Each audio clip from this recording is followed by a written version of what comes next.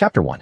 Checked in for 3 years, the system activates. Great Xia, Haicheng, somewhere in a village within the city. Morning, 9:55 a.m. Yang Chun sat alone in a corner of the courtyard, spacing out. He stared at the time on his phone screen, motionless. He was waiting for 10 o'clock, when his destiny would change. Today was the day his older sister Yong Yu was getting married. But due to dowry issues, both sides had conflicts. Yang Chen's parents followed local customs and requested 80,000 yuan as dowry, 3 pieces of gold jewelry, and a set of clothes from the groom's side. However, as part of the bride's trousseau, they would return a total dowry of about 120,000 yuan. Overall, financially speaking, neither side would suffer a loss nor gain extra benefit. But the groom's family considered 80,000 yuan too expensive and bore resentment. The groom's mother deliberately bought 2 sizes too small of undergarments for Yong Yu. There's an unwritten custom here. If the groom's family intentionally buys the bride undersized clothes, it means they're metaphorically making her wear small shoes to humble and intimidate her. Other girls in the village had encountered such situations before. They swallowed their grievances and still got married. Once the wedding procession arrived at the bride's home, they had no choice but to proceed. Yet after getting married, they never had a good life. They were bullied daily by cruel mothers-in-law. Some endured it, others ended up divorcing. Yang Chun refused to let his sister follow the footsteps of these women. Starting trouble on the first day of marriage, how could they possibly get along afterwards? So, he wanted to stop his sister from getting married. But it wasn't his decision to make. The parents had the final say. The parents asked Yong Yu to communicate with the groom's family, requesting them to buy a new set of properly sized undergarments. But the other side responded rudely, refusing to purchase new ones. They even declared that she could either wear the old ones or wear the smaller ones. Isn't this obviously bullying? After the family's collective decision, they decided to call off the wedding. Actually, Yong Yu and the groom Zhang Jun had only met through an arranged blind date, without any emotional foundation. Why should she force herself to endure? Last night, Yong Yu had already called Zhang Jun to inform him that he needn't come pick her up today. But he still came anyway. Thus, the dispute started. At this moment, the groom's wedding party was yelling loudly inside the courtyard. Refund the dowry. Refund the dowry. Refund the dowry. Zhang Jun angrily shouted at Yong Yu. Give me a straightforward answer. Are you marrying me or not? Yong Yu replied firmly, no. Zhang Jun knew that picking up the bride today would not go smoothly, so he specially paid Manga, a Douyin, TikTok, celebrity with 5 million followers, to come support him. The guy was willing to spend 50,000 yuan hiring a celebrity to force the bride into submission, but refused to buy another new set of undergarments. Isn't this obviously bullying? How could anyone marry someone like this? Manga pointed his phone camera toward the bride and said to 100,000 viewers online, folks, look now. This is what a bride demanding dowry looks like. All of you remember her face. Don't fall into this trap. My friend paid 80,000 yuan dowry, came here today to pick up the bride, and she actually broke off the marriage. Do you know what reason she gave? Yes, I guarantee you'll never figure it out. The live stream's chatroom immediately filled with comments. She got contacted by her ex-boyfriend and called it off. She's pregnant with her ex-boyfriend's child. She must have suddenly demanded more dowry and refused to marry without it. I don't care about the reason. I'm just wondering why no one controls people like this. They're so arrogant. This kind of person deserves to be arrested and sentenced. Manga chuckled. I knew you'd all never guess right. I was also shocked when I heard her reasoning. You won't believe it. She called off the marriage because the groom bought her 2 sizes too small of underwear. Huh. This is the first time in my 30 years of life hearing someone break up an engagement for such a reason. The live chatroom immediately exploded in chaos. Breaking off an engagement because the underwear was slightly small. This something normal people would do? Excuse me, is this a joke? She's not getting married just because the underwear was slightly small. What the heck? Obviously trying to demand dowry. Can't they at least use a plausible excuse to demand dowry? So half-baked. Dowry demand confirmed. The commotion had been going on for over an hour. Related videos were spreading rapidly on Douyin, TikTok. Across the entire internet, the sentiment had turned overwhelmingly negative toward Yong Yu. Even many official media accounts posted comments. Canceling marriage because the undergarments were a little too small. Do you take marriage as a game? The girl called off the wedding because the groom's side bought undersized undergarments. The child doesn't understand, but do the adults really not understand either? Why act so irresponsibly? Thank the bride for not marrying. Because the groom's side purchased undersized underclothes, the girl refuses to marry. Is this dowry fraud, or is there another truth behind it? Yong Yu's cousin Li Fei showed her the comments on her phone and said, Cousin, look, people online are all cursing us. After briefly viewing the comments, Yong Yu was so upset she began to cry on the spot. Without even knowing the truth, why were they cursing her? Yang Fu, her father, and Wang Ji, her mother, also came over to check the comments. One glance at the screen, and both were furious and in tears. It was clearly the groom's side that intentionally caused trouble, wanting to put Yong Yu in her place, so why was everyone cursing their family? The groom offered 80,000 yuan as dowry, and they had returned a total of 120,000 yuan as trousseau. How could this be considered dowry fraud? Manga pointed his phone camera toward Yang Fu and Wang Ji and said, Folks, take a look. Here are the bride's parents. Sir and madam, please tell us, what exactly were you thinking? Even if you wanted to commit dowry fraud, couldn't you have at least made up a better excuse than underwear being slightly small? Yang Fu replied, that was just how it was. We never committed dowry fraud. Don't make false accusations. Manga, this isn't dowry fraud. You say that. Do you really believe it yourself? Maybe you can fool yourself, but but you can't fool the 120,000 people watching in my live stream. Yang Fu, an honest rural farmer, had no verbal skill to counter a Douyin celebrity with 5 million followers. After just a few sentences, he found himself unable to reply. The more silent he became, the more people thought he was hiding something. Look, now he can't even speak. The evidence of dowry fraud is solid. He's obviously guilty. No need to ask. This is definitely dowry fraud. Such a disgrace. Didn't expect to be exposed by our heir Longa, did they? Thank goodness our heir Longa exposed them. Otherwise how would the groom's family ever get justice? They'd just lose the dowry and have no place to complain. Faced with everyone's accusations and curses, no matter how much the Yang family tried to explain, it would have been useless. Words carried no convincing power. Bang. It's exactly 10 o'clock in Beijing. The old wall clock in Yang Chen's house rang at 10. Yang Chen's eyes lit up. At this moment, a translucent screen appeared before his eyes, visible only to him. Master persisted for 3 years of check-ins. The check-in mission system has activated. Here is a welcome gift pack. Would you like to claim it? While others insulted his family, Yang Chun had not spoken a word. Villagers still mocked him for being cowardly. They said others had come right to his doorstep with humiliation, yet he dared not utter a sound. It wasn't that he didn't dare to speak. It was because he had a more direct and effective way of revenge. What could yelling achieve? He had been waiting for this moment, the activation of the system. Quickly, he clicked yes, using his mind. System, command received. Welcome gift pack delivered. Congratulations to the master for earning a chance to draw rewards 10 times in a row. Would you like to draw them now? Yang Chun, can I customize the rewards? Yang Chun now wanted to prove to everyone that his sister and parents had not committed dowry fraud. Therefore, he wanted to customize an ultra-lavish dowry for his sister, to shut everyone's mouths once and for all. Chapter 2, the 10-pole surprise. The system truly had a spiritual connection, quickly providing a reply. What the system rewards to the master, of course, is decided by the master himself. That's great then. Yang Chun immediately responded mentally. Then design a house, a car, and a wedding gown for my older sister. If there's anything left, randomly reward me. System. Everything shall be as the master commands. Shall we begin the lucky draw now? Yang Chun quickly thought, yes, and clicked it. A string of text appeared on the screen. Lucky draw initiated. Drawing in progress. Congratulations, master has obtained. Yves Delorme Down Juvet set of 2. Customized for Yong Yu. Congratulations, master has obtained Christie's diamond necklace. Customized for Yong Yu. Congratulations, master has obtained Central Garden Villa. Ownership registered under Yong Yu. Congratulations, master has obtained red Bentley Continental. Vehicle registered under Yong Yu. Congratulations, master has obtained gold thread embroidered phoenix crown and robe, tailor-made for Yong Yu. Congratulations, master has obtained golden thread Namu red lacquered golden lay carved 3-panel mirror stand, customized for Yong Yu. Congratulations, master has obtained golden thread Namu carved canopy bed, customized for Yong Yu. Congratulations, master has obtained golden thread Namu red lacquered cabinet, customized for Yong Yu. Congratulations, master has obtained golden thread Namu red lacquered 3-drawer dressing table, customized for Yong Yu. Congratulations, master has obtained golden thread Namu red lacquered armchair, customized for Yong Yu. After the 10 surprise polls concluded, a faint smile crept across Yang Chen's lips. He now urgently wanted to see what the actual physical items were like. System, lucky draw complete. Shall the items be delivered to your doorstep immediately? Of course, he desperately needed these items to slap these people in the face. Yang Chen quickly mentally responded, deliver immediately. The sooner, the better.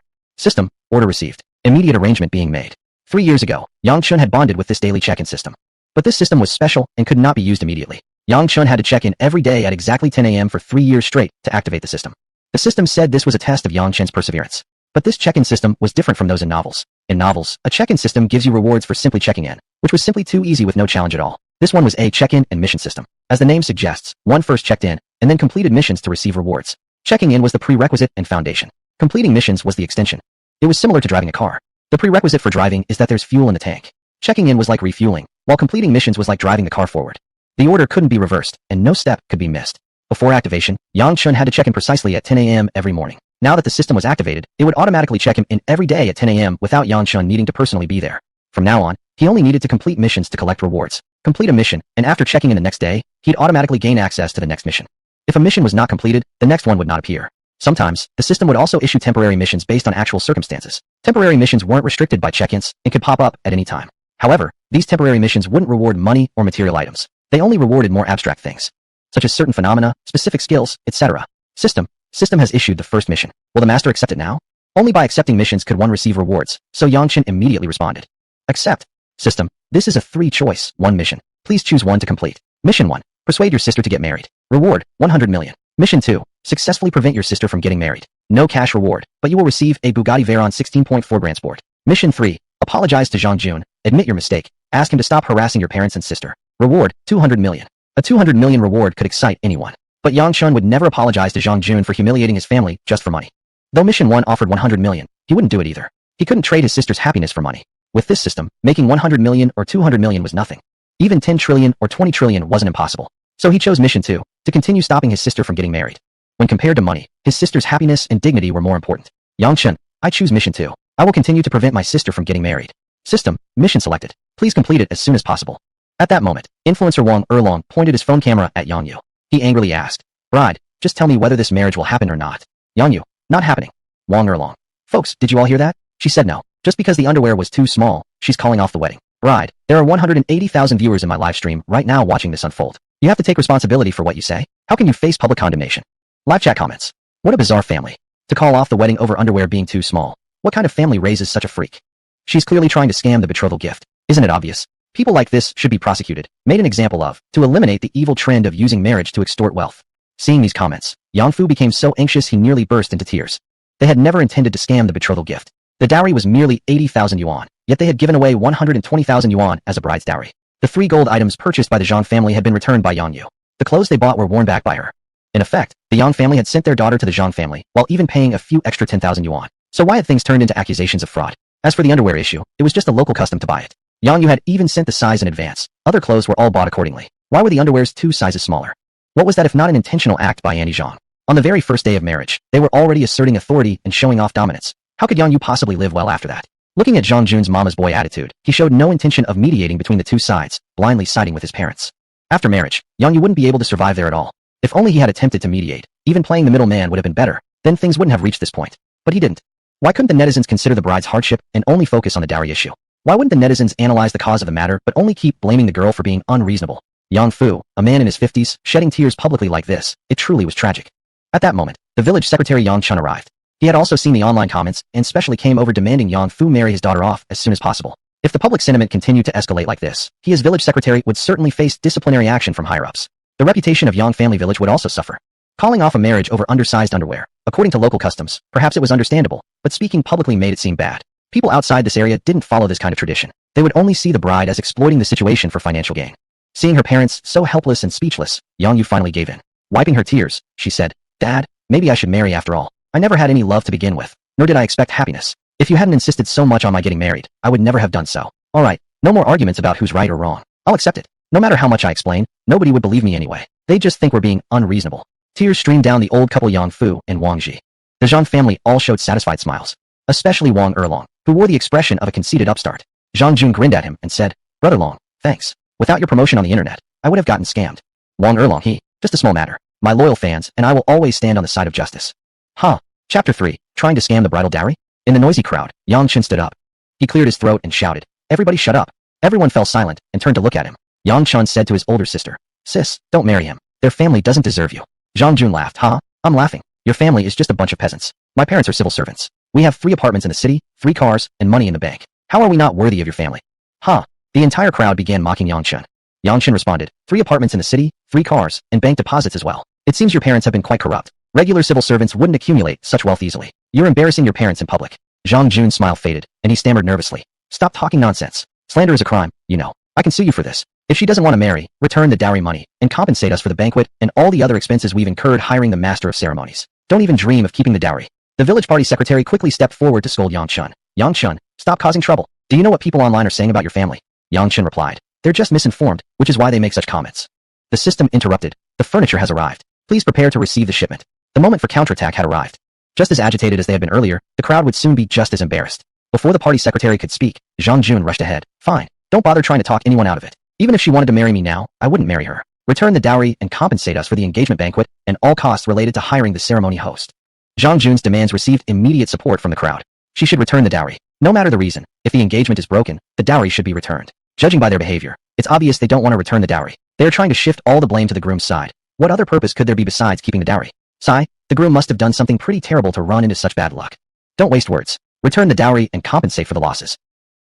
In Wang Erlong's live stream and online, the entire netizenry was cursing Yang Chen's family for greed.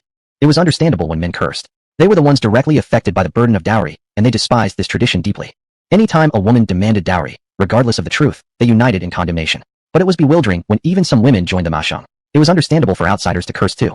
They were unfamiliar with the local customs. But when even locals began criticizing, that became inexplicable.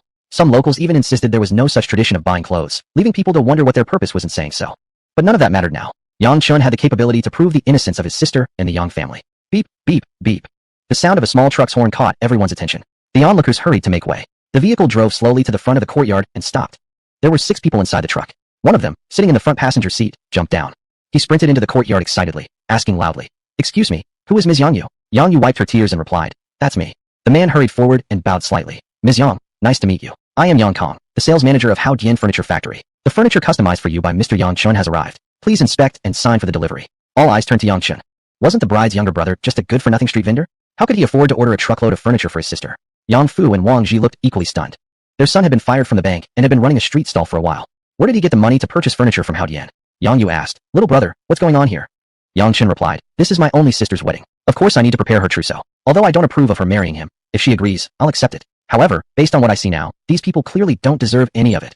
Yang Fu questioned, "Where did you get the money from?" Yang Chun replied, "Let's talk about that later. Manager Yang, please start unloading." Yang Kong responded obediently, "Okay, time to unload. Be careful everyone. These are made of golden thread Namu wood, hand-designed and handcrafted by our top designers at Hao Dian. Even the cheapest item, the chairs, are worth no less than 880,000 apiece." Bang! It felt as if every person's head had been struck by a bolt of lightning. A truckload of furniture, each chair alone costing at least 880,000. What about the tables? What about the beds? Then the entire truckload must be worth tens of millions. The onlookers immediately began whispering among themselves. What is going on here? Didn't we hear that the bride's brother was just a street vendor? Damn it, who knew? People kept saying she demanded dowry to marry off her brother. But does a family like this really need to con people for a dowry? Could this be a setup? Who can possibly buy so much furniture at once as a dowry? Does this seem realistic to you for a family like this? Everyone looked at the dilapidated two-story house belonging to Yang Chen's family, which truly didn't seem like a household capable of spending millions on a dowry. But how could they explain this truckload of furniture? Wang Erlong's live stream suddenly became much quieter. Just moments ago, they were all cursing Yong Yu for demanding a dowry. But now, Yang Chun had suddenly brought out such an enormous dowry, literally shoving it in their faces. Who dared to speak now? Still, a few stubborn individuals maliciously speculated about Yang Chun. How much did you pay for the actors? Count me in, I'm a better actor. You gotta be kidding, right? This is obviously just a show for our benefit. Look at the groom's younger brother. Does he really look that wealthy? They must have rented this stuff to show off. Fake appearances only to be returned later. Perhaps, continuing to be defiant with words was their last remaining pride. Soon, the Cinnamomum Namu Vermilion lacquered back chair was placed before Yong Yu. Yang Kong loudly announced, "This Cinnamomum Namu Vermilion lacquered back chair set includes 4 chairs, valued at 3.52 million. Entirely made of golden thread Namu wood, and embroidered with golden threads forming Yong Yu's name as authentication. Additionally, the chair backs bear golden thread embroidery of a shining star and a full moon. The star symbolizes Mr. Yang Chun, and the moon represents Ms. Yong Yu. This design aims to express the deep affection shared between this brother and sister. One of a kind in the entire world, this is an unparalleled set." Everyone quickly crowded around to take a closer look. Indeed, Yong Yu's name was embroidered in golden threads on the chair backs. The star and full moon, just as Yang Kong had described, harmoniously echoed one another, vividly displaying the profound sibling bond. Wang Erlong's camera captured all of this footage. The tone of the comments on the live stream started to change. Holy crap, this doesn't look fake at all. If it really is entirely made of golden thread Namu wood and crafted by renowned artisans from Hao Dian, then a price of 880,000 each wouldn't even be expensive. My sofa at home is very ordinary, also made by Hao Dian, and it costs 98,000. This company's products are the LV of furniture, insanely expensive. Looks way too real to me, I don't buy it. Either the furniture's fake, or the names were printed on with something that wipes off easily. Yong Yu asked in astonishment, "Little brother, where did you get all the money for these things?" Yang Chun replied, "I'll tell you later. For now, just sign for the delivery." Yong Yu nodded, her face showing both shock and joy. Everyone eagerly awaited the workers unloading the truck. If just the chairs were this valuable, how much must the tables and beds on the truck be worth? Chapter 4. This is a custom-made vehicle, worth 10,980,000 yuan. The workers continued unloading. Yang Kong, golden thread Namu Vermilion lacquer front desk, with 3 compartments. Custom price, 1,680,000 yuan. Entirely made of premium golden thread Namu wood, with Yong Yu's name embroidered in golden thread at the center of the desk, as proof of ownership. There are also golden thread embroidered stars and moons, making it one of a kind in the world. Everyone quickly gathered to look. Indeed, Yong Yu's name was embroidered in golden thread on the table surface. Eating at this table, I'd willingly eat 8 meals a day. Wow, this is just too luxurious. My goodness, I really underestimated this family. They must be super rich. Sitting on a chair customized for yourself and eating off a table customized for you. What kind of divine feeling would that be? The workers kept unloading, piece by piece taken off the truck. Yang Kong, golden thread Namu Vermilion lacquer red cupboard. Custom price, 2,680,000 yuan. Golden thread Namu Vermilion lacquer golden laid, carved screen mirror stand. Custom price, 2,880,000 yuan. Golden thread Namu carved canopy bed. Custom price, 3,880,000 yuan. All of them feature Yong Yu's name embroidered in golden thread, together with a star and full moon. Truly unique in the world. Such custom-made furniture is mainly about showing off. Therefore, Yang Kong smartly and loudly announced the name and prices, hoping to add more prestige for the buyer. At this point, the chat comments in Wang Erlong's live stream had begun to shift. Holy cow, I did a quick calculation. The total is 14,640,000 yuan. Is this what they call a billionaire's dowry?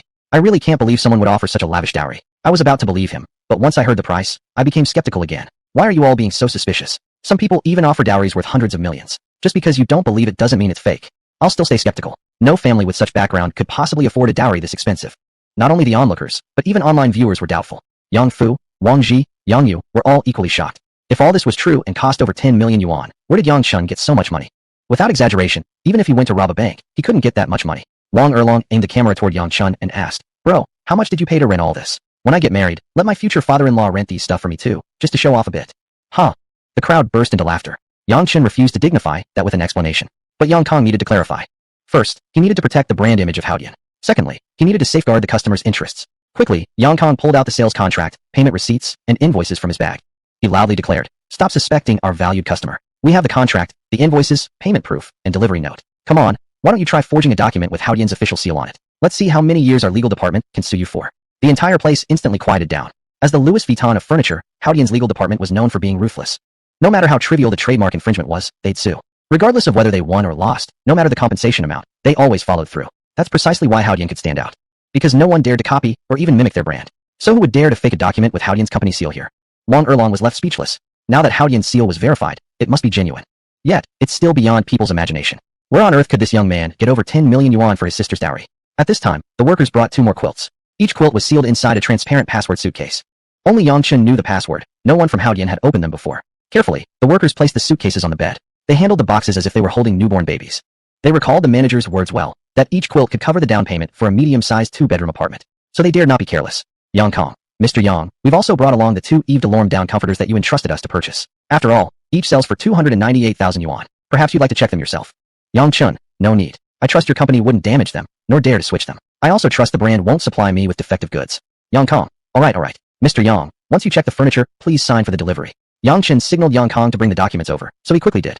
While signing, Yang Chun said, "I trust Haodian won't damage its own reputation. No need to check it anymore." Yang Kong, thank you, Mr. Yang, for your trust. In the future, we will continue to provide you with the best services and products. Yang Chun nodded. Yang Kong respectfully bowed goodbye to Yang Chun, then left with the workers in the truck. The people around began ly discussing. My god, a quilt costs 298,000 yuan. That's enough for a down payment on a house. What kind of quilt costs 298,000 yuan? I did a quick search online. This quilt is filled entirely with premium wild gray duck down. Currently, only 8 sets exist in the world. 6 have already been sold, with only 2 remaining. Could these be the last 2 sets? Everyone sucked in their breath. These quilts were not only expensive, but also extremely rare. Everyone turned to look at Yang Chun. How incredibly wealthy must he be to afford such items? System, the car has arrived. Please prepare for pickup. Yang Chun had just realized this when a honk came from outside. Everyone turned to look. A small truck pulled up, carrying a red Bentley Continental. The onlookers murmured again. What a beautiful car. Bentley, wow. This must cost several million yuan. Could this possibly be part of the dowry? No way. Now this is going overboard. Using a car worth millions as part of the dowry. The small truck stopped in front of the door. A young woman got out from the passenger seat. She wore a professional short-skirt suit, looking energetic and stylish. Excuse me, which one of you is Mr. Yang Chun? She asked with a smile. Yang Chun, I am. She quickly stepped forward and bowed politely. Mr. Yang, nice to meet you. I'm Wang Mingqi, the sales manager from the Bentley 4S store. The car you ordered from Ms. Yong Yu has arrived. Please check it over. Yang Chun nodded and casually glanced at the car. Wang Mingqi explained beside him. As requested, the car's system startup screen displays a photo and name of Ms. Yong Yu. The seats are stitched from crocodile leather, each embroidered with Ms. Yong Yu's name in golden thread, along with a star and a full moon. Each seat also features a 50-carat diamond embedded in it. Yang Chun nodded in satisfaction. Everyone else was stunned. So this was indeed the dowry Yang Chun bought for Yong Yu. How much did such an impressive car cost? Miss, is this car really purchased by Yang Chun for Yong Yu? Wang Mingqi, of course. Here are also the payment receipts, invoices, contracts, and documents. These can't be forged, or we'll face a lawsuit from Bentley. Miss, how much is this car? Wang Mingqi, the standard model sells for around 3 million yuan. Everyone is welcome to visit our showroom. We're having a promotion right now. However, Mr. Yang's version is a custom-built model. It's a bit more expensive, costing exactly 10,980,000 yuan. Boom. The entire crowd's minds were blown. 10,980,000 yuan? Could any farmer possibly come up with that kind of money? At this moment, Yang Chun had become a mysterious figure in their eyes. Yong Yu looked at her younger brother with even more confusion. She thought to herself, little brother, even if you robbed a bank, you'd have to do it many times to get that much money. Where on earth did you get all this from? Whatever you do, please don't break the law. I won't allow my brother to engage in any wrongdoing. Chapter 5 Kneel and Apologize. As Wang Mingqi looked around at the chattering crowd, she almost felt envious of Yong Yu. Wang Mingqi, Mr. Yang, you must love Ms. Yong Yu very much. You truly are the best man in the world, and Ms. Yong Yu must be the happiest bride in the world. The onlookers burst into laughter. Wang Mingqi was completely confused. Wasn't what she said correct? She thought her words were perfectly fine. Yang Chun, Yong Yu is my older sister. Wang Mingqi's face immediately turned red. She hurriedly apologized. Sorry, I didn't know. Please forgive my mistake, Mr. Yang. Yang Chun, it's okay. I'm going to test drive the car. Come with me. Wang Mingqi. Sure, it's my honor. Under everyone's watchful eyes, the two got into the car. As Yang Chun turned the car around, the Zhang family who had come to welcome the bride blocked their way. He immediately pressed the horn a few times, scaring the Zhang family into quickly stepping aside. Earlier, they had all been shouting and acting so arrogantly. Now, they were silent as frightened grandchildren. The car drove off. Wang Mingqi. Mr. Yang really cares about your sister. You must treat your wife even better. Yang Chun, of course. Wang Mingqi looked disappointed. It seemed Yang Chun already had a wife. Yang Chun, but that's still in the future. First, I need to find a girlfriend before I can talk about having a wife. Her eyes lit up suddenly, her spirit returning. So he didn't have a girlfriend yet. Wang Mingqi quickly looked into her makeup mirror, tidied up her hair, and deliberately unbuttoned the top button of her shirt. However, Yang Chun was completely focused on driving, so her efforts were useless. Seeing Yang Chun wasn't looking at her, Wang Mingqi took the initiative to start a conversation. Mr. Yang, what kind of business are you in? It must be very profitable. If there are any good opportunities, remember to bring your little junior sister along. I will always remember Mr. Yang's great kindness and can repay you in any way possible. Are you free tonight? May I invite you to have dinner so we can talk more? Anyway? An adult could understand the implications. Yang Chun glanced at her, involuntarily drawn to the area revealed by her undone button. However, he only looked once before quickly shifting his gaze elsewhere. He had no interest in women who threw themselves at him. Yang Chun, maybe another time. Right now, I'm just a street vendor selling women's lingerie. If Miss Wang has any needs, remember to support my business. Wang Mingqi was stunned. Could selling lingerie on the street be this profitable? Then she quickly figured it out. This was clearly an excuse Yang Chun made up to avoid her. Wang Mingqi played along. That depends on whether the lingerie Mr. Yang sells is good enough. Yang Chun, it's definitely good. I'll introduce some models to you sometime. As they were speaking, the two had already returned home. From a distance, Yang Chun saw Zhang Jun talking to Yong Yu. Yang Chun quickly parked the car by the gate, got out, and ran over. Yang Chun, what are you saying? Do you really think you're worthy of talking to my sister now? Zhang Jun, brother, don't be like that. Your sister and I are going to get married. We're family now. I'm going to buy her some new lingerie right away. With that, he turned to leave to buy the lingerie. Yang Chun, Zhang Jun, don't you think what you're doing now is incredibly meaningless? Zhang Jun, it was just a misunderstanding. I'm going to buy her new lingerie now. Yang Chun, humph, how can you even say that with a straight face? System, the property certificate has arrived. Please pay attention, master. Beep, beep, beep. Everyone turned to look. A young girl riding an electric scooter smiled and greeted everyone with a nod. She parked the scooter at the courtyard entrance and hurriedly carried a large envelope into the yard. The onlookers began whispering among themselves. Another one. What is she delivering this time? Who knows? She seems like a salesgirl, dressed like that car saleswoman.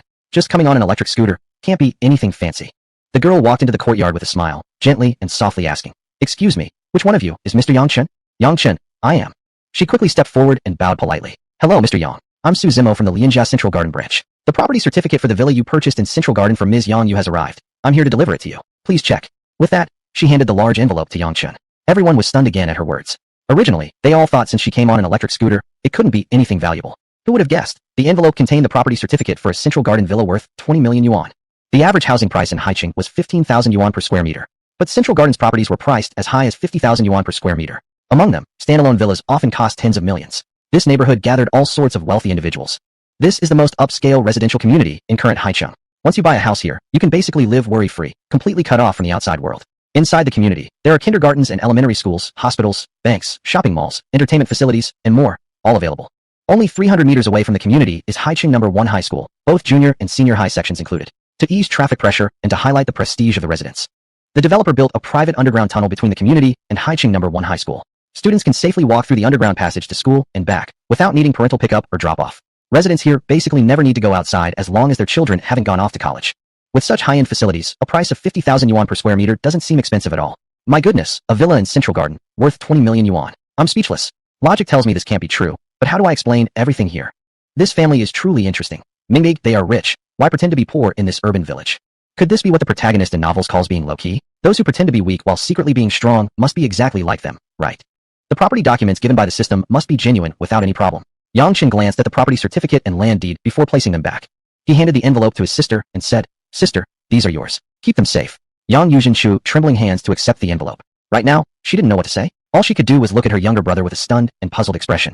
Zhang Jun immediately dropped to his knees upon seeing this. Yeah, it's my fault, I was wrong. I shouldn't have let my mom do this. I should have stopped her. Please forgive me, give me another chance. I'll go buy you new lingerie right now. I promise from now on I will love and protect you with all my heart and never let you suffer any way if in my family. The onlookers were stunned. Just a moment ago, Zhang Jun was shouting and threatening them to return the betrothal gifts. Now he was kneeling like a dog, begging not to be held against it. For a man to stoop so low, he truly went all out. But thinking carefully, it was understandable. The gifts Yang Chen prepared for his sister were all extremely valuable. If one could marry into such a family, it meant a lifetime of happiness. What was kneeling? If Yong Yu promised to continue the marriage just on condition that he slap his mother now, he would definitely do it without hesitation. This was truly an era where people laughed at poverty, not immorality. As long as one had money, many people would abandon all limits, even all humanity. Yang Chun, Zhang Jun, tell me now, do you still think my family scammed you for the betrothal gifts? Chapter 6, The Appearance in Phoenix Crown and Robe of Honor. Looking at the dowry in front of him, Zhang Jun deeply regretted his actions. All he could think now was that he had to make sure he married Yong Yu, no matter what. He quickly replied to Yang Chun, saying, No, how could your family possibly deceive us about the dowry? Yang Chun asked, Then what's the truth? Just as Yong Yu was about to confess the truth, his parents' shouting was heard from outside. You little bastard, are you trying to embarrass us? You've completely ruined your father's reputation. Get up now.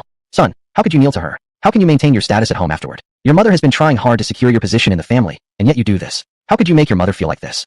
The couple had watched the online video, realized something was wrong, and hurried over immediately. They never expected to find their son kneeling in front of Yong Yu when they arrived, something that enraged them greatly. Yong Yu felt awkward being so humble in front of his parents, and quickly stood up. But his intention hadn't changed. He had to marry Yong Yu at all costs. With so much dowry already in hand, he wouldn't need to worry for the rest of his life. He immediately tried to persuade his mother, saying, Mom, just apologize to Xiaoya, and we can still get married. His mother was stunned. Was this really her own son speaking? But his father thought his son had a point. If she hadn't deliberately interfered, things wouldn't have escalated like this. Both families had already invited guests, and the bride's side had prepared such a huge dowry, clearly showing their intention to marry. As long as she admitted her mistake and apologized, the Yang family would likely choose to proceed with the wedding for their daughter's reputation. However, his mother refused. If she apologized now, wouldn't that mean she openly admitted to being the one responsible? The online community had already condemned Yong Yu's family as trash. If people found out it was actually her own doing, she would be labeled the villain. Thus, she firmly refused to admit fault. Watching the Zhang family whispering among themselves, the onlookers also began to murmur. What's going on? What are they talking about? I bet they're discussing how to bring the bride home. After all this chaos, how could the bride possibly agree to still marry? Money really is amazing. As long as the dowry is generous, even the strangest woman gets fought over. Haven't you figured it out yet? Earlier the groom said he should have stopped his mother. That indicates it really was the mother who deliberately ordered the wrong lingerie size. Oh my god, the bride hasn't even entered the door yet, and the mother-in-law and daughter-in-law conflict has already begun. At this moment, a system alert sounded again. The phoenix crown and robe of honor and the necklace have arrived. Please collect them, master. Yang Chun, disgusted, addressed the Zhang family. Have you finished discussing? Now tell me, do you still think my family has been cheating you out of the dowry? Zhang Jun quickly forced a smile and said, Bro-in-law, you're kidding, right? We're family now. Who'd talk about cheating? Yang Chen responded with a cold oomph, leaving him to ponder. Beep beep beep. From behind the crowd came the sound of car horns again. Everyone immediately turned around. A Toyota Alphard had stopped by the roadside, preparing to drive in. The crowd automatically made way. Here we go again. What's coming this time? With such a big car, the item must be really big. Furniture, house, car, they already had everything. What else can there be? Everyone now was eager to find out what more dowry Yang Chun had prepared for his sister. The Alphard pulled up at the courtyard entrance and stopped. A woman in her early 30s stepped out of the front passenger seat. She wore a cheongsam, showing off her slender figure. The male spectators were captivated. With a gentle swaying gait, she made perfect use of her hourglass figure. Excuse me, which one of you is Mr. Yang? She asked with a sweet smile. That's me. Yang Chen replied succinctly. Mr. Yang, hello? I'm Li Yanran, a sales representative from Sophia Bridal. The phoenix crown and robe of honor custom made for Ms. Yang Yu have arrived. Please inspect them. Yang Chen nodded. Li Yanran gestured toward the Alphard parked outside. Immediately, the van doors opened. Two young women carefully carried out the phoenix crown and robe of honor. In the sunlight, the golden threads and diamonds on the gown sparkled brilliantly. The crowd stirred again. My goodness, is that a wedding dress? A traditional phoenix crown and robe. Those sparkling things on it are diamonds, right? My god, so many diamonds. How much could this possibly cost? I believe any price. There's just way too many diamonds. When did roadside stalls start paying this well? I should have followed national advice and started a stall myself. Li Yanran said. Mr. Yang, perhaps let Ms. Yang Yu try it on? If anything doesn't fit, we can adjust immediately. Yang Chen nodded and turned to his older sister. Sister, go inside and try it on. Since we bought it, if it doesn't fit, we need to fix it right away. Yang Yu asked. Xiao Di, where did you get so much money from? Yang Chen replied. I'll tell you later. For now, just go try on the wedding dress. Cousin, help my sister get dressed. Li Fei quickly nodded with a smile and said, Alright, cousin, let me help you dress. This looks so beautiful, go try it on already. Yang Yu was worried that her brother's money might come from suspicious sources, but she couldn't resist the dazzling temptation of the wedding dress, and quickly went inside to try it on. A few minutes later, with the help of her cousin and others, Yang Yu stepped out wearing the phoenix crown and robe of honor. The bright red gown was embedded with 99 diamonds ranging from 3 to 4 carats. Under the sunlight, it was practically blinding. The entire outfit was sewn with golden threads, exuding extravagance. Li Yanran introduced. This bridal gown was designed by 10 of the world's top wedding dress designers, specially invited by our company. The overall fabric is made of premium ice silkworm silk, sewn entirely by hand with golden thread, and inlaid with 99 diamonds ranging from 3 to 4 carats. It symbolizes eternal love and lasting devotion through generations. The sleeves are embroidered with Ms. Yang Yu's name in golden thread, along with a shining star and a full moon. It is one of a kind in the world. The total cost of this outfit is 33.44 million yuan. The crowd let out a gasp and immediately started buzzing with discussions. My god, a wedding dress for 33.44 million yuan? That's simply terrifying. With so many diamonds, that price seems reasonable. Wow, this looks amazing. If I could wear a dress like this once in my life, I'd be satisfied with just one marriage. I'd take a dozen brothers like this. He treats his sister so well. Just one glance at this wedding dress is enough to fall in love, never mind actually wearing it. With so many diamonds embedded, this is just scary. My engagement ring is only a few cents, not even a scrap compared to hers. Mom, why didn't you give me a brother like this? Through Wang Erlong's smartphone camera, online viewers also got to see Yang Yu's wedding dress. At this moment, the tone of online comments completely changed. Suddenly want a divorce. I rented a wedding dress when I got married, and I don't even want the kid I'm holding. I want a divorce and pursue the bride's younger brother. If the dress he bought for his sister is this extravagant, what kind of heavenly gown would he prepare for his own wife? Mr. Handsome, wait for me. I'm going to divorce right now and chase after you. Never mind about the daughter either. This family would never cheat them out of 80,000 yuan for a bride price. I just can't believe it. Whoever believes that is a fool. Would this family even care about 80,000 yuan? I'm now more and more convinced that it was the groom's family who deliberately sabotaged things to embarrass the bride on purpose. But they didn't expect the bride's side to be so strong-willed, resulting in the current situation. The groom even knelt earlier. He himself admitted that he should have stopped his mother. Isn't the truth already obvious enough? Now I just want to see how the groom's mother is going to handle this. She wanted to dominate the new bride at first, but now everything's turned into chaos. I can't even imagine what she must be feeling now. I bet a pack of spicy strips that the old lady will definitely apologize to the bride's family. When faced with money, pride is worth nothing. +1. I bet 2 packs of spicy strips that the groom's mother will apologize. Zhang Jun looked at Yong Yu wearing this outfit and was completely enchanted. He immediately said to his mother, "Mom, for the sake of my happiness, please just admit you were wrong." Zhang Jun's father also hurriedly urged, "Your son is right. How much is your pride really worth? Your son's happiness matters more. Hurry up and apologize to our future in-laws." Zhang Jun's mother didn't dare to speak. She had the thought of apologizing and begging for forgiveness, but she couldn't bring herself to do it. She was still thinking that if she apologized now, she would lose power in the future mother-in-law and daughter-in-law relationship. But she didn't even think that the Yang family would agree to this marriage anymore. As if Yong Yu couldn't live without Zhang Jun. Chapter 7. They already apologized, just marry her then. The Zhang family were caught in a heated argument over whether they should apologize, while members of the wedding procession stood awkwardly, feeling extremely embarrassed. Just moments ago, they had been shouting, supporting Zhang Jun and pressuring Yang Chen's family to return the bride price. Now the Zhang family was actually taking this attitude, making them feel their faces had been brutally slapped. At this moment, Li Yanran took out a jewelry box from her handbag and handed it to Yang Chen. "Mr. Yang, this is the Christie's diamond necklace you commissioned us to purchase. You can try it on Miss Yong Yu to see how it looks," Wang Mingqi said respectfully. Yang Chen took the jewelry box and passed it to his cousin Li Fei. Li Fei carefully opened the box, revealing a diamond necklace inside. Under the sunlight, the diamonds sparkled brilliantly. The brightness forced Li Fei to look away immediately. "Wow, this is way too dazzling. How many diamonds are there? And this big one must be dozens of carats at least," Li Fei exclaimed. Li Yanran quickly explained. "This necklace is named Christie's Diamond Necklace, made of 52 high-quality white diamonds totaling 105 carats. It was previously auctioned for $9.8 million, but now Mr. Yang has purchased it for $12 million. From now on, this piece belongs exclusively to you, Miss Yong Yu, since Mr. Yang requested his engraving your name onto the large white diamond. You can see it yourself, it bears your name, and no one else will ever purchase it again." Upon hearing that Yang Chen had bought this necklace for $12 million, everyone was shocked beyond words. 12 million USD. That meant the necklace was worth 84 million Xia currency. Spending over 80 million on a necklace, had he gone mad? Yong Yu stared at her younger brother in astonishment, hesitant to even reach for the necklace. Now she was certain he didn't get this money by robbing a bank. No bank robbery could yield this much money. But how else could he have earned so much in just 2 short months? Smiling, Yang Chen said, "Sister, try it on. It'll look absolutely beautiful on you." Yong Yu, "Little brother, tell me the truth." Yang Chen immediately interrupted. "Sister, I'll explain everything later. Just try it on for now." Nodding slightly, Yong Yu carefully took the necklace. She examined the largest diamond and indeed saw her name engraved on it. From this day forward, no one else would purchase this necklace. It would forever belong solely to her. "Li Fei, cousin, let me help you put it on." Yong Yu nodded with a smile and handed the necklace to her cousin. Li Fei handled it with even greater care. If she accidentally dropped one of the diamonds, it might cost millions. She gently placed the necklace around Yong Yu's neck and then covered her mouth in admiration. "Cousin, you look amazing. This necklace is just too stunning. It's so dazzling. It's hurting my titanium-reinforced eyes." Yong Yu, "Haha, you're just making things up." Li Fei, "Cousin, seriously, it really looks incredible on you." The surrounding crowd began whispering amongst themselves. "Goodness gracious, this is the first time I've ever seen so many diamonds in my life. Is this the legendary pigeon egg diamond? It's huge. Where on earth did this kid get all these things from? Did he steal them? Stole from where? Either it's genuinely purchased, or they're just putting on a performance with actors. I think the latter is more likely. No one would actually spend this much on dowry for a daughter. But who doesn't know how serious the Hadian Corporation is? Who would dare to forge their seal and documents? You'd be sued into oblivion by their legal team. Would he risk his whole family just for a show to make his sister look good? How stupid could he be? Who knows? Everyone knows he's a nobody, a university graduate who ended up hawking goods at a roadside stall. It's not surprising he's pulled a stunt this ridiculous." Through Wang Erlong's live stream, netizens watched Yong Yu in her elaborate bridal headdress and matching shimmering diamond necklace, igniting a frenzy of online discussion. "After seeing this necklace, I looked at my own wedding ring and suddenly felt my husband doesn't love me at all. My wedding ring diamond isn't even 1% the size of hers. I'm kinda mad now. I don't feel as good about my husband as before." The story gets more ridiculous by the second. "I could still tolerate the furniture earlier, Menshang accept the car too, but now this bridal outfit and diamond necklace? Give me a break. You think we're all Sajo? Rubbing our intelligence in the dirt like this? Whoever believes this must be an idiot. I definitely don't buy it. No way anyone gives this kind of dowry. Not in a million years. Me, I just want to see how it ends. I've almost figured out how the groom's family is going to react." Wang Erlong was closely watching the live comments streaming on the screen too. Seeing most people questioning Yang Chen, Wang Erlong also felt everything happening before his eyes was staged. Before Wang Erlong could speak, Zhang Jun knelt down again with a thud. Yuan, I'm sorry. It's our family's fault. We shouldn't have held grudges over those 80,000 wedding gift money. I shouldn't have allowed my mother to deliberately cause trouble. It's all my fault. I apologize to you."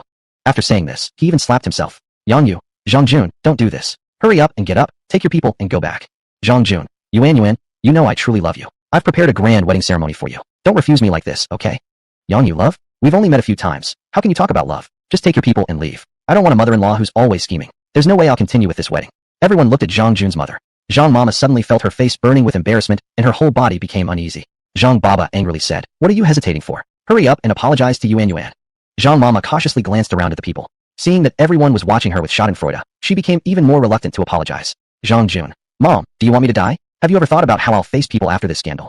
Finally breaking down, Zhang Mama smiled with her mouth, but not her eyes and said, "Dear daughter-in-law, I'm sorry. It's all my fault. I meddled too much. I apologize to you and promise I won't make things hard for you in the future. As long as you marry into our family, from now on, every big or small matter will be decided by you. Okay?"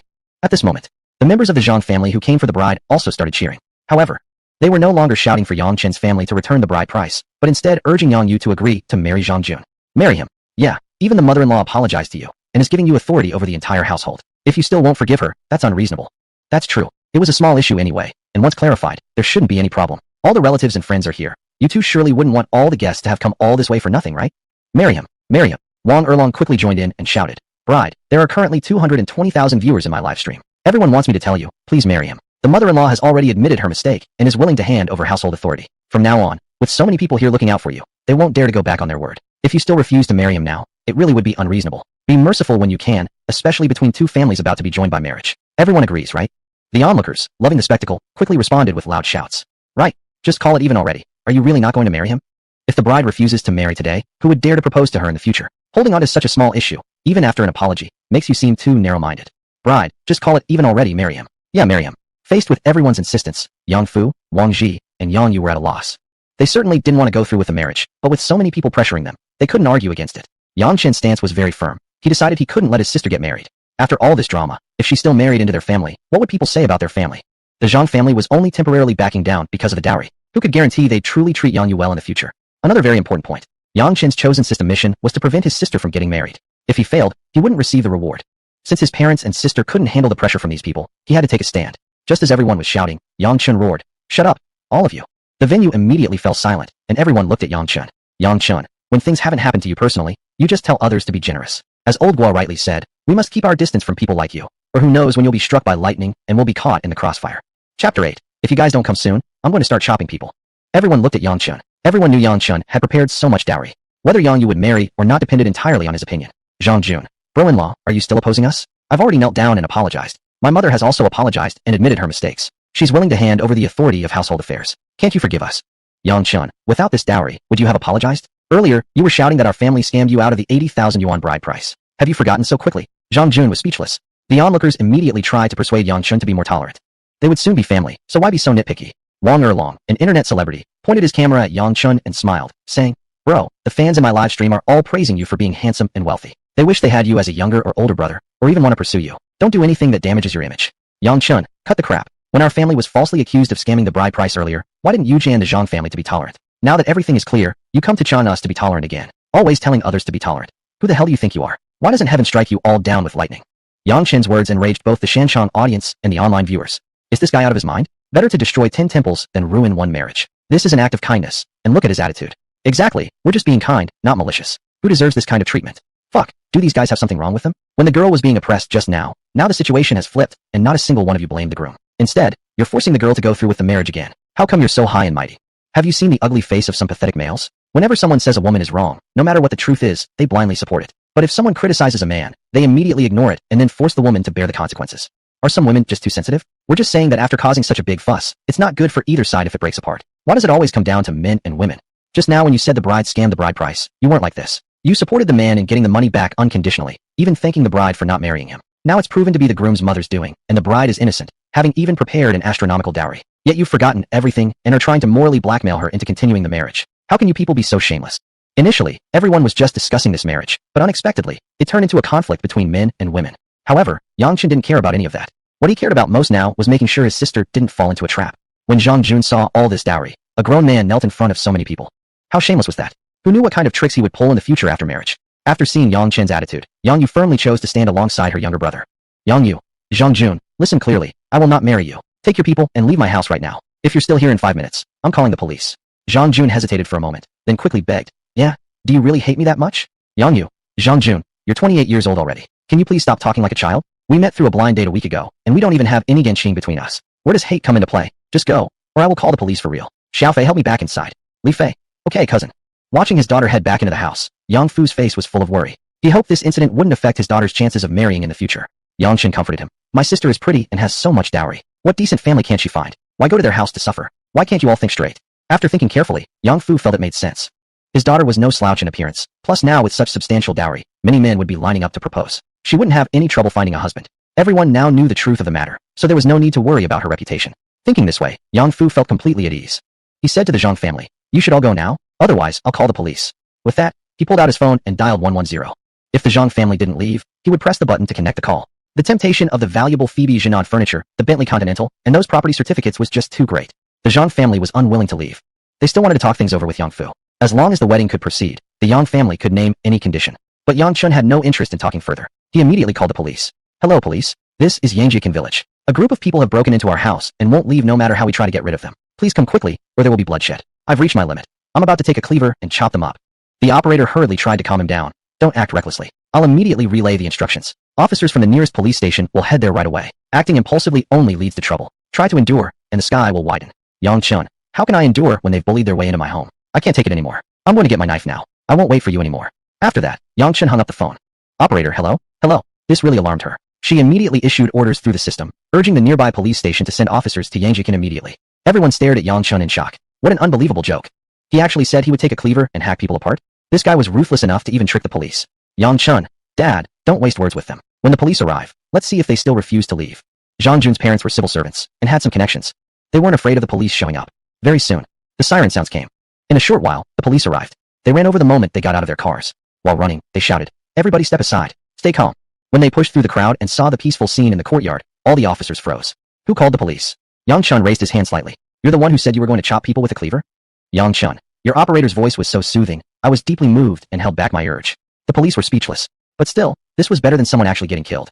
Several officers quickly tried to grasp the situation. Zhang Jun's parents immediately revealed their identities to the officers. The couple also hinted to the police their intention, hoping the officers could persuade Yang Chun. The mission was nearly accomplished, and his sister wouldn't be swindled after all. There was no way Yang Chun would accept any advice. He immediately responded firmly. My sister refuses to marry. There is absolutely no room for negotiation. This outcome was caused entirely by their family. Their fault is primary. We'll return the 80,000 yuan bride price, and each side will take responsibility for their own losses. From now on, we want nothing to do with each other. If they agree, we can settle everything right here in front of all these officers. If they refuse, they're free to sue us in court and wait for the judgment. Aside from that, there is no other solution. Chapter 9. Why is there so much money? It's time for an explanation. Although the police wanted to help the Zhang family, they couldn't force the Yang family to marry off their daughter. Seeing that the Yang family was unmoved, the officers had no choice but to give up. At this moment, the villagers of Yangjikan began to show their support.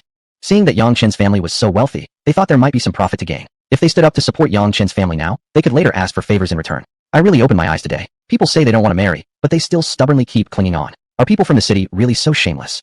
Didn't you say you're government workers? If that's the case, you should pay more attention to your image and influence. How could you have police force someone to marry their daughter? You guys should leave now. Don't embarrass yourselves anymore. If you don't leave soon, we'll take videos and post them on TikTok. Your superiors will scold you again, and you might even be forced into early retirement. Zhang Jun's parents only needed a few more years to retire honorably. After retirement, they would receive monthly pensions and other benefits, which could at least ensure a worry-free life. If they were fired now, those benefits would be gone forever. Seeing that the Yang family had firmly refused the marriage, they decided not to bother anymore. Zhang Jun cried and sobbed, looking anything but manly. But this was normal. If he had been a real man, things wouldn't have reached this point. He knew his mother had deliberately bought small undergarments, but he did nothing to stop her. Even afterward, he made no attempt to fix things and continued to follow his parents' orders. The wedding approached, and Yong Yu had no choice but to marry. And what happened then? The situation had deteriorated to this point. Since both sides agreed to cancel the wedding, the bride side should return the bride price. As for banquet expenses and other costs incurred by both sides, each family would bear their own share. After all, the root cause of this conflict was the groom's mother deliberately trying to sabotage things, which had led to the current situation. Even though the groom's family had suffered losses, they'd have to bear them themselves. Yang Fu agreed with the police settlement plan. He entered the house and retrieved 80,000 yuan, clearly counted the money in front of everyone, and handed it to the police. The police counted the money once again and handed it over to Zhang Jun. Having received the money, the Zhang family had no face to linger and quickly left in embarrassment. Just as the internet celebrity Wang Erlong was about to leave, Yang Chun called him out. Hey, the live streamer, you stand there. You're not allowed to leave yet. Wang Erlong stopped, and so did the others. Wang Erlong, what do you want? I'm just here to accompany the groom to pick up the bride. You can't possibly want me to pay you money, can you? Yang Chun, do I look like I care about your petty little money? Wang Erlong glanced at the nearby car, furniture, property certificate, and so on, then awkwardly shook his head. With so many dowry items already prepared, how could he possibly be asked to pay compensation? Yang Chun, you manipulated the narrative online and misled people to curse us. Now that the truth has come out, you have to clarify the facts to everyone. The damage you've done to my family's reputation must be minimized. Officer, I'm not making unreasonable demands, right? The officer nodded in agreement, supporting Yang Chen's request. They ordered Wang Erlong to immediately address the truth clearly to the audience in his live stream, in front of everyone present. Wang Erlong truly disliked doing this, but he didn't dare to resist the police.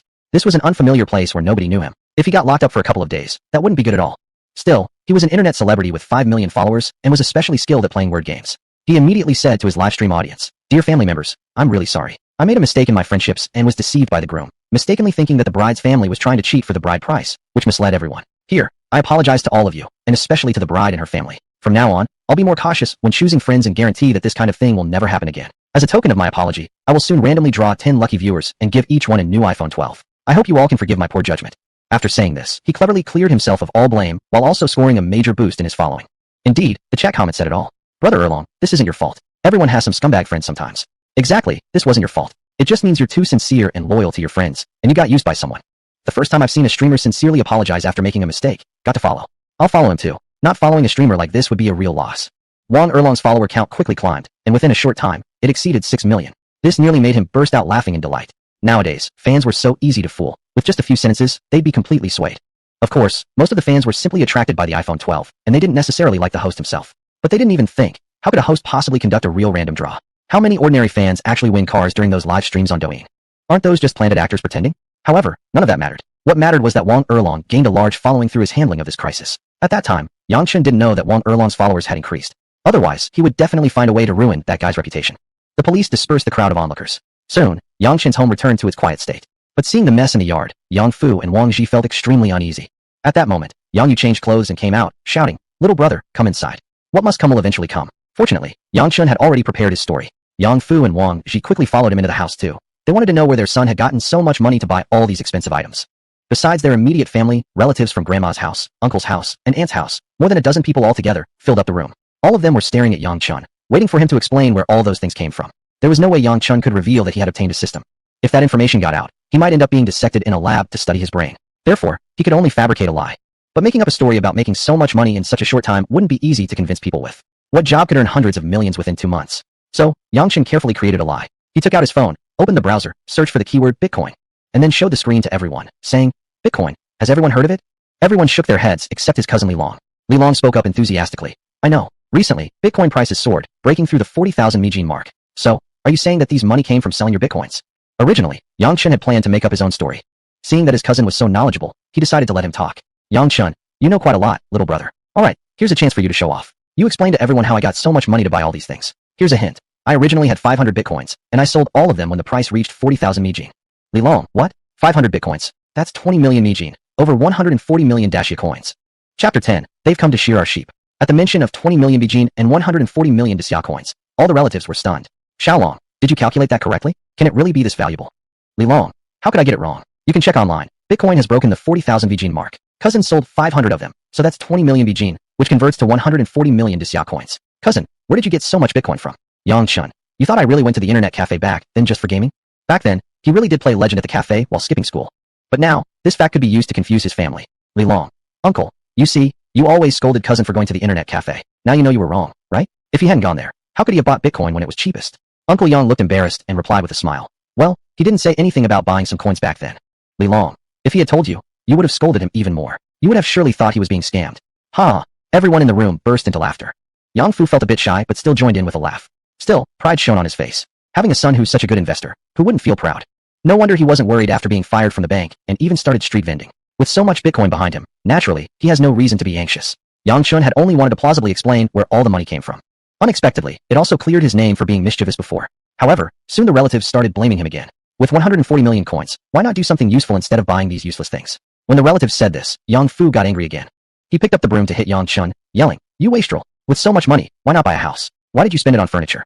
Yong Yu hurried to defend her younger brother. "Dad, if you're going to hit someone, hit me instead. My brother bought all those things just to ensure I wasn't bullied." "Yang Fu sai, you wastrel." "Yang Yu, Dad, you can't say that about my little brother. Wasn't he doing it for me, for our family? Besides, that furniture is made from golden thread Nanmu wood. It will remain valuable for decades, even centuries. This diamond necklace will always be valuable. The gray duck feather quilt can be used indefinitely, as long as the feathers don't decay. The villa goes without saying, it'll only increase in value, not drop. The only potentially depreciating item is the car, but even now, we could resell it for millions. My younger brother clearly has excellent investment vision to have bought all these things. You should be praising him." Listening to Yong Yu's explanation, everyone found her words made sense. Wang Ji, alright, enough said. The boy bought what he bought. There's no point talking about it anymore. Today, I'm truly sorry that everyone came here for nothing. How about we continue with lunch and have the celebratory meal as planned? Then, later, all the gifts of money you've given will be returned to you. Since the gift money had already been presented, the relatives felt too embarrassed to take it back. So they suggested it be considered as an early wedding gift for Yong Yu. That way, when she got married, they wouldn't give another gift but simply attend the wedding feast. Yang Fu and Wang Ji exchanged glances, nodded in agreement, and accepted the suggestion. So happily, everyone headed to the restaurant for the feast. In the afternoon, after seeing all the relatives off, the Yang family quickly started cleaning up the courtyard. It looked chaotic and depressing. Not long later, villager Yang Li arrived. After a brief exchange of greetings, Yang Li explained his purpose. His father needed surgery for heart bypass, which cost 80,000 renminbi in medical fees. But their family couldn't afford it, so they wanted to borrow 50,000 renminbi from the Yang family. Yang Fu thought that since they were all fellow villagers and neighbors, it was improper not to help someone in need who had come seeking help. Therefore, he went into the house and took out 50,000 renminbi to give to Yang Li. Yang Li was very grateful, thanking him profusely. But he didn't mention when he would repay the loan. Yang Fu didn't feel comfortable asking, and just watched him leave. After a while, villager Yang Shi arrived. He had also come to borrow money, with the excuse that his son was getting married, and the bride's family required them to buy a house in the city. They had pulled together everything they had, but were still short by 80,000 renminbi for the down payment. So he had come to borrow some money from the Yang family. Yang Fu felt confused. They themselves were farmers. Where would they get so much money to lend? Then, another group of villagers came. Old Yang, my daughter wants to study abroad, but I'm a bit short for the tuition. Could you lend me a bit? Not too much, just 50,000 like Yang Li. Ah Fu, you know my wife's health has been poor. The other day they discovered she had gallstones and nasopharyngeal cancer. Needs a lot of money for surgery. You know her situation. Can't you also lend me a little? Not too much, 50,000 will suffice.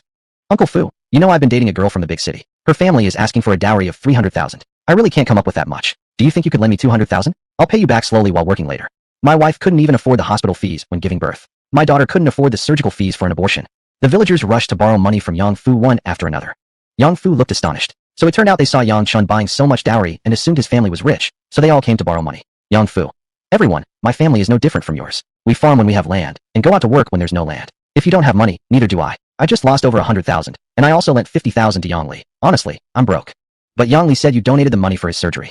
Exactly. If you can donate money for his surgery, why can't you donate for my boss's cancer treatment?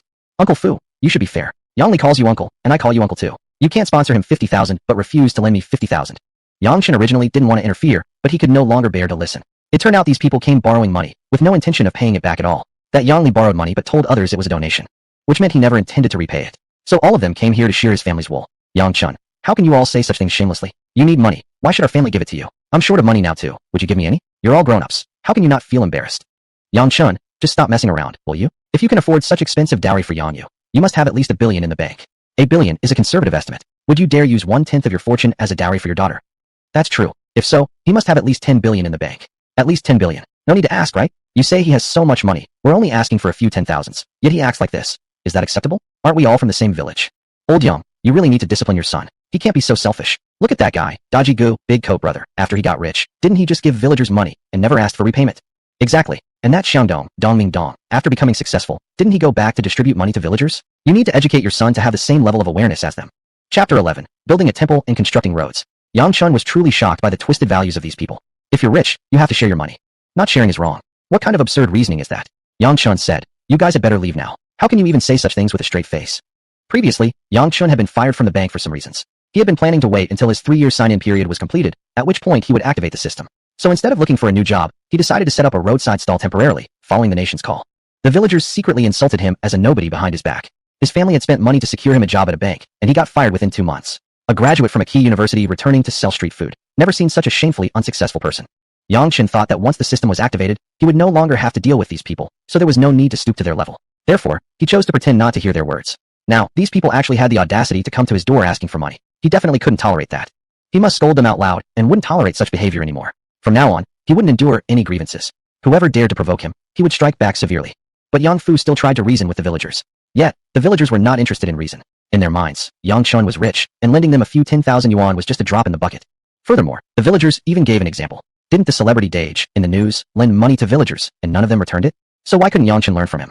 They were all villagers living in the same village. Why did Yang Chun get to be so wealthy? In the past, while watching the news, when Dage was scammed by his neighbors and loaned money that was never returned, and when they asked for more loans despite his refusal, Yang Chun didn't believe it was real. He thought it was just a publicity stunt by Dage. Now he believed it. There really were shameless people like that in this world. Before Yang Fu could convince the villagers to leave, the village party secretary Yang Chun arrived. Yang Chun was accompanied by several other village officials. When they saw Yang Chun approaching, the villagers became much more restrained. Smiling broadly, Yang Chun said, everyone's here. The crowd smiled without replying. Yang Fu asked, Secretary, do you have something to discuss? Yang Chun said, haha, Yang Fu. I'm here on behalf of everyone to talk to you about an important matter, an absolutely historic opportunity. Yang Chun could already guess what he would say. Historic opportunity? That must mean either building a road or reconstructing a temple. How else could it be considered historical? Was this the official representative coming to take advantage of him for some free money? Still naively, Yang Fu asked, what important matter? Yang Chun replied, look around our village, skyscrapers and newly paved roads. Yet within the village itself, we still have a cracked, broken cement road full of potholes. The village has repeatedly requested government funding for repairs, but the approval never came through. I was thinking, since Yang Chun is now rich, maybe he can lend some money to repair the roads first. The village will repay him once funds are available. How about that? As expected, just what Yang Chun had suspected. Yang Fu, confused, responded, road repairs are either the government's responsibility or something all villagers should collectively fund. Why would we need to borrow money from you? The villagers around them immediately became excited. We don't have any money for road construction. I can't even afford my father's surgery, so how would I have money for road repairs? Your son Yang Chun is super rich. He buys luxury cars worth millions and a villa just like that. If he's so rich, why not build a road for the village? You can't be too selfish, you know. Exactly. Don't forget your roots after achieving success. This is where he grew up. Building a road isn't too much to ask. Yang Chun could hardly bear to listen anymore. He stood up, ready to walk outside and curse at them. Quickly, Yong Yu pulled him back. Chan Dao, don't go out. Let Dad deal with them. You'll only start an argument if you do. Yang Chun replied, these people are all bastards. What stupid logic is this? Yong Yu said, just bear with it a little. Trust Dad to handle them. Yang Fu wanted to handle this calmly, but how was he supposed to manage that? These people simply didn't care for reason. There was no way to manage them at all. Before Yang Fu could say anything, Yang Chun continued. Our village's Gaowang temple has long been in disrepair and collapsed years ago. The village has always wanted to rebuild it so that nearby people can come to worship and burn incense, which would help stimulate the village economy. But reconstruction requires several million yuan for materials and statues, which the village can't afford right now. So why not let Yang Chun lend us some money as well? We can pay it back slowly. Yang Fu said, Secretary, now you're pushing me over the edge. Gaowang temple isn't an essential thing. Having it or not wouldn't really impact people's lives. Why should we lend money for such a temple?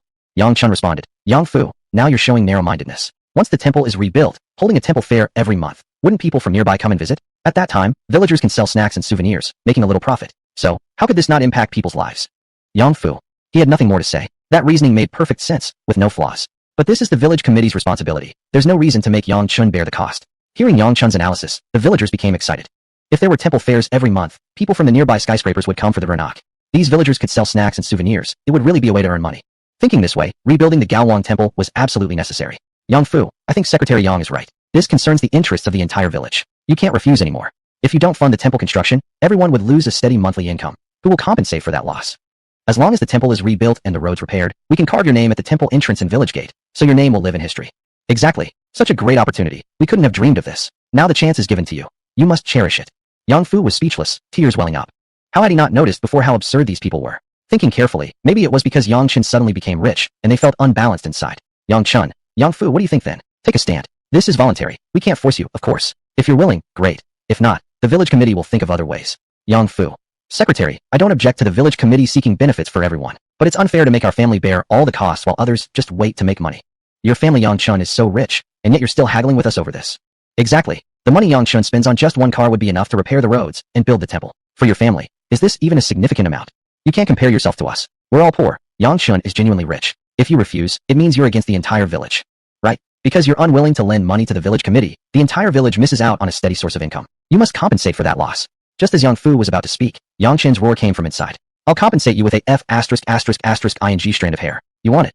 Chapter 12 Multiple choices, multiple rewards. Despite his mother's and sister's attempts to stop him, Yang Chen stepped into the courtyard to confront the villagers. Yang Fu didn't want his son to argue with the villagers and quickly said, you go inside. I can handle this. Yang Chun, how can you handle it by just chatting with him like this? Let me deal with it.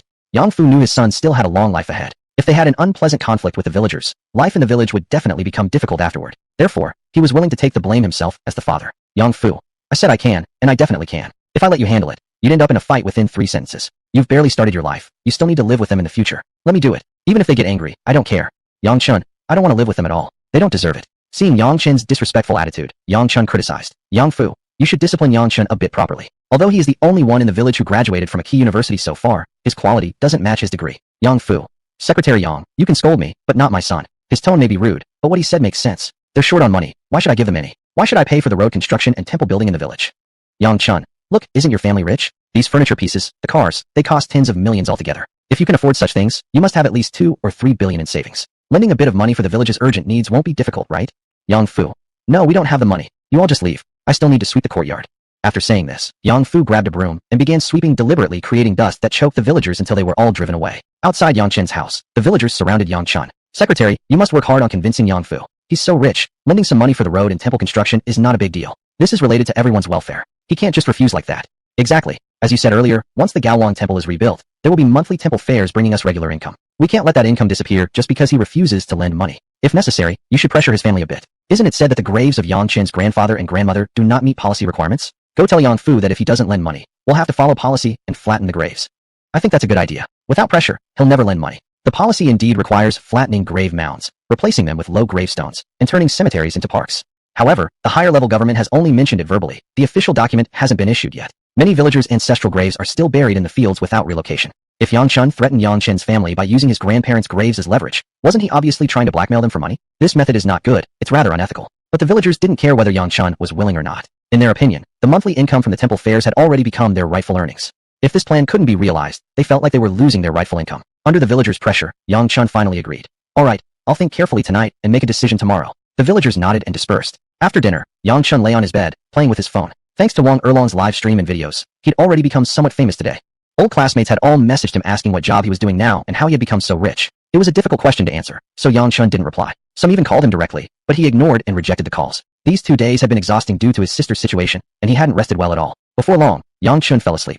He wasn't awakened until 10 o'clock the next morning by the system. Check-in successful. After the system activation, there was a daily automatic check-in at 10. Only after completing the check-in could Yang Chun receive new mission opportunities. Yang Chun opened his eyes and stretched lazily. At this moment, the system projected a light screen. Hello, Master. Check-in complete. New mission is released. This is a multiple-choice mission. Master can choose to complete any one, or choose to complete all. Choose a single mission, finish it, and obtain the corresponding reward. Choose to complete all, finish them, and obtain all the rewards. However, please note, if you choose to complete all tasks, but fail any one, Master won't receive any reward. Would you like to view the mission? This seemed like the multiple-choice questions he used to face at school. Assuming the answers are A, B, and C, choosing any 1 or 2 answers correctly could earn partial points. Only by selecting all 3, A, B, and C, would grant the full score. Yang Chun quickly focused his attention. Having a mission meant there was a reward to be earned, and of course, he intended to complete it. As for choosing just one mission or all of them, Yang Chun decided to make the decision after seeing the details. Yang Chun, view mission. Mission 1. Before midnight tonight, sell all the lingerie without incurring a loss. Completing this mission grants 100% ownership of Sky Blue Apparel Trading Company. Mission 2. Make your ex-girlfriend actively give up the idea of getting back together. Completing this mission grants a cash reward of 100 million. Mission 3. Get Yang Li, a villager, to repay the 50,000 yuan he borrowed. Completing this mission grants 77% equity in Haixing Real Estate Group. Please choose your mission, Master. Yang Chun carefully calculated his options. Mission 1. Selling all the female lingerie, essentially meant selling everything from his street stall inventory. And he couldn't sell at a loss. He needed to at least break even. He quickly checked his inventory. There were about 50 pieces of upper body lingerie and 200 pairs of underwear remaining. It was already 10:05 p.m. Completing this mission before midnight was truly a bit difficult. Because in the past, at most he could sell only a dozen items in an entire evening. This mission required careful consideration. Mission 2. Making his ex-girlfriend willingly give up on reconciliation. That essentially meant his ex-girlfriend, Li Xinyu, would try to seek reconciliation. Thinking about it also seemed normal. Li Xinyu must have also seen the online videos by now. Yang Chun had prepared so much dowry for his sister. Li Xinyu must believe he was very wealthy. She was a money-worshipping woman, so she would definitely come seeking reconciliation. Refusing reconciliation was easy. But how could he make such a money-driven woman willingly abandon the idea of getting back together? That would be somewhat difficult. This mission also required careful consideration. Mission 3. Getting Yang Li to repay the 50,000 yuan he had borrowed just yesterday afternoon. Yang Li had told the villagers that the money was sponsored by Yang Fu. Clearly, he never intended to repay it. If Yang Chun wanted to get it back, it would definitely be difficult. Worse still, they might end up in a fight. Yang Chun might have to beat him until he submitted. But if that happened, the medical compensation expenses could easily surpass 50,000 yuan. This mission also needed careful consideration. Thinking about it all, damn, all 3 missions seemed simple at first glance, but actually carried different levels of difficulty. What should I do? Yang Chun murmured to himself. After a moment of silence, he suddenly slapped his thigh and said, why didn't I realize it sooner? Why am I thinking so much? Just choose all of them. If I complete them, I receive the rewards. If not, no rewards, but there's no penalty. I won't suffer any loss either way. So, what else is there to hesitate about? I'll choose all. Chapter 13. The X wants reconciliation. After figuring things out, Yang Chun immediately issued instructions to the system. System, a child makes choices, but an adult wants it all. System, received master's instruction. All 3 tasks will activate simultaneously. There is no time limit or order for completion, but all tasks must be completed to receive the reward. Good luck, master.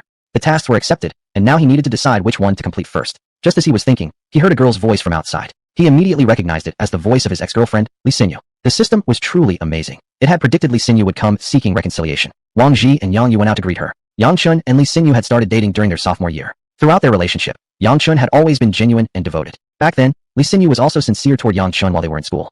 When they graduated, they had agreed to both take the bank's entrance exams. Result? Yang Chun, relying on his own abilities, scored first in both the written exam and the interview, securing a position at the bank. Li Xinyu, however, was not as fortunate. Her interview performance was poor, and she was rejected. Yang Chun loved Li Xinyu too much to give up, so he approached Zhang Heng, the bank supervisor, and asked if there was a way to buy her a position. She had only scored 2 points less than the candidate above her. Zhang Heng said it might be possible, but it would depend on how much Yang Chen could pay. Yang Chen asked him to name a price, and Zhang asked for 100,000 yuan straight away. Yang Chen hadn't even officially graduated from university yet, so he didn't have that kind of money. Li Xinyu's family was even worse off than Yang's, and they couldn't afford it either. But she didn't want to miss this opportunity that might change her fate. After all, a job as a bank teller was generally considered simple, stable, and with good benefits and overall income far better than working at an ordinary company. So, she urged Yang Chen to go home and ask his parents for a loan. They could repay it gradually once they started working. 100,000 yuan was not that big of an amount. It could be paid back quickly. She even promised Yang Chen that once they both became permanent employees, they'd get married immediately. She didn't care about houses, cars, or dowry. She only wanted Yang Chen to love her for life. Men in love tend to have very low IQs. Yang Chen also believed that 100,000 yuan would be repaid soon. After all, once they married, wouldn't all his money become hers anyway? There was nothing wrong with her using it ahead of time. Thus, he went home to ask his parents for money. To dispel his parents' suspicions, he didn't say he was buying Li Xinyu a position. Instead, he lied and said he was 2 points short of qualifying, while Li Xinyu had scored first in both the written exam and the interview. If he couldn't get into the bank, the two of them would definitely break up. At the time, Yang Fu thought that if his son got into the bank, the benefits and treatment would be better than other jobs. It would take at most 2 years to recoup this 100,000 yuan investment, so it was worth it. Without hesitation, he withdrew 100,000 yuan and gave it to Yang Chen. With that 100,000 yuan, Yang Chen gave Li Xinyu a chance to enter the bank. But after entering the bank, they learned the truth. It turned out that Supervisor Zhang Heng hadn't allowed Li Xinyu to replace the previous candidate. Instead, he had given her an additional probationary chance. However, in the end, the bank could only retain 3 people, and one of the 4 newcomers would inevitably be eliminated. Who was most likely to be eliminated? Of course, Li Xinyu, the one who had bought her probationary opportunity. At the time, Yang Chen naively thought that if Li Xinyu performed well enough, the bank's leadership would surely make an exception and keep her. So, he often neglected his own work to help Li Xinyu complete hers. He had believed everything was heading in a beautiful direction. However, misfortunes can destroy a person's dreams. On a Saturday night last month, Yang Chen had just come out of an internet cafe with his friends. Coincidentally, he saw Li Xinyu and Zhang Heng walking out of a hotel across the street. At that moment, all his dreams shattered. Unable to contain his anger, he picked up a brick and rushed over. He cracked open Zhang Heng's head. Li Xinyu's face was slapped until it swelled. As a result, he was taken to the police station. Fights these days are expensive. Yang Fu had to pay another 100,000 yuan to settle the matter privately with Zhang Heng. Li Xinyu, feeling guilty toward Yang Chen, didn't ask for compensation. However, Zhang Heng refused and forced her to claim damages from Yang Chen, or else he would break up with her and have her removed from the bank. When Yang Chen heard the word breakup, he almost wanted to stab Li Xinyu to death with a knife. On one side, she was still his sweet fiancée. On the other side, she had become Zhang Heng's girlfriend. This girl truly knew how to play mind games. After some consideration, Li Xinyu demanded 30,000 yuan from Yang Chen. Yang Fu almost got a heart attack from the outrage. But in order to prevent his son from having a criminal record, this matter had to be settled privately. So, he ended up paying Li Xinyu another 30,000 yuan. Not long after that, the probationary period ended. Yang Chen was dismissed, while Li Xinyu took his place and remained at the bank, fulfilling her dream of becoming a bank teller. On the day Yang Chen left the bank, Zhang Heng brought Li Xinyu to see him off at the main gate. Even now, Yang Chen still remembered what Zhang Heng had said. You're nothing but a farmer. You could never afford to buy a house in the city with full payment in your entire life. You don't deserve such a beautiful wife. Go back and find a village girl instead. That's where you truly belong. At that moment, Yang Chen had wanted nothing more than to punch him. But when he thought about how his father had already spent over 200,000 yuan, his family couldn't afford any more chaos from him. He finally held back. Before leaving, Li Xinyu said, find someone who's your equal. As for me now, you're not even worthy of me anymore. WTF? CK Yang Chen had spent 100,000 yuan to buy her a trial opportunity, and she had sold her body to secure a permanent position. Now she dares to say he wasn't worthy of her? Yang Chen didn't waste any more words. He simply said to the two of them, remember, it won't be long before I make you both pay. Because at that time, there was only a little over a month left until his system check-in reached 3 years. Yang Chen thought if he could just endure for another month, once the system activated, he would definitely have the ability to retaliate against the two without breaking the law. Zhang Heng and Li Xinyu didn't take him seriously, simply chuckling at his words. After leaving the bank, Yang Chen immediately blocked all contact methods of Li Xinyu, unable to contact him. That's why she came to his doorstep now. As for the reason she showed up, any normal person could guess. Most likely, she had seen online the expensive dowry Yang Chen had bought for Yong Yu and had come back to suck up to him again. Rejecting her would be easy. The key issue was that the system's task required her to voluntarily abandon the idea of reconciliation. That would require some serious thinking. An ex-girlfriend who had returned seeking reconciliation for money. How could she be made to give up on it voluntarily? Yang Chen thought for a while. Since she came back because of money, wouldn't it work to make her give it up again because of money? He made up his mind. Yang Chen quickly got up, dressed himself, and rushed to brush his teeth and wash his face. After getting himself ready, he carried out the lingerie he sold at his street stall. Seeing Yang Chen come out, Li Xinyu hurriedly smiled and called out, Yang Chen, I've thought about a lot these past month. Deep down, I know you're still the one I love the most. For you, I'm willing to give up everything, even my current job. Can you give me another chance? I can marry you right away and ask for nothing. I want to have 3 sons and 2 daughters with you. Please say yes. If this had been anyone else, they would definitely refuse coldly and then tear her apart with harsh words. Wang Ji and Yong Yu thought exactly that way. They believed with Yang Chen's strong personality, he would immediately reject her and then scold her fiercely. However, Yang Chen didn't do that at all. Instead, he smiled and replied, I knew you couldn't bear to leave me. I've been waiting for you to change your mind. I'm heading out to set up my stall now. Why don't you come with me? We can talk as we walk. Stall. Li Xinyu was stunned. He was still going to set up a stall? Chapter 14 Selling underwear at a stall. Li Xinyu thought Yang Chen was deliberately pretending to be poor, just to test whether she was truly worthy of him. So she smiled, nodded, and climbed onto Yang Chen's tricycle. They left together. Wang Ji looked puzzled and asked, Moon, what the heck is your brother doing? Yong Yu, I don't know either. With his temper, he shouldn't have agreed to get back together. Mother and daughter were both puzzled, unable to figure out what Yang Chen was thinking. After leaving Yangji village and reaching the main road, Li Xinyu started to pour out her feelings to Yang Chen. Chun, do you know how much I've missed you these past more than a month? You blocked all my contacts. Didn't you think I'd miss you? You're so heartless. Wah. Her insincere act was nauseating. If not for completing the system mission, Yang Chen would have scolded her away immediately. There was no way he'd sit and listen to her nonsense. Yang Chen, I've always believed you wouldn't leave me. That's why I've been working hard these days, trying to earn enough to buy a house and marry you within 100 years. Li Xinyu. That sentence was somewhat amusing. Li Xinyu almost couldn't hold back her laughter. But then she secretly thought, humph, trying to test me again. Whatever you say today, I'm getting back together with you. I won't be swayed by your words so easily. Li Xinyu. Dear, you're so great. Soon, Yang Chen brought Li Xinyu to Wangdao Square, his usual spot. Since the country encouraged the street economy, the square had been open for citizens to set up stalls. As long as they stayed within the white lines, neither the urban management officers nor the square staff would interfere. However, most stall owners were just doing it temporarily. They worked during the day and set up stalls at night. Now was daytime, so only a few stalls were open in the square. Yang Chen came to his usual spot and laid out all the underwear for sale. Li Xinyu watched him smiling, secretly thinking, pretending really well. I'll see how long you can keep this act up. At that moment, a tall, icy girl clicked past in high heels. Yang Chen immediately tried to hawk to her. Miss, wanna buy some underwear? We have lace, transparent, hollow out, net styles, all perfect for a sexy girl like you. The girl blushed, glared at him, and snapped, pervert. Yang Chen, miss, don't go yet. You don't have to buy, just take a look. Looking's free. Psycho, the girl cursed and hurried off. Li Xinyu was shocked by Yang Chen's behavior. Wasn't that too vulgar? She couldn't help asking. Dear, is this how you usually sell clothes? Yang Chen, of course. People these days are shy. If you don't call them, they won't dare to stop and take a look.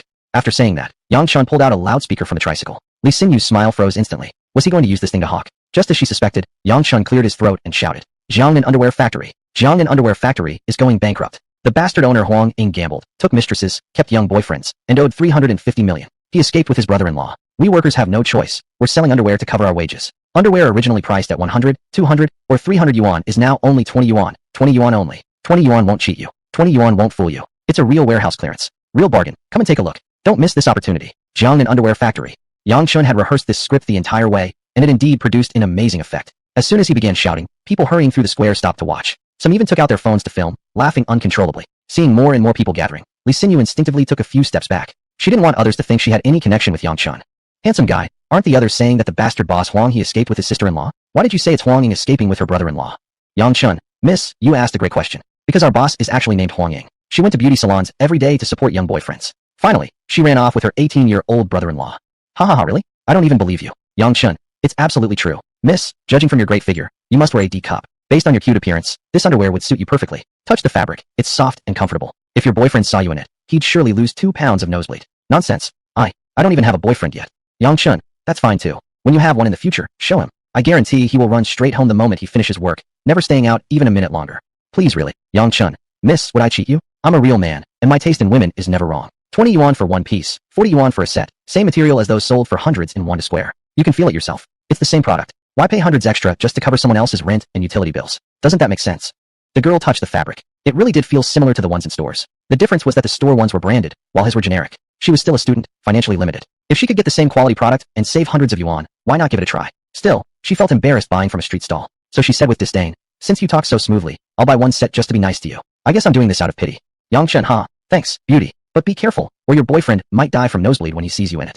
Ugh, gross. The girl paid, grabbed the underwear, and hurried off. Surely, any business needed creativity. Yang Chen's scripted sales pitch indeed made things much easier to sell. Within minutes, he had already sold a set. He picked up the loudspeaker again and shouted, Jiangnan Underwear Factory has gone bankrupt. The bastard boss Huang Ying ran away with her brother-in-law. Li Xinyu felt deeply embarrassed and took another step back. Crowds of onlookers pointed their phones at Yang Chen, filming and laughing nonstop. At that moment, a girl dressed in a professional short-skirt outfit stopped by the stall. Yang Chen immediately recognized her as Wang Mingqi, the car consultant who had accompanied him to deliver the Bentley Continental yesterday. Wang Mingqi thought she had mistaken him at first, so she approached closer for confirmation. Up close, she confirmed it was indeed Yang Chen shouting for sales. Yesterday, he had told her he was someone who sold women's underwear at a stall, but she thought he was joking. Never would she expect he had actually been telling the truth. That was puzzling. How could someone who sells underwear at a roadside stall come up with 10 million to customize a car for his sister? Yang Chen grinned and shouted, Beauty, you said yesterday you'd support my business. Didn't expect you'd really show up. Take a look, 20 yuan for one piece. Buy a set, and I'll give you a discount. Wang Mingqi, Mr. Yang, you really are selling women's underwear at a roadside stall? Yang Chen, not obvious enough. Wang Mingqi, then where did you get the money for that 1 million Bentley Continental? Upon hearing key terms like Bentley Continental and 1 million, the onlookers immediately recalled who Yang Chen was. Damn, I remember now. He's that online viral story guy who bought over 10 million worth of dowry for his sister. Wow, I thought I'd seen him somewhere before. So it really was him. Damn, I originally said no one would prepare that much dowry. Even if Jack Ma's daughter got married, there's no way he'd give that much. Many people argued with me and told me not to be so cynical. Look now. Look, isn't this all just an act? Chapter 15. I'll give you a set with lace for free. The onlookers began to question him, but Yang Chen didn't care and continued shouting out his sales pitch. Li Xinyu, however, began to panic. She quickly stopped Yang Chen and asked, "Tell me the truth. Where did those dowries really come from?" Yang Chen, "I rented them for 50,000 yuan. I couldn't let my older sister be bullied, so I temporarily rented those items from a rental company as the dowry." Li Xinyu, what? They're rented. Yang Chen, what else did you expect? You didn't seriously believe I had 100 million yuan to prepare dowry for my older sister, did you? Li Xinyu, just as I thought. You really are an utterly disappointing waste of space. You're wasting my time. With that, Li Xinyu turned around to leave. Yang Chen quickly grabbed her and asked, "Aren't you trying to get back together with me?" Li Xinyu, "Get back together? Are you dreaming? Would I really get back together with you in this situation? Is it your excessive self-confidence, or do you think I'm stupid?" Yang Chen, then were all your words from earlier lies? Li Xinyu, what else? Did you truly believe I came back to get back together with you because I love you? I came back only because of those dowries. Got it. You're wasting my time. She forcefully pulled her arm away and turned to leave. Yang Chen didn't chase, but shouted loudly, "So you're giving up on getting back together with me?" Li Xinyu, right. I gave up willingly. System ding. Congratulations, Master, on completing Task 2. Effortlessly and simply, Task 2 was completed. Yang Chen showed a satisfied smile. He didn't really care about such a shameless woman at all. If it hadn't been for completing the task, he wouldn't have even wanted to talk with her. Now, he needed to quickly find a way to sell all these bras and underwear in front of him. But at this hour, the people coming to Wanda Plaza were basically not the type who'd buy undergarments from a street vendor. It was indeed quite difficult. At this moment, the crowd around them burst into laughter. Dude, you really can act. You almost even tricked your ex-girlfriend. Good thing we exposed your true face in time. Otherwise that girl might have been deceived again. Hey bro, where did you rent those from? I'm planning to rent some dowry for my sister to save face. You're really something, making money by setting up a street stall just to rent that stuff. Why go through all this trouble acting rich? Instead of working hard at the stall earning a bit of money, why waste it on meaningless things like this? They kept yapping away, quite annoying indeed. However, if he could convince them to buy the undergarments, let them say whatever they wanted. Yang Chen sighed, "It's all for my older sister, so she won't be bullied. I even borrowed several 10,000 yuan from others to rent those things. If I don't sell these bras and underwear now, I won't even have money for new stock. Just take a look everyone. Anything catch your eye?" Huh, don't be ridiculous. Who would wear undergarments from a street vendor? If you were selling coats, maybe I'd help you out. But selling underwear? Who dares to buy undergarments from a street stall? You shouldn't have come here to sell at all. Tell me, would people who come to shop at Wanda Plaza even look at undergarments sold by a street vendor? Exactly. They only buy branded stuff. Your random brands are only suitable for selling to women from your own village. Huh. At this moment, Wang Mengqi elegantly squatted down and selected a very mature-looking set of underwear. Wang Mengqi, how much is this? Yang Chen, 40 yuan for a set. For you, I'll give a discount. 20% off, so 32 yuan.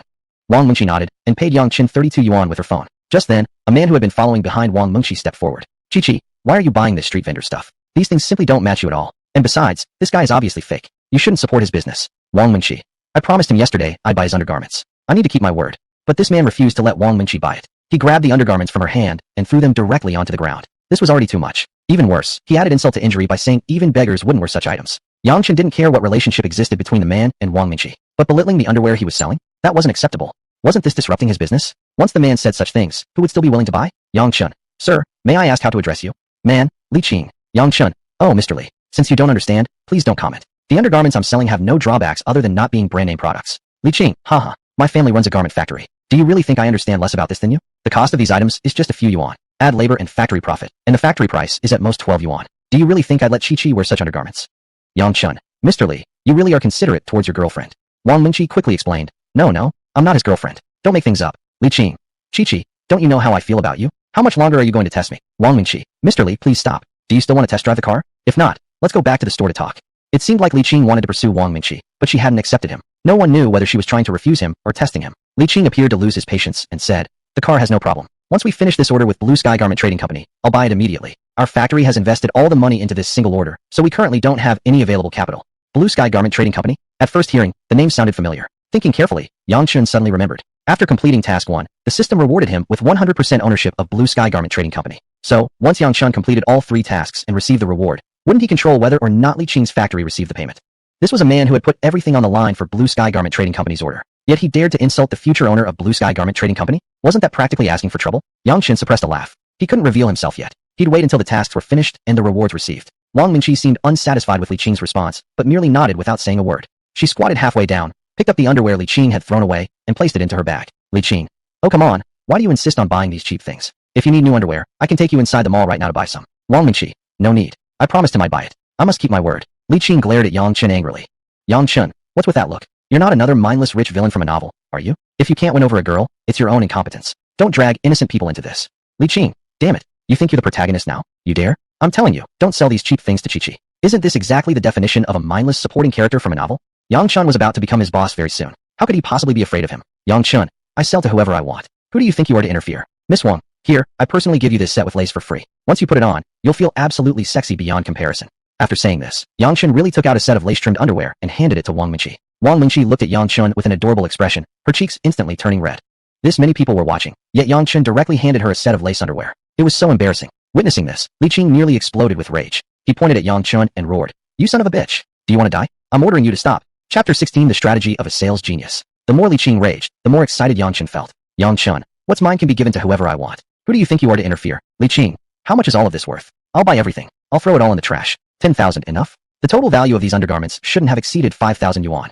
Li Qing was offering 10,000. Yang Chun would definitely profit. And by selling it all to him, Yang Chun could complete System Task 1. From any perspective, this was a major gain for Yang Chun. But Yang Chun had a stubborn temper. He just disliked Li Qing and wouldn't sell to him no matter how much he offered. "Yang Chun, I won't sell it to you." "Li Qing, why not?" "Yang Chun, because I don't feel like it." "Li Qing, huh? You could at least make some money by selling it to me. If you don't sell to me, do you really think you can sell it? Take a look around. Who here would wear such cheap street vendor stuff? Ladies, would you buy underwear from a roadside stall?" The onlookers were laughing. Clearly, none of them seemed likely to actually buy these cheap goods. However, a sales genius could always sell others things they didn't want or need. Yang Chun remained silent. "Li Qing, huh? See, everyone's laughing at you. You actually think everyone else is as poor as you, wearing cheap undergarments? Come on now, Yang Chun, are you some kind of toad? So noisy and disgusting. Li Qing, damn it, I want to see how you manage to sell all these undergarments. If you really sell them all, I'll wear a set of lace underwear and run around Wanda Plaza." Yang Chun, wow, didn't realize you had this kind of preference, Master Li. If you want to wear it, just say so. I'll give you a set for free. Li Qing, huh? Finish selling them all first before talking nonsense to me. Ignoring Li Qing, Yang Chun knew the more he interacted with him, the more excited the other would become. Better to focus on completing the task and getting the reward. This was more important. Yang Chun picked up the megaphone and shouted, "Come on over. Don't miss out. Spend 20 yuan on underwear and get one chance to win a cash prize up to 1,000 yuan. Hearing this, the crowd quickly became excited. 20 yuan for a chance to win 1,000 yuan. What a deal. Even if they didn't win, they'd at least walk away with some undergarments. It seemed profitable no matter how you thought about it. "Boss, how exactly do you draw the winners? You're saying there's really 1,000 yuan? Probably a scam, right? Just a gimmick, no big prizes really, right?" Yang Chun made a quick calculation. The cost of the remaining undergarments was around 2,200 to 2,400 yuan. Sold at 20 yuan per piece, that's a total income of 4,920 yuan.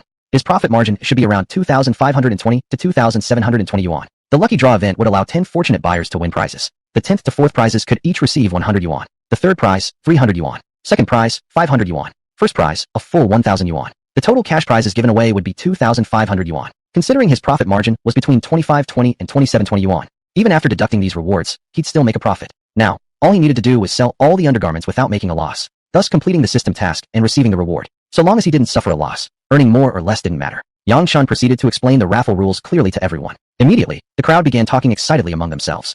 "Sounds pretty good. 10 prizes available, and even the lowest one is 100 yuan. Seems good, but I wonder if we'll actually get to win one. As long as he actually offers 10 prizes, the odds of winning are pretty high. The key is, how many sets of undergarments does he actually have left, and how many people will take part in the draw?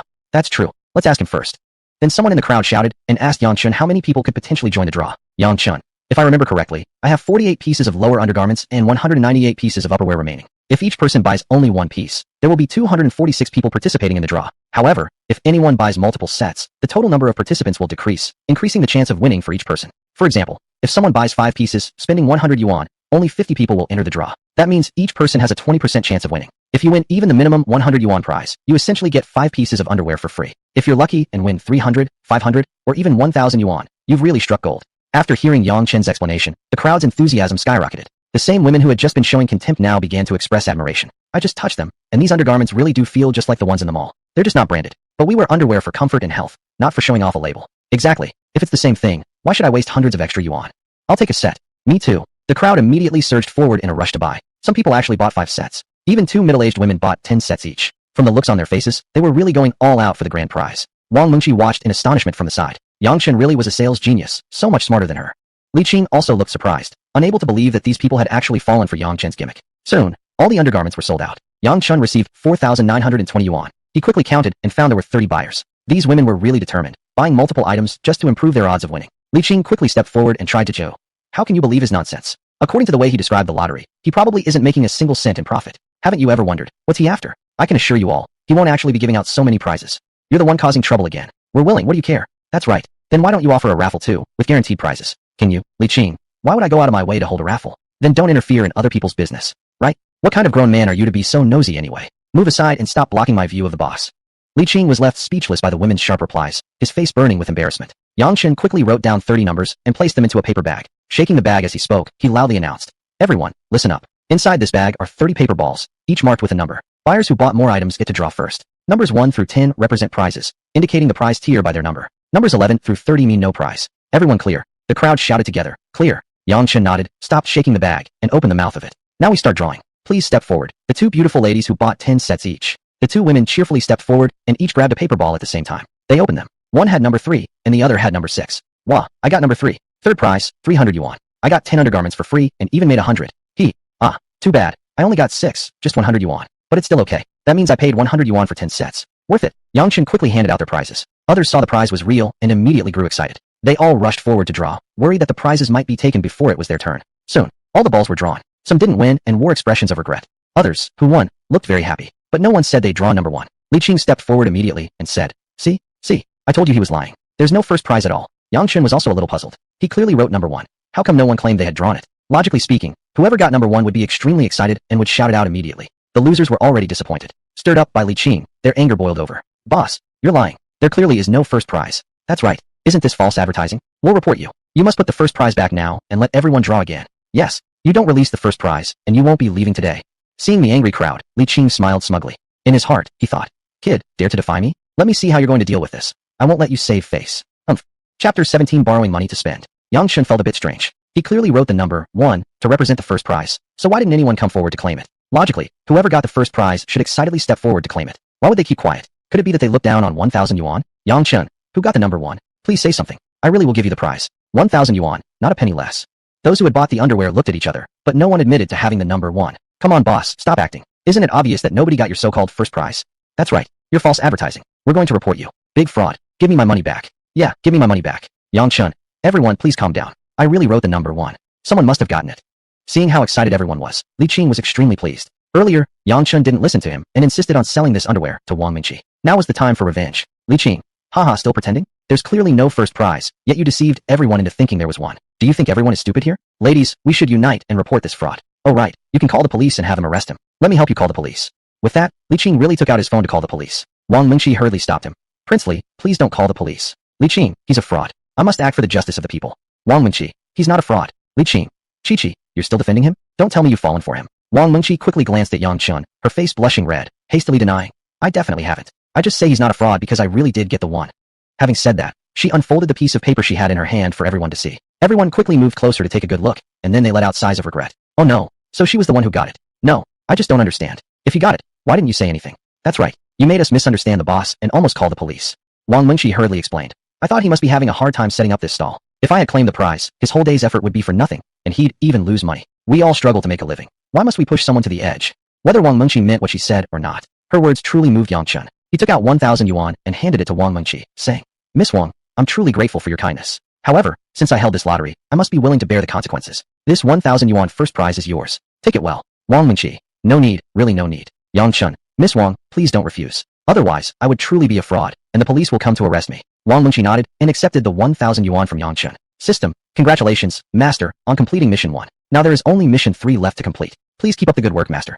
Mission 3 could wait for now. It was time for that grandson Li Qing to fulfill his bet. Yang Chen, Princely, do you know what you should be doing right now? Li Qing deliberately pretended to be clueless. What? Yang Chen, you were the one who foolishly said earlier that if I could sell out all these underwears, you would wear a set of lace-edged underwear and run around Wanda Plaza. Now I have sold out all the underwears. It's time for you to fulfill your promise. The onlookers never feared that things would escalate. Everyone quickly began shouting excitedly. We want to see it. Given his figure, a cup size should be enough, right? Haha, even an A cup might be too big. A small bodice should be sufficient. Pity the boss doesn't sell bodices. Hurry up and wear it. Let us see whether your figure can support even an A cup. There are so many witnesses here. Don't even think about not honoring the bet. You won't be able to win this beauty's favor anymore if you're a man of no words. Exactly. Miss, if he doesn't honor the bet, you definitely shouldn't accept his pursuit. He breaks his promise in front of you. Such a man, his promises to you would be nothing more than hot air. Wang Mingqi was even embarrassed, turning her face awkwardly toward Li Qing. Li Qing quickly turned his mind, thinking of strategies. He felt that if he didn't fulfill his promise, his image in Wang Mingqi's heart would be completely ruined. However, if he did fulfill it, his image in her heart would also be ruined. This was truly an impossible choice. After weighing carefully, Li Qing finally decided to cheat. Li Qing, come on, are you people out of your minds? It was just a joke, and you actually believed it? TSK, a man without integrity isn't a real man. Miss, don't accept a man like him, or you'll regret it for the rest of your life. Even if you have to marry the boss, don't choose him. I think the boss is a bit pretentious, but everything he does is for his older sister. Plus, he's very smart and clever enough to come up with such an impressive promotional idea. A man like him might not make you super rich, but you'll definitely be happy and content for life. If you foolishly choose this Prince Lee, you'll spend your entire life in disappointment and anger. A man who can't even keep his promises. How can you expect him to be sincere with you? Yang Chun had only planned to quietly watch the drama unfold. But how did it end up involving him? Wang Mingqi secretly glanced at Yang Chun, quickly lowered her head, and her cheeks turned even redder. Anyone looking would think she had feelings for Yang Chun. Li Qing was furious and immediately roared. I order all of you to shut up. If any of you dare speak again, I'll beat the hell out of you. Oh, so mighty now. Is your dad the chairman, or something? What's wrong? Is your dad the richest man in Haicheng? This kind of person clearly lacks a beating from the real world. Let him suffer a few losses, and he'll know how cruel society is. You think everywhere in the world is your dad's place? Does everyone have to spoil you? You dare say another dirty word? Let's see if us guys dare to deal with you or not. Wang Mingqi still hoped Li Qing would buy her a car. After all, everyone must bow to life sometimes. So, she didn't want to see Li Qing being ganged up on. Therefore, she quickly turned around and walked away. As long as she left, Li Qing would definitely follow, which could prevent things from escalating further. Seeing Wang Mingqi leave, Li Qing hurriedly chased after her. Right now, he truly needed an excuse to get away from here. Watching him flee in embarrassment, Yang Chun shouted loudly. Prince Li, next time we meet, I will definitely make you keep your promise. Li Qing, dream on. Yang Chun smiled and packed up his things, then rode his tricycle back home. Having completed 2 missions in a row, Yang Chun was in a great mood and couldn't help but hum a tune. Riding my beloved tricycle, it will never get stuck in traffic. Riding my beloved tricycle, I'll soon be home. At that moment, Yang Li, with his wife wrapped in his arm, came toward him. This guy had borrowed 50,000 yuan from Yang Fu, claiming it was for his father's surgery. But what happened in the end? He told the villagers that Yang Fu sponsored him with 50,000 for his father's surgery. That was already too much. What's worse is that he didn't use the money for his father's surgery at all. Instead, he brought his wife to Wanda Plaza to spend it. The Yang family could barely afford to spend money in a place like this. Yet he actually came here to enjoy himself after lying for the money. Originally, Yang Chun wanted to go home first, and then chase Yang Li for the money. Now that he's here, might as well collect his debt right now. Yang Chun, big brother Dolly, seems like you're in a great mood. Did your father's heart bypass surgery go well? Chapter 18, Why repay money I borrowed fair and square? Upon hearing Yang Chen's voice, the expressions on Yang Li and his wife Wang Qing's faces changed instantly. The handbags in their hands dropped to the ground. Yang Chen parked the tricycle sideways in front of them and said with a smile, Don't be nervous. I'm just asking casually. Yang Li. Oh, it's you Yang Chen. What brings you here? Riding a tricycle to buy things? You must be rich now. You need a vehicle because you bought too much. Wang Qing, Yang Li's wife, quickly chimed in. Of course. He's preparing 100 million as dowry after all. Buying things is naturally different for him than for us. Yang Chen I don't want to waste words with you guys, nor do I want things to get awkward between us. Return that 50,000 yuan now, and I won't say another word. Yang Li, what 50,000 yuan? Watch out. This guy's a true master of playing dumb. Yang Chen, yesterday you lied to my dad saying you needed 50,000 yuan for your father's surgery. The moment you stepped outside, you told everyone it was my father sponsoring your father's operation. But guess what? You didn't even do the surgery on your dad, and instead spent the money here. We never dare to buy clothes here, and yet you borrow money to enjoy yourself. Does that seem right to you? Yang Li, you're misunderstanding. It was indeed Fu Shu who said he'd sponsor us 50,000 yuan, not my invention. If you don't believe me, go home and ask Fu Shu carefully. Was it a loan or his sponsorship? Yang Chun, cut the crap. Return the money. Yang Li, Yang Chun, don't push too hard. Even if I borrowed money, it was from your father, not from you. He would be the one to ask me for it back. Who do you think you are to ask me for it? Wang Qing, return what? Why should I repay money borrowed with my skill? Watch out. This must be the grandmaster of all shameless cheaters. How could anyone possibly say something so brazen? Wang Qing was actually a teacher at the village kindergarten. How could someone with such low character be an educator? Isn't that just harming the younger generation? Yang Li, did you hear your sister-in-law, Yang Chen? Why repay money borrowed with skill? If you want to take it back, show us your own skill. It was clear this couple was determined to be unreasonable. Continuing the conversation would be pointless. Well then, unconventional methods would have to be employed. Yang Chen, fine. You guys win. We'll see how this turns out. With that, Yang Chen rode away on his tricycle. Yang Li and Zhang Qin burst into delighted laughter. Wang Qin, humph. He's got so much money at home, yet he can't even spare us a mere 50,000 yuan. What a stingy bastard. Yang Li. Anyway, we've already gotten the money. No one will ever make me pay it back. Honey, let's go grab a bite at Hot Pot Land.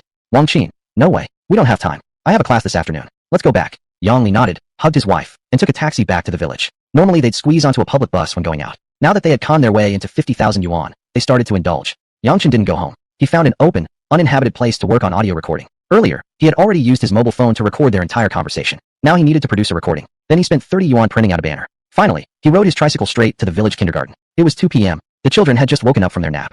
Suddenly, a voice rang out from outside. This is a message from Yang Chun. Teacher Wang Qin of Yangjia Village Kindergarten borrowed money under the pretense of her father-in-law needing surgery, but instead went shopping at Wanda Plaza. When I asked her for it back, she said, why repay money borrowed with skill? Come listen to the recording, everyone. Following this was Wang Qin's voice. Everything she had said earlier to Yang Chun was recorded. Yang Chun intentionally recorded that particularly shameless line of hers. Now the recording was being broadcast to everyone at the kindergarten through a loudspeaker. Return what money? Why repay money borrowed with skill? This was the excerpt Yang Chun specially edited, which the loudspeaker automatically kept playing on loop. The innocent children had no idea what was going on outside, but they recognized Teacher Wang's voice. That sounds like Teacher Wang. She said she borrowed money with skill, so why repay it? Teacher Wang is wrong. My mom told me, return what you borrow, and you can borrow again. Why doesn't Teacher Wang want to return it then? I don't know either. Let's go check it out. The children quickly dressed themselves, put on their shoes, and went outside clattering about. All the teachers and the principal at the kindergarten rushed out as well. The principal's name was Yang Yi. Yang Chun and Yang Yi were roughly the same age. They had been in the same class together from elementary school to junior high. Later, Yang Chun got into city number 1 high school. Yang Yi only got into the local county's regular high school. Later, Yang Chun got into a key university. Yang Yi enrolled in a vocational college's early childhood education program. Last year, Yang Yi graduated from the vocational college and, with the help of her grandfather and father, opened a kindergarten in the village. When Yang Yi saw Yang Chun sitting on his tricycle playing with his phone, she opened the door and walked up to ask, "Yang Chun, what are you up to?" Yang Chun, "Oh, Xiao Yi, you're here. Perfect, you need to stand up for me. Your kindergarten's teacher Wang Qin borrowed money from my family and won't return it. She even brazenly said that since she borrowed it with her skill, why should she return it? Tell me, how can someone like her still be our teacher? Isn't that just harming the younger generation? What if the children learn from her in the future? Can that be acceptable?" Yang Yi looked at the banner. It read words like, "Wang Qin borrowed money and won't return it." That's simply outrageous. She immediately wanted to step forward and tear down the banner, but Yang Chun quickly stopped her. "Yang Chun, what are you doing? We've been old classmates, right? If you don't want to help me, that's fine, but are you going to help her now?" "Yang Yi, I'm not trying to help her. Let's talk and solve this properly. What you're doing looks really bad. The kids are watching."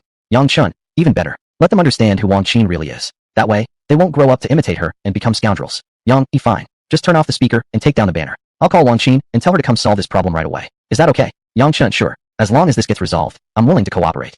After saying that, Yang Chun turned off the speaker. But the banner wouldn't be taken down yet. It would only come down when Wang Qin returned the money. Helpless, Yang Yi could only agree. At that moment, Wang Qin quickly ran over. From far away, she had heard the voice from the loudspeaker. This infuriated her. She immediately sprinted over at top speed like a 100-meter dash. "Yang Chun, what exactly are you trying to do?" Wang Qin angrily asked. "Yang Chun, you don't know what I'm trying to do? Pay me back." "Wang Qin, I never said I wouldn't return the money. It's just that my father-in-law needs surgery, so I don't have the money to give back to you yet." "Yang Chun, do you think we're all deaf? Can't we hear what you've said?"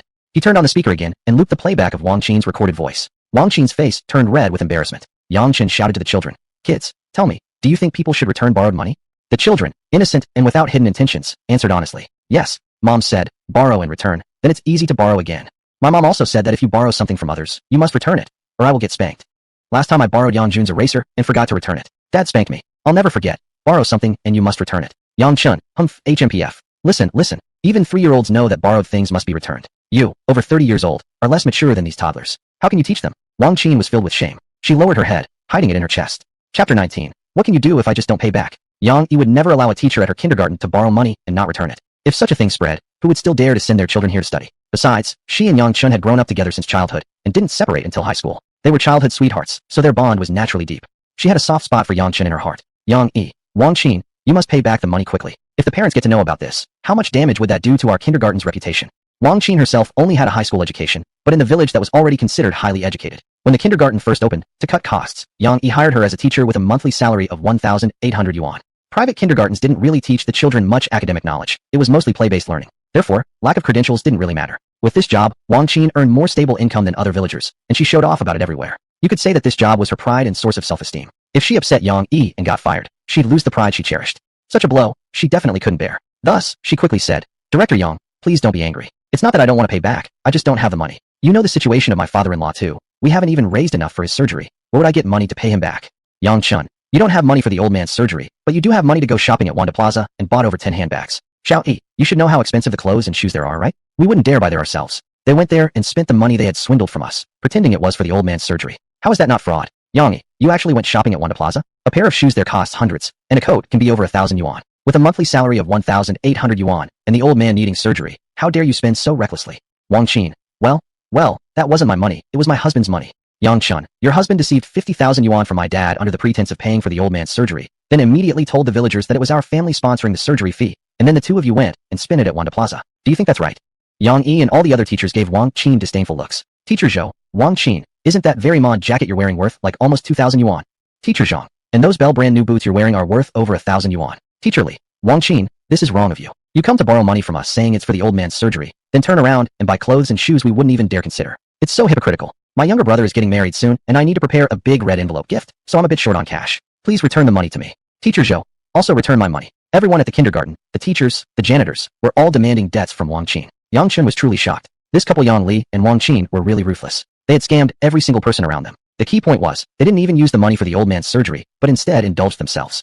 That was what infuriated everyone the most. Unable to bear the accusations, Wang Qin immediately called Yang Li to come over. 10 minutes later, Yang Li, dressed in a suit, wearing a tie, his hair neatly combed, wearing sunglasses, walked in swaggering. Normally, he always dressed sloppily and disheveled. Now he was all dressed up so neatly. Seeing that made everyone furious. "Oh my, who's this? Is this a rich businessman visiting our village for an inspection? Why, it's Mr. Yang Li. Yang Li, hey, his old man's sick, but apparently that sickness made him rich." Yang Li slightly lifted his sunglasses and said smilingly, Hello teachers. My wife told me you're all here to collect debts. We're so poor right now we can't even feed ourselves, so of course we want our money back. Look at your style. You wouldn't even look this flashy unless you were a multimillionaire. Please just return the 10,000 yuan you borrowed from me. Mine's less, just 5,000 yuan. Isn't that just the tip you'd pay after a meal? Yang Li. Since I borrowed the money fair and square, why should I return it? If you want money, just wait until I have some in the future, and then I'll pay you back when I do. Wang Qin. Yang Li, don't talk nonsense. Yang Li realized he had said the wrong thing, but he didn't care either. Anyway, he had no intention of returning the money. He'd rather give his life than give his money. Yang Qin sat on the tricycle, smiling as he watched the spectacle. He didn't even need to speak now. These kindergarten teachers were already enough to force Yang Li to repay the money. The two sides argued for quite a while, but Yang Li was adamant. He wouldn't pay back a penny. Yang Yi, concerned about the reputation of the kindergarten, said to Wang Qin, either you return the money you borrowed from everyone, or you leave immediately. Our kindergarten absolutely cannot employ a deadbeat as a teacher. Wang Qin felt a bit intimidated. Losing this job would make her no different from the other villagers. How could she feel proud then? But then she thought again. She and Yang Li had borrowed almost 100,000 yuan in total. With her monthly salary of only 1,800 yuan, even adding all the benefits together, it would take about 4 years to earn 100,000 yuan. So why bother working as a teacher? Wouldn't it be better to just spend that 100,000 yuan herself? Wang Qin. Xiao Yi, don't try to scare me. It's only 1,800 yuan a month. Those who don't know might think it's 18,000. I officially inform you, I'm quitting. Honey, let's go shopping at Wanda Plaza again. Yang Chun had initially thought he could just watch the drama unfold, but it seemed he had overestimated these women. He realized he still needed to step in personally, but he didn't want to waste any more words on Yang Li and his wife. He took out his phone and dialed the police. Since all the creditors were present, involving the police would ensure Yang Li had no choice but to repay the money. Hello, police station. This is Yangjikan Kindergarten. Someone has committed fraud involving an amount up to 100,000 yuan. Please come quickly, or someone might get hurt. Yang Li immediately flew into a rage. He pointed at Yang Chun and cursed. Son of a bitch, you're actually serious. Yang Chun, go to hell. You kind of clown doesn't deserve any dignity. Either repay the money immediately, and if the police arrive, I can just say it was a misunderstanding. Or you can wait in detention. Now, the state's penalties for deadbeats are extremely strict. Restricted spending, children forbidden from attending school, direct asset seizure, and auction to settle debts. You'd better think carefully. Repay the debt, or keep acting like a fool. Yang Li and Wang Qin had the same thought. They all lived in the same village. Even if they acted like deadbeats, Yang Chun and others couldn't really do anything to them. They never expected Yang Chun would actually call the police, leaving them no way out. Yang Li immediately called Yang Fu. Yang Fu quickly arrived. Seeing his father arrive, Yang Chun spoke first. Dad, you don't need to interfere with this.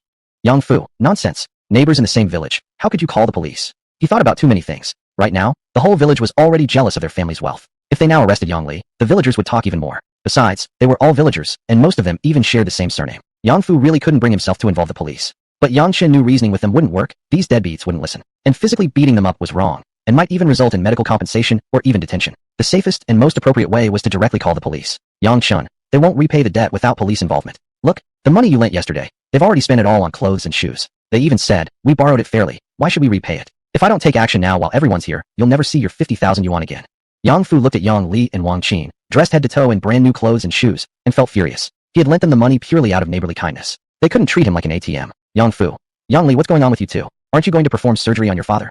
Yang Li. Of course we are. That's exactly why I say I can't repay the money now. I need to wait a bit. Uncle Fu, please help me. When the police arrive, just help me explain a bit. Yang Fu. Your father is waiting for surgery, yet you're splurging on money?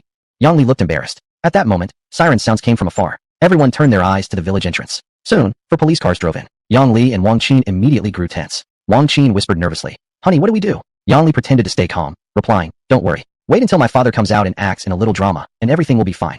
Chapter 20. Mission accomplished, reward received. A police car pulled up nearby, and all the officers quickly got out. After understanding the situation, the police didn't waste any words with Yang Li. Either repay the money, or go to the detention center. Yang Li dared to act unruly in the village only because he knew the villagers wouldn't easily turn against him. But he certainly didn't have the guts to go to the detention center. Wang Qin hurriedly called her father-in-law. After hearing about it, the old man immediately came running over. Actually, it was better that he didn't show up. Once he did appear, suspicions were immediately aroused. Teacher Li said, looking at the old man, he doesn't seem to have any heart problems at all.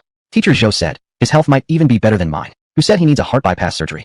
Soon, the old man ran over. Wang Qin, with a gloomy face, said, Dad, Yang Li borrowed money from Uncle Fu to pay for your surgery. Now Yang Chen insists on getting the money back. What should we do? Before the old man could speak, Yang Chen stepped forward and said, Uncle, the police are right here. You must think carefully before speaking. Lying to the police can get you detained, and in serious cases, even lead to imprisonment. Frightened, the old man couldn't speak anymore. Yang Li quickly said, Dad, don't listen to his nonsense. Let's just say what's on our minds. You really need the surgery, right? The old man mumbled but couldn't get a word out. After all, no one here was stupid. The mental states of a healthy person and someone waiting for surgery would certainly be different. So the police sternly asked the old man whether he was truly ill. The old man knew the truth perfectly well. He understood that his son had borrowed money for personal expenses and couldn't repay it now, so Yang Chen had called the police. If he didn't pretend to be ill, his son would have to repay the money immediately. He might even face charges of fraud. For his son's sake, he felt he must continue pretending, even if it meant deceiving the police. Cough, cough. Right, my heart is bad. The doctor said I need a bypass surgery. Officer, please help plead for us. Ask them to give us more time. This old man will kneel to you. After saying this, the old man attempted to kneel. The police hurriedly stopped him. Seeing this, Yang Li and Wang Qin rushed over and began crying.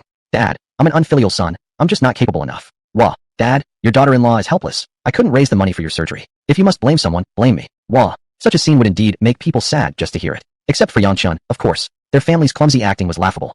Uncle Fu said, oh please stop crying. I'm not asking you to repay me for now. Teacher Zhou said, I won't ask for it either. Just get the surgery done for the old man first. Teacher Li said, I won't ask for it either.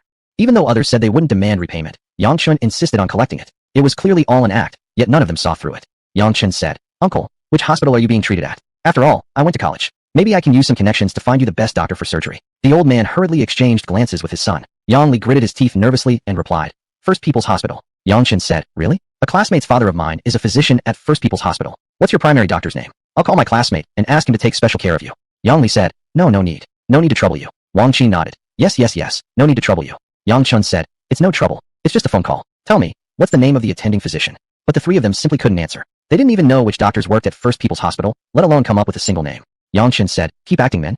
Yang Li said, stop spreading rumors. We are not acting. My father really does need the surgery. Yang Chun said, you won't cry until you see the coffin. Officer, please help confirm with First People's Hospital if there's a patient named Yang Chunghua who requires a heart bypass surgery. The police were willing to cooperate. After all, this involved money matters. If not handled properly, it could easily escalate into assault or even murder. Just as the police was about to make a call to First People's Hospital, Yang Chunghua couldn't go on pretending. This could lead to his arrest. It might even become a criminal case. He quickly shouted, Officer, please don't call. Yang Li hurriedly tried to stop him. Dad.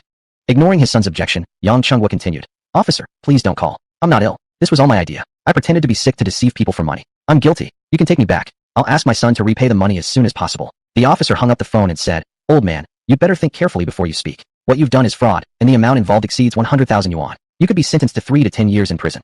Hearing that a prison sentence of more than 3 years was possible, Yang Li's entire family was terrified. Yang Chunghua was stunned with fear and didn't dare to speak for a moment. Yang Li was even more afraid to speak. All that money had been swindled by him under the false pretense of needing surgery for his father. If it truly went to court, it would be he who would receive a sentence of 3 to 10 years. If he were locked away for several years, no one would be able to take care of the elderly and young in his family. Yang Chunghua didn't dare to delay and pointed at his son, scolding him. You pathetic, good-for-nothing bastard. Why don't you quickly repay the money? Do you really want to go to prison? Yang Li finally snapped out of his panic and quickly replied, I will repay it right away. You just wait a minute. I'll go to the bank immediately and return the money right away.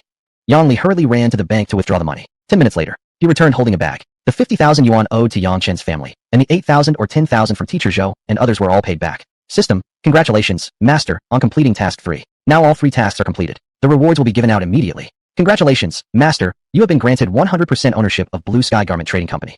Congratulations, Master, you have received 100 million yuan in cash, which has been fully transferred to your industrial and commercial bank account.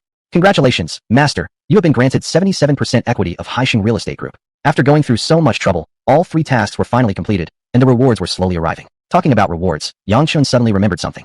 Yesterday he had completed the system task and successfully prevented his sister from getting married, but the reward hadn't arrived yet. System, Master, don't worry. Your Bugatti Veyron has already arrived at the port. It will be delivered to the Bentley dealership after customs clearance. The dealership will call you to pick up the car. Yang Chun, I just suddenly remembered that thing. I'm not in a rush, not in a rush.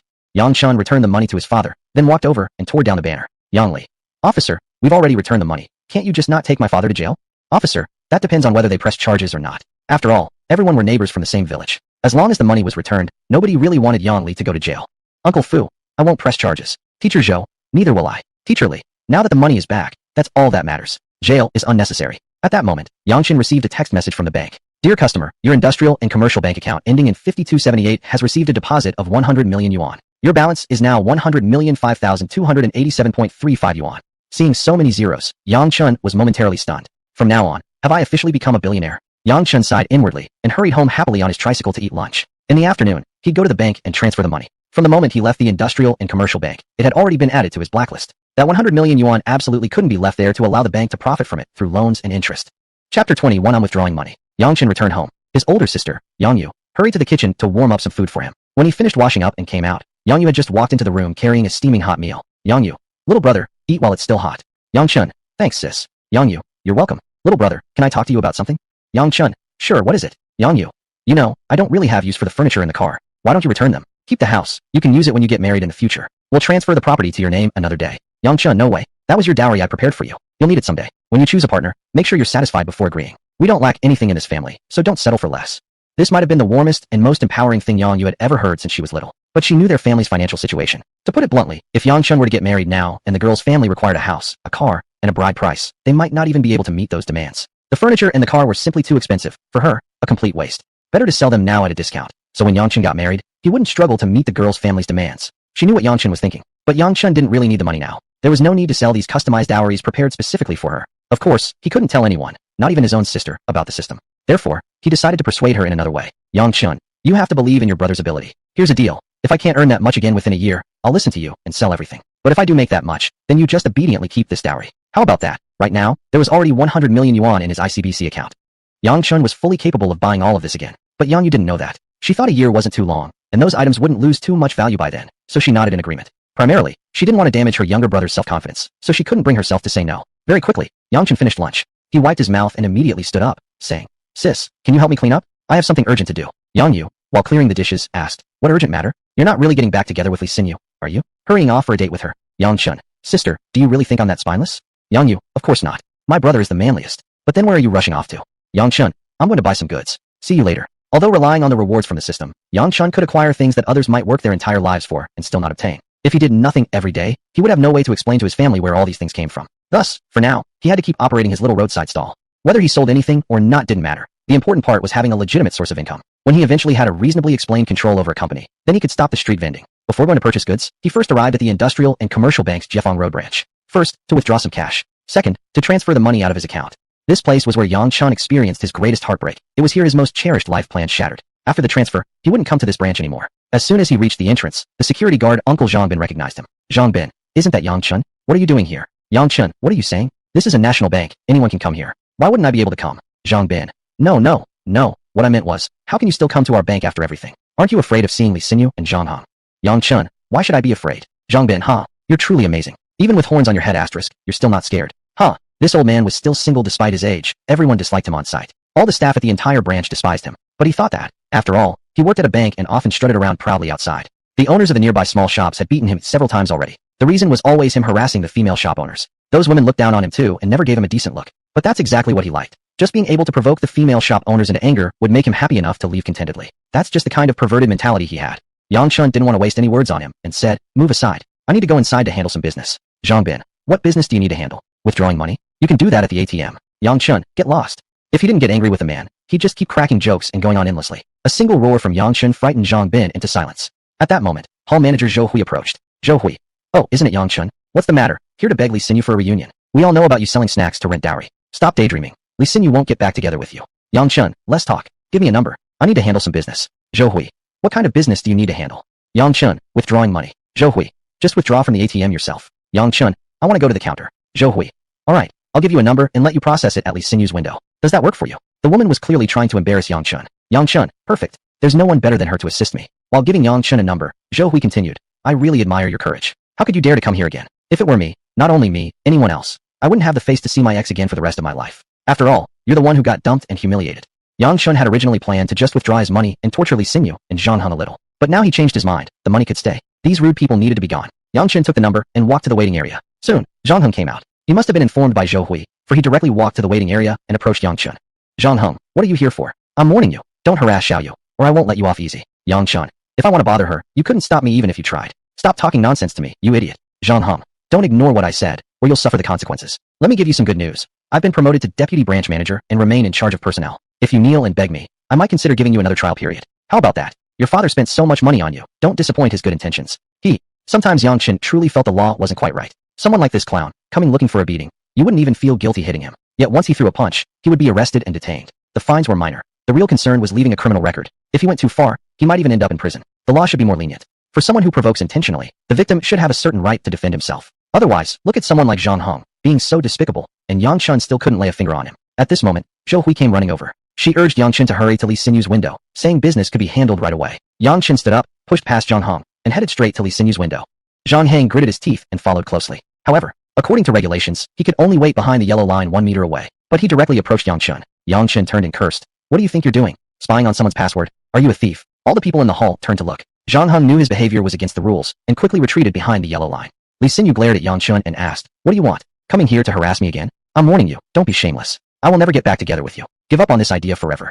Chapter 22. The money I earn is clean. Where did this woman get such confidence? And how could she actually have the audacity to say such a thing? If it weren't for not wanting to stoop so low as to argue with her, Yang Chen genuinely wanted to exchange a few choice words with her. Li Xinyu's words were spoken loudly, so everyone nearby could hear clearly. Zhou Hui and Zhang Heng couldn't help but laugh. Zhou Hui. Deputy Bank Manager Zhang, I think you're too forgiving. With someone so shamelessly persistent, you need to be tougher. Teach him a lesson so he'll never dare harass Xiaoyu again. Zhang Heng. A stinky, low-life guy like that. If I were to get into a squabble with him, I'd be dragging myself down to his level. Better for him to quickly take his few thousand yuan and go. Saves him from having any excuses to bother Xiaoyu in the future. Zhou Hui. What Deputy Bank Manager Zhang said is absolutely right. The two whispered on, but Yang Chen had no patience left for listening to Li Xinyu drone on. Yang Chen, why don't you shut up for a second and just process my transaction already? Li Xinyu. Could you be more polite? What kind of transaction do you need? Yang Chen, no way I can be polite to you. I'm withdrawing all the money in my account. With that, Yang Chen threw his card across. Li Xinyu picked it up with an expression of disgust. Such a stinky little amount. Why bother coming all the way here to take every penny? You going to use it to buy inventory and keep selling underwear at a street stall? Yang Chen, what's wrong with selling underwear at a street stall? The money I earn is clean. Li Xinyu, that really struck a nerve. She was in a relationship with someone like Zhang Heng, who was over 40 years old and already divorced. Wasn't everything she had now exactly what she obtained through her own dirty deeds? Li Xinyu angrily swiped the card, snapping, enter the PIN.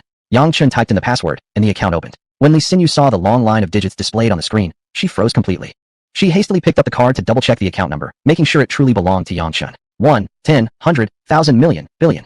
By the time she reached billion, her voice had died completely, barely audible to anyone except herself. He really has this much money. That dowry wasn't rented, it was real, and he was just street vending to test me. What should I do? How can I get him back? If I marry him, I'll never have to work again. There's enough money to live extravagantly for the rest of my life. Li Xinyu thought inwardly, her mind in chaos. Yang Chen, what the hell are you doing? Hurry and do the transaction. I want to take it all. Everything. Overcome with shock and excitement, Li Xinyu rushed out immediately. She ran forward, threw her arms around Yang Chen, and cried, Darling, I'm so sorry. It's all my fault. I was tricked by him. I've realized my mistake now. From this moment on, I only love you. Only you. I'll give you a whole basketball team of kids, darling. Let's get married. I don't want anything, not even a wedding procession. I'll walk to your house myself. This spectacle stunned Zhang Heng and others present. Yang Chen shoved Li Xinyu away immediately, repulsed. Don't let any part of your filthy body touch me. Even getting near my clothes is unacceptable. Li Xinyu. Darling, I was truly deceived. My heart belongs to you. Only you. Oh, believe me, please. Zhang Heng, unable to bear this anymore, stepped forward angrily and demanded. What the hell is this act about? Unexpectedly, Li Xinyu raised her hand and slapped him, yelling, It's all your fault. If you hadn't threatened my job, I wouldn't have made this mistake. Zhang Heng. Li Xinyu, are you asking for a beating? It was you who threw yourself at me in the first place. You begged me to keep you, and now you blame me? What are you trying to pull? Why suddenly groveling before him? Li Xinyu, I love him. I'm pleading for his forgiveness. Where's the groveling in that? Step aside. Don't let me see your face again, or I won't let you off so easily. Zhang Heng, you crazy bitch. Yang Chen, what the hell did you say to her? Yang Chen, not much. Just wanted to withdraw the money in my card. Process my transaction now, or I'll be filing a complaint against your bank. At this point, another bank clerk from the nearby window came over to check Li Xinyu's computer. Upon seeing those figures on the screen, she was stunned too. She stared at Yang Chen in astonishment, speechless for a moment. Zhang Heng. Chun-Li, what the hell is going on? What did you see? Chun-Li, I saw Yang Chen's account has over 100 million yuan in it. Zhang Heng, what? 100 million? You didn't make a mistake reading that, did you? Did you double-check the decimal points? Chun-Li, you can check for yourself if you don't believe me. Zhang Heng simply couldn't believe Yang Chen really had 100 million yuan. If he really had that much money, he wouldn't have left the bank defeated last month, and certainly wouldn't have lost his girlfriend. But when he walked up to the computer and saw that long string of numbers on the screen, it felt as if lightning had struck him. He felt completely awful. Now he finally understood why Li Xinyu had cried and begged Yang Chen for forgiveness. A billionaire. Nobody would want to let go of such a wealthy man. The customers around began to whisper amongst themselves. A deposit of 100 million yuan. Now that's a real tycoon. Hey, I feel like I've seen this handsome guy somewhere before. You're kidding. Just because he's good looking and rich, you claim you've met him. No, really, I'm not lying. I feel like I've seen him somewhere, but just can't recall. I'd kill to get this tycoon's WeChat. That woman is really shameless. Now that he's worth a fortune, she wants to get back together. When he had no money, she ran off with an older man. How despicable. Truly low. As a woman myself, I feel ashamed of her. Hearing all the murmurs, Li Xinyu's face turned red. She wished she could find a crack in the ground to hide in. However, the moment she thought of Yang Chen having 100 million, she lifted her head again, looking at him with a pitiful, pleading expression. As long as he would take her back, no matter how cruelly others insulted her, she was willing to endure it all. Yang Chen knocked on the glass, saying, How many times do I have to repeat myself? Hurry up and process my withdrawal. Leave not a single penny behind. Zhang Heng was already too terrified to utter a word. As the deputy bank manager, he understood exactly how Yang Chen could ruin him with just that 100 million yuan. Chun-Li, Mr. Yang, how come you have so much money? Yang Chen, what business is that of yours? If there's any problem with the money, the police will investigate me. You're not qualified to question me. Chun-Li, no, please don't misunderstand me. I'm not investigating you. I was just curious. Anyway, you definitely can't withdraw all this money today. Such a huge amount requires prior appointment and approval. Please fill out this application form. Within 3 working days, we'll give you a response. Yang Chen, fine, I can also just transfer it then. Transfer it to my account at the commercial bank. Such a massive amount of deposit made nobody dare to proceed with the transfer lightly. Chun-Li immediately called bank manager Lu Jun, quickly updated him about the situation, and requested him to come here immediately for handling. A deposit of 100 million yuan. This was undoubtedly a super VIP customer. Lu Jun didn't even bother putting on his coat before rushing over. Oh, Mr. Yang, I always believed you were destined for greatness. Time and again you prove people wrong. Indeed, one should look at others with new eyes after 3 days apart. Lu Jun flattered while quickly walking toward Yang Chun. Yang Chun had been waiting precisely for Lu Jun. Only with Lu Jun showing up could Yang Chun finally enact his revenge. Chapter 23. I think you're filthy. Lu Jun, as the branch manager, wasn't familiar with Yang Chun, who had once interned at this branch. What he had just said was merely polite small talk. But it didn't matter. Yang Chun hadn't expected him to take things seriously either. Whether Lu Jun was sincere or not was completely unimportant. To Yang Chun, he was just a pawn for taking revenge on Zhang Hong. Yang Chun, Manager Lu, you're too kind. I'm just a small fry who was meant to stay at the bottom of the pond. Anyway, I need to transfer the money in my account. I hope Manager Lu can approve it soon. Lu Jun, huh? Of course, no problem at all. Our bank always believes in freedom of deposit and withdrawal. I just bought a box of Da Hong Pao tea a few days ago, but haven't found the right person to taste it with. How about it, Brother Yang? Come with me and taste it together. It said that Lu Jun only served Da Hong Pao tea to VIP clients. Clearly, he now regarded Yang Chun as a VIP. Yang Chun had no mood for tea tasting. He was focused on revenge. Yang Chun, thanks, but no need for tea. Just hurry up and process the transfer. Lu Jun knew about the conflict between Yang Chun, Zhang Hong, and Li Xinyu. He had already guessed that Yang Chun's insistence on transferring the money must be related to Zhang Hong and Li Xinyu. Therefore, he decisively said, actually, it's not just about tea. I wanted to discuss something important with you. I'd like to hear your opinion and see whether my decision is right or not. Yang Chun, oh, Manager Lu flatters me too much. Do you, as a branch manager, really need to consult an outsider like me about your decisions? Lu Jun, because this issue concerns you directly. Yang Chun revealed a slight playful smirk on his lips and said, is that so? Then I really need to hear it. But there's no need to have tea, just talk here. Since he was going to take revenge, he had to do it mercilessly. Handling things in the office wouldn't be enough to quell Yang Chun's deep hatred. He wanted Zhang Hong and Li Xinyu to be publicly humiliated in front of everyone, just like the time he fled the bank in utter disgrace. The bitterness he had tasted, these two despicable people had to experience as well. 45-year-old Lu Jun had already lived half his life. How could he not understand Yang Chun's intentions? He quickly replied, okay, let's just talk here then. After careful observation, I've come to realize that Li Xinyu isn't suitable for working at our bank. Since Zhang Hong was promoted to deputy manager, he's gotten carried away and really damaged the bank's image. My idea is to fire both of them and never rehire them again. However, I also feel this might seem overly ruthless. What do you think, Brother Yang? Lu Jun was a shrewd old fox. He knew exactly why Yang Chun had come. Now he was just creating the opportunity for Yang Chun. Zhang Hong and Li Xinyu would either stay or go, depending entirely on one word from Yang Chun. As long as Yang Chun felt satisfied, that 100 million deposit would be secure. How could a mere backdoor clerk and a sycophantic deputy manager compare to a deposit of 100 million yuan? Come on now. Li Xinyu panicked and immediately begged Yang Chun. Chun, don't you remember what you promised me back then? You said you would marry me and make me the happiest woman in the world. Have you really forgotten? Yang Chun, when did I say that? Li Xinyu. That was the first time we were together. You really don't remember? Yang Chun. Oh, I forgot. Don't remember it at all. Li Xinyu.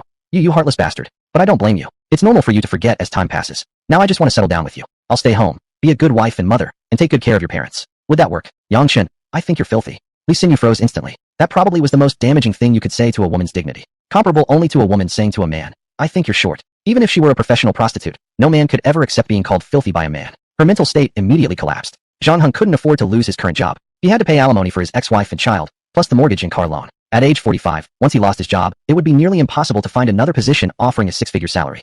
He immediately pleaded, Manager Lu, I've always been loyal to you, and I've done everything to the best of my ability. Please don't abandon me like this. Lu Jun, Zhang Hong, everyone has their own fate. You must learn to accept your destiny. Zhang Hong, I refuse to accept my fate. If I do, I won't be able to support the mortgage, the car loan, and the alimony payments. Lu Jun, this is your fate. Yang Chun, Zhang Hong, how about this? You can do something humiliating yet please me, and I'll convince Manager Lu not to fire you. What do you say? After all, I have a deposit of 100 million yuan. You know how much my words are worth, right? As deputy branch manager, Zhang Hong naturally understood what depositing 100 million meant. A personal deposit of 100 million yuan immediately qualified someone as a private client of the bank. What black gold card, platinum card, none of that even matters. The bank will assign dedicated managers for such clients and prioritize wealth management services for them. Moreover, the bank offers higher interest rates to such clients. In addition to these benefits, there are many others. For example, regular free domestic and international trips, high-end seminars, and so on. If someone deposits more than 30 million, the bank can unconditionally provide a job position. For someone like Yang Chun, who has a deposit of 100 million, asking the bank to offer 2 or 3 positions is no problem at all. Except for the position of branch manager, any other positions can be chosen at will. Even so, it all depends on whether the bank can convince the client to keep his money there. Right now, all it takes is one word from Yang Chun to decide Zhang Heng's fate. Anyone with common sense could see that Yang Chun had come specifically to settle the score. Zhang Heng wasn't stupid, he could see it too. Now, there were only 2 paths ahead of him. Either lose his job, and possibly default on his mortgage and car loan. As for the consequences, no need to say more, the assets would surely be auctioned by the court. Or he could let go of his pride, and do something to please Yang Chun. The very position he once used to oppress Yang Chun had now become a burden, forcing him to abandon his dignity. Was dignity important? Yes, it was. But money was even more important. If he defaulted on his mortgage and car loan, the auctioned assets wouldn't be worth much at all. Including the interest and costs, he probably wouldn't even recover the down payment. If he missed child support payments to his ex-wife and son, with her temper, she would definitely sue him. Thinking about these consequences terrified Zhang Hong. His only choice was to trade his dignity for relief from this fear. Viewed differently, Zhang Hong wasn't bowing to Yang Chun, but bowing to life itself. After thinking carefully, he knelt directly in front of Yang Chun. Zhang Heng. Yang Chun, I'm sorry. I was wrong before. I formally apologize to you now. From now on, whenever I see you, I will step aside. Wherever you are, I won't appear there. I will have nothing to do with her. Please, have mercy on me. Okay. The onlookers immediately erupted into chatter. Oh my god, he really knelt down. Serves him right. Who told him to take advantage of being the boss and steal his subordinate's girlfriend? If it were me, I'd want to kill him. How could I be this polite to him? Exactly. It's payback time. When he took someone else's girlfriend, did he ever imagine something like this would happen to him? This plot is damn exciting, better than the trash from web novels. Then guess whether this rich millionaire will actually let him go. I think it's unlikely. If it were me, I definitely wouldn't let him off. I think he probably will let him go. After all, he himself said he would persuade manager Liu to have mercy if this deputy manager could beg him and give up his dignity. Chapter 24 obviously teaching him a lesson with this 100 million. Everyone was waiting for Yang Chun's response. With just one word from him, the matter of whether Zhang Heng should stay or leave would be settled. Yang Chun. Zhang Heng, what you did was undignified, but I'm not happy about it either. My requirement is for you to do something even more undignified that actually makes me happy. Did I say anything wrong? Zhang Heng. I'm already like this, and you're still not happy? Yang Chun. I think whether I'm happy or not depends on President Liu's performance. However, since you've already knelt down, I won't push further. Alright, I'll plead for you with President Liu. You know, my words carry a lot of weight. Zhang Heng. Thank you. I will definitely keep my promise. Don't worry. A slight playful smirk appeared at the corner of Yang Chen's mouth. At this moment, Lu Jun was frowning tightly. He was carefully pondering Yang Chen's previous words. I think whether I'm happy or not depends on President Liu's performance. This sentence was clearly full of hidden meaning. Putting oneself in his shoes, how could one make Yang Chen happy? Of course, the more miserable the outcome for this despicable couple, Zhang Heng and Li Xinyu, the happier Yang Chen would be. Therefore, no matter what Yang Chen says, I must drive them away, Lu Jun thought inwardly. Being a branch bank president means interpreting others' words is a basic skill. Yang Chen. President Liu, I think directly firing them is a bit too harsh. Give them a chance to reform, right? Zhang Heng. Right. President, you also need people to share the workload, don't you? If you fire me, it'll be hard to find a suitable candidate to replace the vice president in the short term. Lu Jun exhaled slightly and immediately replied. No way. Someone with no capability and such a moral downfall must be fired. Keeping someone like that in our bank is an insult to all our bankers. Zhang Heng. Li Xinyu, go handle your resignation procedures now. As for a new vice president, I've already decided. Yang Chun, my young brother, will take your place. Yang Chen, That's strange. Suddenly, I feel delighted and truly happy. Zhang Heng, sorry about that. I overestimated my position in President Liu's heart. Sigh. Zhang Heng, isn't this obviously making a fool out of him? Zhang Heng. Yang Chun, you're deliberately toying with me. You bastard. Lu Jun. Zhang Heng, mind your manners. You're already fired. Dare to offend our VIP customer again, and you'll receive a lawyer's letter. Zhang Heng immediately shut his mouth. Suing a bank. Isn't that just turning on the bathroom light looking for **T? Even if the bank is in the wrong, how many people can actually win a lawsuit? Zhang Heng understood this principle all too well, so he didn't dare speak another word. After scolding Zhang Heng, Lu Jun hurriedly smiled at Yang Chun and said, My young brother, let's not waste time with this kind of person. Come, let's go to my office and try if my Da Hong Pao tea is authentic. Yang Chun, sure. After talking this much, I really am a little thirsty. I should have some tea. Lu Jun, haha. Exactly. Let's have some tea to moisten our throats. Let's go. Yang Chun, wait a second. Immediately, Lu Jun stopped, and the smile on his face froze. Zhang Heng and Li Xinyu both fired, and even the position of vice president given to him. Wasn't that already more than enough? What else could he possibly want? Surely he wouldn't expect the president position? Lu Jun, my young brother, do you still have anything else to say? Yang Chun, I think security guard Zhang Bin and the hall manager Zhou Hui are both quite unprofessional. If I leave my money at this bank, I can't possibly feel at ease. Lu Jun, you're absolutely right. I've thought the same about those two for a long time. Zhou Hui, Zhang Bin, you two might as well go handle your resignation paperwork together with Zhang Heng and Li Xinyu. Don't waste more words. Just understand it yourself. The previously nervous and hesitant Zhang Bin and Zhou Hui panicked immediately. The two silently prayed in their hearts, hoping Yang Chun wouldn't blame them. But what's coming will come. They should have expected the repercussions the moment they mocked Yang Chun for having his girlfriend stolen. However, they still wanted to fight for it. Zhou Hui, Yang Chun, I'm sorry. I shouldn't have said those things. It was just to flatter Zhang Heng. I never really meant to hurt you. Great men don't hold grudges against small people like me. Please don't hold it against me. Zhang Bin. Yes, I meant no harm either. Look at you. You're someone with a deposit of 100 million yuan. It would be beneath your dignity to hold a grudge against me, a mere doorman. Don't you agree, Yang Chun? Oh, so you mean I'm making a big deal out of nothing and being overly petty? Should I just pretend nothing ever happened and accept being ridiculed by you? Zhou Hui and Zhang Bin fell silent, at a loss for words. By implying Yang Chun was making a mountain out of a molehill and being overly nitpicky, they clearly only angered him further. They were saying that Yang Chun wasn't making a big deal out of nothing, meaning they acknowledged that what he did was appropriate. This clearly wasn't in their favor. Therefore, they had no way to respond and could only remain silent. A real gentleman never forgets to settle the score. No matter how big the grudge is, one must never rent it. Yang Chun. President Liu, you tell me how this should be handled. After all, you're the bank manager. Everything rests on your decision. Lu Jun was a smart man. He knew exactly what he should do. Any normal person wouldn't forgive someone who mocked him. Yang Chun was obviously teaching him a lesson with this 100 million. How could an insignificant security guard and an unnecessary hall manager compare to a customer with a 100 million deposit? Which was more important? Wasn't this obvious? Lu Jun, this Zhang Bin has been harassing women outside all day, damaging our bank's reputation. I have to fire him. And this Zhou Hui, just being a hall manager made her think she was better than everyone else. She constantly looked down on this person and that one, undermining the unity of our staff. I have to fire her too. I know, my younger brother, you're kind-hearted, but leave this matter to me. Let me handle it internally. Yang Chun, sigh, fine. Since this is President Lu's duty, I won't interfere anymore. Lu Jun, huh? Come on, let's go have some tea. Yang Chun, before drinking tea, there's still one thing I need to mention to President Lu. Lu Jun almost collapsed. For this 100 million deposit, he was forced to operate like this. Yet Yang Chun kept throwing out more and more demands without end. But things had gone this far. There was no reason to give up now. He quickly smiled and replied, "What is it? Please speak freely." Yang Chun, "I'm usually quite casual and don't have time to serve as vice president." Lu Jun, "Don't worry, my younger brother. I made you vice president, but you don't actually have to clock in. Just take the title. It's an honor for our bank. How could I really assign you actual work?" Yang Chun, "President Lu, I suddenly feel a bit fond of you." Lu Jun, huh? That's appropriate.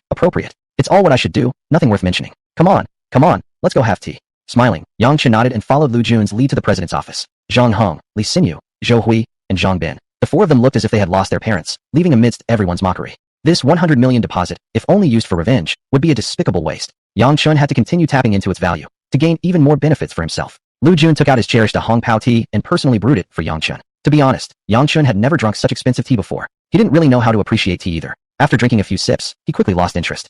Yang Chun, President Lu, with this 100 million left here, can it be better than transferring it to other banks? Lu Jun immediately set down his teacup and replied earnestly, "Of course it can. Let's just say for a 1-year fixed deposit. Normally the annual interest rate ranges between 1.7% and 1.95%. But I'll directly calculate it using the 3-year fixed deposit rate, giving you an annual interest rate of 2.8%. If you purchase our bank products, I can offer a maximum annual interest rate of 4.75% and at the minimum, 4.17%. Isn't that attractive enough? This 100 million definitely couldn't be deposited as fixed. Yang Chun might need to use it anytime. Leaving other matters aside, renovating the old house or buying a house in the city center would require large sums of money. His family definitely couldn't afford that, so he must tap into this 100 million funds. Therefore, fixed deposit wouldn't work. The money must be liquid, available whenever needed. Yang Chun, I'm no longer a kid. I might need to buy a house and get married anytime. Fixed deposits don't really suit me, so I think I'll choose current deposit instead. Current deposits had an extremely low interest rate. The annual interest rate for a current account was only 0.3%, which was equivalent to about 0.08 basis points per day. Obviously, this was not attractive at all.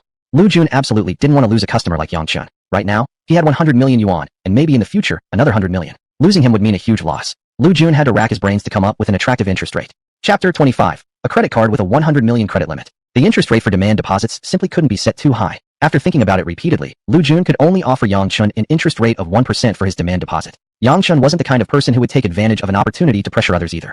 The annual interest rate for demand deposits offered by major banks was only 0.3%. Offering 1% was already extremely generous from Lu Jun's perspective. However, Yang Chun didn't clearly indicate whether he accepted it or not. That really worried Lu Jun. To professionals, an interest rate of 1% was already very high. But to ordinary people, it was essentially cabbage-level cheap and not attractive at all. Therefore, to convince Yang Chun to keep his 100 million deposit at the bank, Lu Jun quickly announced additional benefits. Beyond the high-end services other banks would typically offer, Lu Jun offered Yang Chun an additional credit card with a credit limit of 100 million, providing 6 months of interest-free period and supporting cash withdrawals. In other words, if Yang Chun deposited 100 million here, he could effectively use 200 million. So long as the amount was repaid within 6 months, there would be absolutely no cost. Such a preferential policy was indeed highly appealing. Even if he couldn't find a good investment project, Yang Chun could simply withdraw the 100 million from the credit card and deposit it into the bank for interest, and the interest earned within 6 months would be enough to buy a small 3-bedroom apartment. For other people, even getting a bank loan approved could take more than 6 months. Based on Yang Chun's current life experience, he believed that this 100 million had been utilized to the fullest extent possible. He was almost ready to accept Lu Jun's terms. Yang Chun, I'm deeply moved by President Lu's sincerity. Then, I'll leave this 100 million here. Lu Jun, great. Come, let me toast my younger brother with tea. Yang Chun smiled, picked up his teacup, and the two of them drained their cups in one gulp. Then, Lu Jun immediately called Lu Yun, the VIP client manager. Manager Lu, come to my office for a moment. Okay, I'm currently assisting a customer with a transaction. Please wait a moment. What kind of customer? A C-level customer. Never mind him. Come to my office right away. According to the bank's internal rules and regulations, clients were categorized into different levels. VIP clients were divided into 5 levels: S, A, B, C, and D. C-level clients were individuals or entities with deposits of 10 million in the bank. As for someone like Yang Chun, he belonged to the S-level client. When it came to choosing whom to serve, of course priority went to S-level Yang Chun. Lu Yun didn't understand what the president was up to, ignoring a C-level VIP customer. What could be so important? Still, she needed to follow his orders. She could only apologize to the customer she was currently serving and quickly made her way to the president's office. President, you called for me? Lu Yun asked, still catching her breath. Lu Jun immediately accompanied Brother Yang to process a credit card with a 100 million limit, supporting cash withdrawals at our bank branches. Lu Yun looked closely and realized the person sitting there was actually Yang Chun. She was visibly surprised and said, "Why Yang Chun?" She had seen Lu Yun during Yang Chun's internship at the bank. Lu Yun, being a VIP client manager, had always held a high standard and had never given Yang Chun the time of day. She had also heard about how Zhang Hong had stolen Li Xinyu away from Yang Chun. So this was why she was so shocked. Why would the president issue such a high-spec credit card for him? These credit cards were issued based on the client's deposit amounts in the bank. A credit limit of 100 million usually indicated a deposit of at least 100 million as well. So, Yang Chun had a 100 million deposit? Then why did he just allow Li Xinyu to be taken by Zhang Hong? This simply defied common sense. Lu Jun. Manager Lu, what are you waiting for? Hurry up and process the card for brother Yang. Lu Yun snapped back into focus and hastily replied, oh yes. Mr. Yang, please follow me to the VIP reception room. Despite her surprise, Lu Yun quickly adjusted her tone and started calling him Mr. Yang. Yang Chun, alright. President Lu, I'll go first then. Lu Jun. Yes. Lu Yun politely said to Yang Chun, Mr. Yang, this way please. Yang Chun. Thank you, Manager Lu. Lu Yun. You're welcome. The two walked out of the president's office. As they walked, Lu Yun whispered anxiously, Yang Chun. No, sorry Mr. Yang. How did you end up having a deposit of 100 million? Yang Chun. You guess. Lu Yun. The two happened to be passing by the restroom. Lu Yun felt she needed to touch up her makeup and quickly said to Yang Chun, Mr. Yang, you go ahead and wait in the VIP reception room first. I'll just go to the restroom. Is that okay? Yang Chun. Sure. I know the way. I can go by myself. Lu Yun nodded and quickly turned into the restroom. Actually, there had once been an unpleasant incident between Yang Chun and Lu Yun. Back then, Yang Chun was an intern, and Lu Yun looked down on him. One time, without prior notice, Yang Chun had directly brought a customer into the VIP reception room. Coincidentally, Lu Yun had been napping lazily at that time. She became very angry and scolded Yang Chun thoroughly after the customer left. Although she didn't curse him directly, she used terms like nobody, uneducated, and uncultured. As a fresh graduate new to the real world, Yang Chun dared not offend someone like her. Plus, he was still in his probationary period, so he could only endure silently. Now that she knows Yang Chun is a big shot with at least 100 million in deposits, Lu Yun panicked. She quickly needed to touch up her makeup because she would soon be handling business for Yang Chun alone, and this would be a good chance to improve their relationship and erase past unpleasantness. If there was even a chance to develop a closer relationship with him, it would be even better. At 30 years old, after turning down dozens of suitors, the kind of high-quality man she had been waiting for was exactly someone like Yang Chun. Now that the opportunity had come, she had to grab it no matter what. Actually, she was completely overthinking things. Yang Chun had no intention of being with an older leftover woman in her 30s. Wouldn't an 18-year-old girl be much better? Besides, Yang Chun had already completely forgotten the unpleasantness between them. Her trying so hard to act smart and manipulate the situation would only bring those unpleasant memories back. Meanwhile, Yang Chun arrived at the VIP reception room. There was already someone waiting inside. As Yang Chun drew closer, he realized it was actually Li Qing, the guy who had deliberately picked a fight with him that morning at the entrance of Wanda Plaza over Wang Mingqi. Li Qing had suffered a big loss and humiliation back then. Seeing Yang Chun again now, he was greatly shocked and hurriedly stood up to ask, how come you're here?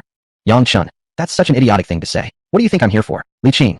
Damn it. You must have entered the wrong room. This is the VIP reception room. If you want to withdraw money, you should go to the counter in the lobby. With just a few loose change in your account. How dare you even come here? Yang Chun. Oh, thanks for reminding me. What are you here for then? Taking a loan to buy a car. Li Qing. How did you know? Yang Chun. What? I actually guessed it right. Li Qing. Right. I'm here to apply for a loan. Anyway, I have to buy the car eventually. Buying it now will help me sleep with Wang Mingqi. Why wouldn't I buy it now? Let me warn you, stay away from her. I have lots of friends, and one phone call is all it takes to stop your street vendor business. It's not worth risking your livelihood over a girl who doesn't belong to you. Yang Chun. I told you you're as stupid as those villains in idiotic web novels, but you won't admit it. When did I ever approach her? You couldn't win her over because you're just not capable enough, so why blame others? Li Qing.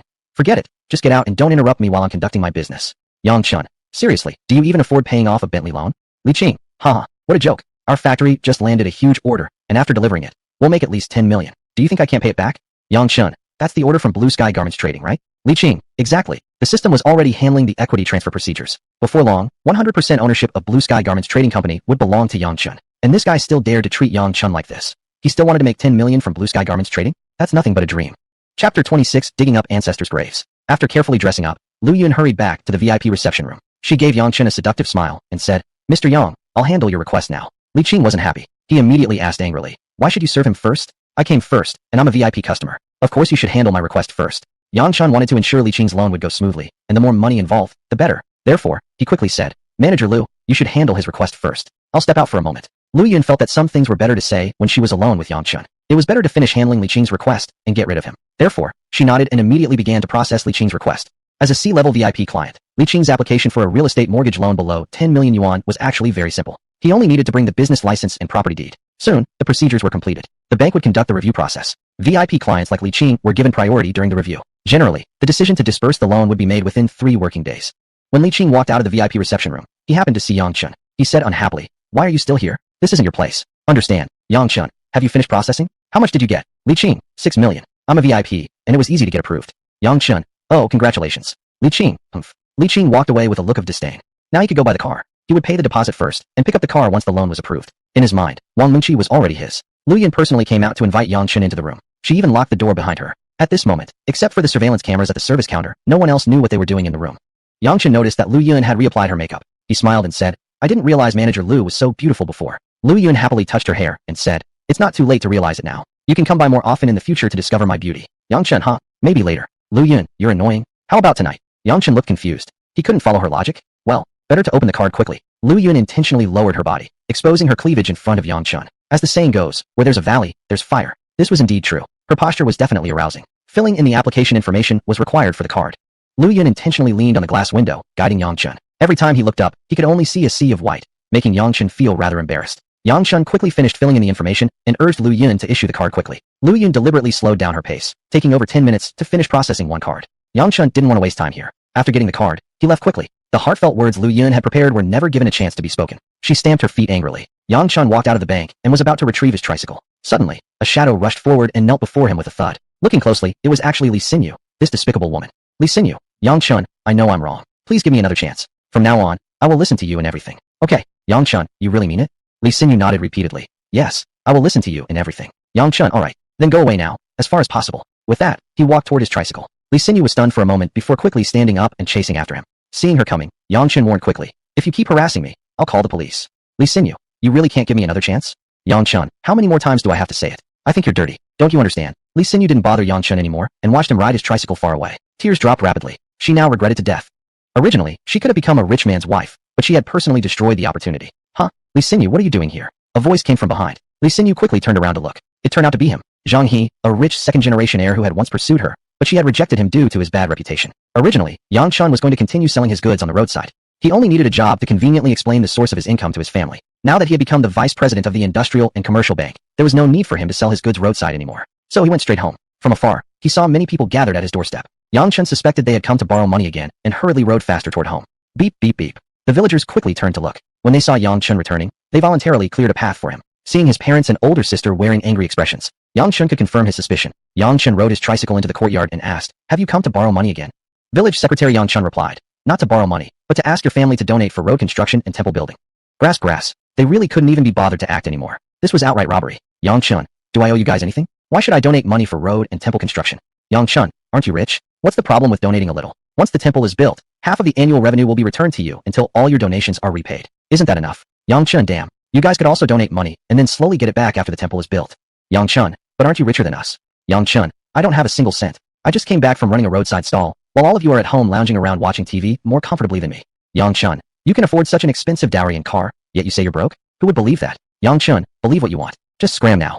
As the village secretary, Yang Chun's attitude was relatively good. The other villagers weren't as good. Yang Chun, we're talking nicely to you now. Don't be ungrateful. If you refuse to donate, we'll flatten your grandparents' graves. According to regulations, your grandparents' graves don't meet policy requirements and must be forcibly removed. Unbelievable, utterly conscienceless. They even wanted to dig up ancestral graves. There was news saying that Yij refused to leave the countryside because villagers had threatened him. If his family moved out, they would dig up their ancestral graves immediately. Back then, when Yang Chun saw similar news, he treated it as entertainment and just laughed it off. He really couldn't imagine anyone being so shameless. But now he believed it. For money, some people could indeed lose all conscience, abandoning all principles. Yang Fu dared not confront villagers head-on, but Yang Chun had no fear. Yang Chun, damn it, just try touching one shovel of dirt on my grandparents' graves. If I don't tear down your homes, then I'm your *****ing son. Yang Chun's firmness enraged all the villagers. So arrogant. Even your father never dared to speak like this to us. Where did you get the courage? You try tearing down our homes. Yeah, don't talk nonsense. Go do it. Just bark all you want. Go ahead and tear it down. Among them, the loudest was Yang Li. This bastard had lost face and nearly gone to jail due to Yang Chen's actions. He had been harboring resentment. Now that the villagers had united to trouble Yang Chen's family, naturally, he was enthusiastically stirring up trouble. Yang Chen could access 200 million yuan now. If necessary, he could buy the entire Yangjikan village and develop it as real estate. If he had already threatened to tear down their homes, then he would follow through and tear down their homes. However, he needed a company to operate this. If he bought the land personally, these people would surely demand exorbitant prices. Operating under a company's name could maximize squeezing them. They lacked mercy, so he wouldn't need to show mercy either. At this moment, the system light screen suddenly opened. System. Temporary mission, no cash or material rewards. Mission. Beat Yang Li up and force all villagers to retreat. Completion reward. Demolition planning project for Yangjikan village. P.S. This demolition project will be operated by Haishin Group. Haishin Group. Mission 3 among the 3 tasks Yang Chun completed earlier had awarded him 77% equity in Haishin Group. The equity transfer was currently in process and would soon belong to Yang Chun. Great. So he just needed to give this bastard Yang Li a beating. After all, he loves money. Pay a bit of medical fees and he definitely won't report to the police. Without hesitation, Yang Chun grabbed a brick and marched straight toward Yang Li. Chapter 27. Watch me dare to hit you. When Yang Chun picked up the brick and walked toward Yang Li, the one who felt the most terrified was not Yang Li, but rather Yang Fu. If Yang Chun really smashed Yang Li with that brick and something bad happened, there would be legal consequences. Yang Fu wasn't afraid of Yang Li himself, but he feared his son would carry a criminal record, dragging down the whole family for 3 generations. Yang Fu hurriedly stepped forward and grabbed the brick away, scolding, "What are you doing? Have you gone crazy? Go inside now." Yang Li, emboldened by the crowd, and knowing that the villagers were united in wanting to scam money out of Yang Chen's family, grew more daring. Stepping out from the crowd, he stuck his head forward provocatively and shouted, "Come on, hit me right here. If you're still a real man today, hit me."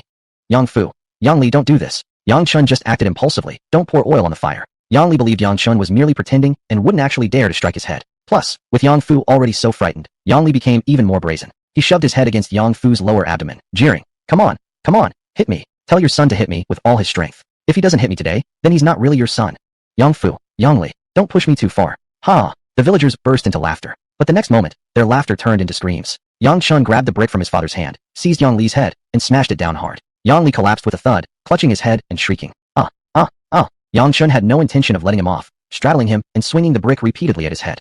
Murder! Murder! Help! Help! Yang Li screamed frantically. How arrogant he had been just a moment ago. Now he regretted everything. Yang Fu, Wang Ji, and Yang Yu were all frightened and rushed over to pull Yang Chun away. Holding the bloodstained brick, Yang Chun roared at the villagers. Who else? Who the hell dares not fear death? Come on, see if I dare to hit you. Yang Fu. You little brat, have you gone mad?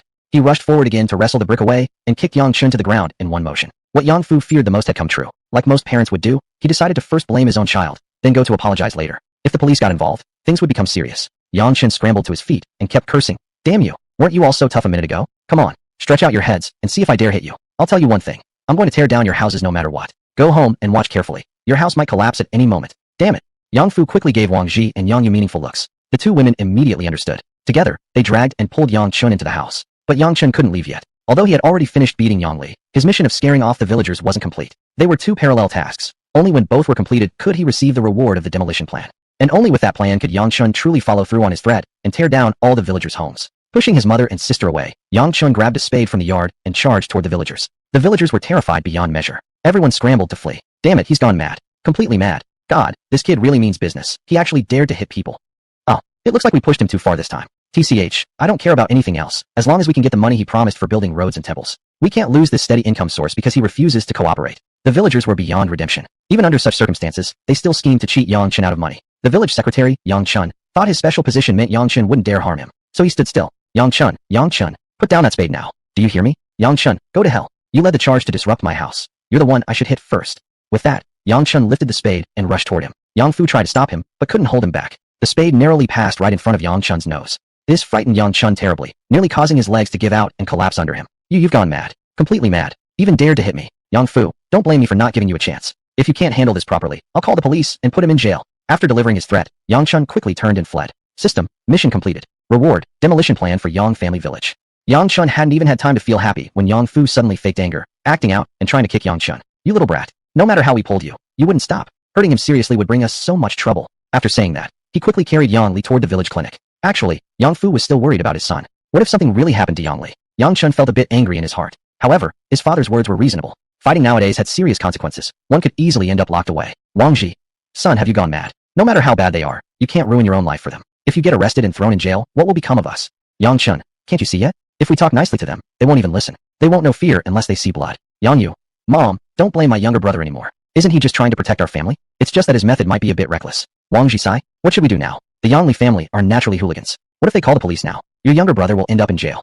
Yang Chun, don't worry, they won't call the police, they just want money. Even if they do report it, I'm not afraid. They broke into my house. I was just defending myself. At worst it's excessive defense, but as long as I pay their medical fees, nothing serious will happen. I'm hungry, let's eat something. Tears in her eyes. Wang Ji wanted to say something, but held back. Then she sighed again and hurried into the kitchen to prepare the meal. In case her son got detained, he wouldn't be able to eat or drink well there. She wanted to make a rich and hearty meal, so he could have a proper meal. Not long after, Wang Qin arrived at Yang Chen's doorstep and sat on the ground crying out loudly. Dear God in heaven, please open your eyes and look down. Why must we, the honest and upright people, suffer from oppression? Our Yang Li is nearly dead at the clinic, while the murderer remains free and happy at home. Is there still any justice left? If Yang Li dies, how are we, the widows and orphans, supposed to live? Well, hearing Wang Qin's weeping and wailing, Yang Chun and the others had no choice but to come out and deal with it. Wang Ji and Yang Yu quickly stepped forward, trying to pull Wang Qin up, but she stubbornly refused to stand, shoving the two away while continuing to cry and yell. Yang Chun brought out a chair, placed it in front of Wang Qin, and sat down to watch her performance. Wang Qin immediately raised her voice even higher, wailing to the heavens and earth. The nearby villagers gathered again, curious about the commotion, but they feared Yang Chun might go crazy again, so they only dared to watch from a distance, too afraid to approach. After crying and wailing for about 10 minutes, Wang Qin's throat was hoarse and she grew exhausted, gradually calming down.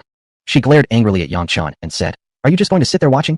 Yang Chun, "Oh sorry, I should have clapped for you instead." Clap clap clap. Yang Chun sat there, laughing and clapping sarcastically at Wang Qin. Wang Qin, "Oh my, everyone please come and judge who's right and wrong. Our Yang Li was almost beaten to death by him, yet he acts so indifferent. Is there no justice left? No law left?" Although the villagers didn't dare to approach, their urge to provoke remained unchanged. Wang Qin, why bother arguing with him so much? Call the police. Exactly. Let the police take him away for a few days and he'll calm down. Yang Chun, you're way too arrogant. You practically defy all laws and rules. You beat Yang Li so badly, yet show no remorse. Where did you get the audacity to act so boldly? Yang Chun pointed at the group of villagers and cursed. All of you bastards shut up. Go back and watch your houses and ancestral graves carefully. I'll tear them all down sooner or later. The villagers, of course, didn't believe Yang Chun was truly bold enough to demolish their houses and ancestral graves, so they kept on talking trash nearby. Actually, Wang Qin only wanted money and had no real intention to call the police. Seeing the villagers inciting her, she decided to scare Yang Chun a little. So she said to him, I'm going to report you to the police. Yang Chun saw right through her, unafraid she would actually call the cops. Yang Chun, originally, I prepared 50,000 yuan to compensate you. Since you're going to report it, forget about it.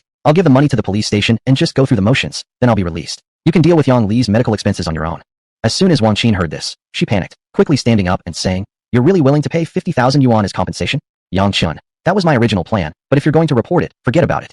Wang Qin, no report, no report. Who said I was going to report? If you compensate me with 50,000 yuan, I guarantee nothing ever happened. Chapter 28 coming to call. Yang Chun saw right through Yang Li's entire family. They only cared about money. As long as money was involved, every issue could be resolved. Wang Qin's reaction was exactly as Yang Chun had anticipated. Spending 50,000 yuan to buy a demolition plan was a tremendous deal. Wang Ji would definitely feel the pain from spending 50,000 yuan.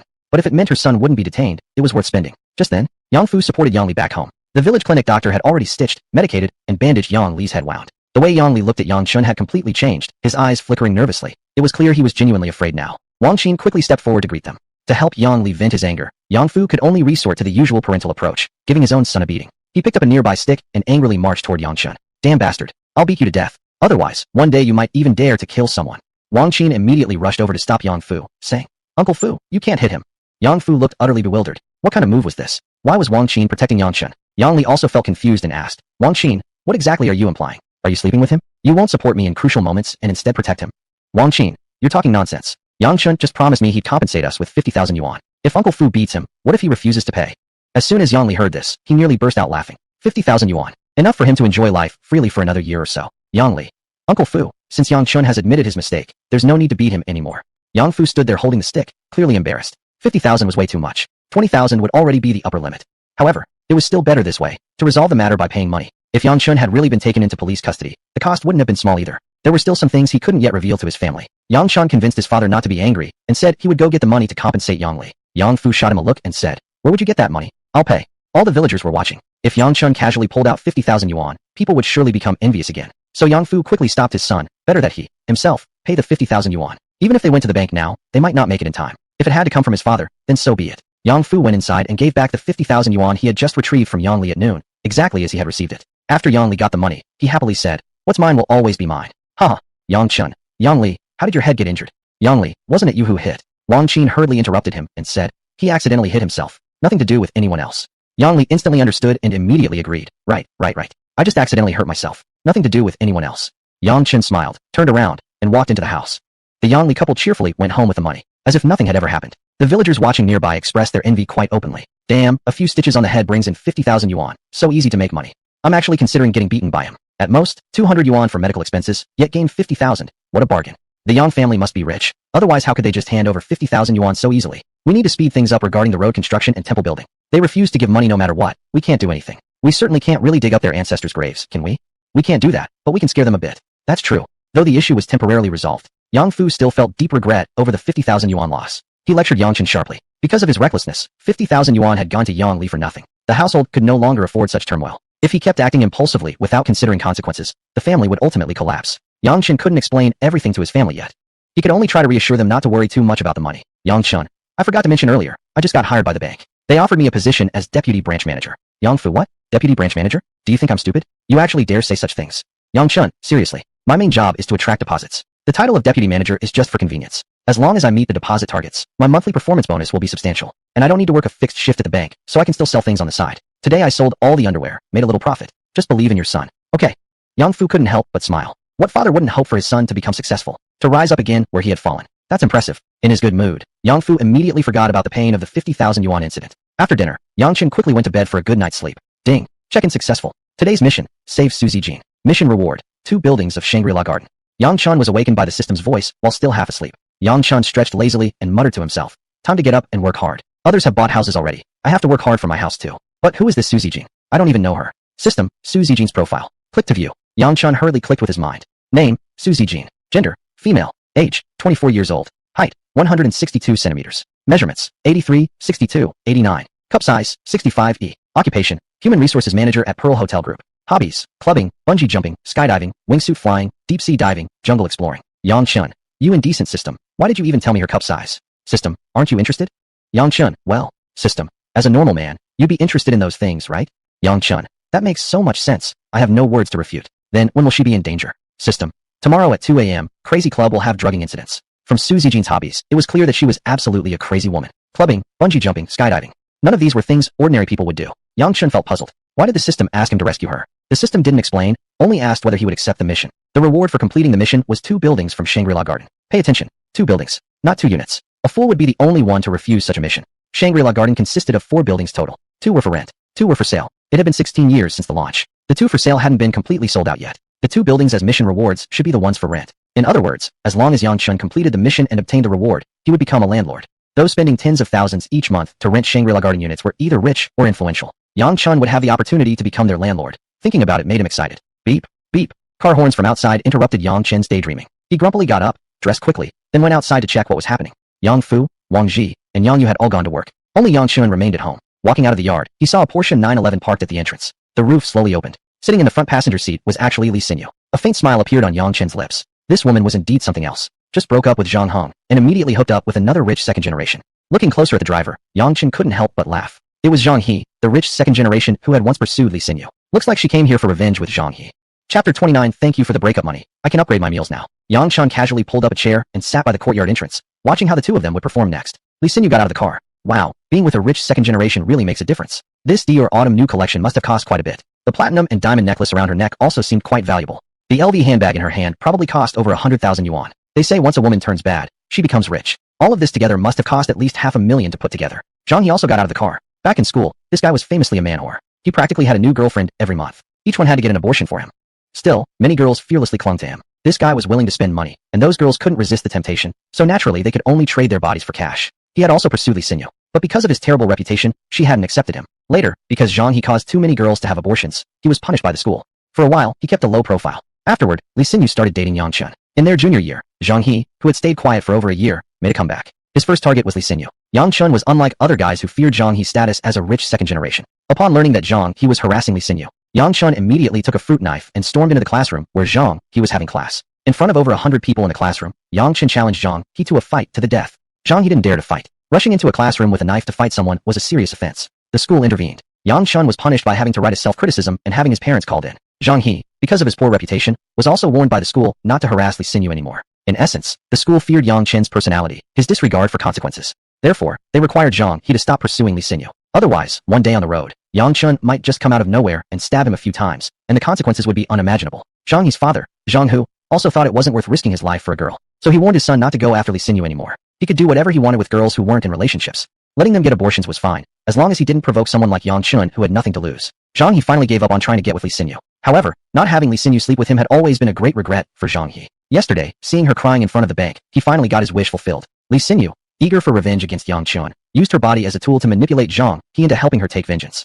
Li Xinyu intentionally showed off her designer brands as if Yang Chun couldn't see them. Yang Chun just silently watched them, saying nothing. Zhang He suddenly pulled Li Xinyu into his arms and kissed her deeply. Then, arrogantly, he said to Yang Chun, Li Xinyu now belongs to me. From now on, you can forget about seeing her again. Li Xinyu, I'm officially notifying you now that I've broken up with you. Let's part ways amicably. Consider this 50,000 yuan as your breakup money. Take it nicely and don't bother me anymore. Otherwise, he won't be so polite with you.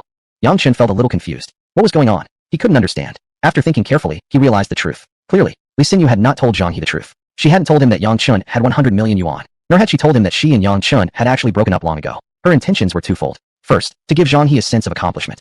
To take another man's woman is an achievement for any man, especially with a woman who had slipped through his fingers back then. Zhang He's sense of achievement was even greater. Second, she wanted an unknowing Zhang He to help her get revenge on Yang Chun. If Zhang He knew Yang Chun had 100 million, he wouldn't dare come confront him. Zhang He believed Yang Chun was just a poor peasant, which is why he dared to come here. This woman really knew how to manipulate things. Her tea skills were impressive. Poor Zhang He was being used like a pawn, yet he had no idea. He still thought he had stolen Yang Chun's woman, smiling proudly. Yang Chun thought for a moment. If he got into a conflict with Zhang He, wouldn't that be exactly what Li Xinyu wanted? He and Zhang He would fight tooth and nail while she stood by laughing. No, he couldn't let her have her way. Yang Chun stood up and walked over, took the 50,000 yuan and said, thanks. I can upgrade my meals now. Li Xinyu. Here she was, openly provoking him. Given Yang Chun's temper, shouldn't he be furious by now? How could he actually accept this 50,000 yuan? This wasn't following the usual script at all. Lee Xinyu didn't know how to proceed anymore. Zhang He kissed Lee Xinyu again and said, "Baby, I told you this poor guy wouldn't dare to fight back. See, I was right." Huh. Lee Xinyu gave an awkward slight smile. She was here to get revenge on Yang Chun, not to come here with Zhang He to hand him money. If he just walked away like this, what would that make him look like? Zhang He. Yang Chun, you're not completely stupid. This broken down house of yours is depressing to look at, unworthy of Xinyu. Don't be too ashamed, you can find a village girl instead. Huh. Yang Chun, get lost. If you keep talking, I won't hold back anymore. Yang Chun didn't want to let Lee Xinyu get her way, but that didn't mean he would keep holding back forever. If Zhang He dared to provoke him a bit more, he'd probably lose control and act without thinking twice. He'd beat the hell out of him. Zhang He. Oh, getting angry now. Haha. Fine, I won't say anything else. I'm taking Lee Xinyu to go soak in a hot spring and have some passionate lovemaking sessions. With that, Zhang He hugged Lee Xinyu and walked toward his car. Before leaving, he had to throw one more sarcastic remark. There was no way around it. Yang Chun, stop right there. Zhang He and Lee Xinyu both halted. Lee Xinyu was secretly delighted, thinking to herself, I knew you couldn't stay calm for long. I hope you two fight until one of you drops. Zhang He's smile disappeared. He turned around and said to Yang Chun, what? Wanting to scare me again like back in the day with just a fruit knife? Yang Chun, fighting and violence isn't the behavior of a decent man. I think I have a much smarter way to deal with you. Just then, Zhang He received a phone call from his father, Zhang Hu. Zhang He frowned, pointed at Yang Chun, and stepped aside to answer the call. Whatever Zhang Hu said on the other end, Zhang He's expression changed, and he looked shocked, glancing repeatedly toward Yang Chen's house. Then he turned and looked around at the other houses in Yang's village. After hanging up, he stood quietly for a moment before calling someone else. Moments later, Zhang He walked up with a smiling face to Yang Chun and said, forget it. I'm a big man and won't bother with someone like you. Taking your girl away, I felt bad and really wanted to do something to make it up. I know you're proud and wouldn't accept money just like that. So how about this? Sell me your house and land. I'll pay a high price, 500,000 yuan. Pretty generous, huh? Lee Xinyu was stunned. What did that mean? Was he actually here to give money to Yang Chen? She quickly said in a soft tone. Why are you giving him money? Zhang He. Just feeling sorry for him, wanting to give him some compensation. Lee Xinyu. No, why give our money to him? Zhang He. You wouldn't understand. Don't ask questions. Go wait in the car. Lee Xinyu. I don't want to. Zhang He's face darkened, and coldly he said, I told you to wait in the car. Startled by his tone and expression, Lee Xinyu obediently got into the car and waited. Her role was merely to fill a void in Zhang He's heart. She really thought she could control him. How naive. How could a rich second generation with such a terrible reputation fall under her control so easily? Zhang He smiled again at Yang Chun and said, don't mind her. What's rightfully yours, I'll give it to you. 500,000 is already very generous. Just accept it. Yang Chun couldn't figure out why Zhang He suddenly did this. At this moment, several villagers had gathered near the neighbor's house, watching curiously. They were gesturing and whispering, saying who knows what.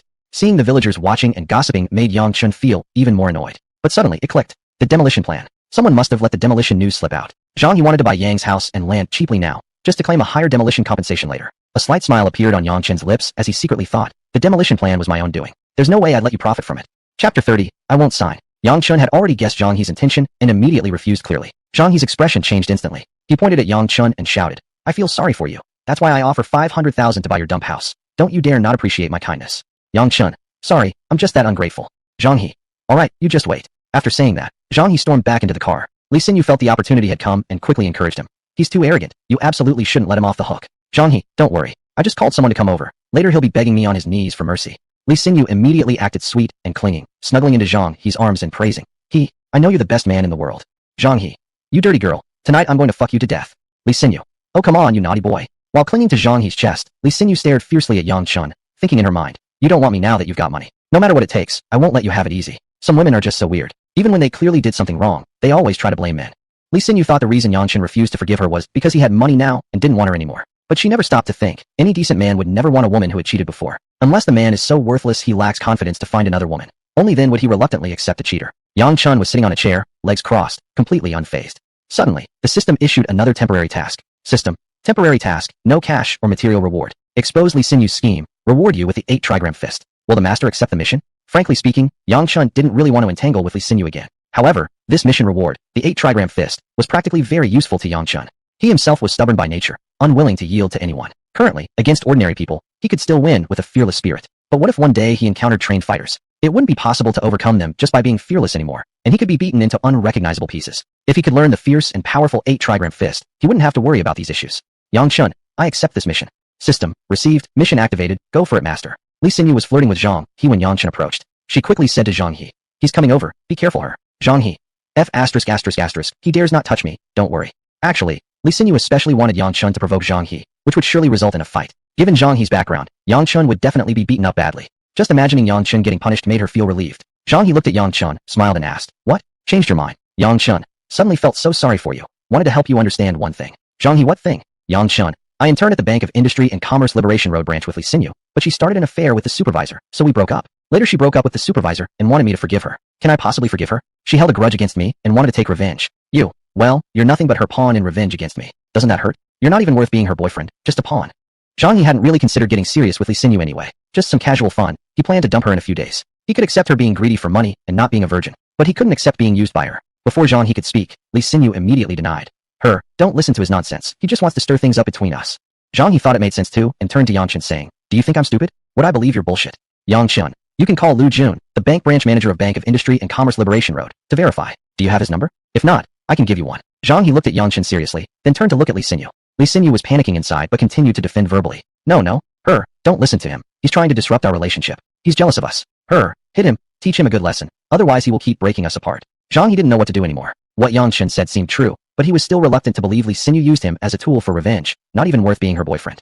At that moment, 4 cars drove over. Soon the cars pulled up and stopped in front of Yang Chen's house. Dozens of people got out of the cars and quickly ran to Zhang He's side. Li Xinyu was overjoyed. Zhang He's men had arrived. Yang Chen was doomed. A woman dressed as a secretary handed Zhang He a document. Zhang He didn't even look at it, directly throwing it at Yang Chen and saying, just sign it. 500,000 will be transferred to you soon. If you refuse to sign, I'll let these brothers here teach you a lesson. 1 or 2 people, Yang Chen could handle. But now with over a dozen people together, there was no way he could win. No wonder the system issued a temporary mission. Apparently, it had already foreseen Yang Chen's danger. But now it's troublesome. The mission isn't completed, and the reward hasn't arrived yet. How could he possibly deal with over a dozen thugs? The villagers next door who came to watch were all gloating. Let him act all high and mighty every day. Now he's been cornered at home. Let's see how he can stay arrogant. He deserved to be taught a harsh lesson long ago. Otherwise, he would really think no one can handle him. Damn, I suddenly feel so relieved. Why don't we ask him again if he's willing to donate money for road construction and temple building? Makes sense. He's in desperate need of help now. If he's willing to donate, we'll help him. He definitely will agree. All the villagers showed sinister smiles and moved forward slightly. Zhang He immediately pointed at the villagers and threatened. Stay away, all of you. Anyone who dares to help him, I'll eliminate them. The villagers were genuinely a bit scared. However, to get Yang Chen to donate money, they had to bravely ask. Yang Chen, are you willing to donate? As long as you donate, we'll help you. Don't be foolish. Risking your life for money isn't wise. For you, the money for road and temple construction is just a drop in the bucket, right? Hurry and decide. They're about to start beating you up. Zhang He shouted angrily. Damn it. Did you all not hear what I just said? Anyone who dares to help him, I'll finish them right now. My father is good friends with Director Zhang of the Municipal Bureau. I'm not afraid of going to jail. This scared the villagers badly. Still, they waited for Yang Chen's response. They were still willing to help as long as he donated. To them, money was always the most important. Given Yang Chen's personality, he would rather be beaten than compromise. So he firmly refused. Remember this, all of you. You threatened to dig up my ancestors' graves. I'll settle this score with all of you someday. Don't even dream about trying to extort money from me. This enraged the villagers greatly. Fool. Wanting money but not caring about your life. Deserve to be beaten. I'll watch you get killed. Good-looking guy, don't hold back. Beat him up. I've disliked him for a long time. Hit him. Zhang He laughed loudly. Yang Chen, how come you're so pathetic? The whole village hates you so much. Yang Chen replied calmly. That's fine. Anyway, soon I won't be in the same village as them anymore. Take this back. I'll never sign. After saying that, he threw the folder directly at Zhang He's face. Zhang He became furious. My patience is limited. If you don't sign the agreement, I'll show you no mercy. Get him. The dozen or so thugs Zhang He had called in immediately started clenching their fists and advancing slowly toward Yang Chen. Chapter 31. At the very least, it must be 200 million yuan. With Yang Chen's current abilities, there was no way he could defeat more than a dozen men. He could only retreat slowly into the courtyard. The villagers nearby showed smirks of schadenfreude. Everyone was waiting to see him embarrass himself, beaten up badly. Li Xinyu wore a cold smirk on her lips, thinking, you playboy, it's time for you to pay. You think you can get rid of me just because you have money? You must pay the price. Zhang He looked down on Yang Chen. In his eyes, Yang Chen was just meat on the chopping block, to be carved as he pleased. Now, he needed to figure out whether Li Xinyu had played him. He pulled out Lu Jun's number and dialed it. Soon, the call was connected. Zhang He. Hello, is this Executive Director Lu? Lu Jun. Yes, this is me. Who is this? Zhang He. It's me, Zhang He. My father is Zhang Hu, the Vice President and CEO of Haishan Group. Lu Jun. Ah, so it's Master Zhang, the son of President Zhang. I wonder what business Master Zhang is calling me. Zhang He. I want to inquire about someone. Lu Jun who? Zhang He. Yang Chen. Yang Chen had already been forced back into the courtyard. He quickly grabbed a shovel to defend himself. These people called in by Zhang He were professional demolition workers. Wherever there were nail households refusing relocation, they'd be called in. Each of them seemed fearless. Do you think what you're holding will help you? Come on, slash it across my neck if you've got the guts. I think having 2 arms is a bit excessive. I only need 1. How about you help me chop one off? Huh, they really stuck their arms, legs, heads out for Yang Chen to strike. Well, obviously he couldn't possibly slash them. Not because he was afraid of them, but afraid of the law. If he actually chopped off someone's arm or leg, it wouldn't be a matter that could be solved with money. It would mean imprisonment. There was no way he'd get himself involved just for their sake. However, Yang Chen wasn't the type of man who would simply let people corner him without daring to fight back. Damn it, if he couldn't slash them, at least he could strike, right? Yang Chen lifted the shovel and hit it hard. Pong. The guy who had been provoking him dropped down instantly. Blood immediately spurted from his head. The entire group was quite startled. Normally, they scared the nail households. No one dared attack them. But Yang Chen completely deviated from the usual pattern, actually daring to strike. Yang Chen. Come on, whoever thinks he's got an extra head, bring it over. Come, I'll help you chop one off. You damn madman. You actually dared to hit us. Yang Chen, you. Before Yang Chen finished speaking, Zhang He suddenly roared. bitch, and then slapped Li Xinyu hard. Before Yang Chun could react, the system issued a notification. System, congratulations to the master for completing a temporary mission. Reward, the Ba Ji Quan Kung Fu. Yang Chun felt a surge of heat in his mind, and instantly mastered Ba Ji Quan. Clearly, Zhang He had learned from Lu Jun about Yang Chun, Li Xinyu, and Zhang Heng's entanglement. Li Xinyu's scheme to use Zhang He to take revenge on Yang Chun was now exposed. Zhang He grabbed Li Xinyu out of the car and shouted, "You lot, stop immediately, pull back." The thugs looked at each other, puzzled, all staring at him. Zhang He waved his hand, signaling them to step back. He threw Li Xinyu in front of Yang Chun, laughing, "She deceived me. Now the truth is revealed. I hand her over to you to deal with." Li Xinyu, Zhang He, shut up. If you dare to say another word, I'll send you off to become a stage girl. Damn it. Yang Chun threw the shovel aside, clapped the dust off his hands, and said, "I have no interest in dealing with her. Don't you treat her like a treasure? The bags, the clothes, not to mention the 50,000 yuan breakup fee. You've already spent all that money. You can't let it go to waste. Hurry up and marry her already." Zhang He, let's not talk about women. Let's talk business. I genuinely want to buy your house and the land. I didn't expect that you actually had a deposit of 100 million yuan in the bank. I underestimated you. 50,000 is obviously beneath your notice. So here's the deal. Double it to 100,000. You sell me your house and land. How about it? Yang Chun, not interested. Get lost. Zhang He, don't be ungrateful. Even if you do have 100 million yuan in the bank, you're still just a peasant. My father is the vice president and CEO of the Haishin Group. Our family owns several houses in Beijing alone, worth more than hundreds of millions. Got it. I'm willing to pay extra. It's a favor I'm doing for you. Do you really think I'm scared of your 100 million?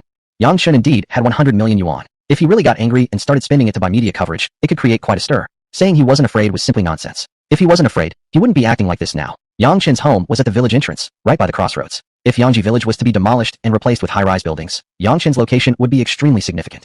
Just think about it. A two-story residential house with a small courtyard situated right at the entrance of a housing complex. How freaking ugly could it get? The residents' daily commute would also become inconvenient. Moreover, once the new complex was built, the road would certainly need to be widened. To widen the road, they had to pass through Yang Chen's land. The demolition value of other households in the village wasn't high. Only Yang Chen's house and land could demand an exorbitant price. That's why Zhang He was determined to purchase Yang Chen's house and land before the demolition plan was officially announced. If 1 million yuan wasn't enough, he would add another million. As long as he managed to buy it, he could claim 20 million from Haishin Group, or even more. Zhang He, 2 million yuan is no small sum. Don't be too greedy. Yang Chun, our location is just too important. You think you can buy it for 2 million? Are you dreaming? Zhang He, then how much do you want? Yang Chun, at the very least, 200 million yuan. Zhang He, what the hell? Why don't you just rob me? Yang Chun, if you can't afford it, don't buy it. Our land is worth 200 million yuan.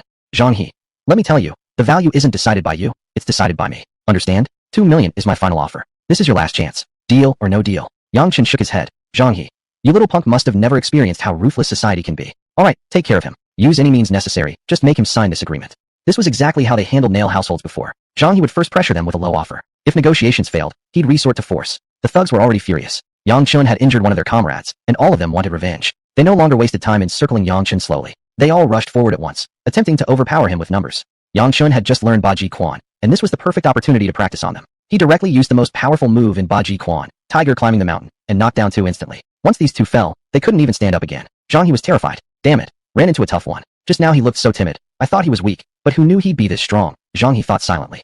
Out of concern for his safety, he immediately retreated outside the courtyard. Even with many men, the thugs were helpless against Yang Chun, like fragile toddlers. In just over a minute, more than a dozen men all lay groaning on the ground. Yang Chun looked at his hands in excitement, and said calmly in his heart, I didn't expect Ba Ji Quan to be so powerful. Its combat effectiveness is incredibly strong. The villagers peeking from neighboring homes were all astonished. Goodness gracious, when did he even learn martial arts? Isn't he just a bookworm? How come he can do this? No wonder he always acted arrogant. Seems like he's been secretly training all along. Holy crap, so he's been holding back all this time? Who among us could withstand even 1 or 2 moves from him? When even a dozen henchmen couldn't handle him, Zhang He dared not linger any longer. He hurriedly rushed to his car, wanting to escape. Would Yang Chun really let him get away? Yang Chun dashed forward, leapt, and jumped straight into Zhang He's Porsche. He grabbed his hair and slapped him twice hard. Yang Chun, you damn bastard, came to my house to stir up trouble, and you thought you could just run off.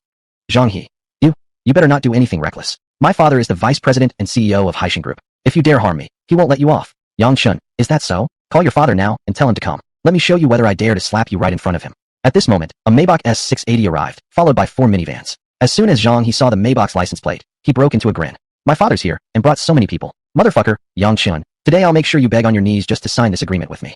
Chapter 32, One wave follows another. This is exactly the same as described in the novels. You beat the small ones, and the old ones come. It just doesn't end. Yang Chun slapped Zhang He across the face and jumped out of the car. A Maybach pulled up close. The driver got out and opened the door. Zhang Hu stepped down. More than 30 men rushed out from the 4 minivans that had followed behind. Wow, this spectacle was truly a bit terrifying. Any ordinary person would have been too frightened to speak at this moment. The villagers watching from the neighbor's house started to feel delighted at someone else's misfortune. Here they come again. So many people this time. He's finished now. Hey, do you think he'll agree to donate money if we ask now?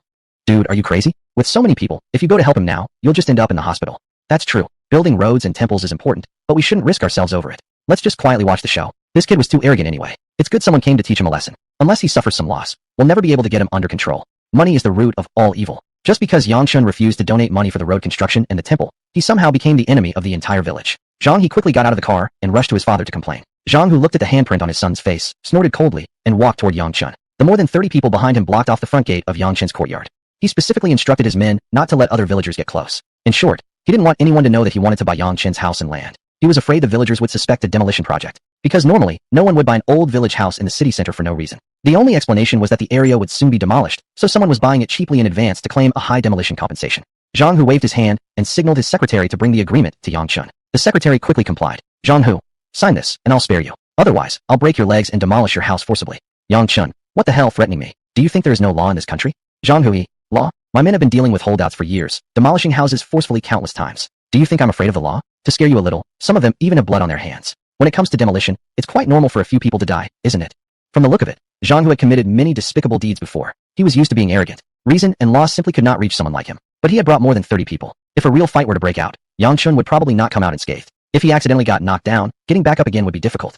System, the Haisheng Group equity transfer documents are on the way. Master, just by some time. Yang Chun's heart brimmed with joy secretly. That meant he was already the shareholder of 77% equity of Haisheng Group. This old bastard Zhang Hu dares to show off in front of him? He was just asking for trouble. Yang Chun, you are Mr. Zhang Hu. Zhang Hu, yes. I'm Zhang Hu, Vice President and CEO of Haisheng Group. I also hold 23% equity in Haisheng Group. I'm the second largest shareholder. Therefore, don't even think about trying to play with me. You can't beat me. What I want, you give it to me. That's your wisest choice. Although Haisheng Group wasn't listed, its valuation was not low. Reportedly, it was already worth 20 billion. The 23% equity in Zhang Hu's hands was worth 4.6 billion. Yang Chun had already thought of a very interesting game. Yang Chun, Mr. Zhang is absolutely right. I really can't compete with you. Well then, I will sign. Right now. Zhang Hu revealed a trace of smug smile and gestured his secretary to hand Yang Chun the pen. Yang Chun accepted the pen, didn't even glance at the document, and signed directly. The secretary retrieved it and handed it to Zhang Hu for review. Zhang Hu nodded in satisfaction after seeing Yang Chun's signature. He tucked the agreement into his chest and turned to the 30-plus men he brought with him.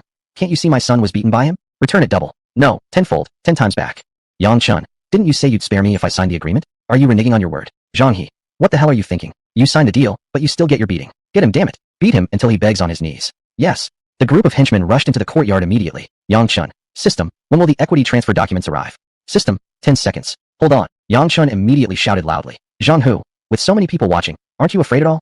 Zhang Hu looked back at the villagers who were more than 20 meters away, smiled, and replied. They're so far away, my men are blocking their view anyway. They can't hear or see anything. Why should I be afraid? Later I'll just say you tripped and fell by accident. With so many people here to testify, even if you call the police, it won't help you.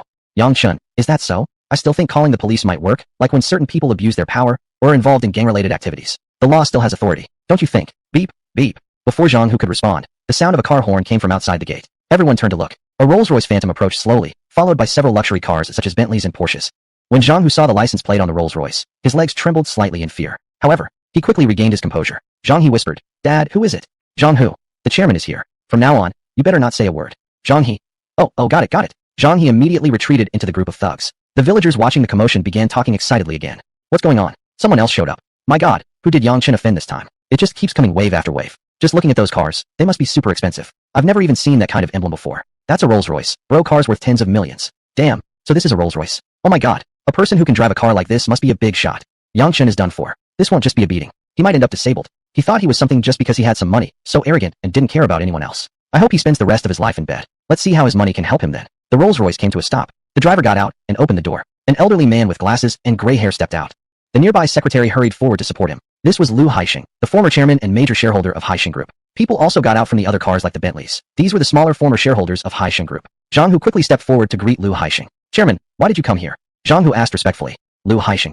Hu, what are you doing here? Zhang Hu. Well, you see, someone owed my son money, and now he wants to pay the debt with his house and land. My son is young and inexperienced in these matters, so I came to supervise things. Lu Haisheng frowned slightly, then laughed. He had spent his entire life in fierce business battles. How could he not understand exactly what Zhang Hu was up to? Lu Haisheng. Hu, how much are you planning to ask the company for after buying it from him? Zhang Hu. Chairman, you misunderstood. It's not that I'm buying it. It's just that he owes my son money and is paying with the house and land. Lu Haisheng. You think I'm 3 years old, don't you?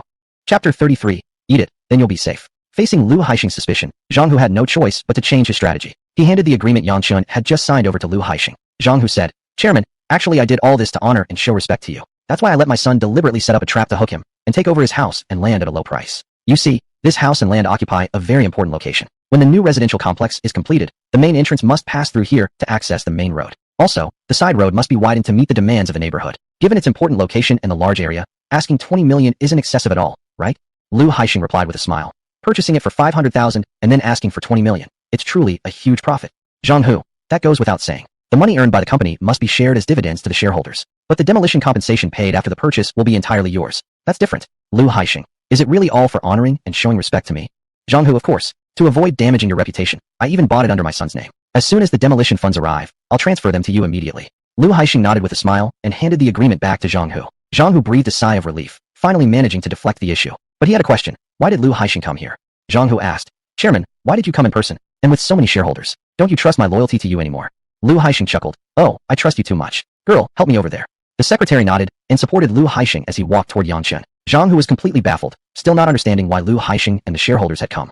He quickly caught up and held Lu Haixing's right arm. Soon, Lu Haixing arrived in front of Yangchen. He looked Yangchen up and down and nodded approvingly. Lu Haixing said, Young man, you must be Yangchen, right?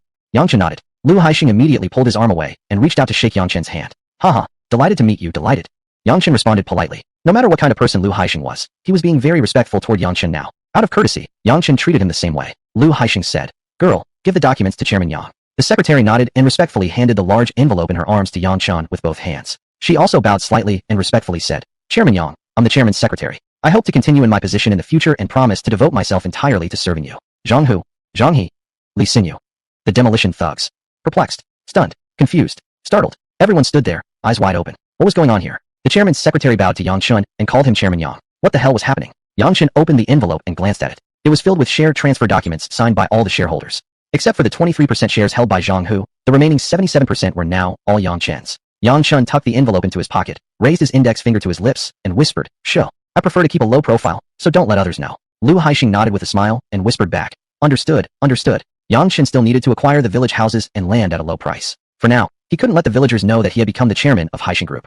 Otherwise, knowing their ways, they would definitely ask for sky-high prices. Zhang Hu could no longer hold back and quickly stepped forward to ask, Chairman, what exactly is going on here? Lu Haixing said, I am no longer the chairman of Haixing Group. I've retired. Chairman Yang has already bought all our shares, including mine. Now, he is both the majority shareholder and the chairman. So, the house and land you purchased, just give them to him as a gift. Zhang Hu. Yangchen smiled at Zhang Hu and waved his hand slightly. Zhang General Manager, you knew I was going to become the chairman of Haixing Group and specially bought this substantial gift for me. Zhang Hu Zhang He couldn't accept this reality. He immediately rushed forward and asked, Why did you sell your shares to him? Get them back immediately. Lu Haixing turned his head and glared at Zhang He. The other shareholders also looked at him unfriendly. Zhang He might have been domineering and tough outside, but that was only among some younger people. Faced with these experienced and battle-tested old men, he immediately wilted. Zhang Hu, quick-witted, hurriedly presented the agreement in his hands to Yang Chun with both hands.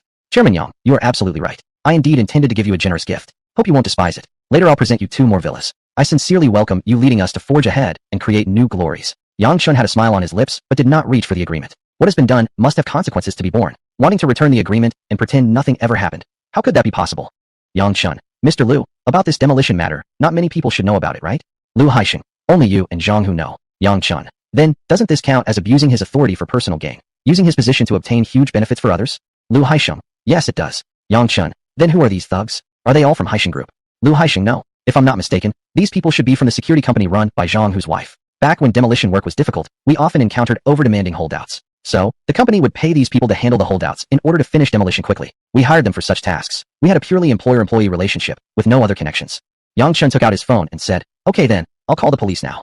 Zhang Hu was terrified and quickly begged, Chairman Yang, have mercy. I know I'm wrong. I'll tear up the agreement right now. Please spare me. Yang Chun, tear it up? What if someone picks up the pieces and puts it back together? Zhang Hu, I'll burn it immediately right away. Fire, quick fire. Zhang He quickly took out a lighter and handed it to his father. Yang Chun, are you burning papers in front of my house? Are you cursing me? Zhang Hu, no. I'll burn it by the roadside then. Yang Chun, even burning it by the roadside will cause pollution, won't it? Zhang Hu, then how should I do it? Please, Chairman Yang, guide me. Yang Chun, if you can eat it, turn it into feces and then use it as fertilizer for farmland. That way it will be both safe and environmentally friendly. Mr. Lu, what do you think of my method? The girl mentioned by Lu Haixing, the chairman's secretary of Haixing Group, was actually his own daughter, Lu Yingning. Earlier, Lu Yingning had also politely requested Yang Chun to allow her to remain as the secretary. Naturally, Lu Haixing had to consider his daughter's future. At this moment, regardless of right or wrong, aligning with Yang Chun was clearly his wisest decision. Lu Haixing, Chairman Yang is right. Tearing it up isn't safe. Burning it isn't eco-friendly. Thinking about it carefully, I believe the only solution is to eat it and then excrete it. That's the safest and most environmentally friendly option. After all, today's technology still can't reconstruct documents from feces, right? Huh. Yang Chun and Lu Haixing exchanged smiles. Poor Zhang Hu though. Would eating these four A4 sheets kill a person? Chapter 34. Warning a friend, he's been warned. Green. Zhang Hu looked at the A4 paper in his hand with a bitter expression. He simply couldn't bring himself to take a bite. Yang Chen said, I think I should call the police to handle this. Zhang Hu quickly replied, No, I'll eat it right away. With that, he immediately tore off a piece of paper and stuffed it into his mouth. This stuff was simply inedible. Zhang He wanted to take some of the burden off his father. However, Yang Chen wouldn't allow it. He could only watch helplessly as his father painfully swallowed the agreement. After finishing all 4 sheets of A4 paper, Zhang Hu hurriedly smiled and asked, Director Yang, I've finished eating. Have you cooled down a bit? Yang Chen said, Director Zhang, you really know how to make decisions. However, your son brought people to bully me at my home, physically assaulted me, and arrogantly demanded me to kneel. Tell me, what should I do about this? Zhang Hu gritted his teeth and immediately ordered, You damn kid, do you think this is a place for you to cause trouble? Kneel down. Zhang He refused to kneel and turned his head away defiantly. Zhang Hu stepped forward and kicked him, shouting, You damn brat, didn't you hear what I said? I told you to kneel down. Zhang He glared at Yang Chen with resentment, but finally knelt down with a thud. Zhang Hu said, Director Yang, please calm down. The kid doesn't know any better, please don't hold it against him. Yang Chen replied, You're right, I shouldn't hold it against him. However, what exactly does this kneeling mean? Shouldn't there be a clear explanation for kneeling? Zhang Hu nodded repeatedly and said, Director Yang is absolutely right. He quickly turned to Zhang He with a serious expression and shouted, Are you mute? Speak up. Zhang He looked at Yang Chen defiantly before saying, Director Yang, I'm sorry. I failed to recognize your importance and rudely offended you. Please, as a generous person, don't take it personally with me. Yang Chen immediately slapped him across the face. Zhang He fell to the ground with a loud thud, blood slowly trickling from the corner of his mouth. Yang Chen said, In the future, when you see me, stay out of my sight. Got it. Zhang He clenched his fists tightly. Zhang Hu felt deeply pained in his heart, but he still needed to make a living, and he couldn't offend the major shareholder and chairman. He immediately kicked his son again, yelling, Have you gone mute? Speak up. Zhang He endured his humiliating tears and replied, I've remembered. Yang Chen said, Humph, get out. Zhang Hu quickly said, Didn't you thank Director Yang for his magnanimity yet? Zhang He responded, Thank you, Director Yang, for your magnanimity. After that, Zhang He hurriedly got up and left. Zhang Hu said, Please calm down, Director Yang. Having raised such an undisciplined son, I'm truly ashamed. Yang Chen replied, Director Zhang, you're too modest. Your son is quite something. In broad daylight, he dared to storm into my home and flaunt his power. Someone who doesn't know the situation might think your family isn't bound by the law. Zhang Hu apologized repeatedly. Sorry. I'll definitely discipline my son properly in the future. I promise he won't bother Director Yang again. Yang Chen ordered, Take your people and leave immediately. Zhang Hu quickly replied, All right. Zhang Hu immediately scurried away like a defeated dog with his tail between his legs. The small shareholders who had sold their shares quickly approached Yang Chen to greet him. Since they had already sold their shares, Yang Chen didn't want to waste time on them. After a brief exchange of pleasantries, Yang Chen dismissed them. Now only remained the father-daughter pair of Lu Haixing and the driver. Lu Yingning had served as the company secretary for 3 years and was very familiar with Haixing Group. Yang Chen had just taken power and wasn't familiar with the group at all. He urgently needed a reliable person to assist him. If Lu Yingning was truly willing to help him wholeheartedly, she could stay. Yang Chen asked, Miss Lu, are you certain you want to continue as company secretary? Lu Yingning replied, Yes. I'm very familiar with the company, and I can definitely help you. Lu Haixing added, That's right. My girl has worked as a company secretary for 3 years, and I specially taught her many things. She knows more than an average company secretary. Director Yang can give her a trial opportunity. If you find her suitable, then keep her. If not, then you can dismiss her. How about that? The father and daughter pair indeed appeared very sincere. Yang Chen, newly in charge of Haixing Group, did need assistance. Lu Yingning's special status would definitely offer great help to Yang Chen. So Yang Chen gave Lu Yingning a trial opportunity. The trial period would last 3 months. No matter how she performed, she would be guaranteed to finish the entire trial period. Whether she would stay permanently or not would depend on the evaluation at the end of the 3 months. Lu Yingning nodded happily and said, Thank you, Director Yang, for giving me this opportunity. I promise to work diligently to prove myself worthy of staying. Yang Chen replied, All right, you can go back for now. Tomorrow at 9:30 in the morning, I will be holding a meeting. All department managers and above from the entire group must attend. Lu Yingning responded, Understood. I will return immediately to inform everyone to attend the meeting punctually at 9:30 tomorrow morning. Yang Chen said, All right then, I want to accompany everyone. Please take your leave. Lu Haixing and others bid farewell to Yang Chen and left in their respective cars. Li Xinyu stood up like a stray dog, dejected and despondent. Tears filled her eyes as she looked at Yang Chen with deep resentment. Yang Chen's attitude was very clear and firm. He coldly said, Get out. Li Xinyu bit her lips, holding back her tears as she covered her mouth and ran off. Originally, she could have enjoyed wealth and prosperity with Yang Chen. Unfortunately, she had taken one wrong step. Because of that single step, she had lost everything. More than 20 meters away, the neighbor's house was crowded with villagers. Seeing that everyone had left, they gathered around again. Who was that, Yang Chen? Why did I see someone kneeling before you? What exactly did you do to them? The villagers kept asking questions one after another. Yang Chen had no intention of wasting his breath on them, and simply ignored them. The villagers became unhappy again, pretending to be something special. So what if you're a bit rich? What's there to be proud about?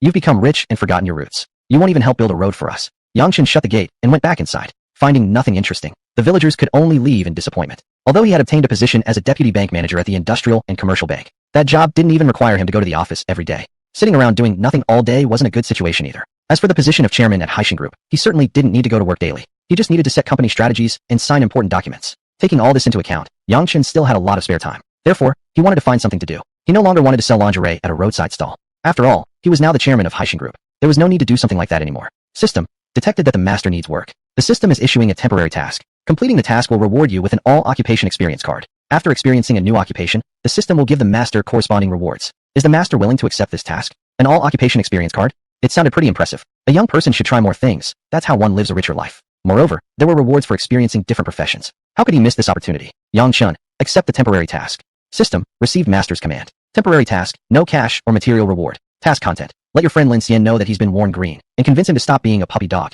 Yang Chun, damn, this task contained quite some information. Lin Xian has been worn green, meaning his girlfriend Zhang Xiaoru had been cheating on him behind his back. Thinking about how Lin Xian had spent 2 years pursuing Zhang Xiaoru as her devoted puppy before finally winning her heart. Who would have expected that in less than a year, his head would already be painted green?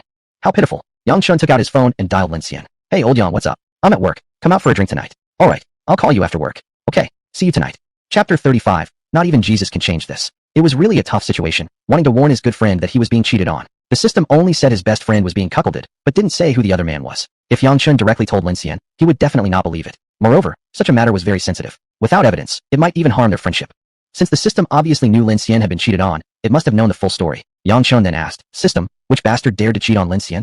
The system displayed a holographic screen, showing only 3 clues. 6:30 p.m., Tan's official cuisine.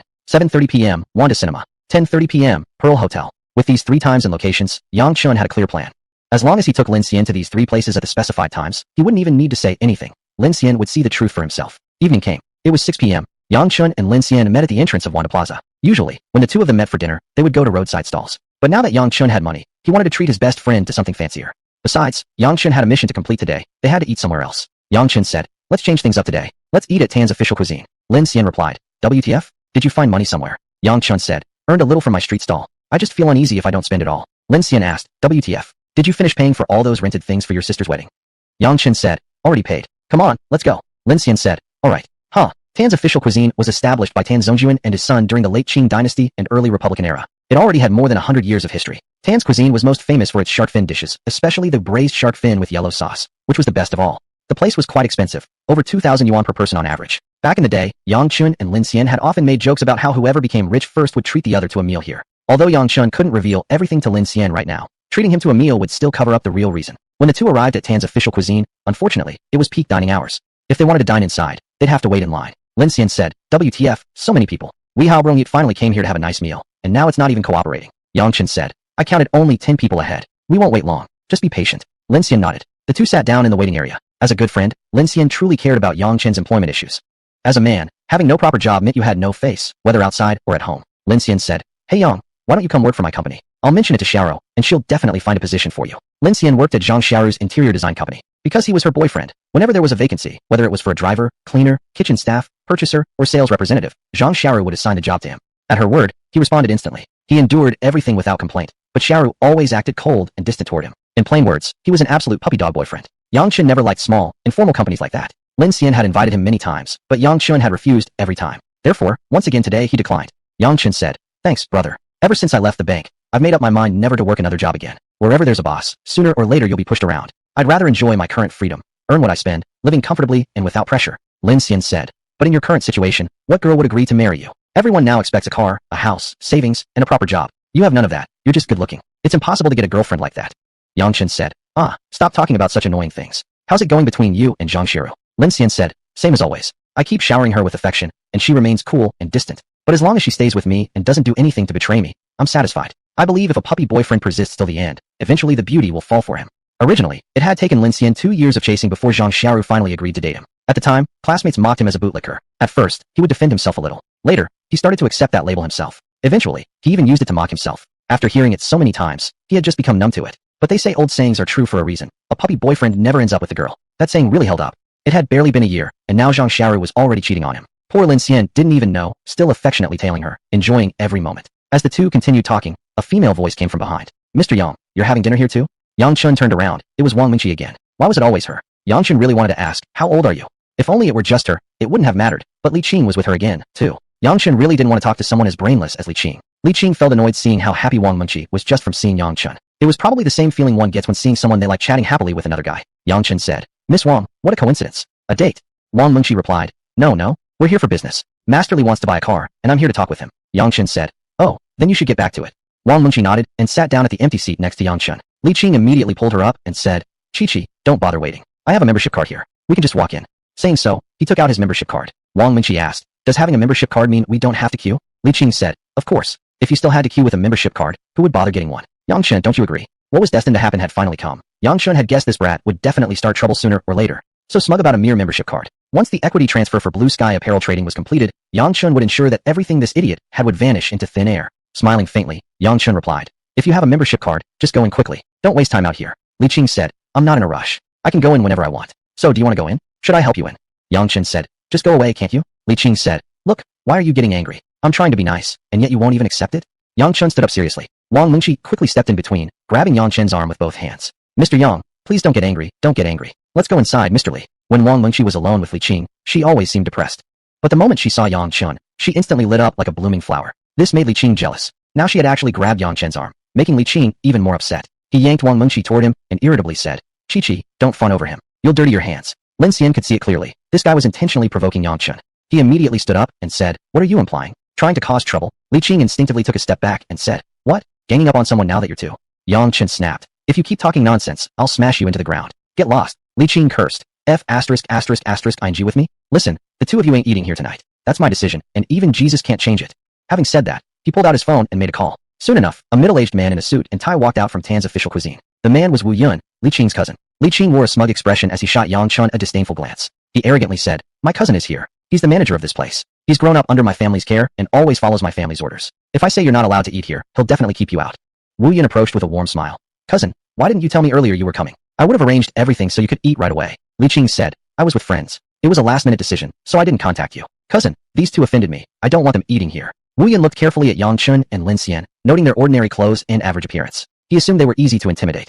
Wu Yun said, understood. You go in first. I'll take care of this side. Li Qing winked at Yang Chen and said mockingly, we're going in first. Scram now. You dare act big with me? Humph. You don't even deserve it. Chapter 36 How much? I'll buy it. Lin Xian was a kiss up, but after spending a long time with Yang Chen, his temper had also become quite firm. Seeing Li Qing's arrogance, he stepped forward and wanted to hit him. Yang Chen quickly held him back and reasoned, we've all grown up. We can't keep solving problems with brute force like we used to. Lin Xian, then what should we do? Yang Chen, he's looking down on us just because he's rich, right? Then I'll use his own methods against him. Lin Xian, old Yang, we don't have that much money to pay for membership cards. Yang Chen, I just got a credit card. I heard it allows unlimited overdraft as long as I pay it off within a year. I've never used it before. Let me try today. Wu Yun, upon hearing that Yang Chen wanted to open a membership card with a credit card, immediately said with a smile, sorry, but we refuse to issue you a membership card.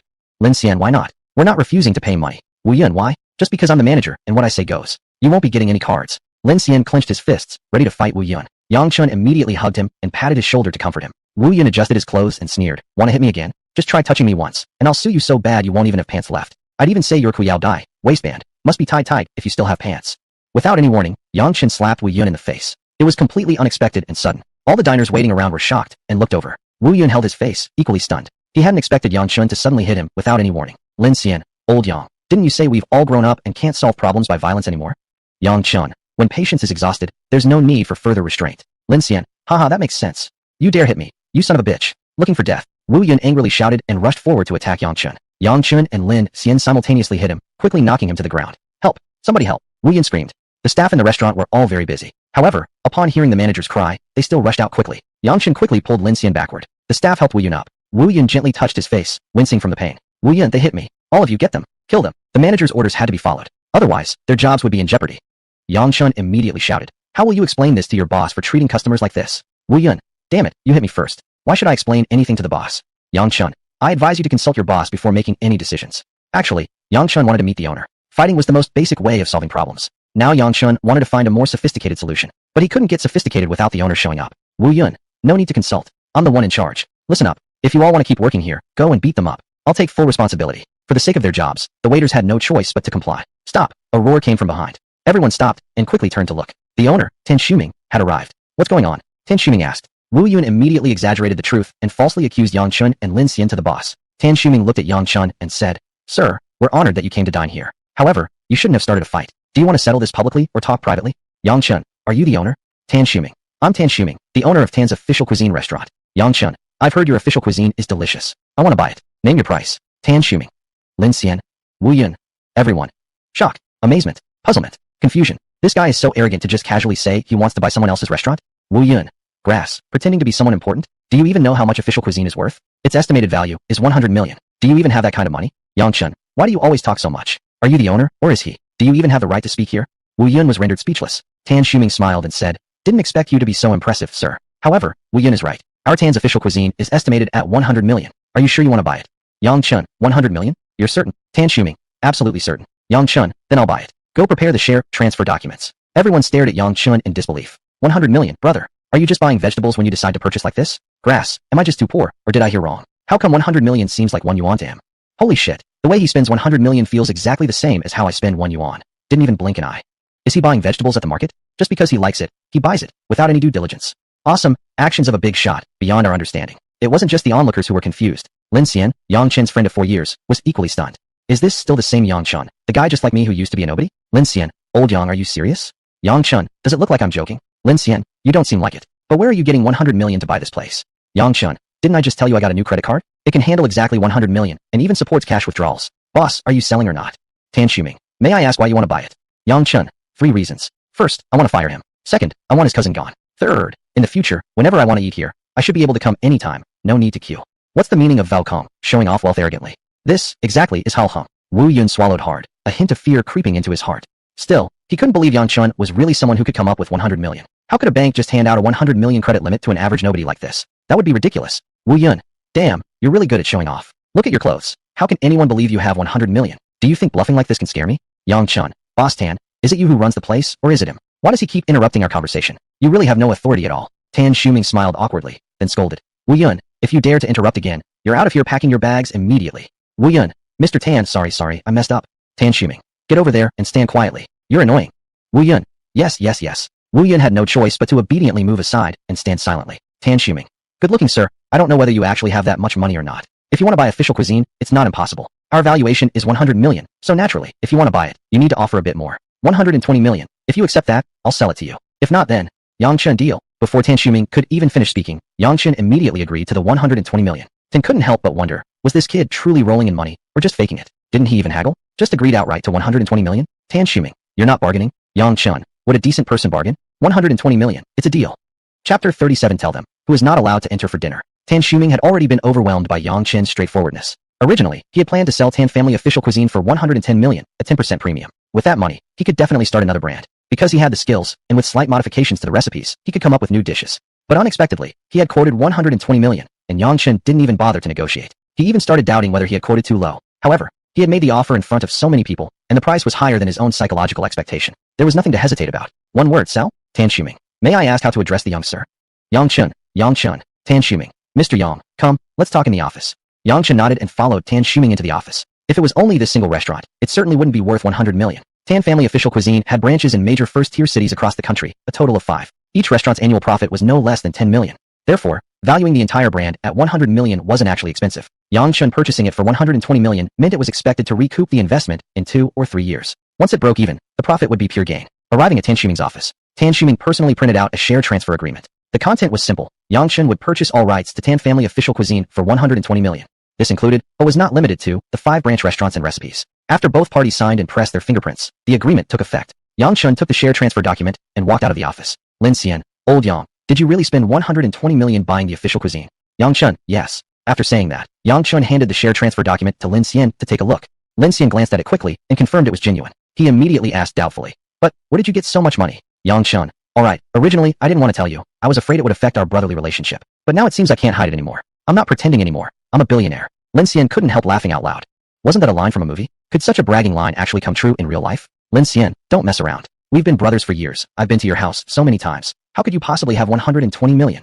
Yang Chun, I didn't have it before, but now I do. My house was demolished. Lin Xian, demolished. Oh my god, I've been saying for a long time that your area would definitely be redeveloped. How much did they pay you? Yang Chun, my house had a very important location. They gave me 120 million. Lin Xian, man, it's better to be born lucky than to work hard. Everyone has different paths to roam. I'm still running, but you're already flying. Yang Chun, even if I fly, I will throw you a ladder. Grab it, and I will fly you to Rome.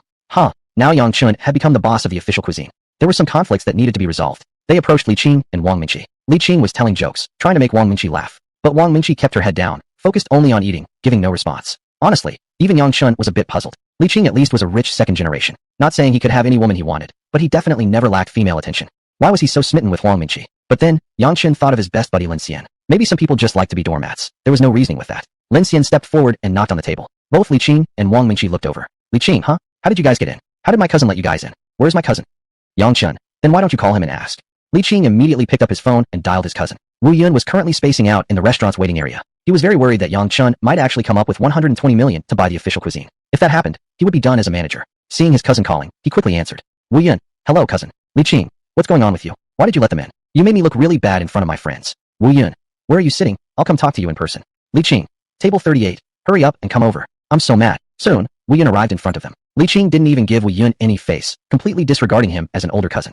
What are you doing? We agreed you wouldn't let them in. Didn't you say you'd handle it? And this is how you handled it. Li Qing questioned angrily. Wu Yun, it's the boss who brought them in. I couldn't do anything about it.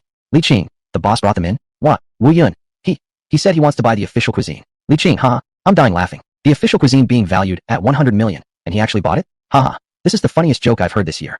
Lin Xian threw the share transfer agreement onto the table and said, fool, take a good look. Your big brother Yang and the boss's signatures and fingerprints can't be fake. Li Qing quickly picked up the document to examine it. After seeing Yang Chen's and Tan Shuming's signatures and fingerprints, he immediately muttered softly to himself. No way, no way. How could he possibly have 120 million? A poor street vendor. How could he possibly have 120 million? Lin Xian snatched the agreement back and said, your big brother Yang has always been low-key. Even if he had 100 billion, he'd still be the same person. You think everyone is like you, with just a bit of stinky money, and you start showing off? Waiter, come over here. The restaurant staff hurriedly ran over. Lin Xian raised the share transfer document high and announced loudly. This is the share transfer agreement. Tan Shuming has already sold the official cuisine to my good friend Yang Chun. From now on, Yang Chun is your real boss. If you want to keep working here, throw them out, both of them. Wu Yun panicked and pleaded, President Yang, I'm sorry, it's all my fault. Please give me a chance to correct my mistake. Let me atone through actions and serve you. Lin Xian, you realize your mistake now? But just now when you refused to let us in for dinner, that wasn't your attitude at all. Wu Yun, I'm sorry. I'm really sorry. I know I was wrong. Li Qing, are you out of your mind? Why are you begging him? Whether this document is genuine or not hasn't been confirmed yet. He says it's a share transfer agreement, so it just is? He says it's real, so it is? Who can prove that? At that moment, a deep voice spoke up. Me. Everyone turned toward the voice. Tan Shuming came over smiling. President Yang, sorry to cause you trouble. Tan Shuming politely said. Yang Chun Mr. Tan, you're too polite. It has nothing to do with you. Tan Shuming nodded, then held up his own copy of the agreement. He then loudly announced, yes, I have indeed signed a share transfer agreement with Mr. Yang Chun. From this moment on, Mr. Yang Chun is the new owner of the official cuisine. If you want to keep working here, you must obey his orders. Lin Xian, hear that? No more doubts. These two guys acted arrogantly earlier and refused to let your new boss enter for dinner. Now you all tell them clearly, who exactly is not allowed to enter for dinner. Without hesitation, the waiters immediately stepped forward to grab Li Qing and Wu Yun. Wu Yun was cooperative and offered no resistance. But Li Qing completely refused to cooperate, desperately trying to break free. However, four people held him down, and no matter how much he struggled, he couldn't get away. Li Qing, let me go? Let me go? I'm here to dine. Why are you throwing me out?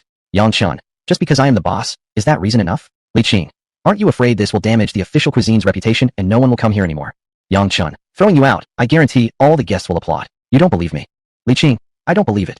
Yang Chun's lips curled into a mocking smile. He turned around and shouted loudly. Everyone, I'm Yang Chun, the new owner of the official cuisine. To celebrate my new position, tonight's entire dining bill will be half price, as long as everyone applauds and welcomes my staff to remove this troublemaker. The average spending here per person was 2,000 yuan.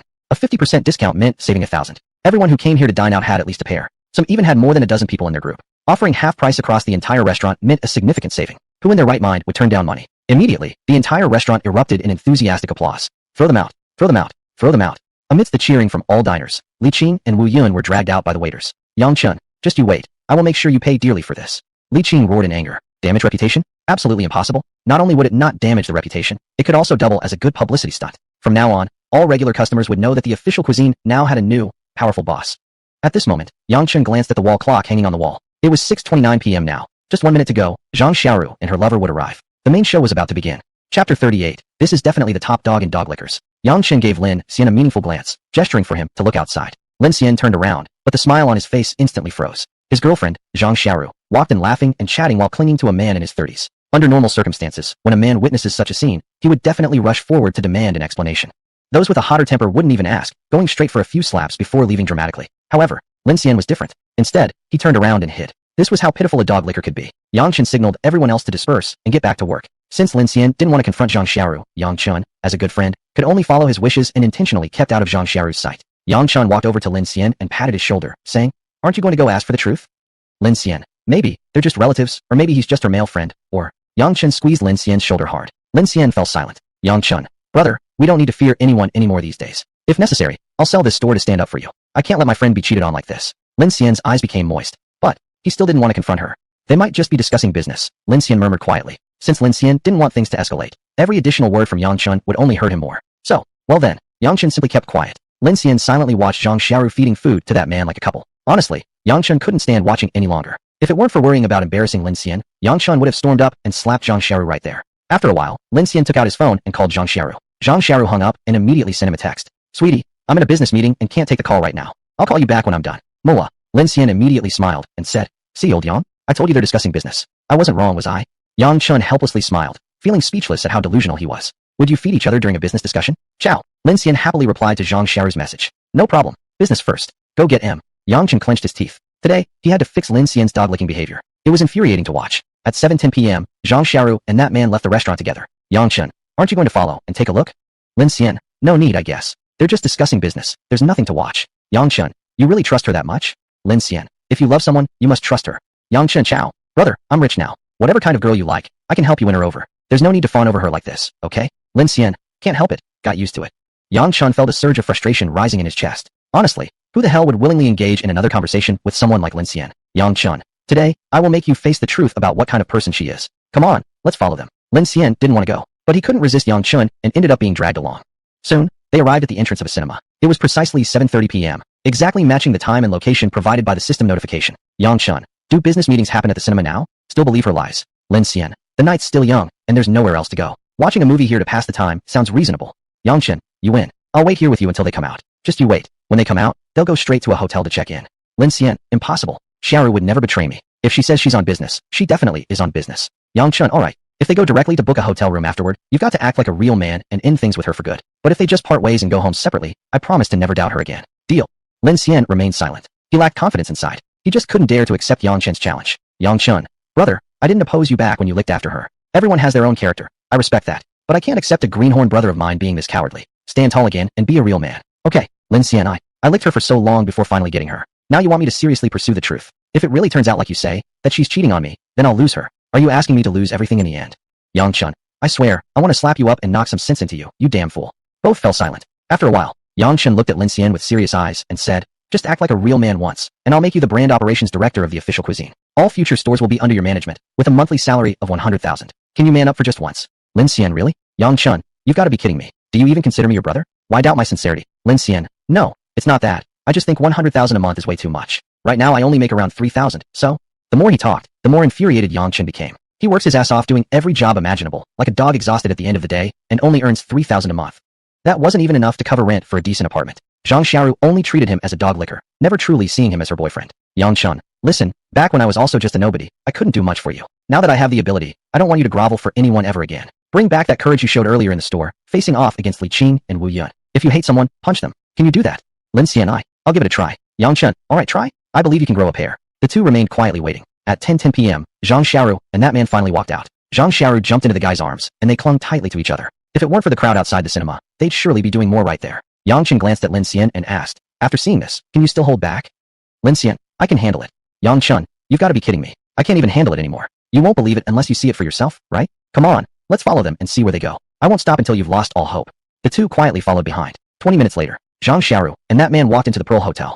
Lin Xian stared at them blankly, tears running down his cheeks. Yang Chun gave Lin Xian a slap on the back of his head and scolded. Are you even trying? What are you crying about? You've got to man up. If you hit her once, you'll finally grow some balls. Remember this, without Zhang Xiaoru, you still have me. Even if you burn through that 120 million I gave you, I won't hold it against you. Don't worry about anything, okay? Lin Xian wiped his tears and murmured, I just feel it's unfair to myself. But if I slap her, will the police arrest me? Yang Chun, don't give a crap. It's a personal matter between couples. The police wouldn't punish you severely. Maybe they won't even care to interfere. As long as you slap her once, you'll finally stand tall again. If you can't even do that, you'll live under her shadow forever. Lin Xian's eyes turned cold. He angrily rushed forward. Yang Chun smiled, whispering to himself, damn right, that's my brother. Yang Chun quickly ran after him, ready to back up Lin Xian anytime. Zhang Xiaoru and the man checked in at the front desk, then clung together again and walked toward the elevator. Suddenly, a furious roar came from behind them. You damn slut. Do you even feel guilty towards me? Chapter 39. His name is Lin Xian, not Lapdog. Hearing the furious roar from behind, Zhang Xiaoru immediately turned around. Right after that, a hand slapped across her face. Huh. A crisp slap echoed through the hotel lobby. Lin Xian had been a lapdog for so long, yet ended up like this. He had been holding back his anger all along. So just now, he had put his full strength into that slap. Zhang Xiaoru's face immediately swelled up, blood visible at the corner of her mouth. Seeing this, the adulterer raised his hand, ready to hit Lin Xian. Yang Chun rushed forward immediately to back him up. The adulterer stopped his hand instantly upon seeing that. Fighting against two opponents clearly put him at a disadvantage. However, he didn't show cowardice. He immediately shouted loudly, Security! Security! Come over here right now. The guards in the lobby rushed over immediately. They also used walkie-talkies to call others who were patrolling. The head of security asked, Young master, what's going on? Are they causing trouble? The adulterer's identity was the young master of the Pearl Hotel group. He was also the manager of the marketing department of Pearl Group. The system had assigned Yang Chun an everyday mission to save Su Zijin. Su Zijin was Su Zilong's younger sister. Lin Xian was already at the peak of his anger. Plus, Yang Chun was backing him up. He wasn't afraid of any young master at all. Su Zilong asked angrily, "Who the hell are you?" Lin Xian replied, "I'm her man." "Who the hell are you?" As Su Zilong was about to introduce himself, Zhang Xiaoru pulled him slightly. Zhang Xiaoru whispered, "I can handle it myself. Don't get involved, or it might negatively affect you." Su Zilong nodded and took a step back. Pointing angrily at Lin Xian, Zhang Xiaoru scolded, "Lin Xian, you bastard, you want to fly up to the heavens? You actually dared to slap me. You're nothing but a lapdog, so how dare you hit me? Are you kidding me? These years I've been working my ass off like an ox or a horse, just to get a green hat from you." Lin Xian replied furiously. Zhang Xiaoru sneered, "You've always been a lapdog, so what if I gave you a green hat? Don't you even enjoy it?" Lin Xian spat back, "Enjoy hell. I'm damn done with this crap. I'm never being a lapdog again." Zhang Xiaoru replied, "What's wrong with you? Are you drunk? Go home and wait for me. After I finish here, I'll come back to you. Be a good boy. Listen to me. I won't blame you." Lin Xian retorted, "Finish and come back to me? Uft. Your vagina is nothing but a public toilet, filthy and smelly." Zhang Xiaoru raised her hand again and slapped Lin Xian, shouting, "You just never know when to stop, huh? Let me tell you, Lin Xian, whatever I do, you have no right to object. A lapdog should know its place, just quietly accept things. If I feel generous, I might throw you a bone. But if you don't obey me, you won't even get any shit to eat." Lin Xian grabbed her hair and slapped her face a few more times, hard and fast. Su Zilong could no longer bear it, beating his girlfriend right in front of him. That was equivalent to slapping his own face. Su Zilong shouted, "Come on, teach him a lesson thoroughly." The guards immediately moved to obey. Yang Chun rushed up quickly. "What? You're going to hit people now? Is the Pearl Hotel really that arrogant?" Yang Chun said as he began filming with his phone. The guards pointed at Yang Chun and threatened him to stop recording and delete the video immediately. Seeing Yang Chun rushing out, Zhang Xiaoru became instantly furious. All along, Yang Chun had always opposed her being with Lin Xian. Zhang Xiaoru believed that Lin Xian's sudden backbone came from Yang Chun's incitement. She shouted, "No wonder a lapdog suddenly turned into a tiger. It's all because of you provoking him behind my back. You have repeatedly come between our relationship, and I've kept tolerating you, yet you keep pushing further. Fine, today, I'll make you both pay the price. Young Master Su, you must stand up for me." "Whoa!" Zhang Xiaoru cried as she threw herself into Su Zilong's arms. Su Zilong was instantly conquered and immediately ordered, "Did you hear that? Help Miss Zhang take control. Teach them how to behave and be good dogs properly." Yang Chun, of course, was not afraid of these guards. But Lin Xian couldn't take them. He was just an average, timid geek. Any one of the guards could beat him up easily. Therefore, the wise choice was not to fight. Yang Chun shouted immediately, "Everyone come and see. The Pearl Hotel security guards are hitting people." There were many guests coming and going in the lobby. Pearl Hotel was a local 4-star chain hotel brand that cared a lot about its reputation. It was certainly bad form to beat someone publicly in front of so many guests. Moreover, some guests even took out their phones to record. The guards hesitated and dared not move forward anymore. Since this was their own company's property, Su Zilong also didn't want to damage the hotel's reputation. Anyway, Zhang Xiaoru knew these two people. They couldn't run away forever. If things were inconvenient today, they'd just punish them another day. Su Zilong commanded, "You two, get lost. Never bother Xiaoro again, or even if there are guests around, I will absolutely not forgive you." Backed by Yang Chun, Lin Xian's attitude had turned much more aggressive. "Lin Xian, you're threatening me? If you've got the guts, go ahead and make your move right now. Let's see if we're even the slightest bit scared of you." "Su Zilong, I'm warning you, don't play with fire. Push me to the edge, and I won't give a damn anymore." Zhang Xiaoru still wanted the hotel renovation contract, and deep down, she even hoped to become Su Zilong's wife. As for punishing Yang Chun and Lin Xian, there would be plenty of opportunities in the future. There was no need to settle things right here and now. At this moment, she needed to act affectionate in order to win Su Zilong's favor. Zhang Xiaoru leaned gently against Su Zilong's shoulder and said, "Zilong, don't waste your time on them. They're just a couple of low-life losers. Fighting with them would only lower your status. Plus, this is your family's business. There are too many guests around. It's not appropriate to start a fight here. Su Zilong, I just don't want him bothering you again in the future." Zhang Xiaoru, "Darling, you're so sweet. Mwah." Zhang Xiaoru kissed Su Zilong in front of Lin Xian. Su Zilong's vanity was greatly satisfied. Zhang Xiaoru, "Lin Xian, listen clearly. You don't even have the chance to be my lapdog anymore. I officially kick you out of my house. Go be a stray dog somewhere." Lin Xian, you. "I won't tolerate even one more second of your sh*t. With that, Lin Xian raised his fist, ready to punch Zhang Xiaoru. This guy was just too hot-headed. Yang Chun tried to pull him back, but failed. The guards immediately rushed forward, and the conflict erupted. Just as Yang Chun had feared, Lin Xian was simply too weak. The moment the fight began, he was already kicked to the ground. Luckily, Yang Chun's Bagwazang skills protected him well, and handling these guards was extremely easy. Before long, all the guards were knocked down by Yang Chun. Lin Xian had been beaten black and blue, yet he was strangely happy. "Lin Xian, huh? Brother Yang, you're amazing. Since when did you become such a badass?" Yang Chun, learn from the movies. As long as you're ruthless enough and not afraid of dying, any way of fighting will lead to victory. Lin Xian, that's deep, man. Huh, ow, that hurts. Dozens of guards had actually been taken down by just Yang Chun alone. This truly shocked Su Zilong. "Su Zilong, hey kid, your martial arts are pretty impressive. Why don't you come work for me as my bodyguard? I'll pay you 10,000 a month. How's that?" Yang Chun, "What if I pay you 20,000 instead, and you become my bodyguard? How about that?"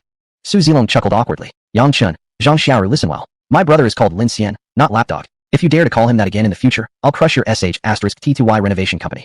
After that, Yang Chun shot Lin Xian a glance and walked away. Lin Xian seemed to gain confidence from Yang Chun's authority. He raised his head proudly and followed Yang Chun as they left. Su Zilong revealed a faint cold smile at the corner of his mouth. In his heart, he thought darkly, "Excellent. You've managed to piss me off successfully. Wait and see." I'll make sure to destroy both of you, slowly. As soon as Yang Chun walked out of the hotel, the system gave him a prompt. Congratulations to the master for completing the mission. You've successfully acquired the all-profession experience card.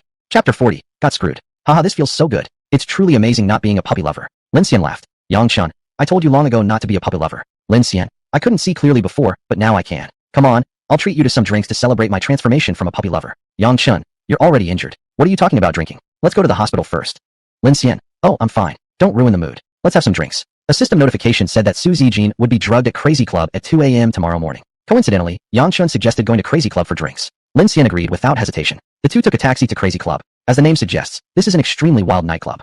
The people who come here pursue just one word, craziness. As soon as they walked in, they could hear the loud, pounding music. Yang Chun felt as though his eardrums were vibrating with the music. Men and women on the dance floor were swaying their bodies to the rhythm. On the stage, a female dancer was performing a pole dance. The crowd below was cheering and shouting loudly. Frankly, Yang Chun really couldn't understand why so many people liked coming to places like this. The two got a private booth and ordered some beers. Lin Xian, brother Yang, thank you for helping me become a real man again. Cheers. They raised their bottles and emptied them in one go. This was Yang Chen's first time visiting a place like this. Lin Xian had been to clubs a few times with Zhang Xiaoru before, but he hadn't been here before. So, he was also quite curious about this place. Lin Xian, bro Yang, come on, let's go dance. Yang Chen, I'm not going. I don't know how to dance. You go ahead. Lin Xian, then I'm going. You take care of yourself here. Yang Chen, go ahead. Lin Xian immediately got up and ran to the dance floor. Yang Chen checked the time. It was 11:30. There were still 2.5 hours until 2 a.m. tomorrow. He still had to endure this kind of torture. A while later, a girl with long auburn hair approached Yang Chen holding a cocktail. Handsome, may I sit here? The girl asked. Unfamiliar with club etiquette, Yang Chen thought maybe she wanted to share the table, so he nodded. The girl smiled and sat down. Handsome, how should I address you? My name is Lin Xiaoyu. Yang Chen, Lin Xiaoyu. Are you here alone? Yang Chen, of course not. Do you think I'm a dog? Lin Xiaoyu burst into laughter. You're so humorous, handsome. Great at flirting with girls too. Lin Xiaoyu exaggerated. Yang Chen looked confused. Humorous? Flirting? Really? He was just answering her question normally. How did she get the idea that he was both funny and charming? At that moment, a waiter passed by. Lin Xiaoyu stopped him and said, bring 2 bottles of Ace of Spades. The waiter nodded and quickly went to bring 2 bottles of Ace of Spades. At the same time, 2 waiters approached, each holding a glowing sign with Ace of Spades printed on it. On the signs was also written, Table 28. They simply walked around the club holding these signs. Lin Xiaoyu enthusiastically invited Yang Chen to drink. Before long, the two had finished the 2 bottles of Ace of Spades. Lin Xiaoyu got up and sat beside Yang Chen, leaning close to him. Handsome, wanna go to the restroom with me? Yang Chen, no thanks. Lin Xiaoyu was stunned for a moment. She wondered if she had misheard. He actually said no? Well, if he didn't want to go, then fine. She had to go. Lin Xiaoyu, you really don't want to go? Yang Chen, definitely not. Lin Xiaoyu, okay then, I'll go by myself. Yang Chen nodded. Lin Xiaoyu picked up her handbag and walked away. After a while, Lin Xian came running back, grinning. He took a sip of beer and said excitedly, bro Yang, you should have come with me to dance. The girls in there are super pretty and even very proactive. I think tonight I'll score a home run. Yang Chen, be careful not to catch AIDS. Lin Xian, bro, can't you cheer me on a little? Doesn't matter. I must score tonight. I don't want to play solo anymore. Yang Chen, I'd rather play solo. It's clean. How many of these girls here are actually clean? Who knows what kind of diseases they might have? How could you be so desperate? Lin Xian, I don't need to smell. Who cares if they're dirty or not? Bro, in such a short time, you drank 2 bottles of Ace of Spades. Yang Chen, you mean this wine? No, it wasn't mine. It was ordered by that girl. I invited her to have some beer, and she treated me with a glass of this. Lin Xian suddenly stood up. He looked around and asked, where is she now? Yang Chen, she went to the restroom. Lin Xian, crap, my bad. Yang Chen, what for? Lin Xian, I shouldn't have left you alone. Lin Xian, I should have told you the rules here beforehand. You got scammed. That girl must have been a bar girl. Those 2 bottles are definitely charged to your tab. Yang Chen, what the hell? Charged to my tab? She ordered them. What does it have to do with me? Lin Xian, this booth is ours. She came to share the booth and order drinks. You didn't object, so it means you're the one who ordered them. Yang Chen, F***CK. I come here for the first time and get screwed already? I thought she just wanted to share the table. What the hell? Those 2 bottles of Ace of Spades cost almost 20,000, which Yang Chen didn't really care about. What bothered him was being tricked. If he ever saw that Lin Xiaoyu again, he would definitely beat the hell out of her. Lin Xian, forget it. She's already gone. No use getting angry. Come on, let's go dance. Tonight, I'm gonna hit a home run. If I do, these 2 bottles were worth it. Yang Chen, no thanks. I'm already annoyed as hell. You go yourself. Be careful not to catch any disease. Lin Xian, don't worry. I've got my TT on. After saying that, Lin Xian ran excitedly back to the dance floor. Yang Chen sat there feeling frustrated, drinking his beer. Not long later, another girl came over. Yang Chen wasn't the type who lost his composure whenever he saw a pretty girl. But seeing this girl, he was momentarily distracted. She wasn't just pretty, her figure was amazing too. She radiated an elegant, noble demeanor. It clashed completely with the noisy atmosphere of this place. He really couldn't understand why she would come to somewhere like this. The girl looked around, then fixed her eyes on Yang Chen and walked straight toward him. Yang Chen thought inwardly, what the F***CK? Again, not enough with one, another comes. This time, I'm not falling for it again. The girl approached Yang Chen and smiled, saying, handsome, sorry to ask, is this seat taken?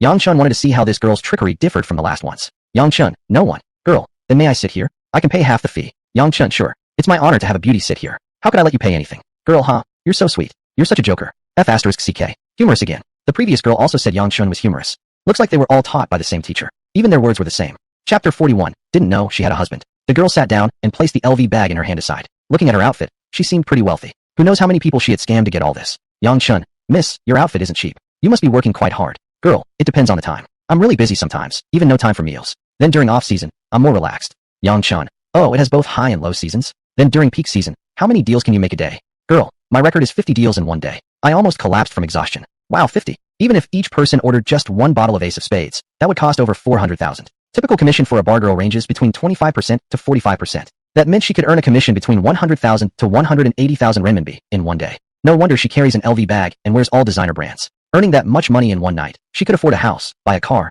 and attain financial freedom within a year. Just then, a waiter passed by. The girl waved him over. Waiter, hello, may I help you? Girl, bring me a bottle of Chateau Haut Brion from 1982. The waiter nodded and hurried away to get the wine. Yang Chun had only heard of the 1982 Chateau Lafite. What the hell was this 1982 Chateau Haut Brion? With such a strange name, its price must be sky high. Soon, the waiter came back in a flustered manner. He said apologetically, Sir, miss, sorry, we're out of the 1982 Chateau Haut Brion. Would the 2000 vintage work? Girl, alright. Waiter, great. Please wait a moment, I'll bring it right away. About 1 minute later, the waiter brought over a bottle of red wine. When in doubt, ask. Yang Chun smiled and asked, Bro, how much is this bottle of wine? Waiter, 13,880. Yang Chun, that's not cheap. Waiter, right. This wine is produced at the famous Chateau Haut Brion vineyard in Bordeaux. High quality and big reputation, so naturally the price is high. Yang Chun nodded. He didn't really care about spending 10,000 plus RMB. He just wanted to see how the girl would wriggle her way out. The waiter opened the wine and poured a glass for both Yang Chun and the girl. Yang Chun, miss, you certainly have good taste. She lifted her wine glass with a smile. I'm just used to drinking this. Cheers. Yang Chun played along, picked up his glass, and clinked. Soon, the wine was finished. The girl picked up her bag. Bro, I need to go to the restroom. Same exact steps, not even changing one. Yang Chun, want me to come with you? Her expression changed instantly. You got it wrong. I'm not that kind of girl. Yang Chun, the previous girl, after finishing the drink, still asked me to go to the restroom with her. You're going alone? That's pretty unprofessional. The booth was used, and the wine was opened. Just leaving like this. Girl, that's because there was no booth left. Since you were alone, I simply wanted to tag along for a bit. I asked if it was okay with you, and only sat down after you agreed. As for the wine, I will pay for it myself. It won't go onto your bill. I hope you don't think of me as that kind of girl. She turned to leave after saying that. The last one never came back. Yang Chun certainly wasn't going to let her go off that easily now. As the saying goes, he didn't care about the 10,000 RMB. But there's no way it should go down like this. Another con in the same Kowloon, same dialogue, same steps? Who were they trying to insult? He grabbed her wrist. I can pay for the wine. But don't take me for a fool. There's no way you're getting out of here without giving anything in return. Girl panicked. Let go of me. I'll call someone. Yang Chun, go ahead, call someone. I'd love to see who your accomplices are. Immediately, the girl screamed, help. Rape. A waiter rushed over. Waiter. Sir, please behave yourself. Yang Chun, you should tell her that. She came to use our booth, opened the wine, and wants to leave immediately. Does that seem right to you? Waiter, her? Impossible. Sir, you must be mistaken. Miss Su is a regular guest here. She wouldn't open a bottle of wine just to skip the bill. It sounded like a misunderstanding, so Yang Chun quickly released her. Yang Chun, you're not a bar girl. Girl, who's a bar girl? You're the bar girl. Do I look like I need to be one? Waiter. Sir, you truly misunderstood. Miss Su is the little princess of the Pearl Hotel Group. How could she possibly be a bar girl? Little princess of the Pearl Hotel Group. Wasn't that Suzine? Didn't Yang Chun come here exactly to save Suzine? Suzine pouted and glared at Yang Chun angrily. Yang Chun studied her closely. Height 162 centimeters. Measurements 83-62-89, 65 cup size. Height and body measurements were almost spot on. But the cup size. Suzine noticed Yang Chun staring at her chest, immediately pulled her clothes tighter, and turned her body to avoid his gaze. Yang Chun. Sorry Ms. Su, I misunderstood. Before you, there was a bar girl named Lin Xiaoyu. Ah, since she was a bar girl, she must be working with your nightclub, right? Waiter, go tell your manager to drag Lin Xiaoyu out for me. I can pay for the wine, but I refuse to be played. Understand. The waiter nodded and quickly went to report to the manager. Since it was a misunderstanding, Suzine no longer pursued the issue. She hurried off to the restroom. Shortly, the waiter came back with the manager. The manager smiled and said, Young sir, you were looking for me? Yang Chun, do you have a bar girl named Lin Xiaoyu here? Manager, sir, I think you might have some misunderstanding. We are a legitimate nightclub. There's no such thing as bar girls working together. All consumption is entirely voluntary from customers. What you described might be situations where people squat in VIP booths or drink for free. Sir, you're probably a first-time visitor here and don't know about these things. After coming here more often, you'll understand all this. According to the manager, Yang Chun had been scammed due to his lack of experience. Without evidence connecting Lin Xiaoyu to the club, Yang Chun couldn't do anything to them. Therefore, he waved his hand and let the manager leave. But the image of Lin Xiaoyu had already burned into his mind. Next time he saw her, he would definitely make her pay. Not long later, Lin Xian came running over very disheveled. His face was full of lip prints, obviously having just had fun. Yang Chun, wipe your face clean, it's disgusting to look at. Lin Xian, bro, I'm done for. I hit on my big brother's woman. They're chasing after me now. Yang Chun, no way, you're that unlucky. Lin Xian, exactly. Oh no, here they come. A fat man, followed by several lackeys, angrily approached Yang Chun and Lin Xian. The fat man held a woman by his side. That woman's hair was a mess, with handprint marks on her face, obviously just beaten. The fat man approached, sat down heavily, and forcefully pushed the woman toward Lin Xian. Knowing fear now, Lin Xian quickly dodged aside. The woman quietly wept with her head lowered. Now that it had happened, being scared wouldn't help. Yang Chun slowly sat down and opened 2 bottles of beer. One he pushed to the fat man, one to Lin Xian. Fat man, What the hell does this mean? Yang Chun. When people go out to have fun, we all understand. This sort of thing cannot happen with only one person involved. It's not fair to blame just one side. Fat man, don't talk such bullsh *t to me. TF ked my woman. Either leave the tool behind, or pay 1 million. This really wasn't a place to come. It's easy to get scammed here. 100,000 for messing with a woman. That's freaking expensive. Lin Xian. Big bro, I didn't know she had a husband. Otherwise, I definitely wouldn't have touched her. Fat man. Then you ked my mother without knowing she had a son, right? The fat man's henchman lost patience. Brother Kuan, why waste words with him? Beat him up. Yeah, beat him up, and he'll behave. Chapter 42. He is the new chairman of Haishin Group. The fat man gestured for his men to keep quiet. Then he said to Yang Chun, you've seen it yourself, my brothers all have short tempers. If you insist on being difficult, I'll have no choice but to let them take action. Lin Xian was already too scared to speak. At this moment, Yang Chun had to hold his ground. If it really came to a fight, Yang Chun wasn't afraid either. Under the 8 extremes boxing techniques, these thugs would all be knocked down. Yang Chun, brother, don't try to scare me. Honestly speaking, even if you all team up, I'm not scared. Let me repeat, it takes 2 to clap. I can suspect you guys of setting up a scam. Fat man, damn it, you don't know how to appreciate kindness. Boys, get him. 6 gangsters rushed toward Yang Chun immediately. Iron Mountain lean, advancing elbow to the heart, tiger climbing the mountain intensely. With the 8 extremes boxing skills, Yang Chun quickly knocked all of them down. The fat man panicked. He immediately stood up and instinctively took a couple of steps back. Fat man, you're asking for trouble, you know that?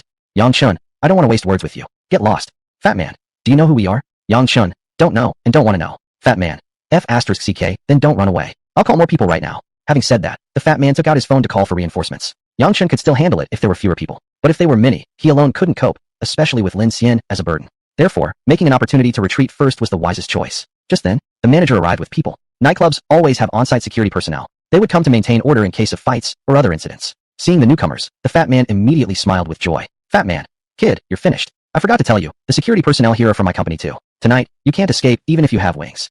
Hearing this, Lin Xian became even more terrified. Now Lin Xian deeply regretted fooling around with the fat man's wife in the restroom. He should have listened to Yang Chun earlier and not messed around here. Lin Xian, old Yang, it's all my fault. I dragged you into this. Why don't you leave first? At most I'll take a beating, but I'll be fine. Yang Chun, nonsense, how can I leave you behind? We'll deal with whatever comes our way. Just follow my lead and stay quiet. Lin Xian nodded and silently stood behind Yang Chun. Manager, gentlemen, can't you two resolve this misunderstanding peacefully? Why resort to violence? Fat man, he slept with my wife and beat my man. Mr. Su, you've got to back me up here. Manager, okay then, let's go to my office to talk. It's too crowded here to discuss things properly. Fat man, fine with me. Yang Chun also nodded in agreement. Quickly, Lin Xian whispered, we can't go. Once we go there, we'll be beaten. The more people, the better for us. If they really had to solve this by fighting, Yang Chun wasn't afraid of them at all. Plus, the fat man probably just wanted money. If things got really bad, Yang Chun would just pay the money to get them out, and deal with the fat man later. Yang Chun, it's okay, don't worry. Lin Xian had already seen how powerful Yang Chun was. If Yang Chun said not to worry, then there was nothing to fear. The manager led both sides to his office. The crowd began to gossip. These two guys look unfamiliar. They must be first-timers here. They must have never come to a place like this before. Otherwise they wouldn't have been so stupid to follow him up. What do they expect going up there? They'll end up with bloody faces and swollen eyes, for sure. 2 idiots, daring to mess with the fat man's wife. They're just asking for it. The security guys here are all on the fat man's side. Those two are definitely going to end up in the hospital. I really want to see what they look like after this. The comments showed everyone's attitude. All the onlookers were waiting for Yang Chun and Lin Xian to be humiliated. On the other side, Yang Chun and others had reached the manager's office. The manager's point was that if you come out to play, you must understand the rules. This was not a matter one could be blamed for entirely. If the fat man's wife hadn't consented, Lin Xian couldn't have slept with her. However, Lin Xian indeed did mess with the wife, so this matter couldn't simply be ignored. Therefore, he suggested both sides compromise. The fat man shouldn't pursue the matter too far. Lin Xian must show sincerity, pay some money, and settle everything. If this issue could be resolved with money, Lin Xian would wholeheartedly agree. So he asked the fat man how much he wanted. Fat man, since Mr. Su is mediating, I won't ask for 1 million anymore. 60,000 total, 50,000 and 10,000 for my brother's medical expenses. Give me the money and we'll call it even. If not, once you leave Crazy Club, you two will regret ever being born. Let alone 600,000, even 60,000, Lin Xian couldn't come up with that money. Yang Chun, on the other hand, had the money. To him, 600,000 was nothing. But he had no intention of paying a single penny. He had solid reasons. From beginning to end, the fat man's wife didn't resist at all. She actively responded to Lin Xian. It was completely mutual, with no element of force. She never mentioned beforehand that she had a husband. Lin Xian slept with her, but he never meant to insult the fat man. Thinking it through carefully, Lin Xian didn't bear even a bit of responsibility. So why should he pay compensation? If compensation was really needed, it should be the fat man's wife paying instead. She deliberately concealed the fact that she had a husband, causing Lin Xian to be chased and terrified. Therefore, she should compensate Lin Xian for emotional distress. After Yang Chun's analysis, the fat man got so angry that he immediately stood up and wanted to attack. But as soon as he remembered how Yang Chun had just knocked down his 6 men, he quickly stopped his foolish act. If he stepped any closer, Yang Chun could kick him flying. Manager, handsome, your reasoning sounds correct at first glance. But your friend really did sleep with someone else's wife. No matter what the reason was, he did it. So he must pay economic compensation. You can't completely disregard the code of honor among Jianghu, right? Yang Chun. Exactly, because we understand the code of honor among Jianghu, we shouldn't pay a single penny. You surely know how many men and women mess around in the crazy club's restrooms, right? A big part of why your business is so good is precisely because of that. It's the unspoken rule here. Everyone who comes to play understands it clearly. If you have to pay after messing around, then who will dare to come here again? Should I really have to check whether a woman has a husband before doing anything? Would you still want to come here if that were the case? The manager was left speechless by Yang Chen's words. Fat man, damn it, this is pure bullying. Manager Sue, forget it, don't get involved anymore. Let us handle it ourselves. Kid, if you've got guts, come out with me and find a place to settle this properly. Yang Chen, what place? This place is spacious enough. Come on, let me see how capable you really are. The fat man himself wasn't capable at all. He knew this himself too. He never planned to confront Yang Chen directly. It was more reliable to call in reinforcements. After making a few calls, he summoned over 30 people. About half an hour later, the people the fat man called arrived. The people downstairs saw these more than 30 individuals charging upstairs energetically and began gossiping again. Damn it, the fat man called for backup. Those two are done for tonight. Daring to mess with Tiger He Security Company. Those two really are asking for their own deaths.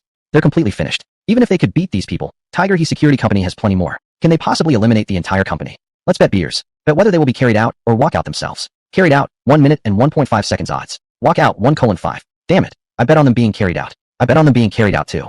These people were truly despicable, even placing bets on such a matter. At this moment, the office of the manager and its surrounding areas were packed with people. Since the fat man had already called for backup, the fight was unavoidable. The manager didn't try to stop them anymore. However, he forbade any fighting within the premises of Crazy Club. Both parties were allowed to leave through the back door and settle their dispute in the alley behind. The fat man had more people and was therefore confident. He pointed at Yang Chen arrogantly and shouted, "Damn it! Follow me if you dare." Yang Chen nodded and walked out of the office. At this moment, Yang Chen spotted a few familiar faces in the crowd outside. Those few people also recognized Yang Chen and were staring at him in shock. Yang Chen, aren't you guys from Zhang He's group? Yes, we are. Fat man, huh? You know him? Yes, he's the new chairman of Haixin Group. Fat man, what? The new chairman of Haixin Group. Chapter 43. If apologies worked, why would we need police? There was no way the fat man could have expected that Yang Chen was actually the new chairman of Haixin Group. Didn't that mean he had just offended the big boss? Hui Security Company had only grown powerful through its partnership with Haixin Group. Lin Xian was also completely confused. When did Yang Chen become the chairman of Haixin Group? He whispered, "Old Yang, what's going on? Why are they calling you the chairman of Haixin?" Yang Chen replied, "It's a long story. I'll explain it to you later when there's time." The fat man couldn't believe it, nor did he want to believe. He quickly asked, "Are you guys absolutely sure you didn't make a mistake? He's really the new chairman of Haixin Group." "Boss Cohen, we didn't make a mistake. It's definitely him, right? The young master even got slapped by him. How could we possibly misidentify him?" "Wait, the young master got slapped and nobody said anything?" Nobody. When he thought about it carefully, it made sense. Zhang, who worked at Haixin Group and was even the second largest shareholder. He was naturally inferior to Yang Chen in status, and Haixin Group was the main source of income for Hui Security Company. How could Zhang He dare to fight back? If even the young master dared not retaliate after being slapped, what chance did they have against Yang Chen? Wouldn't that just be asking for trouble? But still, if his wife had been taken advantage of, could he just pretend like nothing happened? Carefully considering the situation, Boss Cohen called Zhang He to seek guidance. After Zhang He learned the details of the situation, he gave a firm order. "Cohen, everyone knows your wife is notorious for being promiscuous. This isn't the first time she's cheated on you, and yet you still refuse to divorce her. It's not worth jeopardizing everyone's livelihood over a woman like that." Boss Cohen asked, "So according to the young master, we really can't touch him anymore?" Zhang He said, "Touch him? I was slapped by him in public and still had to hold my ground. My father works under him. The company hasn't gone public yet, and our shares can't be cashed in yet. There's no way for him to walk away. So for now, we must just endure." When the young master himself had spoken like this, Boss Cohen didn't dare say anything else. After hanging up the phone, he hurriedly adjusted his facial expression. Then he bowed deeply before Yang Chen. "Chairman Yang, I sincerely apologize. I didn't recognize you at first, and that was my fault. Please, as a magnanimous person, don't hold my petty offense against me." Yang Chen replied, "Brother Cohen, hearing you say that makes me feel even more guilty. Since my brother had such a serious conflict with your wife, how could I not offer some kind of explanation, some sort of accountability?" Boss Cohen responded, "It was all a misunderstanding. They just went into the restroom to chat. Nothing happened." Brother, I'm sorry. I misunderstood you." Everyone was shocked. The lipstick marks on Lin Xian's face were obvious and numerous. And yet Boss Cohen claimed they only had a conversation. Was he really just going to accept the horns like that without protest? The previously hesitant and timid Lin Xian suddenly straightened his back with renewed confidence. Lin Xian said, "I told you nothing happened, but you refused to believe me. You insisted my brother reveal his identity. Was it really necessary?" Boss Cohen said, My mistake. You, all of you come over here. Apologize to Chairman Yang together." Everyone hurried over and collectively bowed deeply to Yang Chen. "Chairman Yang, we're sorry. Please forgive us. Chairman Yang, you're a great man. Don't hold it against us small people. Chairman Yang, we know we were wrong. Please be merciful." After all, the fact remained that Lin Xian had slept with Boss Cohen's wife, and there was no justification for that. Yang Chen also had no intention of entangling with this group of small fries. After all, he was now the chairman of Haixin Group. Even their superiors would kowtow to him. If he got too involved with these lower-level guys, wouldn't that just devalue his position? Still, letting them leave like that wouldn't be acceptable either. They at least needed to do something for Yang Chen before going. Yang Chen said, "I won't hold it against you, but there is one thing you must do for me." Boss Cohen replied, "Chairman Yang, just give the order. We'd do anything for you." Yang Chen said, "Find me a girl named Lin Xiaoyu." Boss Cohen asked, "Lin Xiaoyu? Did she offend you?" Yang Chen said, "Don't laugh, but this is actually my first time at a club like this. I don't know the customs here. I thought we could share tables, so I let her sit in my booth. But I didn't know she would charge her drinks to my tab, then disappear after finishing them. The alcohol isn't the problem. What really makes me angry is the disrespect she showed. Don't you agree?" Boss Cohen said, You're absolutely right, Chairman Yang. I also hate women like that the most. Manager Su, is Lin Xiaoyu one of your hostesses? Su manager, who had been silently watching the drama unfold, frowned. Earlier, he had told Yang Chun that his club didn't use hostesses. If he admitted now that Lin Xiaoyu worked here, wouldn't that indirectly suggest that he himself had deceived Yang Chen? The fat man's wife had been slept with by Yang Chen's brother, and he still dared not take revenge. What made him think he could mess with Yang Chun and expect a good outcome? Fat man. Manager Su, what are you staring at? Surely we don't have to go look for a Jutol ourselves. Manager Su. Just kidding, Boss Cohen. Come on, go bring Lin Xiaoyu over. Yang Chen didn't show any reaction. A while later, Lin Xiaoyu arrived trembling. When she saw Yang Chun, she immediately lowered her head. Manager Su. Chairman Yang, I'm really sorry. She's just a whore, doesn't know anything. I'll apologize on her behalf. Yang Chun. Originally, this was just a matter between her and me. An eye for an eye, a tooth for a tooth. I only wanted to find her. But you just lied to me, saying she wasn't one of your Jutoa. So now I can't easily forgive you anymore. Manager Su. Chairman Yang, my sincere apologies, it's my fault. I didn't know you were the new chairman of Haishin Group before, that's why I spoke like that. If I had known your identity, I would never dare to say those things. Lin Xiaoyu, hurry up and apologize to Chairman Yang. Are you trying to blind your dog eyes, daring to deceive Chairman Yang? Lin Xiaoyu was scared and immediately started bowing repeatedly. Chairman Yang, I'm sorry. I didn't know your identity. It's all my fault. Please be magnanimous and don't take it out on me. While speaking, Shi Guodong slapped herself a few times. Manager Su. Chairman Yang, look how she's already like this. Don't hold it against her anymore. Tonight's expenses for you and your friends will be completely waived, as a way to express our apologies. What do you think? Lin Xian whispered. Old Yang, it's about time to stop. The girl is already slapping herself like this. We're grown men, can't be too pushy. Under normal circumstances, most people would probably stop here. But Yang Chen wasn't ordinary. He was tough. He always took revenge for any grievance. Moreover, Lin Xiaoyu worked for Crazy Club. Yang Chen wanted to warn Manager Su through her. Don't ever try to play tricks in front of me again. Therefore, Lin Xiaoyu could only consider herself unlucky and must be punished. Yang Chen, you scammed me. Then just saying I know my mistake makes it okay? That's too good to be true. Everyone hesitated for a moment. He was at least a chairman. Was he really going to be so petty? The girl had already apologized. Did he want to wipe her out completely? Lin Xiaoyu was so desperate that she burst into tears, pleading, I'm sorry. I really didn't know your identity. Otherwise, I would never dare to deceive you. Yang Chen, you have to take responsibility for your mistakes. Just saying sorry isn't enough. If apologies worked, why would we need police? Just keep saying sorry whenever anyone makes a mistake. Manager Su, Boss Cohen, don't you agree? Fat man, exactly. Chairman Yang is upright, clear about right and wrong, and morally sound. He's a role model for us. Damn it. Even this could be flattery, truly impressive. Manager Su understood that Yang Chun was technically punishing Lin Xiaoyu, but actually sending a message to him, deliberately making it obvious. There was no need to involve the boss for something like this. After thinking about it, Manager Su decided to sacrifice Lin Xiaoyu. Manager Su. Right. Chairman Yang makes a lot of sense. If you make a mistake, you should face consequences. You can't just apologize and think it's done. Lin Xiaoyu, you brought this upon yourself, understand? Lin Xiaoyu still had to work here, so she naturally had to obey Manager Su. She shakily asked, Mr. Chairman Yang, WH, what should I do to earn your forgiveness? Yang Chun, I won't make it hard for you. Since you like to con people into buying you drinks so much, just buy 2 bottles of blacked out A yourself. Go downstairs to the booth and drink a whole bottle in one go, and I'll forgive you. Otherwise, I'll have Boss Cohen and his guys help you, force-feeding you 2 bottles of blacked out A. Choose for yourself. Manager Su clenched his fists. Yang Chun had really gone too far. Wasn't this exposing to everyone that Crazy Club had a bunch of OS scamming customers into buying them drinks? Having Judo S to scam customers into buying drinks wasn't really that disgraceful. After all, anyone who frequently visited nightclubs already knew about this practice. What was truly shameful was getting caught with the Joe Toro and having it publicly exposed in such a humiliating manner. If Lin Xiaoyu followed Yang Chen's instructions, how could Crazy Club face their customers again? How could they even stay in business from now on? Chapter 44. You really think of yourself as a serving dish. Lin Xiaoyu was just a drink escort, someone with no power or influence, so naturally, she dared not go against Yang Chen's wishes. Spending over 10,000 yuan to resolve the issue with such a powerful figure could be considered extremely cost-effective. Therefore, she immediately agreed to Yang Chen's request. But, at this moment, Manager Su suddenly said, No, I don't agree with Director Yang's solution. As soon as these words were spoken, everyone at the scene looked at Manager Su in surprise. Why was he opposing it? This was the simplest way to resolve the conflict. Before Yang Chen could speak, the fat man scolded. Manager Su, have you gone crazy? She's just a drink escort. Is it really worth this? Manager Su replied. If it were only about a drink escort, indeed, it wouldn't be worth it. But if she goes downstairs and drinks 2 bottles of Ace of Spades, and once the truth gets out, our reputation will suffer major damage. Therefore, I oppose Director Yang's request. The reason Yang Chun insisted Lin Xiaoyu be punished was to let everyone know that Crazy Club harbored many drink escorts who cheated people. One wanted to protect the drink escorts, the other wanted to expose them. Clearly, an irreconcilable conflict. With no agreement reached, Lin Xiaoyu didn't know what to do. Yang Chen looked at Manager Su and said, Can you even make decisions here? Shouldn't you consult your boss first? Manager Su considered this and thought he should indeed report to his boss. So he made a phone call to his boss, Li Heng. Coincidentally, Li Heng was nearby. After receiving the call, he hurried over immediately. Li Heng had some familial connection with Zhang He. Zhang He's grandfather's family was from the same village as Li Heng. By seniority, Zhang He should call Li Heng uncle. Because of this relationship, the security guards at the club were all hired from Hua's security company. Li Heng was a demolition household and, 3 years ago, used a 10 million yuan demolition compensation to buy this nightclub. He personally had no strong social background. The smooth operation of the club entirely relied on the protection of Hua's security. After understanding the situation, Li Heng said with a smile, Director Yang, I'm truly sorry. My subordinates caused you trouble. How about this? I'll cover tonight's entire bill. Please, as a generous gentleman, don't hold their actions against them. Yang Chun replied, Mr. Li, you're too polite. I don't need you to cover the bill. Just have her follow my instructions. Li Heng said, but if she does as you say, I won't be able to run this club anymore. Yang Chun responded, you're exaggerating, Mr. Li. It won't be that bad. Li Heng replied, still, it would definitely damage my club's reputation. I hope Director Yang can show mercy. Yang Chun said firmly, there is absolutely no room for discussion. Originally, Li Heng was still trying to reason with Yang Chun, but immediately changed expressions. He sneered and said, Director Yang, you're here bullying others, leaving no room for survival. Yang Chun shot back, I just want her to drink 2 bottles of wine. How does that take away your means of survival?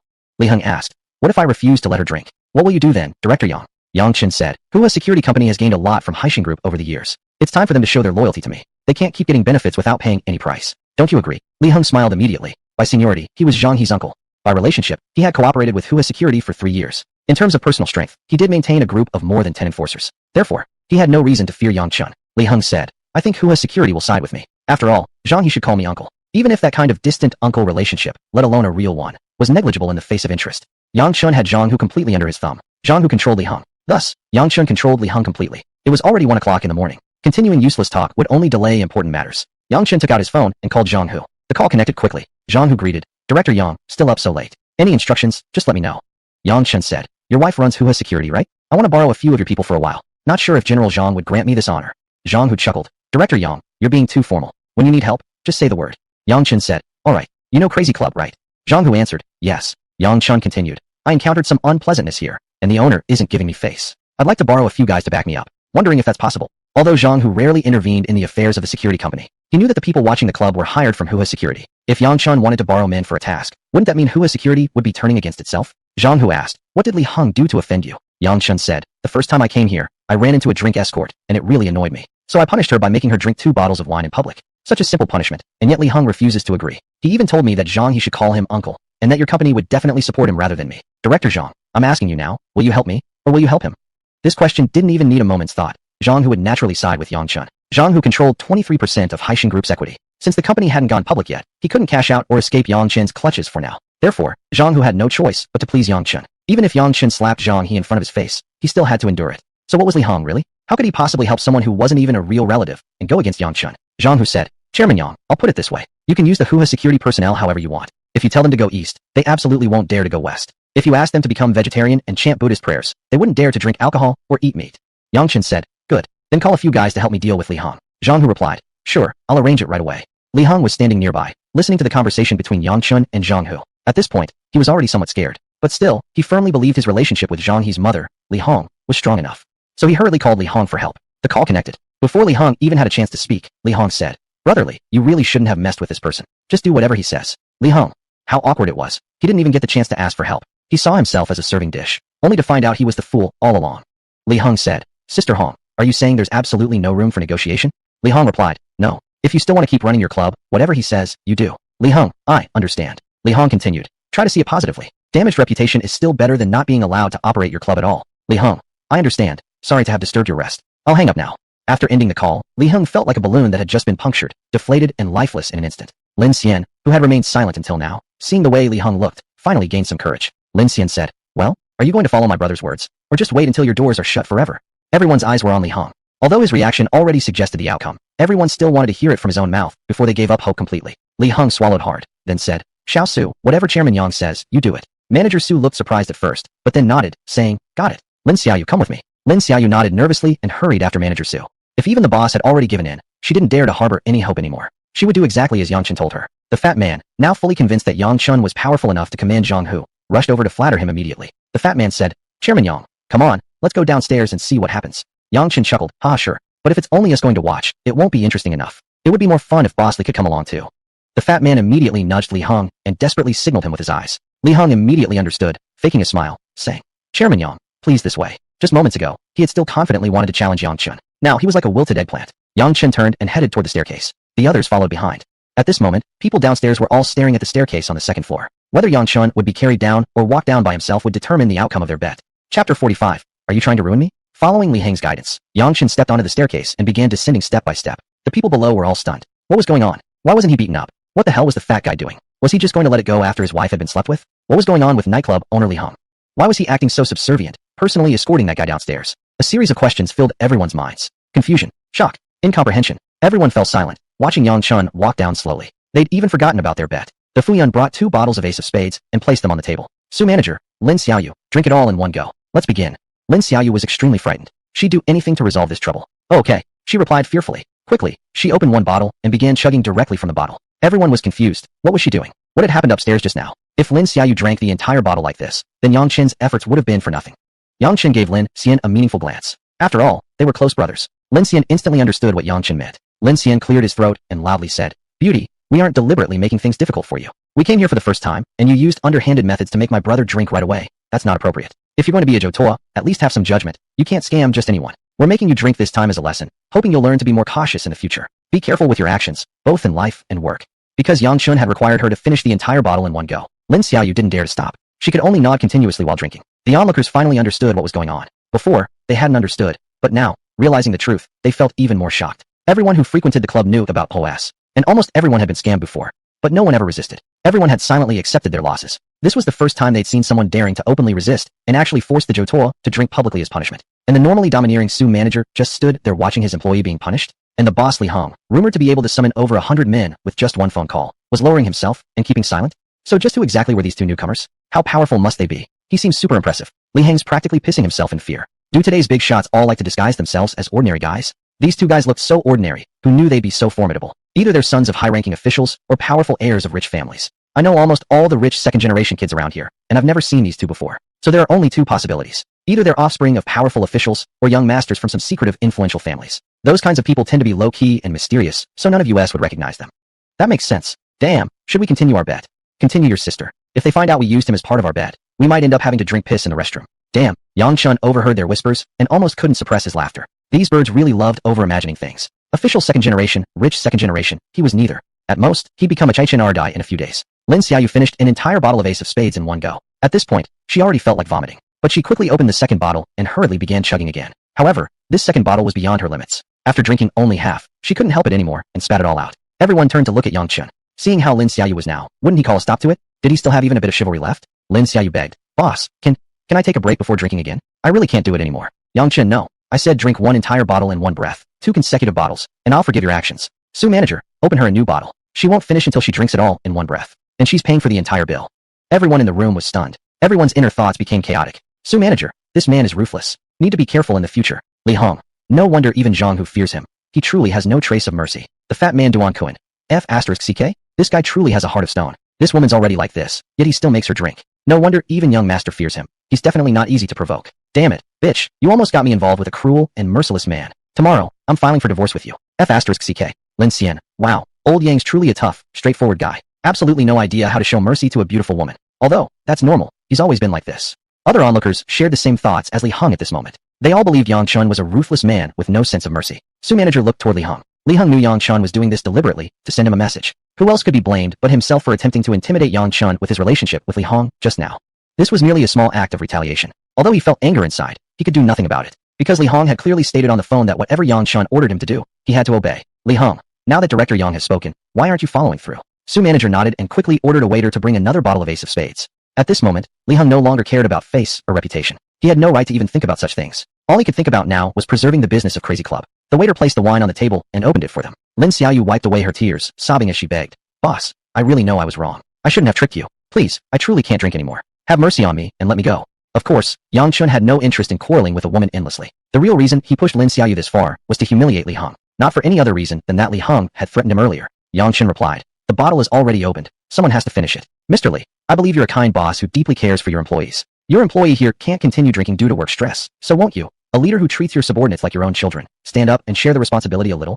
Shock filled the room. What did he mean? Did he want Li Hong to drink the entire bottle? That was impossible. Li Hong absolutely couldn't drink that bottle. If he did, he'd truly have zero dignity left. Su manager quickly shouted, "Lin Xiaoyu, drink it all right now." Still, the old bastard had quick wits. If Lin Xiaoyu finished the bottle herself, Yang Chun wouldn't be able to pressure Li Hong anymore. And Lin Xiaoyu would never dare to have Li Hong open the bottle for her. Subordinates were always the ones to pour drinks for their superiors, never the other way around. Therefore, she hurriedly reached out for the bottle. Yang Chun, "Mr. Li, are you trying to ruin me?"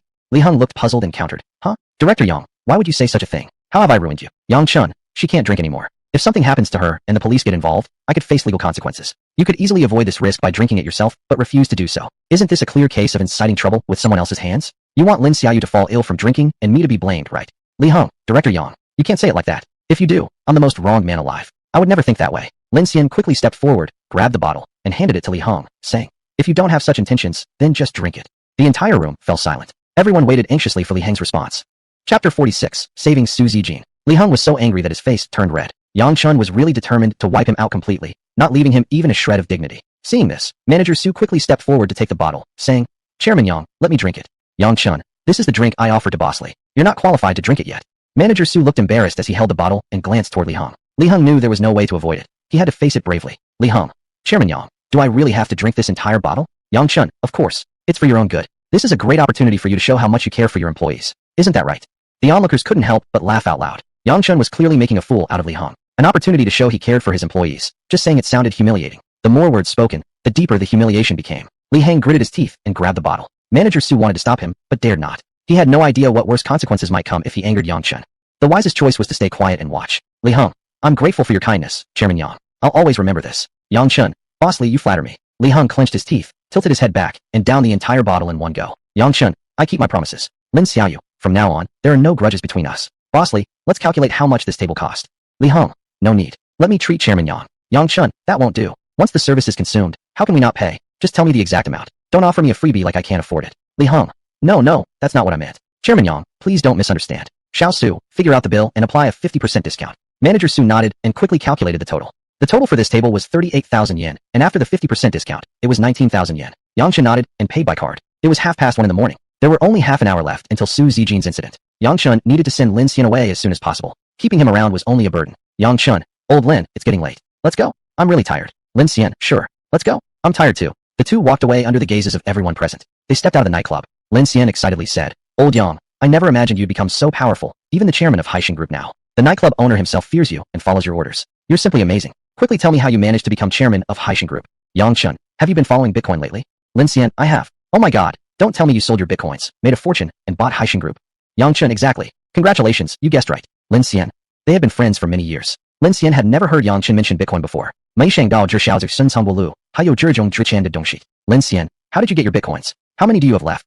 "Yang Chun, mine them of course. And when the price was low, I bought some more opportunistically. A few days ago, when the price hit over 300,000 yuan each, I sold 500 of them." Lin Xian. "Oh my god, that's 150 million yuan." Yang Chun. Lin Xian. "Old Yang, I'm not trying to scold you, but with such a great opportunity to make money, why not bring your brothers along?" Yang Chun. "Virtual currencies are unstable. I was just lucky enough to mine some. Even if I told you I made a fortune with Bitcoin, could you guarantee you'd be able to mine some too?" Lin Xian nodded, saying, "That's true. Anyway, now that you've made it big, your brother here won't have to be bullied anymore."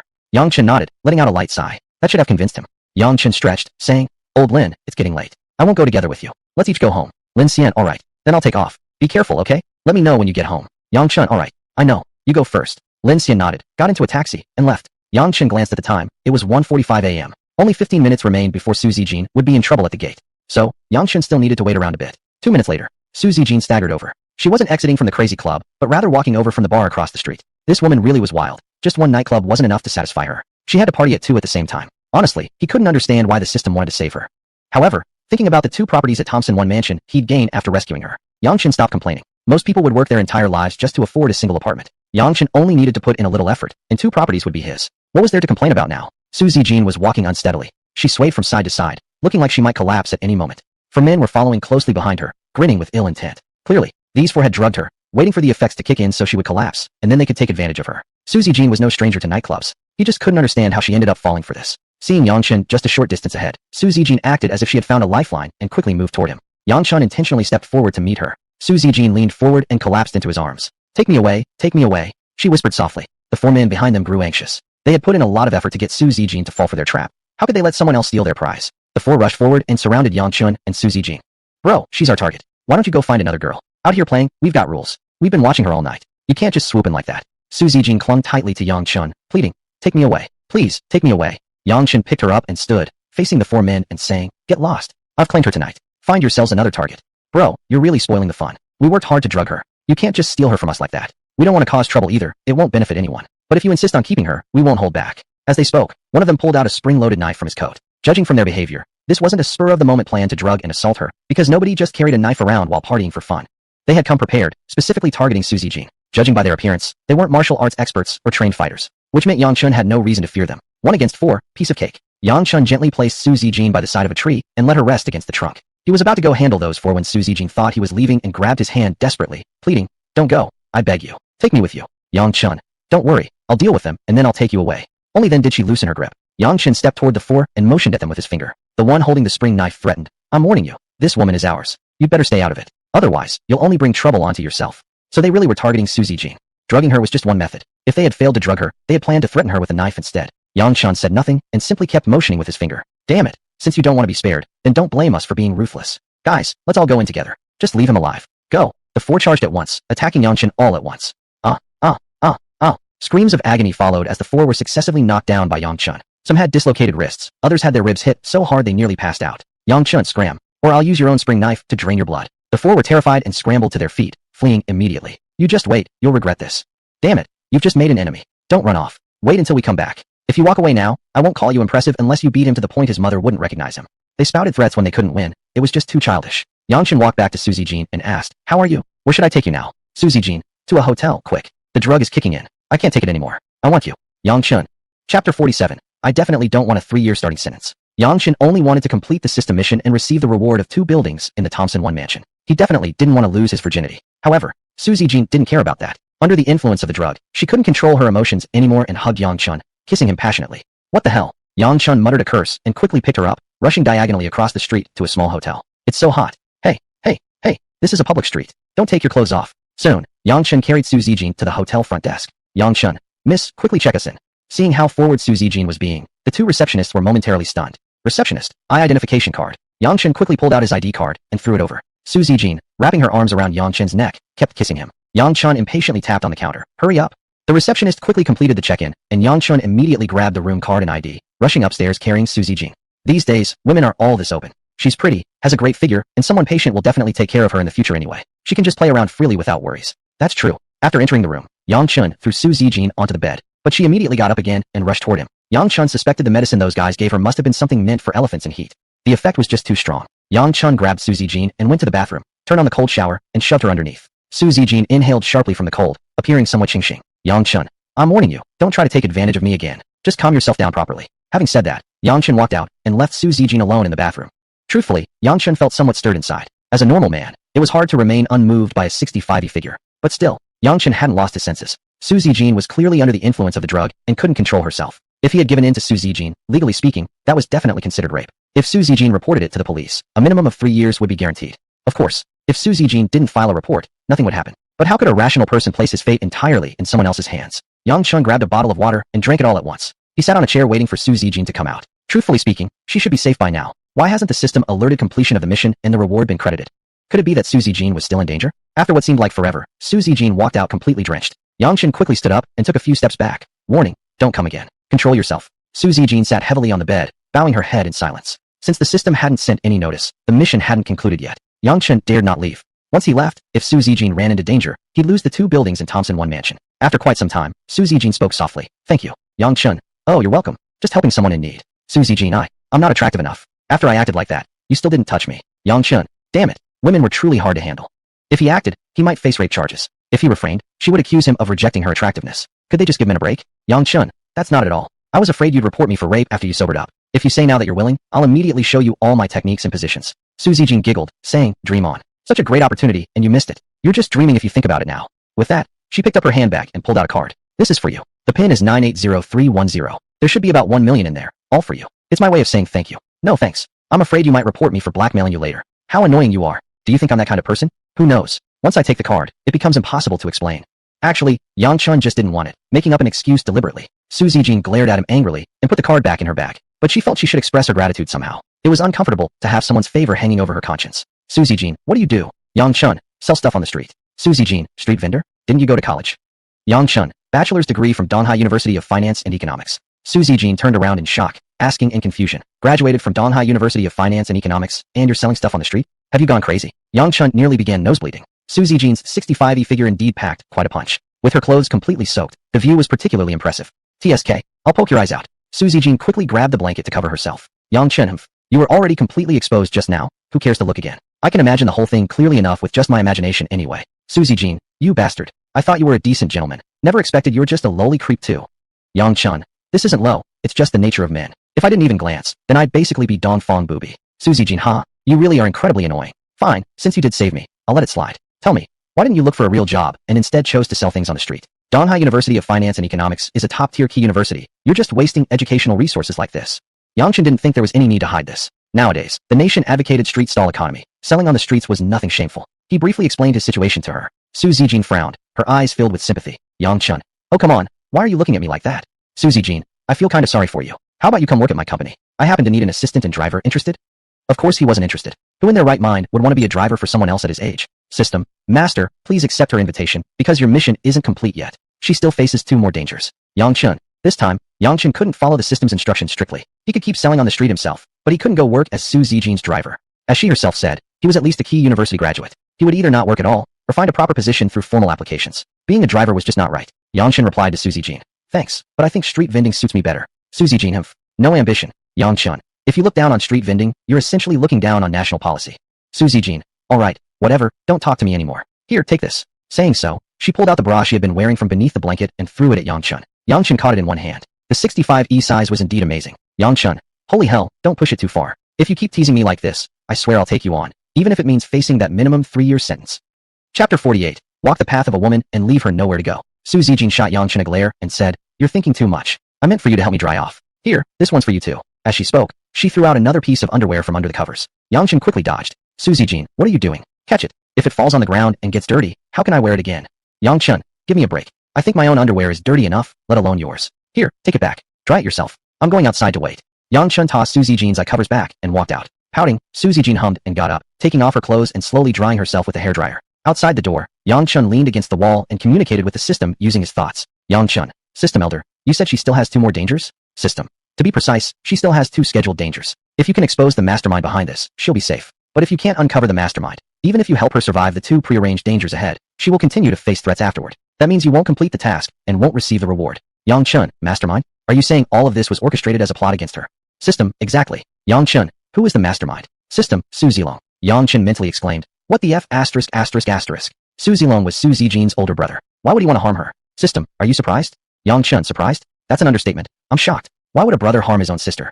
System, Su Zilong and Su Zijin are half-siblings from different mothers. Su Zilong's mother passed away early, and later, Su Cheng'an remarried Qin Su and had Su Zijin. Now Su Cheng'an is nearing retirement and is choosing a successor. Normally, family businesses are passed to male heirs, but Qin Su is a shrewd woman, trying to help her daughter seize control of the Pearl Hotel Group. So Su Zilong decided to strike first and targeted Su Zijin.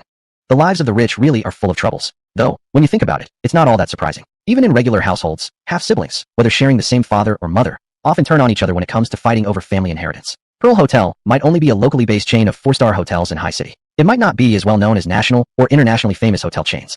But within High City itself, it's still a very formidable enterprise. It's estimated to be worth close to 100 million. It's safe to say that 99.99% of the world's population would be unable to remain calm when faced with such a massive fortune. So it's not strange at all that Su Zilong would go after Su Zijin. If that's the case, Yongchen really needs to apply for a position at Pearl Hotel and stick close to Su Zijin every day. But being a driver wouldn't work. A normal college graduate in their early 20s who had graduated from a key university wouldn't willingly become a driver. It would be better to be a personal assistant. While Su Zijin was still blow-drying her clothes, Yongchen quickly pulled up the all-profession experience card he had recently obtained. Yongchen. System, what exactly is this all-profession experience card? A light screen immediately appeared before Yongchen's eyes. It clearly displayed the detailed description of the all-profession experience card. As the name suggests, this card allows one to experience any profession around the globe. Each profession experience requires 1 experience card. Each card can only be used once. Temporary tasks will randomly be issued by the system to reward experience cards. So Yongchen doesn't need to worry about running out of cards. There'll be more coming, and he can use them freely when needed. Once the experience card is used, the system will appropriately assign Yongchen into the selected profession and grant him the core skills necessary for that role. For example, if he chooses to experience being a driver, the system will immediately give him expert driving skills. Or if he selects the profession of an interpreter, the system will enable him to fluently translate between specified languages. However, there are certain limitations to the professions that can be chosen with the experience card. Yongchen must choose wisely. For instance, choosing to be a national president would be unreasonable, or choosing to be a space traveler, also unreasonable. In short, the profession must be one that fits with his current identity and status. Once he becomes so powerful in the future that Earth itself can no longer contain him, he can even experience extraterrestrial civilizations, and the system would accommodate him. After reading through the description, Yongchen suddenly had a bold idea. What if he used this experience card to become the chairman of the Pearl Hotel Group? System. Yes, that would work. Are you going to use this card now? Yongchen. So it actually works. System. Of course. As long as the experience is reasonable, anything is possible. Yongchen. Then let me hold off for now. If needed, I'll try being the chairman of Pearl Hotel Group. But I have a question. This is just an experience, right? Is there a time limit? System. Once you confirm your choice of profession and the experience card is used, the system will assign corresponding tasks based on the profession's characteristics. If the owner can complete the tasks, he can permanently acquire everything associated with the current profession. If the tasks cannot be completed, then all that was gained through this profession will be lost the next time you use an experience card. Yang Chun nodded slightly, more or less understanding what the system meant. Accepting tasks was acceptable. After all, nothing should come easy without effort. As long as completing the task could turn everything gained from the experience profession into a permanent possession, doing a bit of work was acceptable. Just then, the room door opened. Su Zijin came out wrapped in a towel, calling Yang Chun to come inside. There was an inherent seductive charm in this woman, something most normal men couldn't resist. Yang Chun, how about I just send you home? Su Zijin, brother, it's almost 4 in the morning now. Why would I go home? I'll do you a favor and stay here with you. Yang Chun, haha, thanks then. For the sake of those 2 buildings in Thompson 1 mansion, he had no choice but to risk staying in the same room with this female ruffian. Yang Chun entered the room, turned up the heating on the air conditioner, and then neatly folded the blanket into a long strip placed in the middle of the bed. Then he said to Su Zijin, this blanket serves as a boundary. Whoever crosses over will be considered a beast. Su Zijin, brother, isn't it supposed to be me who says that? Yang Chun, I'm an upright and decent man. I certainly won't make any moves on you. But you? I'm not so sure about you. I'm afraid that the effect of the drug hasn't worn off, and you might take advantage of me while I'm asleep. Getting molested is no big deal, but what if after that you sue me? Then I would be more wrong than doughy. Su Zijin burst out laughing. She had never met such a conceited man before. Su Zijin, brother, don't worry, I'm perfectly sober, and I won't touch you at all. If a girl isn't scared, why are you, a grown man, acting so nervous? Don't tell me you're still a virgin. Yang Chun, if we only consider today, yes, I'm technically still a virgin today. Su Zijin, haha shameless. Go to sleep. Yang Chun nodded and turned sideways, lying on his side with his back to Su Zijin. It was already 4 a.m., and even ordinary people would be extremely sleepy. Soon, Yang Chun fell asleep. At 8 a.m., Su Zijin suddenly screamed loudly. Yang Chun was startled awake, turning around to look at her, puzzled, asking, what's wrong? Su Zijin, it's 8 o'clock already, I'm almost late. There's a job fair at the company today. I'm the HR manager, I must be there. As she spoke, Su Zijin's eyes looked directly at the folded blanket between them. It was still exactly as Yang Chun had placed it the night before. Su Zijin immediately showed a furious expression, pointing her right index finger at Yang Chun. So you really didn't cross the line. Yang Chun immediately reacted, quickly slapping her on the head, scolding, you beast. I said whoever crosses the line is a beast. Why didn't you cross the line? Su Zijin was taken aback by Yang Chun's reaction, her mouth slightly open, speechless. Good thing Yang Chun acted fast enough. Otherwise, given Su Zijin's personality, she would definitely slap him and then call him a beast. Come on. Yang Chun had seen online memes like this before. Okay, walk a woman's path and leave her nowhere to go. He who strikes first wins. The one who strikes later suffers disaster. Chapter 49. What to do if you've slept with your boss. Su Zijin was furious. She reached out to grab Yang Chun. Yang Chun stood up and stepped back, dodging her hand. Su Zijin, you bastard, are you even a man? Yang Chun, if I weren't afraid you'd sue me, I would have shown you just how much of a man I am last night. Su Zijin, you bastard, I don't have time today. Just wait. When I do, I'll make you pay.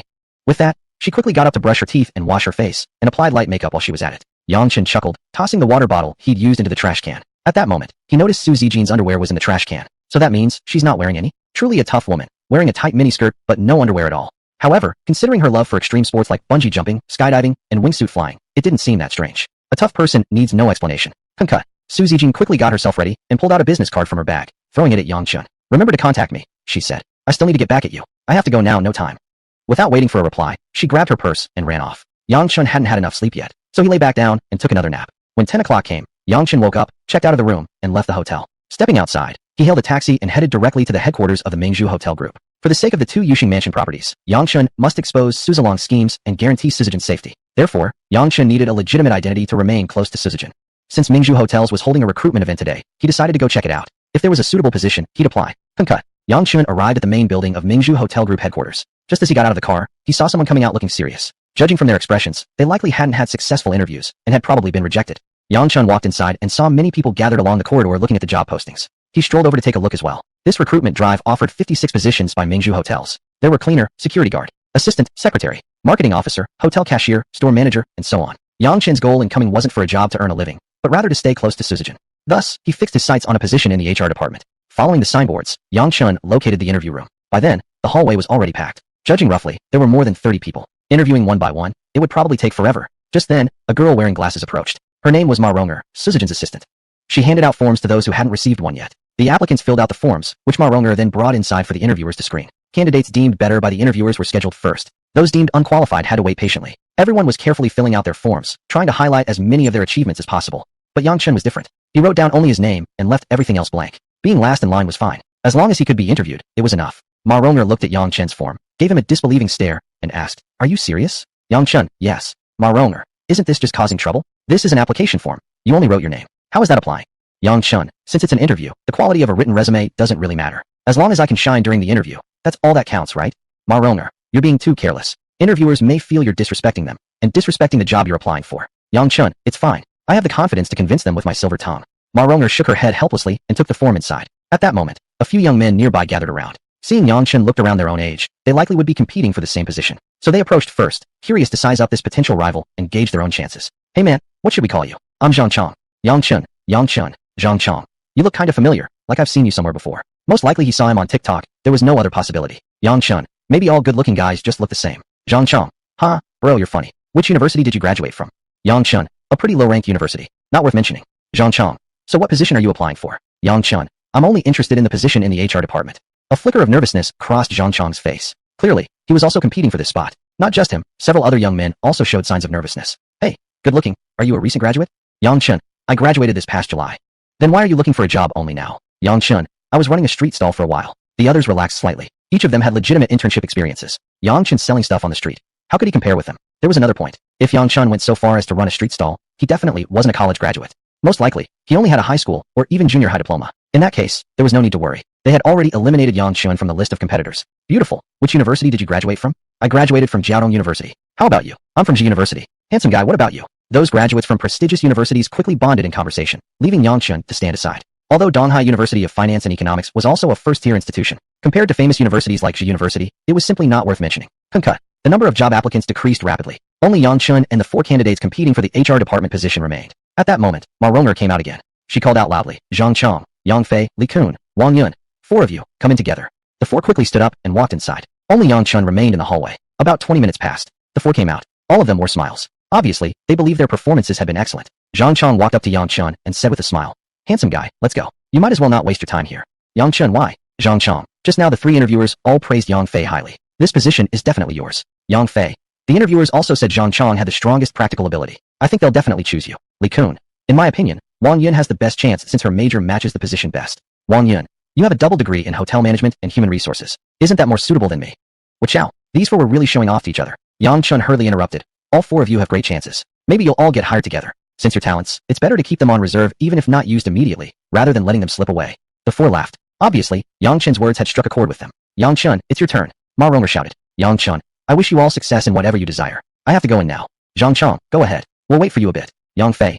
Yes, we'll wait for you a bit. Yang Chen nodded and turned to enter. What those annoying people were thinking, Yang Chen could see clearly at a glance. They were all adults, yet still behaving like primary school students competing with each other. It was truly ridiculous. Yang Chen entered the room and saw Su Zijin seated in the middle. Neither of them revealed any hint of familiarity. The people beside couldn't detect that they knew each other. Su Zijin crossed her arms in front of her chest, her expression stern, appearing like a cold, high and mighty female CO. Had he not witnessed her true self, Yang Chen would surely have been fooled by her appearance.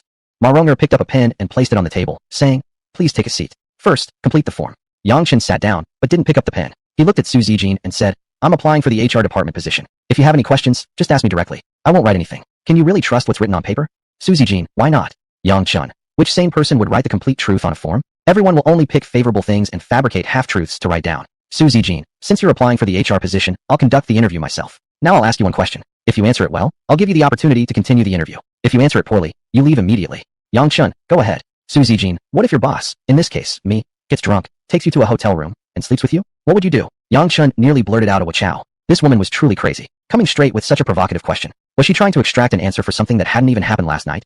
Chapter 50. Do you like what you saw? When Su Zijin asked her question, the 2 interviewers beside her awkwardly lowered their heads. Assistant Ma Rong'er also bowed her head, too embarrassed to look at Su Zijin. Normal people just wouldn't ask such a question. Yang Chen momentarily didn't know how to properly answer. Su Zijin snorted coldly and said, what? Don't know how to respond. Yang Chen, how could I not know how to answer such a simple question? Su Zijin, oh, then tell me, what would you do? Yang Chen, leave before she wakes up, pretending nothing happened. Ma Rong'er and the 2 interviewers beside her shook their heads helplessly. With an answer like that, wasn't he just asking for trouble? He truly didn't understand women at all. Of course the proper response should have been, I'll take responsibility. Leaving immediately after sleeping with her. That was just being a playboy. Su Zijin let out a cold huff and threw the pen in her hand onto the table. Due to the force, the pen rolled onto the floor. Yang Chen stood up, pushed his chair aside, squatted down, and picked up the pen. Of all things, of all mistakes, he looked up, just a glance.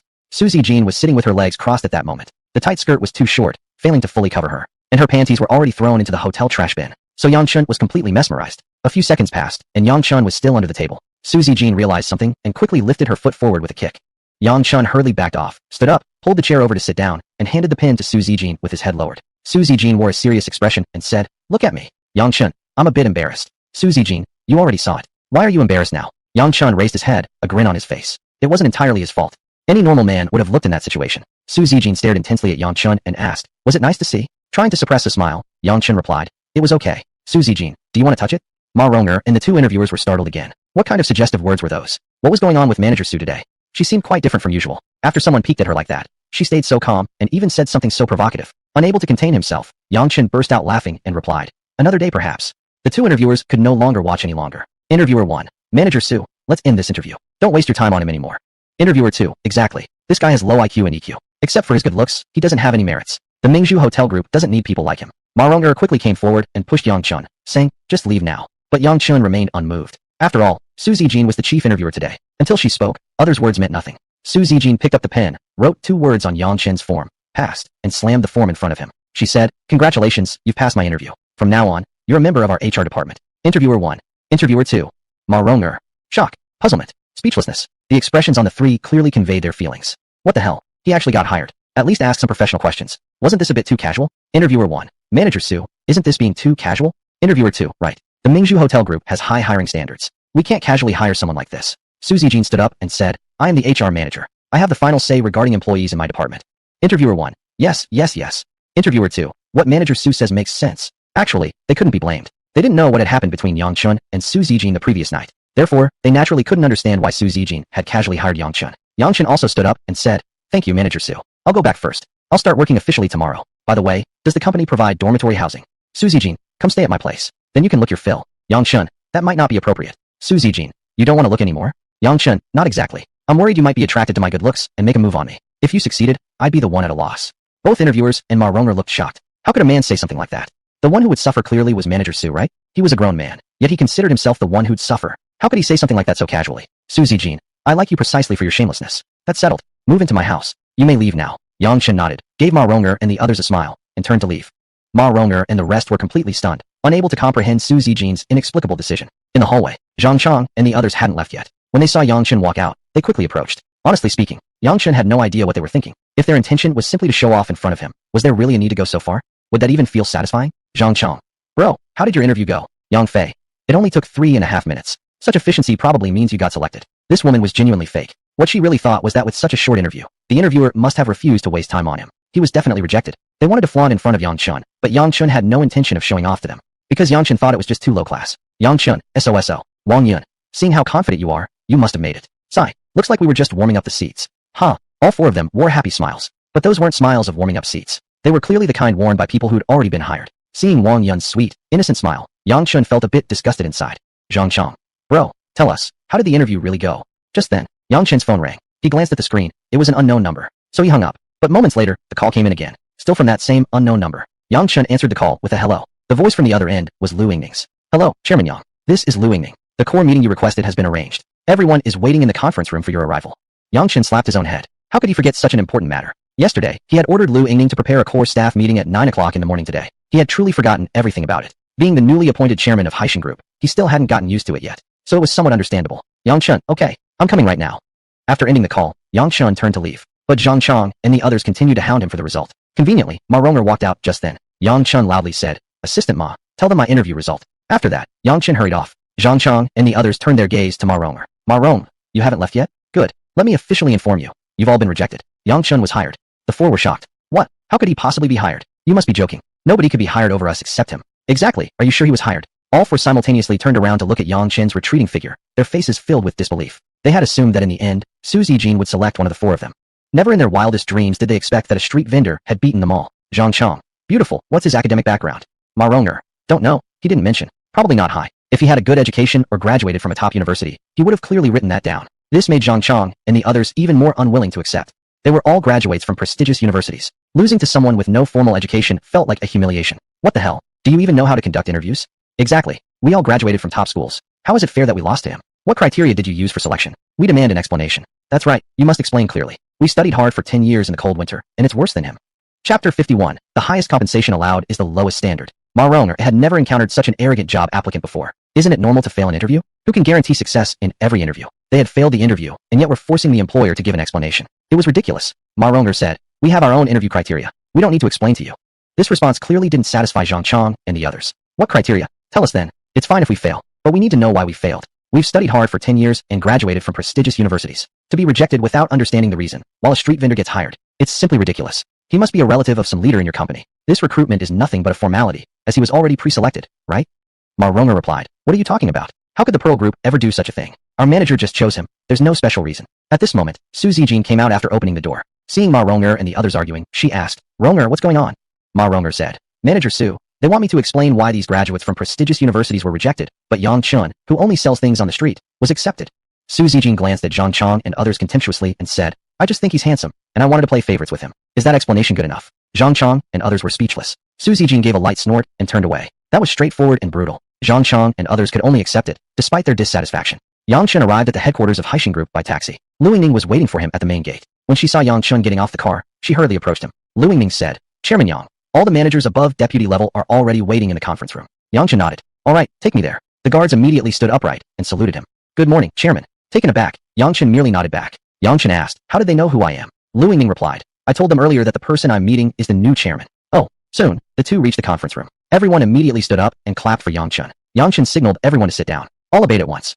Yang Chun said, sorry for keeping everyone waiting. My name is Yang Chun, the new chairman and major shareholder of Haixin Group. Today, I've called everyone here for two reasons. First, to meet each other and get acquainted. Second, to finalize the relocation plan for Yang's village. Alright, please introduce yourselves one by one so I can get to know everyone. Mr. Zhang will go first. Everyone became extremely attentive. He had called Zhang Hu first. Apparently, he would be the target. He who does not repay his grudges is not a gentleman. Zhang Hu and his father had confronted Yang Chun at his house. Would Yang Chun easily forgive Zhang Hu? Of course, his first move was revenge. Zhang Hu hastily stood up and nervously swallowed. Ever since he left Yang Chun's house yesterday, Zhang Hu had been filled with unease. He was deeply worried Yang Chun would take revenge on him. Now Yang Chun called his name first, which made him even more nervous. Suddenly, Yang Chun grabbed Zhang Hu's wrist, greatly scaring him. Everyone else also became extremely tense. Could it be that the new chairman is so uncouth as to take matters into his own hands and deal with Zhang Hu physically? Yang Chun said, Mr. Zhang, don't be nervous. Just speak normally. Zhang Hu awkwardly smiled and nodded, saying, Chairman Yang, good. My name is Zhang Hu. I'm the vice president and CEO of the company, as well as the second largest shareholder. Everyone knew what Zhang Hu and his son Zhang he had done to Yang Chun, though Yang Chun had successfully embarrassed father and son. But they were clearly the ones causing trouble by coming to his house. It was obvious that Yang Chun might not forgive them. Everyone looked nervously at Yang Chun, anticipating how he would deal with Zhang Hu. Speaking frankly, given Yang Chun's temperament, he definitely wanted to get rid of Zhang Hu. But Zhang Hu still had his uses now, specifically the Hua security company managed by his wife. Until a substitute for Hua security company could be found, Yang Chun didn't intend to act against Zhang Hu. Yang Chun said, Mr. Zhang, thanks for your hard work. The company will rely on you even more in the future. Everyone, including Zhang Hu himself, was confused. Was Yang Chun not going to address what happened yesterday? On second thought, one could understand. Zhang Hu was the company's vice president and CEO, and also the second shareholder. No one in the entire company could replace his position. Yang Chun had just taken over the company, so he naturally didn't want to create a major upheaval. Thus, he wouldn't dare to move against Zhang Hu. In reality, it wasn't that Yang Chun dared not move against Zhang Hu, but that he temporarily still wanted to make use of him. Everyone let out a sigh of relief. As long as everything remained calm, they wouldn't be dragged into any trouble. Others stood up one by one to introduce themselves. Yang Chun only remembered the heads of each department. He didn't bother memorizing the rest. Yang Chun said, alright, it's nice meeting all of you. I hope we can work together in harmony and bring the company to greater heights. Now let's discuss the relocation plan for Yang's village. Director Zhang, have you completed the relocation plan? Zhang Hu quickly opened his folder and handed the documents to Yang Chun. As a mature real estate company, Haixin Group had a complete and well-established relocation mechanism. Yang Chun was not interested in the methods of relocation. He only cared about the compensation. Zhang Hu said, since Yang's village is Chairman Yang's hometown, I've arranged compensation at the highest standard. Your family's property is at an especially important location, so there will be additional compensation. Does that work for you? Yang Chun said, that doesn't work for me. The atmosphere became tense once again. This compensation offer was already extremely generous, yet Yang Chun still rejected it. Everyone thought he was still unwilling to let go of his grudge against Zhang Hu, that he was deliberately making trouble. Zhang Hu wiped the sweat from his forehead and secretly wished he could go home and kill his son Zhang He. Why did they have to provoke such a formidable person like Yang Chun? Yang Chun said, Director Zhang, are you feeling hot? Zhang Hu replied, no, not at all. Yang Chun said, good, let's continue. It's true my family's property is in an important location. It's only reasonable to offer slightly higher compensation. However, the other villagers don't have similarly valuable properties. There's no need to compensate them so generously. There will be two options for compensation. Option 1, maximum compensation of a 40 square meter apartment for each adult. Option 2, maximum compensation of 80,000 yuan for each adult. Let them choose which option they prefer. Everyone was stunned. Or perhaps it was more accurate to say they were shocked. They had assumed Yang Chun wasn't satisfied with the existing compensation standard. They never expected he thought it was too high. Yang Chun was a native of Yang's village. Logically speaking, he should have fought for more benefits for the villagers. But why was he pushing for lower compensation, enforcing the lowest standard across the board? Why? Of course, they didn't know. If they had experienced being pressured by villagers to donate money, and threatened with having their ancestral graves dug up if they refused, they might not want to give the villagers a single penny in compensation either. Zhang Hu said, Chairman Yang, I'm a bit confused. Yang Chun said, you don't need to understand. You just need to follow instructions. Zhang Hu, understood. Yang Chun, and do you understand what I mean by highest? Zhang Hu, you mean for me to lower the compensation standard and complete the relocation at the minimum possible cost? Yang Chun nodded. Exactly. Director Zhang, this is the first task I've assigned to you. If you fail to satisfy me, I will ensure you won't be satisfied either. Do you understand? Zhang Hu stammered. Ununderstood. I will definitely make sure to satisfy Chairman Yang. Everyone suddenly understood. So this was what Yang Chen had planned for Zhang Hu all along. He intentionally lowered the compensation standard for the relocation and assigned it to Zhang Hu. If Zhang Hu failed, Yang Chen would have a legitimate reason to punish him. If Zhang Hu succeeded, the company would benefit more. What a deep-thinking chairman. Zhang Hu needed to start thinking hard now. If he failed this mission, the consequences would be unimaginable. Yang Chen said, "Alright, that concludes today's meeting. Department managers should submit written reports to Secretary Liu by tomorrow noon. I want to understand the structure and operations of each department. Except for Manager He from the Finance Department, everyone else can leave now and go have lunch." Manager He Jingying tightened her fists nervously. Everyone else stood up and left, quickly clearing out the conference room, leaving only her and Yang Chen behind. Yang Chen said, "Manager He, don't be nervous." He Jingying said, "I'm not nervous." Yang Chen said, "If you're not nervous, that's good. Manager He, tell me, can I trust you?" He Jingying was instantly stunned. That was the kind of question that immediately put someone at a loss for how to properly respond. What did he want to do? Chapter 52. For the sake of life, should we abandon dignity? He Jingying remained silent. It wasn't that she didn't want to speak, but rather that she didn't know how to answer Yang Chen's question. Yang Chen, Manager He, can I trust you? The same question, asked for the second time by the chairman. As an employee, if she didn't respond now, it would become unacceptable. After all, things shouldn't be left hanging thrice. He Jingying, oh of course. I'm absolutely loyal to Chairman Yang and the company. Please give me any orders, and I'll do my utmost to carry them out. Yang Chen, good. I want you to investigate Zhang Hu's financial status. I don't need to elaborate further, right? He Jingying stared at Yang Chen in surprise. Earlier, she had thought Yang Chen had given up on dealing with Zhang Hu. Apparently, she was wrong. Yang Chen wasn't acting because he hadn't decided to move yet. When he did, it would be to make sure Zhang Hu could never recover. Over the years, Zhang Hu had certainly obtained many secret benefits using his position. Putting aside other possibilities, every time there was a demolition project, he handed it over to the security company run by his wife. This definitely involved abuse of power and interest transfer. Either don't investigate, or investigate thoroughly. Vindictive, patient, smart, ruthless. These were He Jingying's initial impressions of Yang Chen. A person like this was completely unfathomable. On the surface, he appeared calm, but in reality, he was plotting inside, calculating ways to destroy his enemies in one decisive strike. There was only one word to describe him: frightening. He Jingying was intelligent. Yang Chen was now the group chairman and president, holding 77% of the shares. If she wanted to keep working here, she had to remain loyal to him. He Jingying, Chairman Yang, rest assured, I know exactly what to do. Yang Chen, good. I always like dealing with smart people. Get the job done well, and your year-end bonus will be doubled. Mess things up or leak any information, and you can pack up and leave immediately. He Jingying, I understand. Yang Chen, go have something to eat. He Jingying, goodbye, Chairman Yang. Though she had come to this conference room more than once, for He Jingying, it felt like a prison. She didn't want to stay here for even a second longer and rushed out immediately. At that moment, Lu Yingning walked in. Lu Yingning, Chairman Yang, will you be eating here? Yang Chen, no, I need to go home. Secretary Liu, starting from now, your daily work will include an additional task. Patrol the company Budingshi and understand the work situation of each department. Before going to sleep every night, send me a work report summarizing the important events that happened today at the company concisely. Lu Yingning, understood. But will you normally not come to the office?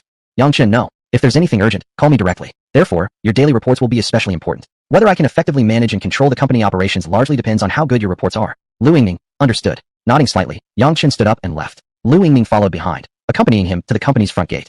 She watched him get into his car and drive away before turning back to have her meal. Just after the car had traveled a short distance, Lin Xian called Yang Chen. Lin Xian, old Yang, what are you up to? Yang Chen, nothing, just walking around. Lin Xian, wokeo, what an elegant pastime. There's something I want to ask you. Yang Chen, go ahead. Lin Xian, you said last night that you would let me manage the official cuisine restaurant. Was that real? Yang Chen, of course. Do you think you can handle it? Lin Xian, whether I can or not, I can't guarantee. But I promise you, I will give it my absolute best. They weren't in the same class at university, but back in college, they'd lived in the same dorm. Back then, they had made a mutual agreement. No matter who became successful first, they must help the other rise as well. Yang Chen was a man who valued relationships deeply. A promise made long ago still deserved fulfillment. Not just for Lin Xian. Even Yang Chen himself couldn't be certain he'd manage the restaurant well. But there was one thing Yang Chen could be certain about. Lin Xian would indeed give it his all. Do everything possible, and then leave the rest to fate. Yang Chen, okay. Head to the headquarters of the official cuisine restaurant right now. I'll be there shortly.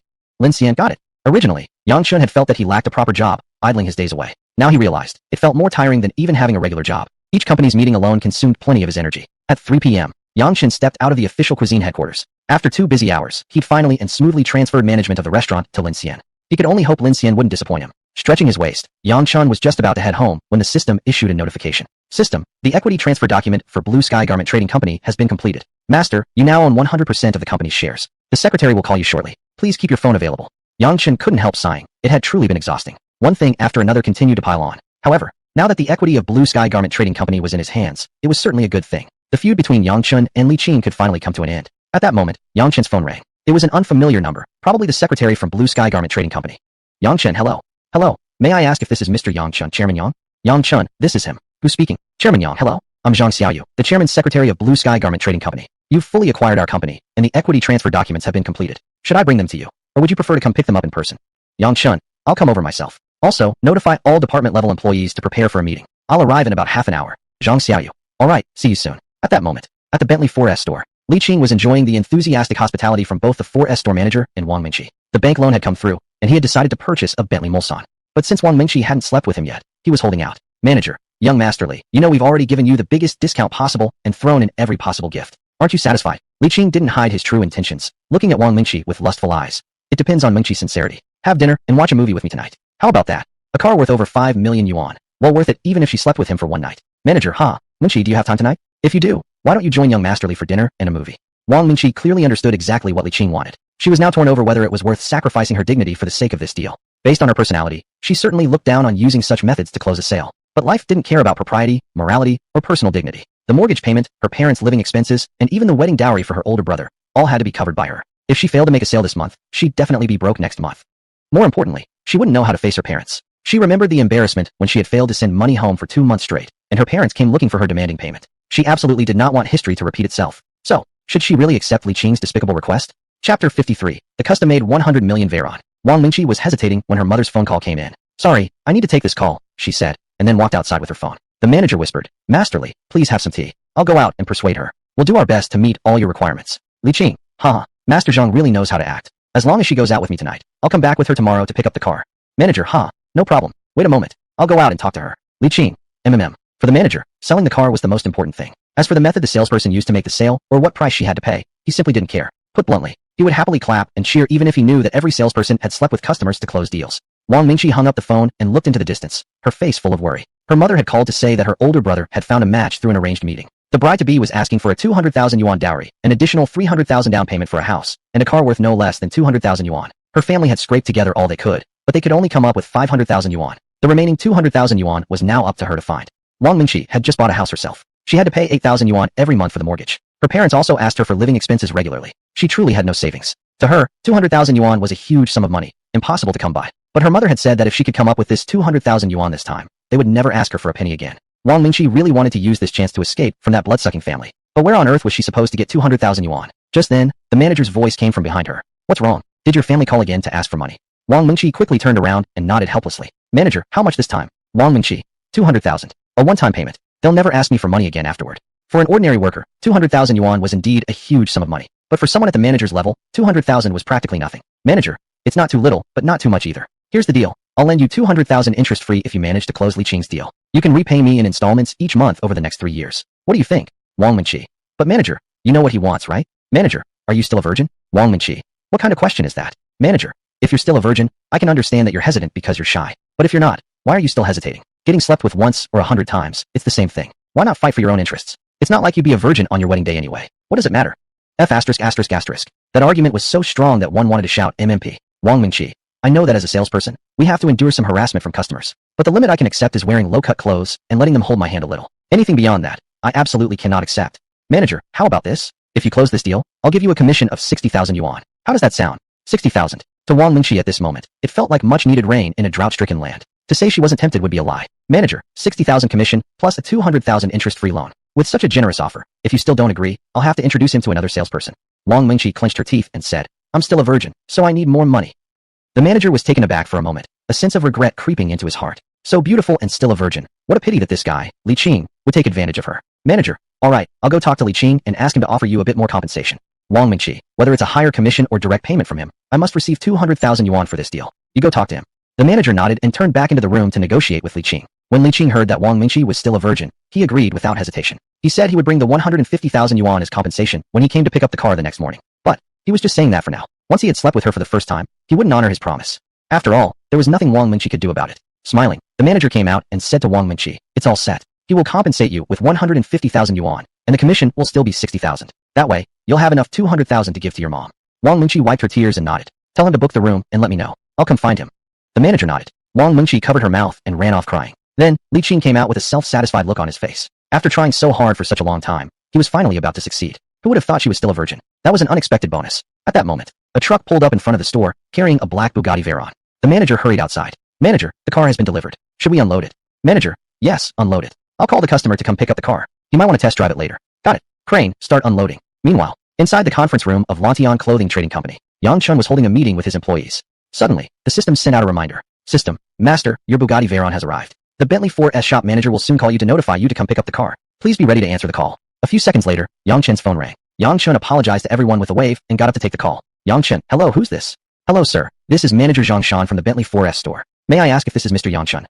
Yang Chen. Yes, speaking. Zhang Shan. Mr. Yang, nice to speak with you. Your custom-made Bugatti Veyron is now in the store. Please come by to pick it up. Yang Chen. Oh, alright. Do I need to bring any documents? Zhang Shan. Just bring your ID card. Yang Chen. Okay. After hanging up, Yang Chen walked back into the meeting room and continued the meeting. Yang Chen. Let's continue. We must strictly supervise the order from Qingfeng Garment Factory. Whether we can have a prosperous new year depends entirely on this order. So, if they meet our requirements, great. If not, we will switch factories immediately. Got it. Got it. Yang Chen, alright. That's all for today. Meeting adjourned. After leaving Lantian Clothing Trading Company, Yang Chen took a taxi directly to the Bentley 4S store. Meanwhile, a crowd had gathered in front of the Bentley 4S store. After all, the Bugatti Veyron was already eye-catching enough. But this specially customized version was even more dazzling. The spectators began chatting excitedly. These curves are just too beautiful. They're even better than Lin Jiling's figure. I've only seen the Bugatti Veyron on TV before. Now I can actually see and even touch it in person. Totally worth the trip. Never thought someone in our high city could be this rich, buying such an expensive supercar. I'm really curious to know what this person looks like. I bet the owner is a successful businessman in his 40s. If only I could marry a rich guy like this. I'd be set for life. Li Qing walked out of the restroom and saw a large crowd gathered outside. He quickly rushed out to check it out. When he saw the Bugatti Veyron, he was stunned by its beauty. Li Qing. Wow, this car is fucking amazing. Manager Zhang, give us a quick intro. Zhang Shan, huh? It's my first time seeing this kind of car too. I'll just briefly introduce it based on the manual. Everyone immediately leaned in to listen carefully. This car was custom-made from headquarters and cost up to 100 million xia currency. The entire vehicle was bulletproof. Neither the body nor the windows could be penetrated by AK-47 fire. Even a small caliber rocket blast would only flip the car over but wouldn't destroy it. That showed just how impressive its safety performance was. The seats were stitched from crocodile leather, all lined with gold thread. Each seat was embedded with a 30-carat diamond. After Zhang Shan finished explaining the car, everyone was even more shocked. Such an extravagant and luxurious car must cost 10,000 yuan just to drive a kilometer. They became even more curious. Just who could afford to commission such a powerful supercar? Chapter 54, Industrial Park spanning 250 million square kilometers. Yang Chen felt quite excited in his heart. Every man probably dreams of owning a sports car. Now he had realized that dream first. System. Triggering a temporary system task. Complete the task. Reward is supercar driving skills. P.S. Driving a supercar is very different from a regular car. Before getting familiar, you may not even know how to start it, or even how to open the door. But once you obtain this temporary task reward, Master can skillfully drive a supercar. As an ordinary person, Yang Chen had only seen supercars on TV and online. He had no idea about their internal structure, nor did he know how to drive one. Luckily, the system had issued this temporary task and reward in advance. Otherwise, he would have been embarrassed in front of the Bentley dealership staff later. Yang Chen quickly communicated with the system using his thoughts. Yang Chen, accept the temporary mission. System, received Master's command. Now issuing the temporary task. No cash or material rewards. Completing the task will reward Master with expert-level supercar driving skills. Task content. Sabotage Li Qing's plan to sleep with Wang Mingqi. Yang Chen, is that bastard Li Qing finally making his move? System, his bank loan has been approved. He plans to buy a Bentley Mulsanne, on the condition that Wang Mingqi spends one night with him. Wang Mingqi, under family pressure and desperately needing 200,000 yuan, agreed to this condition.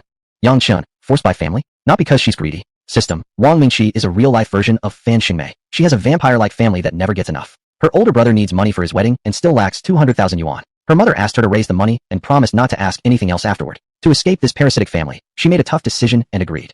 Plotlines from TV dramas actually happen in real life. In this light, Wang Mingqi is quite pitiful. From another angle, she is a good girl. Even in this situation, she prefers enduring Li Qing's hidden conditions rather than accepting his romantic advances. This proves she's not greedy. She's just cornered by reality, forced to sell her dignity. But the real fear is that after she gives up her dignity for 200,000 yuan, her parents break their promise and continue demanding more money, which would likely drive her to the brink of collapse. However, these are not Yang Chen's problems to solve. What relation does he have with her? Why should he care about whether she lives well or not? Li Qing has troubled Yang Chen multiple times. If Yang can sabotage his affairs, he'll definitely do it. Soon, Yang Chen arrived at the Bentley 4S store. A large crowd had gathered at the entrance, taking photos of a Bugatti Veyron. Yang Chen guessed that this customized Bugatti Veyron must belong to him. Li Qing was also enthusiastically taking photos. When facing such a supercar, no man can resist. Just as Yang was about to walk forward, a girl in a fur coat rushed in front of the car and posed. Across from her stood 5 other girls recording her with their smartphones. The girl in the fur coat stretched her arms wide and loudly announced, "My name is Chun-Li. Once, I was a simple and innocent girl. A year ago, my boyfriend complained I didn't work at home and asked him for money. So I kicked him out and joined Sister Yang's team. 1 year later, I bought this Bugatti Veyron in full. I just want to tell every woman, you must be financially independent, or no one will respect you. Join us, and the next person driving this car could be you." Yang Chen immediately stopped in his tracks. Could this be the so-called WeChat business team of legends? After Chun-Li finished her filming, another woman immediately stepped forward to continue shooting. "My name is Chen Huan. Once, I was like you all, a stay-at-home mom, circling my life around my husband, kids, and in-laws. My husband was upset that I didn't earn money or dress up, so he started seeing another woman. After great suffering and reflection, I discovered the truth. A woman must achieve financial independence. Only when you're rich can you stand tall. 1 year after my divorce, and 1 year after joining Sister Yang's team, I have achieved financial freedom and bought this Bugatti Veyron with cash. Believe me, as long as you're willing to work hard, If you join us, the next person standing here taking delivery of your car could be you. My name is Wang Qing. I've been in Sister Yang's team for 6 months. At first, my husband opposed my WeChat business, considering it as a pyramid scheme. Yesterday, I kicked him out. He knelt in front of me and begged me not to divorce him, but I still left with my child. Women, only when we become strong will men respect us. Sister Yang has rich experience and broad connections. As long as you dare to join us, I guarantee the next person standing here will be you. These women were so ruthless they even deceived themselves. Previously, when Yang Chen saw WeChat business jokes online, he always thought they were nonsense. Impossible for anyone to be so foolish. Now, he had witnessed it with his own eyes. Even if he wanted to disbelieve, he couldn't. Let them shoot. As long as they don't damage the car, Yang Chen didn't want to ruin their fun. But, after 3 of them had taken their shots, they weren't satisfied with just posing in front of the car anymore. They even discussed sitting on the hood of the car. Damn it, that won't do it all. They were all wearing high heels. A single scratch from those heels could cost tens of thousands to fix. Yang Chen quickly stepped forward, walking up to the car to check if any scratches had been left. Li Qing saw Yang Chen, and immediately a wave of anger welled up inside him. Last night, he had taken Wang Mingqi to Guanfu cuisine for dinner, only to be thrown out by Yang Chen, which had completely humiliated him. Meeting here again today, he wanted to step forward for revenge. But just after taking a single step forward, Li Qing backed down. Last night, Yang Chen had apparently spent 120 million yuan to buy the entire Guanfu cuisine brand. Someone who owned 120 million wasn't someone you could mess with easily. Damn, I don't even know where he got all that money. If he's just rich without any social status, maybe I wouldn't need to fear him. But if he has social standing, he becomes really difficult to deal with, Li Qing thought inwardly. At this moment, those Weishang women approached to drive Yang Chen away. Chun-Li, handsome, please move aside. We need to shoot our video. Wang Qing, just watch from far away. Touching the car is going too far. Chen Huan, this car isn't something you can afford anyway. It costs 100 million yuan. Oh my, they were really getting worked up. Yang Chen, haha, really that expensive? Chen Huan, of course. Your hands are rough. If you accidentally scratch a line on it, you'd have to work for years to cover the repair costs. Yang Chen, what's so special about this car that makes it so expensive? The women stammered, unable to explain clearly. Yang Chen, you don't even know? So this isn't even your car? I thought you were telling the truth in your videos. Turns out you're just lying. That single accusation of lying really touched the fragile self-esteem of these women. The surrounding crowd began laughing. The women became even angrier. Of course, that wasn't the most important issue. The key was that they were currently live streaming, trying to persuade their followers to join their team. If people watching the stream believed they were actually frauds, how could they continue tricking their followers into joining? Therefore, they must defend themselves to protect their own integrity. Chun-Li, who's lying? Speak clearly. Don't just make false accusations. Wang Qing, what kind of language is that? Don't know how to speak properly? Then shut up. Do we look like we can't afford this car? Chen Huan, we're telling the truth. No lying at all. Our investment director Sister Yang just contracted 250 million square kilometers of land in Uganda to establish an industrial park. If you join our team, you can all move into our industrial park, where we'll offer free houses and cars. You think we can't afford it? We don't even need to buy cars in the first place. Yang Chen, stop. This is getting more absurd. Are you sure it's 250 million square kilometers? Chen Huan, don't believe me? I'll call Sister Yang right now and put it on speakerphone so you can hear yourself. But listen clearly. You must apologize to us afterward, or others might really think we're con artists. Chapter 55. Who is that, buying such an expensive car? Yang Chen thought these women were probably brainwashed by Sister Yang. Otherwise, there was no way they'd ever say something as absurd as claiming to operate a 250 million square kilometer industrial park. Well then, calling them out in public would prevent more people from falling victim to their scam. The phone call connected. Chen Huan confidently turned on speakerphone. Sister Yang, didn't you just acquire a 250 million square kilometer plot of land in Uganda to build an industrial park? Sister Yang, that's right. All the paperwork has gone through. The deed will be shipped over by SF Express soon. A wave of laughter rippled through the onlookers. Chen Huan, hear that? The deed is already processed. How could this be fake? So, if you don't understand micro-business models, please don't make baseless comments. It just makes you look ridiculous. Yang Chen didn't want to waste more words on these women, lest their idiocy drag down his own IQ. However, these women felt Yang Chen had wronged them by accusing them of fraud, and were determined not to let it slide. Chen Huan, you owe us an apology. Wang Qing, yes, you must apologize. Your slander doesn't hurt us much, but it might mislead many women who could have achieved financial freedom like us, causing them to miss this life-changing opportunity. You don't just need to apologize to us, but also to all the sisters who are about to join our team. It seemed they wouldn't understand how stupid they were unless someone forced them to face reality. Yang Chen, you're really worked up. Do you know how many square kilometers our country is? Wang Qing, of course we know, 9.6 million square kilometers. Even primary school students know that. Yang Chen, then do you know how many countries the size of ours can fit in 250 million square kilometers? Wang Qing, how many? Yang Chen, 26. Only Russia and Canada are larger than us by land area. Where did Uganda get 250 million square kilometers of land to sell to your sister Yang anyway? The women were instantly speechless. Only now did they realize how ridiculous their claim sounded. Meanwhile, Sister Yang at the other end of the line was getting panicky. Hello? Hello? Speak up. Can you hear me? Hello? The signal is terrible. Then she abruptly hung up. Everyone burst into laughter. No wonder she was the chairwoman. Sister Yang sure knew how to cut and run when things got dicey. The women finally realized how foolish they had looked. But they weren't leaving. They simply shut down the live broadcast. Each of them had already paid thousands of dollars in franchise fees to Sister Yang. If they couldn't recruit more people underneath them, all that money would be lost. Even though they now realized they had been deceived, and that they were deceiving others, they still had to carry on. Because no one would willingly lose tens, or even hundreds of thousands. Besides, their team definitely had members who successfully recruited enough subordinates, and had earned a lot of money. If others can do it, why not them? They firmly believed that as long as they persisted, they would also achieve property ownership, car ownership, and financial freedom like others. Thus, the videos had to keep getting recorded. And under no circumstances should they admit to being scammed. They needed to harden their hearts and keep deceiving others into joining. Wasn't that exactly the standard pyramid scheme playbook? In this world, countless people pay their intelligence tax daily. As long as they weren't damaging the cars, Yang Chun didn't want to make things difficult for them. Since the law didn't ban it, it technically couldn't even be called a pyramid scheme. Why should he get involved? However, one thing for sure, this Bentley dealership really was damn unprofessional. So expensive a car, fine to be viewed and photographed by crowds, but not even one person assigned to monitor and prevent physical contact with the vehicle. To put it bluntly, a $100 million car, just a single scratch might cost more than the manager's annual salary to fix. Yang Chun continued inspecting the car carefully. If there was the slightest damage, he wouldn't mention it. He'd send the car back for a complete overhaul. Li Qing, stop checking it. You can't afford it anyway. Yang Chun shot him a glance. How do you know I can't afford it? It's just a car, after all. If necessary, I'll sell the government restaurant, and I'll definitely be able to afford it. Li Qing suddenly gained confidence. From Yang Chun's words, he had clearly spent all his money buying the government restaurant. That meant he currently had no money left. If he had no money, then what was there to fear from him? Once the final payment from the Blue Sky Garment Trading Company came through, Li Qing would become a billionaire overnight. His factory still supported more than 100 workers. So why should he fear someone like Yang Chun who stood alone? The micro-business women also hated Yang Chun for ruining their plans and humiliating them publicly. They wanted revenge too. Chun Huan, you can't afford it, so why are you touching it? Wang Qing, some men can buy $100 million cars, while others can only stare. Same men, why such a big difference? Chun-Li, no choice, some people are just losers. These women were truly clueless. No wonder they got scammed. She thought this remark would insult Yang Chun, but there weren't just Yang Chun alone among the men present. This one sentence had just offended every man on the scene. Other men immediately argued back fiercely. As if your dad could afford such a car. Isn't your dad also a man? If your dad could afford such an expensive car, why would you still do micro-business? Following that logic, your fathers are losers too, right? The several women were left speechless. Yang Chun was getting a bit anxious now. Li Qing had truly kept his cool today. Despite everything, he still hadn't stepped forward to cause trouble. Without him starting trouble, Yang Chun wouldn't have a valid reason to cancel the order from Blue Sky Garment Trading Company either. When people want to destroy themselves, they'll always find a way. Seeing the micro-business women targeting Yang Chun, Li Qing felt the timing was right. It was his time to step in. Li Qing, although these beautiful ladies might have spoken improperly, their point makes sense. Looking is fine, but you actually reached out and touched the car. If you really scratched it, you'd have to compensate them for that government restaurant you just got. This car costs $100 million.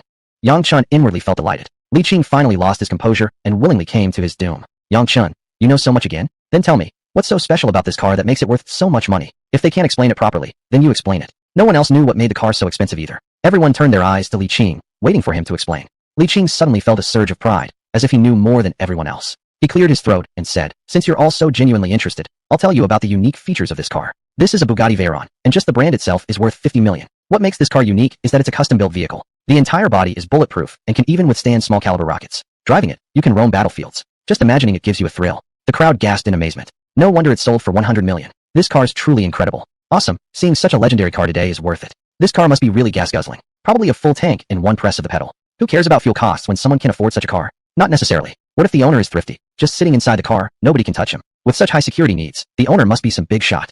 Exactly. Definitely at the level of Dama and Xiaoma. No way would he care about trivial fuel costs. But does High City even have such a prominent figure? I haven't heard of one. Yang Chun, listening to you all speak, it sounds like you know the owner personally. How do you know the owner doesn't care about fuel costs? Li Qing, you think the owner is like you, spending all the money you have? To afford such a car, someone must have at least $1 billion in assets. Otherwise he wouldn't even qualify to own this car. Would such a person care about a bit of fuel cost?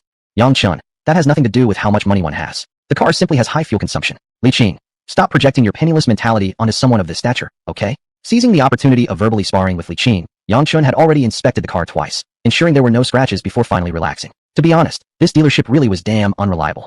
Truly, not even one person assigned to watch the car. Yang Chun had no choice but to go inside the store to look for someone. Just then, the manager arrived with his sales team. They laid out red carpeting, stretching all the way to the roadside. Then, they split into two lines, standing along both sides of the red carpet. They also held banners, though not yet unfurled, so no one could see what they wrote. No wonder they didn't come out to watch the car. Apparently they were busy setting up all this inside. So much for wasting time on unnecessary formalities. What Yang Chun cared about was the car itself, not all these fake formalities. At that moment, Wang Mengshi noticed Yang Chun, surprise evident as her lips slightly parted. Why young Mr. Yu? You're already here. Chapter 56, a woman's face can change that fast. Upon hearing Wang Mengshi call out Mr. Yang, Zhang Shan, the manager, asked in confusion, Mr. Yang? Which Mr. Yang? Wang Mengshi replied, Yang Chun, Mr. Yang. Zhang Shan what? He's Mr. Yang Chun. Wang Mengshi, yes. But, I'm not sure if he's the same Mr. Yang Chun who ordered this car. Just to be safe, Zhang Shan quickly stepped forward to ask. Looking at Yang Chun's attire, he definitely didn't resemble a big shot who would spend $100 million on a car. Still, out of caution, Zhang Shan politely asked, excuse me, are you Mr. Yang Chun? Yang Chun, yes. Zhang Shan, that two-character name Yang Chun. Then he pointed at the employees holding the banner and shouted, raise the banner. The employees immediately obeyed, unfurling the banners and lifting them high. One read, warm welcome. The other read, Mr. Yang Chun. Li Qing was greatly shocked and hurried over, asking, Manager Zhang, the person who bought this car for $100 million is called Yang Chun? Zhang Shan, exactly. Li Qing. But foreign receipts are usually written in English and pinyin, right? And they're written backwards, unlike how we write it. Are you sure it's Yang Chun, not Yang Chun with a different character, or Chen Yang? Zhang Shan. When I saw the receipt, I had the same doubt. I specially contacted headquarters and asked them to send me the exact name in Chinese characters. They confirmed it was Yang Chun. There's absolutely no mistake. Li Qing. But it's possible to have the same name. How do we prove this Mr. Yang Chun is the owner? Zhang Shan took out his phone and dialed Yang Chen's number again. 3 seconds later, Yang Chen's phone rang.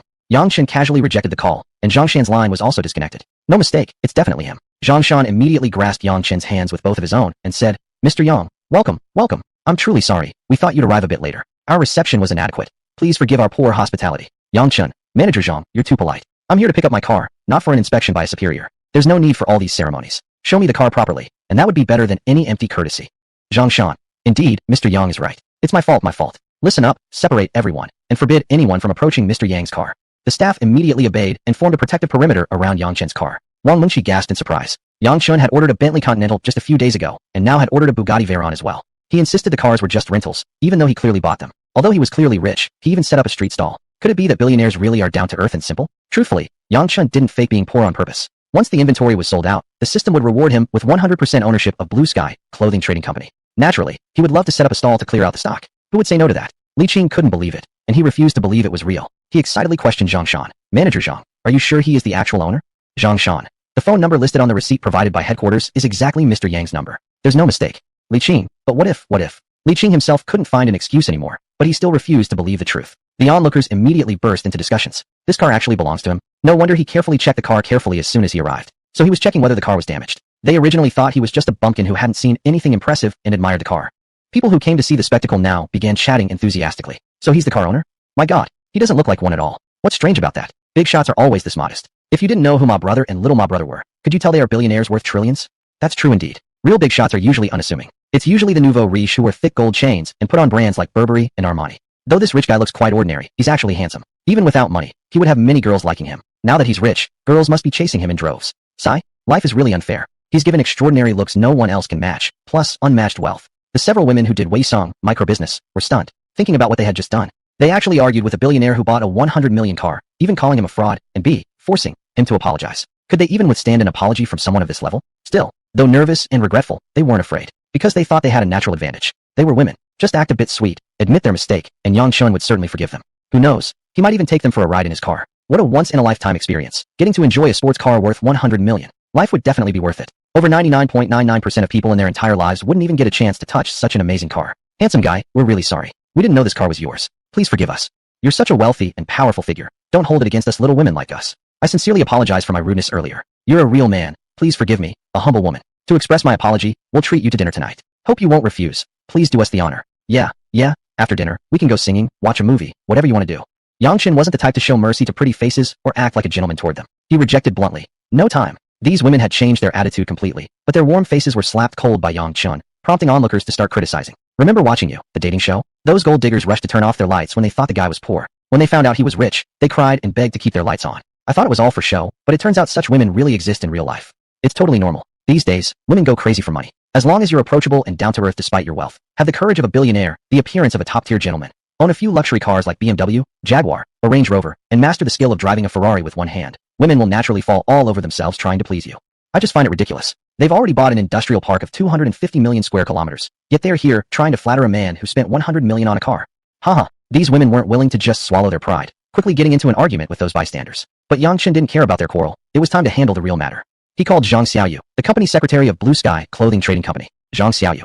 Hello, Mr. Yang. What can I do for you? Yang Chen. Cancel the order with Qing Phone Garment Processing Factory. Zhang Xiaoyu. Got it. What if they ask for a reason? Yang Chen. A reason? Just tell them Li Qing has provoked me multiple times. I don't want to work with them anymore. Zhang Xiaoyu. Understood. Li Qing was standing right beside Yang Chen. He had heard every word Yang Chen had said to Zhang Xiaoyu. Li Qing personally knew everyone at Blue Sky Clothing Trading Company, from the boss to all department managers, even the sales reps and procurement staff. To secure the 1 million shirt order from Blue Sky Clothing Trading Company, Li Qing had personally hosted every single one of them. He had treated them to meals, invited them to bathhouses, karaoke bars, even hired escorts for them. Li Qing was absolutely certain none of those people had the surname Yang. So, Yang Chen was clearly just showing off. He couldn't possibly have the authority to command people from Blue Sky Clothing Company. Li Qing. Yang Chen, are you showing off again? I guess you just can't help but act arrogant, can you? You spent 100 million on fancy restaurant dishes just to chase me away. You spent 100 million on a car. Can you even drive it? You think it's like a driving school car? You probably don't even know how to open the door, right? And now you dare to cancel the order right in front of me. Do you really think that can scare me?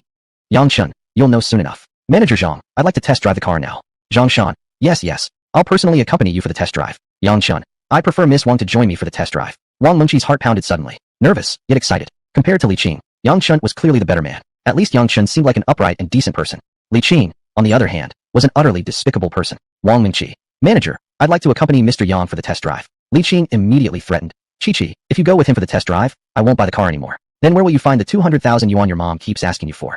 Wang Mingqi immediately sank. Any salesperson would naturally want to please a client like Yang Chun. But pleasing didn't guarantee profits. Right now, she urgently needed 200,000 yuan to pay off her family. At the moment, only Li Qing was willing to offer her that much money. So, she had no choice but to give in. Still, then she thought again, maybe Yang Chun was rich enough to help her? After all, 200,000 yuan was practically nothing to someone of his level. As long as he was willing to offer the 200,000 yuan, she was ready to offer anything in return except her life. If she had no choice, she would rather give her first time to Yang Chun than to someone like Li Qing. Yang Chun was handsome and of good character. What was Li Qing? Nothing. And she believed Yang Chun wasn't the kind of man who would take advantage of others in difficult situations. He might refuse to help, but he would never stoop as low as Li Qing, threatening her with sexual favors. So, she bravely made her request to Yang Chun. Mr. Yang, I beg you, please help me. I urgently need 200,000 yuan. I will definitely pay you back, and I can calculate it based on bank mortgage interest rates. Please say yes. If Yang Chun lent the money to Wang Mingqi, Li Qing's plan would be ruined.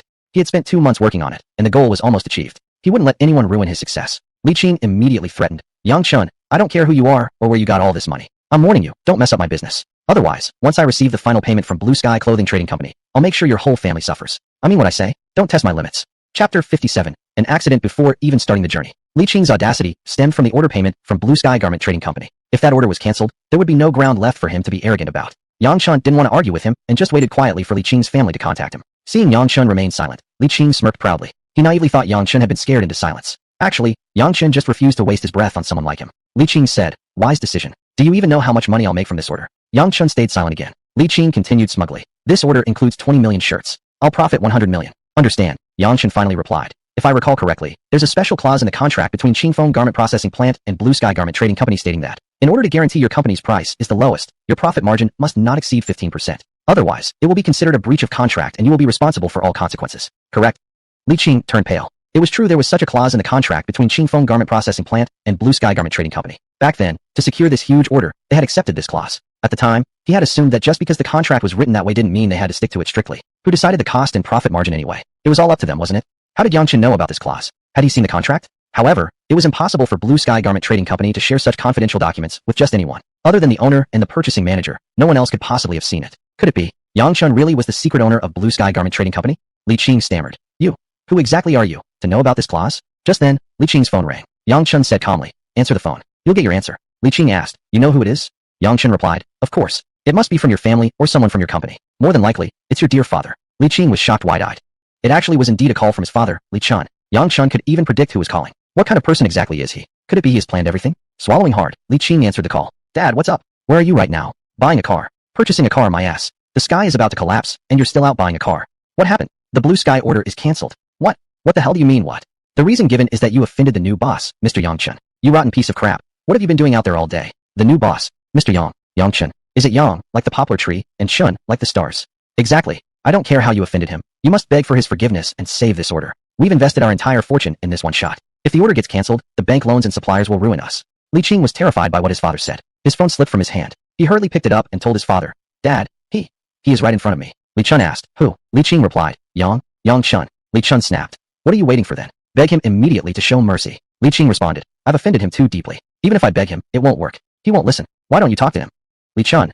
This was a classic example of disappointing one's father. The mess he had created, and now he expected his father to clean it up. Still, he at least knew himself well enough to realize Yang Chun wouldn't pay him any attention. Getting his father involved earlier might still salvage things. After all, this concerned their very livelihood. Though unwilling, Li Chun still agreed. Li Chun said, put me on speakerphone. Li Qing quickly obeyed and pressed the speakerphone button. Okay, it's on. Li Chun said, Chairman Yang, can you hear me? This is Li Chun, legal representative of Qingfeng Garment Processing Plant, and Li Qing's father. I sincerely apologize for my son's behavior. Please be generous and grant us mercy. Our entire fortune is invested in this order. If you cancel it, we are ruined. Yang Chun said. Apologizing over the phone shows no sincerity. I don't have time for this call. I need to go test drive a car. Miss Wang, let's go. Wang Mengqi nodded immediately and walked quickly toward Yang Chun. Li Qing just stood there watching, too scared to speak. Yang Chun asked, Young Masterly, can she get in my car? Li Qing hurriedly nodded, saying, yes. Yang Chun asked, are you planning to still take the final payment from Blue Sky Garment Trading Company and cause trouble for my entire family?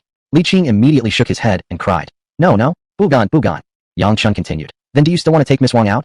Li Qing stammered, no, Bugan, Yiho do Bugan Zaijian Ta.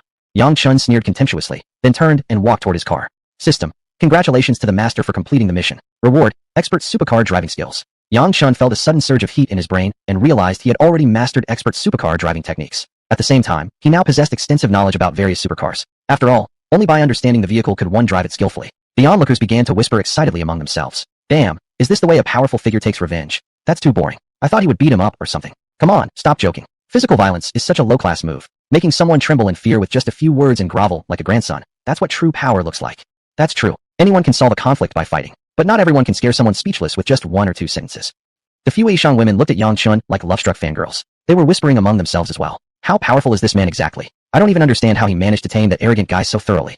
I don't get it either. I just saw him speak a few sentences, and suddenly the whole situation flipped. That arrogant guy was threatening him earlier, and now he's terrified out of his mind. Wow, so cool. Doesn't he look just like a Ba Dao Jingcai from a TV drama? Now that's a real man. If only my husband could be even a tiny fraction as good as him, I wouldn't have had to divorce him.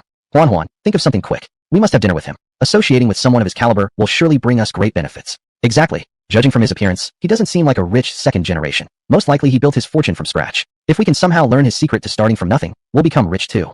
But I don't have any ideas either. How about this? Later I'll pretend to bump into him. Let him take me to the hospital, and then I'll suggest he buys me dinner. Great idea, great idea. Let's do it. These women truly had no bottom line. They would stop at nothing just to form some connection with Yang Chun. However, thinking about it rationally, it wasn't surprising. People who deceive others, even to the point of deceiving themselves, how could one expect them to have high moral standards? Wang Mingqi stood awkwardly by the car, glancing repeatedly at the door, unable to find the handle. Seeing this, Yang Chun walked over and pressed a button. The car door opened immediately. Wang Mingqi smiled shyly and said, I'm sorry Mr. Yang, I've never seen such an amazing car before, and I didn't know how to open the door. Yang Chun said, no problem, I just figured it out myself. Get in, let's go for a test drive. Wang Mingqi smiled and nodded slightly. She believed she hadn't misjudged him. Yang Chun was indeed a very noble gentleman. He even emphasized that he had just figured it out himself, to save her from embarrassment. In her opinion, a powerful figure like him must already be familiar with every type of supercar, so this was certainly not his first time. This thought made her heart warm. Handsome, wealthy, thoughtful, and kind. She couldn't imagine a more perfect man existing in the world. However, Yang Chun wasn't lying. He really had only just received the system reward and had learned all the Bugatti Veyron-related information. Without that, he wouldn't even know how to open this thing. Many online novels feature protagonists who receive supercars and can immediately drive them like pros. That's pure nonsense. There's a massive difference between a supercar and a regular passenger car. Without prior knowledge, one wouldn't even know how to open the door, let alone drive it. Seeing Yang Chun's confident handling of the car, Li Qing was convinced he must be a modest, rich second generation. An ordinary person could never be so naturally skilled. Li Qing thought to himself, damn it, I really offended a big shot. What should I do now? Beep beep. Yang Chun honked the horn twice to remind the crowd to make way. Zhang Shan immediately instructed the store staff to clear a path. Yang Chun drove off smoothly, but not long after leaving, suddenly a human figure fell right in front of his car. Bang! The figure flew off. Chapter 58. I just came out for a test drive. Yang Chun parked the car and quickly got out to check. Oh my. The person who had been knocked over was none other than Chen Huan, the Yishang girl who had planned earlier to stage a collision on purpose. However, Yang Chun didn't know she had faked it and hurried forward to ask if she was okay. There were many people around, and Yang Chun had just started his car, driving extremely slowly. It was probably just slightly faster than a toddler learning to walk. At that speed, there was no way someone could get hurt. But Chen Huan acted too convincingly and was literally thrown 2 meters away. Crying deliberately, Chen Huan said, I think my leg might be broken. Wah, Yang Chun, that's serious? Chen Huan, would I lie to you? Her companions quickly came to her defense. Oh no, this looks bad. She should really go to the hospital. Exactly. If her leg really is broken, what will she do in the future? Chen Huan continued, but I think it's not that bad. Maybe we can just find somewhere to rest. Perhaps I'll be fine after a while. But you, handsome, have to stay with us. If after resting I'm still not okay, you need to take me to the hospital. Such clumsy acting. So pathetic even Yang Chun couldn't bear to watch, let alone the onlookers. Wow, you guys really would go to any lengths, even faking an accident, just to share a meal with this big shot. You've truly gone too far. Big shot, don't listen to her nonsense. I saw the whole thing. You didn't hit her at all. She just touched your car slightly and threw herself on the ground. These people really have thick faces, doing anything just to get close to you. To be honest, I also wish I could dine with this big shot, but I know my place and can keep myself in check. These girls, though, wow, they're really desperate for a meal with you. Chen Huan and the others became unhappy and immediately began arguing with the onlookers. Zhang Shan quietly said, Mr. Yang, why don't you go on with your test drive? Leave this mess to me. Yang Chun glanced at the front of his car. There were no scratches or dents. Since their real goal was to have dinner with Yang Chun, he had a simple solution. He looked at Chen Huan sitting on the ground and said, get up. I need to talk to you. Chen Huan, ow, no, I think my leg is broken. I can't get up. Yang Chun, too bad. Then you might miss the chance to have dinner with me. Chen Huan, huh? What? Yang Chun, I'm only willing to dine with one of you. I just spent 120 million buying Tan's government cuisine restaurant. Whoever gets there first, I'll have dinner with them. During the meal, I will share some methods and tips for making money. Since you've broken your leg and can't run, obviously you've missed the chance. The other several Wei-san girls looked at each other and immediately took off running. Chen Huan was stunned and quickly shouted, where are you going? Don't care about me anymore. I'll let you in on what I learn. Wait for me. I'll share with you too. Wait here. Only one spot was available and only one chance at making money. Who cares about a companion when the only opportunity must be grabbed first? Chen Huan quickly got up and chased after them. As she ran, she yelled, you bunch of bitches. No loyalty. I faked an accident for all of you, and now you've abandoned me. You think I believe your nonsense? You'll forget me the minute you get the knowledge. Yang Chun. Miss, wasn't your leg broken? Chen Huan. Not anymore. I'm waiting for you at the Tan's government cuisine. Tonight, you must be mine. Oh. This woman really was something, yelling as she picked up her pace and soon caught up with her friends. Ha! The onlookers burst into laughter. Zhang Shan. Mr. Yang, you're truly wise. You resolved what was originally a difficult situation so easily. Yang Chun. Just a small matter. Let's go on with the test drive. Zhang Shan. Alright. Yang Chun got back into the car and drove away with Wang Mingqi. Indeed, the Bugatti Veyron was truly top-class sports car. Especially this customized one. Its performance was beyond description. Pressing the gas pedal, the roaring sound was clearly heard by people hundreds of meters away. It could accelerate from 0 to 100 kilometers per hour in just 2.5 seconds. It really was that fast. But the urban traffic was heavy. The car couldn't reach high speed before needing to slow down again. Even worse, the crossroads ahead was jammed. Even Yang Chun's Bugatti Veyron couldn't help but wait in place. Yang Chun. Seems like this kind of car isn't practical at all. Wang Mingqi. To be honest, these kinds of supercars are only for showing off occasionally. You practically can't use them daily. The roads are too busy to really speed up, and the space is cramped, making the ride uncomfortable. Still, this car is super cool. Look, everyone around us is staring. Yang Chun took a look, and indeed, everyone was watching him. The girl sitting in the passenger seat of the Mercedes-Benz G-Class on the left side was holding her phone and taking pictures of Yang Chun and the car. She whispered to her boyfriend in the driver's seat, "So handsome." Her boyfriend became unhappy and asked, "Are you saying the guy is handsome, or the car is handsome?" She quickly replied, "Both the guy and the car are handsome." Her boyfriend became even more displeased and said, "Then why don't you get out and go find him?" "Huh, are you mad? Jealous? No right to be, right? He's handsome, his car is cool, and you're stuck in my piece of junk. Isn't that unfair? You should really go find him. You're taking this too far. I was just kidding. Do you really have to react like this?" Inside the Porsche 911 ahead, another girl was also filming Yang Chun with her phone. This annoyed her male companion. "Do you want to get out and walk over to take photos?"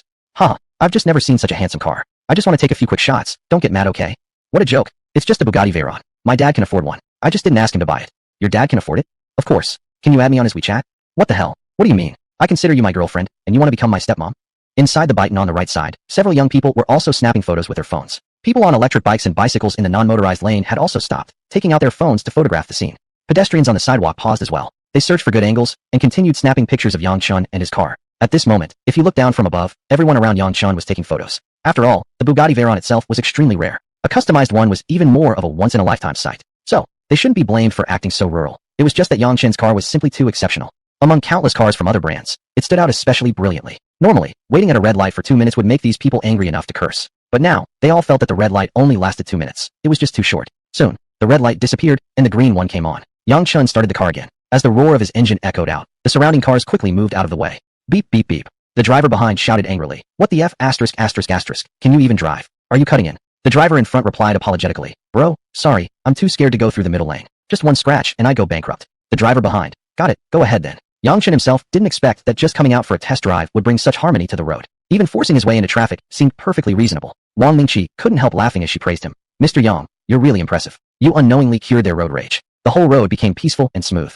Could this be what people call the almighty power of money?" Yang Chun, "I don't know either. I just came out for a test drive." Chapter 59. If apologies worked, why do we need laws? Yang Chun turned the corner and resumed driving at a normal speed. The cars ahead automatically moved aside to clear the way. Wang Mingqi said, "Mr. Yang, look, they're all making way for you voluntarily." Yang Chun replied, "I'm just out here to test drive a car. With them going out of their way like this, I'm starting to feel a bit embarrassed."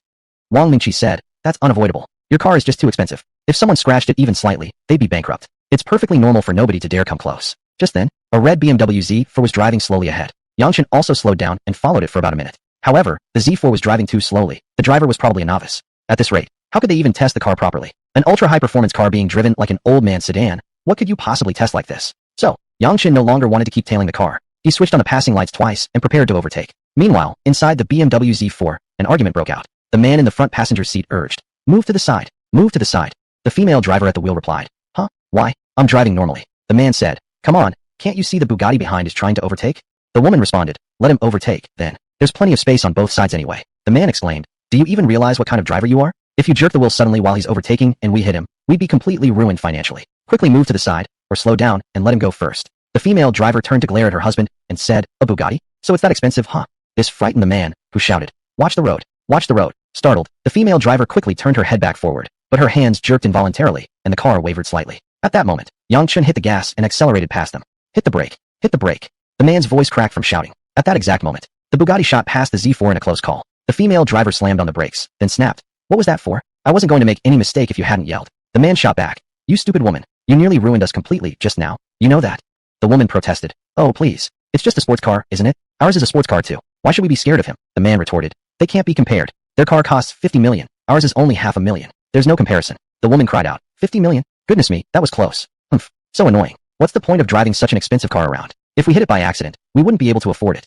The man sighed. Remember that car's logo. If you ever see it again, give it a wide berth immediately. The woman said, all right, I got it. The man mused. It looked like a brand new one. I wonder which wealthy person in Haicheng could afford a car that costs 50 million. Actually, Yang Chen's Bugatti was a customized model worth a full 100 million yuan. If they knew that, they would have been even more terrified. Yang Chen drove swiftly through the city, taking a full lap around the third ring road. Except for occasional stops at traffic lights, his path remained completely unobstructed. Wang Mingqi said, Mr. Yang, this is the first time I feel riding in a car could be this enjoyable. Yang Chen asked, really? What? Wang Mingqi replied, all the cars on the road automatically made way for us. The feeling cannot be described in words. Yang Chen said, looks like driving a car like this, you can't be low-key even if you want to. I'm just testing the car, not showing off. But they all looked so terrified. Wang Mingqi said, well, they just don't want to go bankrupt, that's all. As they were nearly back to the forest store, Wang Mingqi could no longer wait. She asked again with a plea, Mr. Yang, will you consider what I asked you about earlier? Yang Chen asked, you mean borrowing money? Wang Mingqi said, yes. I can pay interest at 5.88%, like the housing mortgage rate. Please, I really urgently need 200,000 yuan. This money can bring hope back to my life. Honestly, Yang Chen sympathized with Wang Mingqi's situation. No one would wish for such a family to be their burden. However, that didn't necessarily mean he should lend her the money. After all, there was no deep connection between them. Even if they were just ordinary friends, Yang Chen might have agreed to lend her the money. Unfortunately, they weren't friends. It wasn't that Yang Chen had a cold heart. Anyone in his position would react the same. Who would easily lend 200,000 yuan to someone they had only met 3 times and barely knew? Nobody in their right mind would do something that reckless. Seeing Yang Chen's silence, Wang Mingqi gritted her teeth and said, originally, I was going to exchange 200,000 yuan from Li Qing in return for my virginity. But if Mr. Yang doesn't mind, I could offer myself to you instead. I desperately want to escape my family. I really can't take it anymore. Wang Mingqi would rather sacrifice her chastity for money in an emergency than submit to a rich second-generation heir. Her character was fundamentally sound. She had simply been forced by reality to choose what seemed like the most undignified method, though in truth, it was the most dignified. Yang Chen thought for a while and decided to give her a chance. Yang Chen, here's the deal. Quit your job at the Bentley 4S store and become the manager of Tan's official cuisine. If you become my employee, I'll lend you the 200,000 yuan you need in an emergency. Otherwise, I have no reason to lend that kind of money to a complete stranger. Wang Mingqi, no problem at all. I guarantee I'll do my best to manage the restaurant well for you. If I can't perform well, I promise to step down in time. But I won't leave. I will stay on as a server or take any other position available. As long as you don't make me go, I'll work for you for the rest of my life to repay your kindness. For the current Wang Mingqi, as long as she could raise the 200,000 yuan for her mother, she would gain freedom. There's a saying, freedom is precious, love even more so, yet for freedom's sake, both may be sacrificed. This shows that freedom is the highest pursuit. She was willing to pay any price to achieve it. She accepted Yang Chen's offer without even asking about the salary, proof that she trusted his character. Yang Chen nodded, stepped on the gas, and sped the car to the entrance of the Bentley store. Zhang Shan hurried over with his staff to greet them. Zhang Shan, Mr. Yang, how is it? Is the car good enough for you? Yang Chen, great. Powerful. Process the papers. I'm taking it with me. Zhang Shan, all right. At that moment, Li Qing arrived in a hurry with a small, old man. That old man was none other than Li Qing's father, Li Chun. Li Chun immediately stepped forward with both hands extended to shake Yang Chen's. But Yang Chen quietly folded both hands behind his back. Li Chun looked awkward but still smiled. Chairman Yang, hello. I'm Li Chun, the legal representative of Qingfeng Clothing Processing Factory. I'm here in person to sincerely apologize to you on behalf of my son's behavior. I hope you'll be magnanimous and show mercy. You idiot. Hurry and apologize to Chairman Yang. Li Qing had finally been completely subdued. He knew he was no match for Yang Chen and dared not show even the slightest disrespect. Li Qing. Chairman Yang, I'm truly sorry. I failed to recognize a mountain even when it stood before me, and in my ignorance, I insulted you. I beg you to forgive me. In the future, I'll be cautious, stay low, and devote myself fully to garment processing for Blue Sky Clothing Trading Company. Damn, he had deliberately caused trouble for Yang Chen time and again, and now he still hoped to receive orders from Blue Sky. Truly ridiculous beyond words. Given Yang Chen's personality, he always repaid debts of revenge and settled grudges. How could he possibly let them off easily? Yang Chen, you've picked on me multiple times. Do you really think a simple apology can make everything okay? If apologies worked, why would we need laws? If saying sorry was enough for every mistake, would that be fair? Li Qing, I really know I was wrong, and I've already apologized to you. Can't you forgive me just this once? Yang Chen, we're both adults. When you lose, you must accept defeat. When struck, you must stand straight. Now that you're begging mercy, don't you think it's already too late? Realizing that begging wouldn't work, Li Qing gritted his teeth and threatened, you're canceling the order without reason. We can sue you. Yang Chen, your profit margin exceeded the one stipulated in the contract. You broke the agreement first. Wait for the court summons. Not only am I canceling the order, but I'll also demand you pay triple the contractual amount as a penalty. Chapter 60, a plan to earn the first bucket of gold. When Yang Chen demanded triple the penalty fee for breach of contract, Li Chun and his son immediately cowered in fear. Li Chun, Mr. Yang, please, show mercy. If you do this, our family will be ruined. Yuku-sung, hurry up and kneel down to beg Mr. Yang for forgiveness. Triple the contract value of the order meant 600 million. Even if Li Chun and his son sold every last share in Nana, they still wouldn't be able to afford such a massive penalty. What was kneeling anyway? As long as Yang Chen would show mercy, Li Chun wouldn't mind calling him his father. But Yang Chen didn't even glance at them. He walked straight into the store. Li Chun and his son rushed to follow. Zhang Shan waved his big hand, and the shop clerks quickly blocked the father and son from entering. Li Qing exploded in rage and shouted, Zhang Shan, you treated me like your own grandfather earlier. What's with this attitude now? Zhang Shan paused, turned around, and replied, Masterly, you can't say it like that. Mr. Yang is our most honored customer. Of course, we have to protect him. Li Qing. Damn it. You're just a dog who wags your tail at whoever is stronger. Zhang Shan. What's the problem with that? Do you still have money to buy a car now? Li Qing. Zhang Shan. If you had the money, I'd still serve you like a king. Without money, go cool off somewhere else. Do you think you're even worthy to confront someone like Mr. Yang? This Zhang Shan was really skilled at showing off. Yang Chun hadn't even said a word, yet Zhang Shan had taken it upon himself to start arguing. Yang Chun. Manager Zhang. Are you enjoying your verbal spar with him? Should I let you stay here and fight it out until dawn? Zhang Shan hurriedly turned around and rushed to apologize to Yang Chun. Mr. Yang, sorry. I shouldn't have wasted your precious time. Yang Chun turned and continued walking forward. Guided by Zhang Shan and Wang Munqi, he entered the manager's office. Outside the 4S store, Li Chun and his son wore expressions of deep anxiety. Based on Yang Chen's attitude earlier, there was clearly no room for negotiation. They would definitely lose the lawsuit. The contract clause regarding profit margin alone would be enough to guarantee their loss. And if they didn't sue, they'd have no choice but to accept the cancelled order. 10 million shirts. The production costs alone were 2 billion. How could they possibly bear the consequences? Their mortgage properties would be seized and auctioned off for outstanding loans. Bank operating loans couldn't be repaid either, and the bank would definitely seek court orders to seal the factory. Suppliers' payments wouldn't be settled, so suppliers would likely swarm the factory to seize goods for fire sale to recoup debts. In short, they were finished. Li Qing slapped himself 3 times across the face and blamed himself. It's all my fault. If I hadn't been showing off all over the place, we wouldn't have gotten involved with him. Li Chun was beside himself with anger, cursing. What's the use realizing this now? Our family is ruined. Now there was only one path before them, filing for bankruptcy and liquidation. But, even if they filed for bankruptcy, they would still be legally obligated to repay their debts. For the rest of their lives, they'd be living under debt burdens. After a while, a group of staff from the 4S store suddenly rushed out and surrounded Li father and son. Then, Yang Chun and Wang Mingqi came out with Zhang Shan. Li family rushed to go after them. But the 4S store staff held them tightly, not letting them pass. Yang Chun and Wang Mingqi got into the car. Zhang Shan said with a smile, Mr. Yang, drive safely. Mingqi, feel free to visit any time. This place will always be your home. Wang Mingqi nodded. Yang Chun started the car and left. Nearby, a few female sales staff cast envious glances at Wang Mingqi. We're all salespeople. How is our fate so different? Do you think Wang Mingqi will truly handle the position of store manager? You actually believe she's really going to work as a manager? She's probably been taken in by that big shot. What? No way. Why not? If it's not about being taken in, why would he take her with him? That's true. Sigh. I'd love to be taken care of by a big shot too. Go home and sleep, then. Dreamland has everything you want. Haha. Yang Chun drove Mengqi to Tan's official mansion restaurant. As soon as he walked in, he saw Lin Xian chatting merrily with a few Weisong girls. Yang Chun approached and gave Lin Xian a slap at the back of his head. Lin Xian turned around and seeing Yang Chun, hurriedly stood up with a smile. The Weisong girls also quickly stood up and greeted Yang Chun. Lin Xian, old Yang, you're here. They said you invited them, so I arranged to have them wait here. Yang Chun, I said whoever arrives here first will have dinner with me. Which one of you arrived first? Chen Huan quickly raised her hand and excitedly replied. Me. Hee. I told them. Tonight belongs to me. No one can take you away from me. Yang Chen, you're really something. They had already run dozens of meters ahead, yet you still managed to arrive first. Chen Huan, I did my best just to have a meal with a handsome guy like you. Yang Chen, fine, I'll keep my promise. Old Lin, prepare a private room and order some dishes. Lin Xian, sure thing. I'll go inform the kitchen right away. Lin Xian first led Yang Chun and Chen Huan to the private room, then rushed to the kitchen to place the order. Chen Huan, handsome guy, thank you for treating me to dinner. Yang Chun, I always keep my word. Since you were the first to arrive here, I must treat you to a meal. Chen Huan, so, does your offer about sharing a money-making method still count? Yang Chun, of course. In fact, I'll share one with you right now. Chen Huan, great. I really want to hear how you earned your first bucket of gold. Yang Chun, you're quite greedy, wanting to learn my top secret. Chen Huan, if you're going to learn, you might as well learn the most confidential stuff. Yang Chun, alright then. I always keep my word. I'll tell you exactly how I earned my first bucket of gold. Chen Huan immediately turned on her phone's voice recording function, afraid she might forget some details later. This was, after all, the method by which a big shot who spent 100 million on a car earned his first fortune. It was absolutely going to be an eye-opener. Yang Chun, go to the wholesale market, buy some women's lingerie, and sell them as a street vendor. The cost is between $5 to $8 each, and you can sell them for 20 to 50. You can easily make double the profit. If nobody buys, just set up a raffle. Yang Chun shared everything sincerely and without reservation, revealing all his previous street vending experiences and methods to Chen Huan. After listening, Chen Huan was completely stunned. She even began to doubt herself. This was actually how he made his fortune? It seemed too ridiculous. At that moment, the waitress brought the dishes in. Yang Chen took a bite casually, then stood up and said, you eat slowly. This meal is on me. The method I told you earlier, just go home and really understand it well. I can guarantee you this approach is more solid and profitable than what you're doing now. Having said that, Yang Chen turned and left. Only then did Chen Huan come back to her senses and hurriedly shouted, are you leaving already? Yang Chen, yes. I've treated you to dinner and shared with you a money-making method, one that actually helped me earn my first bucket of gold. I've already kept my promise, so naturally I can leave. Chen Huan. Yang Chen walked away without hesitation. Chapter 61 Demolition Notice. Yang Chen walked out of the private room. Wang Mengqi asked in surprise, Mr. Yang already? It sounds awkward saying it's fast when referring to a man. Yang Chen nodded. Yeah, come on, I'll arrange a job for you. Wang Mengqi smiled and nodded, quickly following Yang Chen. The two arrived at the main hall. Lin Xian was still flirting with those Weisong girls. This bastard can't even walk straight when seeing a woman. Seeing Yang Chen come out, Lin Xian hurriedly stood up and asked, Old Yang, that fast already?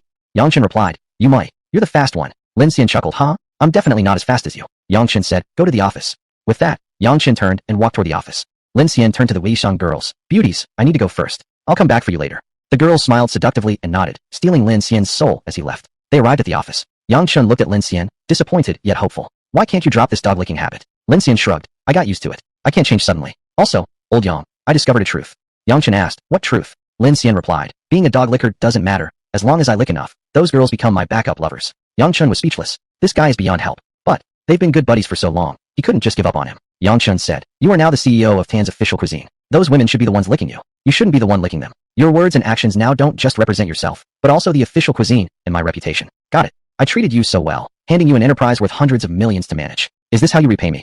Lin Xian felt slightly embarrassed after Yang's scolding. Deep inside, he knew a man shouldn't behave like a dog licker, but he was just used to acting like that around women. He couldn't switch overnight. Perhaps, in his heart, he didn't really want to act like a dog licker, but his actions kept reverting to old habits. Lin Xian said, sorry old Yang, I just can't control myself. I'll try to improve and be a real man. Yang Chen replied, I believe you can. Give yourself some more time. Oh, and I made you CEO, not a branch manager. You need to work at the headquarters, overseeing operations of all 5 restaurants. Don't stick around here. Understand? Lin Xian nodded. I get it. Tomorrow I'll start working at headquarters. Yang Chen said, good. This is Ms. Wang Minqi. From now on, she is the manager of the main store. You can leave this place to her and focus on the other 4. Lin Xian replied, understood. Yang Chen continued, Ms. Wang, this place is now under your charge. Mr. Lin, go and inform everyone else. Wang Minqi smiled, alright. Have a safe trip, Mr. Yang. Yang Chen and Lin Xian walked out. Lin hurried to inform the staff of the news. From now on, Wang Minqi is the new manager of this branch, and everyone must follow her orders. At that moment, the Weisong girls approached and surrounded Yang Chen. Lin Xian said, beauties, did you miss me? Sorry, I have to accompany my buddy. We can chat later. The girls didn't even give him face. Please, who misses you? We want to get close to him through you. Look at yourself, a pathetic dog licker. Who wants to bother with you? I hate dog lickers the most in this world. You don't even look like a real man. Lin Xian became furious. Mother **** K. Earlier, it was them who made the first move. He couldn't help himself but flirt back. Now they were throwing such harsh words at him. Lin Xian angrily said, see ***T, watch your mouths. Don't think you're girls, I wouldn't dare hit you. Oh wow, he wants to hit a woman. Come on then, hit one of us. Yeah, dare to hit one. Hey everyone, come and see. The CEO of Tan's official cuisine is going to hit a woman. Lin was both furious and anxious. He really wanted to punch someone. But this is his own restaurant. If he really hit them, how could they continue doing business? Yang Chen quickly pulled him back. Forget it. Don't bother arguing with them. Lin Xian fumed. I'm so mad. How dare they despise me like this? Yang Chen replied, dog lickers have no rights. Now you know, right? Lin Xian nodded helplessly. At this moment, the women turned their attack to Yang Chen. You big cheater. We thought you could spend 100 million on cars. You must be quite someone. But never did we expect you to actually be a fraud. You said you teach us how to earn money. And what happened? You told us to sell bras in roadside stalls. Do you expect us to earn 100 million to buy a car by selling bras on roadside stalls? Are you kidding us? Yang Chen, I was indeed selling bras at a roadside stall before. That's the only way to make money I know. I didn't lie to you. If you don't like this method, you can keep making videos and scamming people. After saying that, Yang Chen left. Now, Yang Chen was at least a billionaire, the owner of Tan's official cuisine. Being entangled with those Weisong girls was simply beneath his status. So, he needed to get rid of them quickly. Lin Xian glared at the women and hurriedly followed Yang out. The women were Bufu cheap and immediately chased after them. But by the time they got outside, Yang Chen had already driven off with Lin in his Bugatti. Don't let us see you again. Fraud. Big fraud. Dead fraud. The women stomped their feet helplessly and complained behind them, only watching Yang Chen's taillights disappear into the night. Lin Xian curiously examined the car and sighed. Old Yang, you're amazing. You can even afford such an expensive car. Grass, how many bitcoins do you have anyway? Yang Chen, all gone. I sold them all at a high price. I've also spent all my money. I'll have to find a job and go to work tomorrow. Lin Xian, grass, seriously? Why not be the CEO of official cuisine? Why work for someone else? Yang Chen, secret. I'll tell you when the time comes. Lin Xian, come on. Are you chasing some girl and planning a fairy tale of a prince pursuing a Cinderella? Yang Chen, stop asking. I'll tell you when I can. Lin nodded and stopped asking. Soon, Yang Chen dropped Lin Xian off at home. Lin Xian, come upstairs for a bit. Yang Chen, not necessary. Park the car here. You know how bad my neighborhood's road is. Driving it back would definitely scratch the undercarriage. Lin Xian, alright. Just leave it here. It was getting late. Yang Chen parked the car properly and quickly took a taxi home. Once Su Zijing's matter is settled, he needed to buy an SUV. Supercars are really not comfortable. They're only good for showing off occasionally. Not practical at all. Quickly, Yang Chen arrived home. It was already 8 p.m. But the villagers had crowded in front of Yang Chen's door and in his courtyard, making a loud commotion, talking about something no one could understand. Worried his family might be harassed, Yang Chen quickly ran over. Seeing Yang Chen return, the villagers made way voluntarily. At that moment, Yang noticed notices posted on the walls of his family's courtyard. He stepped closer, reading under the street light and courtyard light, finally realizing what they were looking at. It was the demolition notice posted jointly by Haishin Group and the village committee. The villagers were very excited, laughing joyfully one after another. They felt they would become rich soon, and had no need to fear Yang Chen anymore. Yang Chen, we asked you to pay for the road and the temple construction, but you refused. Now you don't even have the chance. If only you listened to us and willingly paid for the road and the temple, wouldn't we have received more compensation? That's right. If you had repaired the road and built the Gaohuang temple, every villager would have received more demolition money. Just because you have a bit of money, you act so arrogant. Once our houses are demolished, we'll all become rich soon. Sucks, doesn't it? Huh. Chapter 62. Temporary mission. Replace Maronger. Yang Chen had no intention of wasting time arguing with the villagers. Once they signed the relocation agreement, he would settle all scores with them. Seeing Yang Chen walk back into the house, the villagers burst into laughter. Did you see? He's angry. Before, he was richer than us and could act arrogantly in front of us. Things are different now. Soon, we'll be rich too. He can't show off in front of us anymore, so of course he's unhappy. Yang Chen entered the house. His mother and sister both tried to comfort him, telling him not to take the villagers seriously. Those villagers were simply jealous of anyone who lived better than them. Yang Chen wasn't angry at all. In fact, he was quite pleased. He had personally driven the relocation plan forward. The more delighted those villagers outside were now, the more miserable they would be in the future. After dinner, he brushed his teeth and went straight to bed. At dawn, Yang Chen woke up. His parents and sister were startled. Normally, he wouldn't get up until 10 o'clock. Why did he wake up so early today? While washing his face, Yang Chen explained, I found a job yesterday. I need to go to work early. Yang Fu, what job? Yang Chen, didn't I tell you? I'm the deputy bank manager. Yang Fu, come on, don't joke. How can a bank suddenly appoint you as deputy manager? Yang Chen, they needed a deputy manager. I applied, performed really well, and got hired. Yang Fu, really? Yang Chen, would I lie to you? Yang Fu, great. It was worth all the money I invested in you. It didn't go to waste. After all, he had graduated from a reputable first-tier university. Yang Chen selling stuff at a roadside stall had indeed been difficult for Yang Fu to accept. Now that Yang Chen finally had a proper job, Yang Fu felt reassured. This titular position of deputy bank manager was quite useful. It effortlessly convinced his family. Yang Chen hurried through his morning routine, rushing out without even eating breakfast. Although this job was just a means for Yang Chen to get close to Su Zin, he treated it seriously rather than carelessly. On his first day of work, he didn't want to be late. But because his home was extremely far from the headquarters of the Mingzhu Hotel Group, despite hurrying non-stop, he still ended up late. Arriving at the HR department's office door, he was about to enter when Ma Rong'er shouted, Yang Chen, you're late. You're late on your very first day. Do you even respect this job? Yang Chen, sorry, it's just too far. You can mark me as late on the attendance record, and I'll accept whatever penalty you apply on my salary. Ma Rong'er, knowing it's far, why couldn't you wake up earlier? Yang Chen, I got up at 6 o'clock. Isn't that early enough? Ma Rong'er, you're late on your first day, and you still have so many excuses. I think you just don't want this job. Being late was indeed inappropriate, but Yang Chen hadn't done it on purpose. The distance was simply unreasonable. He had taken a long bus ride, changed to 2 different subways just to arrive here. Plus, he had already apologized and was willing to accept the financial penalty. As the HR manager's assistant, Ma Rong'er continuing to confront him like this was clearly going too far. Even if someone were to pursue Yang Chen's accountability, it should be the Qingbu or Su Zin herself doing so. What authority did this mere assistant have to nag at him like this? Yang Chen, assistant Ma, enough already. Are you going to keep this up forever? You're just an assistant, yet you're acting as if you're in charge of everything here. Ma Rong'er, I'm Manager Su's assistant, and I must ensure the employees of the HR department are managed properly. Yang Chen, no interest in arguing with you. After saying this, Yang Chen tried to walk into the office, but Ma Rong'er took a step sideways, blocking his path. Inside the office, everyone else was watching the scene unfold, but no one dared speak. Ma Rong'er, relying on her position as Su Zin's assistant, always acted high-handed in the HR department. Everyone figured that on his first day of work, Yang Chen being late would certainly provoke a harsh scolding from her. Therefore, others, wanting to avoid troubles for themselves, stayed silent. Just then, the system issued a notification. System. The system is releasing a temporary mission. Please decide, Master, whether to accept the mission. Yang Chen, accept. System. Command received. The temporary mission is now being issued. No cash or material rewards will be given upon completion, and the reward will be the stock god skill. The mission content. Replace Ma Rong'er and become Su Zin's assistant. The stock god skill clearly related to stock trading. With this skill, Yang Chen could treat the stock market like an ATM machine. Whenever he needed money, he could buy stocks about to hit the daily price limit and make huge profits without much effort. This mission must be completed. But while the task seemed simple in theory, it could be challenging in practice. Without any valid reason, how could he convince Su Zin to replace Ma Rong'er? System. Ma Rong'er is Su Zilong's spy. It was she who informed Su Zilong of Su Zijing's whereabouts. She's still in a romantic relationship with Su Zilong, and moreover, she's pregnant with his child. Wu Cao. This isn't just the typical plot from a Ba Dao Zhengcai idol drama, right? Putting that aside. For Su Zijing's safety, Yang Chen had to get rid of Ma Rong'er. Yang Chen. Assistant Ma, what you're doing is just asking for trouble for yourself. Ma Rong'er. Trying to threaten me? What can you do to me? Yang Chen. I may not be able to do anything to you, but Su Zijing can. Ma Rong'er. Oh wow, look at you, actually saying Su manager's name directly. Are you gonna get Su manager to fire me or something? Yang Chen, why not? Don't think too highly of yourself. Ma Rong'er, fine. Manager Su hasn't arrived yet. Wait until she comes to work, then go ask her to fire me. I'd love to see how capable you really are. Yang Chen nodded, then walked over and sat at the only empty seat. Ma Rong'er snorted, then walked into her own small office. As Su Zijing's assistant, she didn't share the same office with everyone else. As soon as she left, the others dared to speak. Handsome guy, are you crazy? Why did you argue with her? You don't know? She's the assistant to our HR department manager. In the HR department, she walks around like she owns the place. Whoever offends her will get treated badly. You were the one who was late to begin with. You were in the wrong first. Yet you talk back to her like that. She definitely won't let you off easy. I think you should apologize to her, right? While Manager Su hasn't arrived yet, you can still save your job. Judging from their reactions, they must have been bullied by Ma Rong'er often before. Otherwise, they wouldn't be this terrified of her. Yang Chen. A real man would never apologize to a temperamental woman. Besides, I don't think I did anything wrong. Once Manager Su arrives, I'll go report her. No way. Are you seriously planning to stand up to her head on? There's no need. You're here to earn money. It's fine to just show a little humility. Yang Chen. That's shameful, very shameful. Just then, Su Zijing flashed past the doorway. Yang Chen immediately stood up and walked out. The colleagues sighed one after another. Sigh? He must be a fresh graduate who's just stepped into society. Definitely. Anyone who's been through the grinding of workplace and the harsh lessons of society wouldn't be this naive. What a pity. He's so handsome, but on his first day already targeted. If he angers Manager Su, he might get fired immediately. What's the use of being good looking? If you have a bad temper you won't survive anywhere. Wait and see. Soon he'll come out disgraced and embarrassed. Chapter 63 Su Zijin's Suspicion. To enter Su Zijin's office, one must first pass through Ma Ronger's small office. Normally, anyone who wanted to meet with Su Zijin had to first report to Ma Ronger. Ma Ronger would then go and inform Su Zijin. If Su Zijin was willing to meet, Ma Ronger would allow the visitor in. If not, Ma Ronger would keep the visitor outside.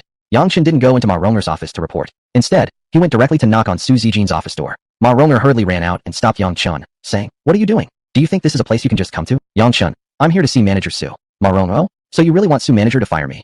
Yang Chen, "Certainly. I always keep my promises." Ma Ronger, "Dream on. I'm her college roommate and best friend. Do you really think she would listen to you and fire me?" Yang Chen, "How can we know unless we try?" Ma Ronger, "Fine. I'll inform her for you. Let me see how you can make her fire me." With that, Ma Ronger went over and knocked on Su Zijin's office door. After waiting for 3 seconds, she pushed the door open. Ma Ronger, "Manager Su, Yang Chen wants to see you." Su Zijin, "Let him in." Ma Ronger, "All right. Yang Chen, Su Manager is letting you in." Yang Chen walked into Su Zijin's office and shut the door behind him. Ma Ronger quickly ran back to her own office, took out a pair of headphones from her drawer, and put them on to eavesdrop on the conversation in Su Zijin's office. Just as Yang Chen was about to speak, the system sent him an alert. "System, there's a bug under Su Zijin's desk. Ma Ronger is eavesdropping in her office." Su Zijin looked at Yang Chen with a half smile, half frown, and asked, "What do you need to see me about?" Since there was a bug, they couldn't speak freely. Yang Chen picked up some paper and a pen, started writing while responding. "I want to complain about someone. Ma Ronger has been too arrogant. On my first day here, she deliberately targeted me." Yang Chen intentionally spoke at length, with the purpose of not giving Su Zijin the chance to talk, so that Ma Ronger wouldn't overhear anything she shouldn't. As he talked, he showed the written words to Su Zijin. "I saw Ma Ronger and Su Zilong go into a hotel together last night. I suspect she's been bought off. It's not safe in your office." After reading this, Su Zijin's face changed drastically. She quickly took the pen and paper and quickly wrote 2 words. "Really?" Yang Chen nodded slightly while stopping his monologue. Su Zijin looked grave and felt distressed. Ma Ronger was her college roommate and best friend. She had always treated Ma Ronger like her closest sister. For a small assistant's job, she paid Ma Ronger a monthly salary of 20,000. That salary was higher than many department managers. When Ma Ronger bought a house and a car, the down payments were all provided by her. Why did it come to this? Su Zijin had a fiery temper and stood up, ready to confront Ma Ronger. Yang Chen quickly held her back and softly whispered in her ear, "Act like we had a relationship in the hotel. Now, for my sake, transfer her to a regular employee position and make me your assistant. Since the situation isn't fully understood yet, it's better not to alert the snake." Su Zijin exhaled softly and nodded. Only then did Yang Chen let go of her. The two looked at each other, then began their performance. Su Zijin raised her voice and said, "So what do you want me to do about it?" Yang Chen, "Fire her. Otherwise, I'll tell everyone about the time we spent together in the hotel. Also, my idol is Chung Guanxi, and I share his same preferences. You know what I mean, right?" Su Zijin, you despicable person. Yang Chen, "If you listen to me, the photos won't be leaked. If you don't listen to me, I guarantee that everyone in the company will get to see your 65E figure." Su Zijin, No. I'll do as you say, alright." At this moment, Ma Ronger, who was eavesdropping on their conversation, was deeply shocked. No wonder Su Zijin had hired Yang Chen so easily. Turns out they had been in a hotel together. Plus, Yang Chen even had photos of Su Zijin. That he accurately knew Su Zijin's bra size, 65E, definitely meant he had seen for himself. "Am I finished then?" Ma Ronger muttered to herself. Right at this time, Su Zijin came out with Yang Chen. Ma Ronger quickly stuffed the headphones into her drawer and pretended to be reading some documents. Su Zijin walked into her office and said, "Ronger, you and Yang Chen will swap positions. Your salary remains unchanged. Don't ask why. I'll explain to you when there's a chance." Ma Ronger, "Oh, okay." Su Zijin, "Then hurry up and pack your stuff. Vacate the office for Yang Chen." Ma Ronger, "Okay." Su Zijin and Yang Chen returned to the office. Su Zijin leaned close to Yang Chen's ear and whispered, "Do you really think there's a bug in my office?" Yang Chen, "If Ma Ronger has already been bought by Su Zilong, it's very likely that he installed a bug in your office." Su Zijin, "Then go look for it." Yang Chen nodded and deliberately searched towards Su Zijin's desk. Very soon, he found the bug underneath the table. Su Zijin quickly came over to check. After confirming it was indeed a bug, she became so angry that she clenched her fists tightly. Yang Chen gestured for her to move farther away from the bug before speaking. Su Zijin nodded and stood up, walking to the door. With the bug present, it was always a hidden danger. Su Zijin wanted to remove it. However, Yang Chen did not want her to do that. As long as the bug remained, they could use it to manipulate Ma Ronger. Through Ma Ronger, they could lure Su Zilong into a trap. Su Zijin nodded, feeling that Yang Chen made a valid point. The bug would be temporarily left in place. But then, she suddenly thought of a very important question. How did Yang Chen know about Su Zilong? Thinking more carefully, wasn't the way they met just too much of a coincidence? She had been drugged and in danger when, just at the critical moment, she happened to run into Yang Chen. Could such a coincidence really exist? Considering what had happened that night at the hotel, any normal man would have taken advantage of her. But Yang Chen hadn't slept with her. Why? Was it because she wasn't pretty enough or didn't have a good enough figure? Certainly not. A 65E figure was something no man could resist. Clearly, he had another motive. What was he aiming for? To make her feel grateful. This way, he could naturally get close to her. Su Zijin thought. If Yang Chen had deliberately approached her and exposed Ma Ronger's true identity, then what was his identity? Who sent him? And what was his purpose? Although the conflict between her and her brother over control of the company had not fully erupted yet, everyone, from the company staff to family and friends, almost knew that the two of them both wanted to become the next chairman of the Mingzhu Hotel Group. The rivalry had long been ongoing in secret. Family, friends, and company staff gradually declared their support for one side or the other. So, was Yang Chen a friend or an enemy? Seeing Su Zijin deep in thought, Yang Chen couldn't help asking, "What are you thinking about?" Su Zijin hurriedly snapped out of her thoughts, smiled, and replied, "Nothing. I just feel how hard it is to understand people's hearts. People around me are unreliable. Who can I trust? You? Can I really trust you?"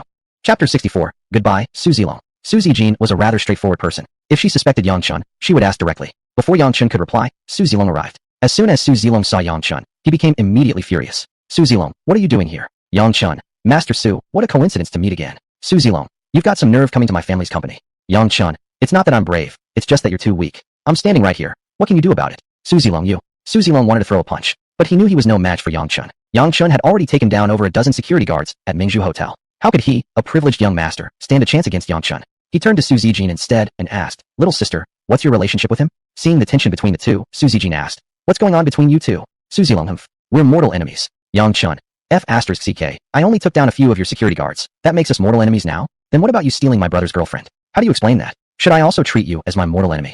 Su Zilong, "I didn't steal her. She willingly came to me. If anything, blame your weak brother. Poor people don't deserve beauties." Yang Chun reached out and grabbed Su Zilong's collar, his voice lowering. "Say it again." This action startled both Su's siblings. Come on. This was the headquarters of Mingzhu Hotel Group. Su Zilong was the young master. How dare Yang Chun act like this towards him?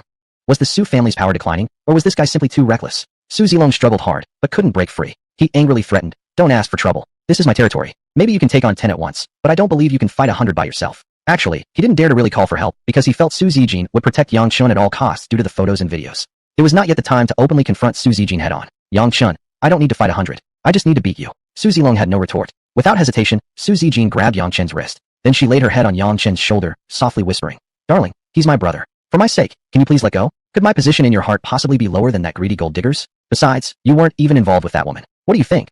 This woman sure knew how to put on a show. Earlier, she had already played the scene for Ma Rong'er. Now, she had no choice but to continue acting along. Yang Chun let go and smiled at Su Zijin. Previously, Su Zijin had been slightly suspicious about Yang Chun's background. But now, seeing how he stood up against Su Zilong, her doubts vanished. Regardless of Yang Chun's origins, as long as he was Su Zilong's enemy, he was good enough. As the saying goes, an enemy of my enemy is my friend. Seeing Su Zijin openly expressing her affection, Su Zilong didn't appear surprised, because he already knew what happened between Yang Chun and Su Zijin at the hotel. Perhaps Ma Rong'er had reported it to him, or maybe he had bugged Su Zijin's office. That was exactly why he had come to see Su Zijin. In order to secure those two buildings of Taichung Yiping, Yang Chun had to demonstrate his acting skills. Yang Chun, "Alright then, for your sake, I'll let this go. However, if he dares to give me orders again or speak ill of my loved ones, I will definitely not let him off. At that time, don't interfere. Otherwise, I won't spare you any magic."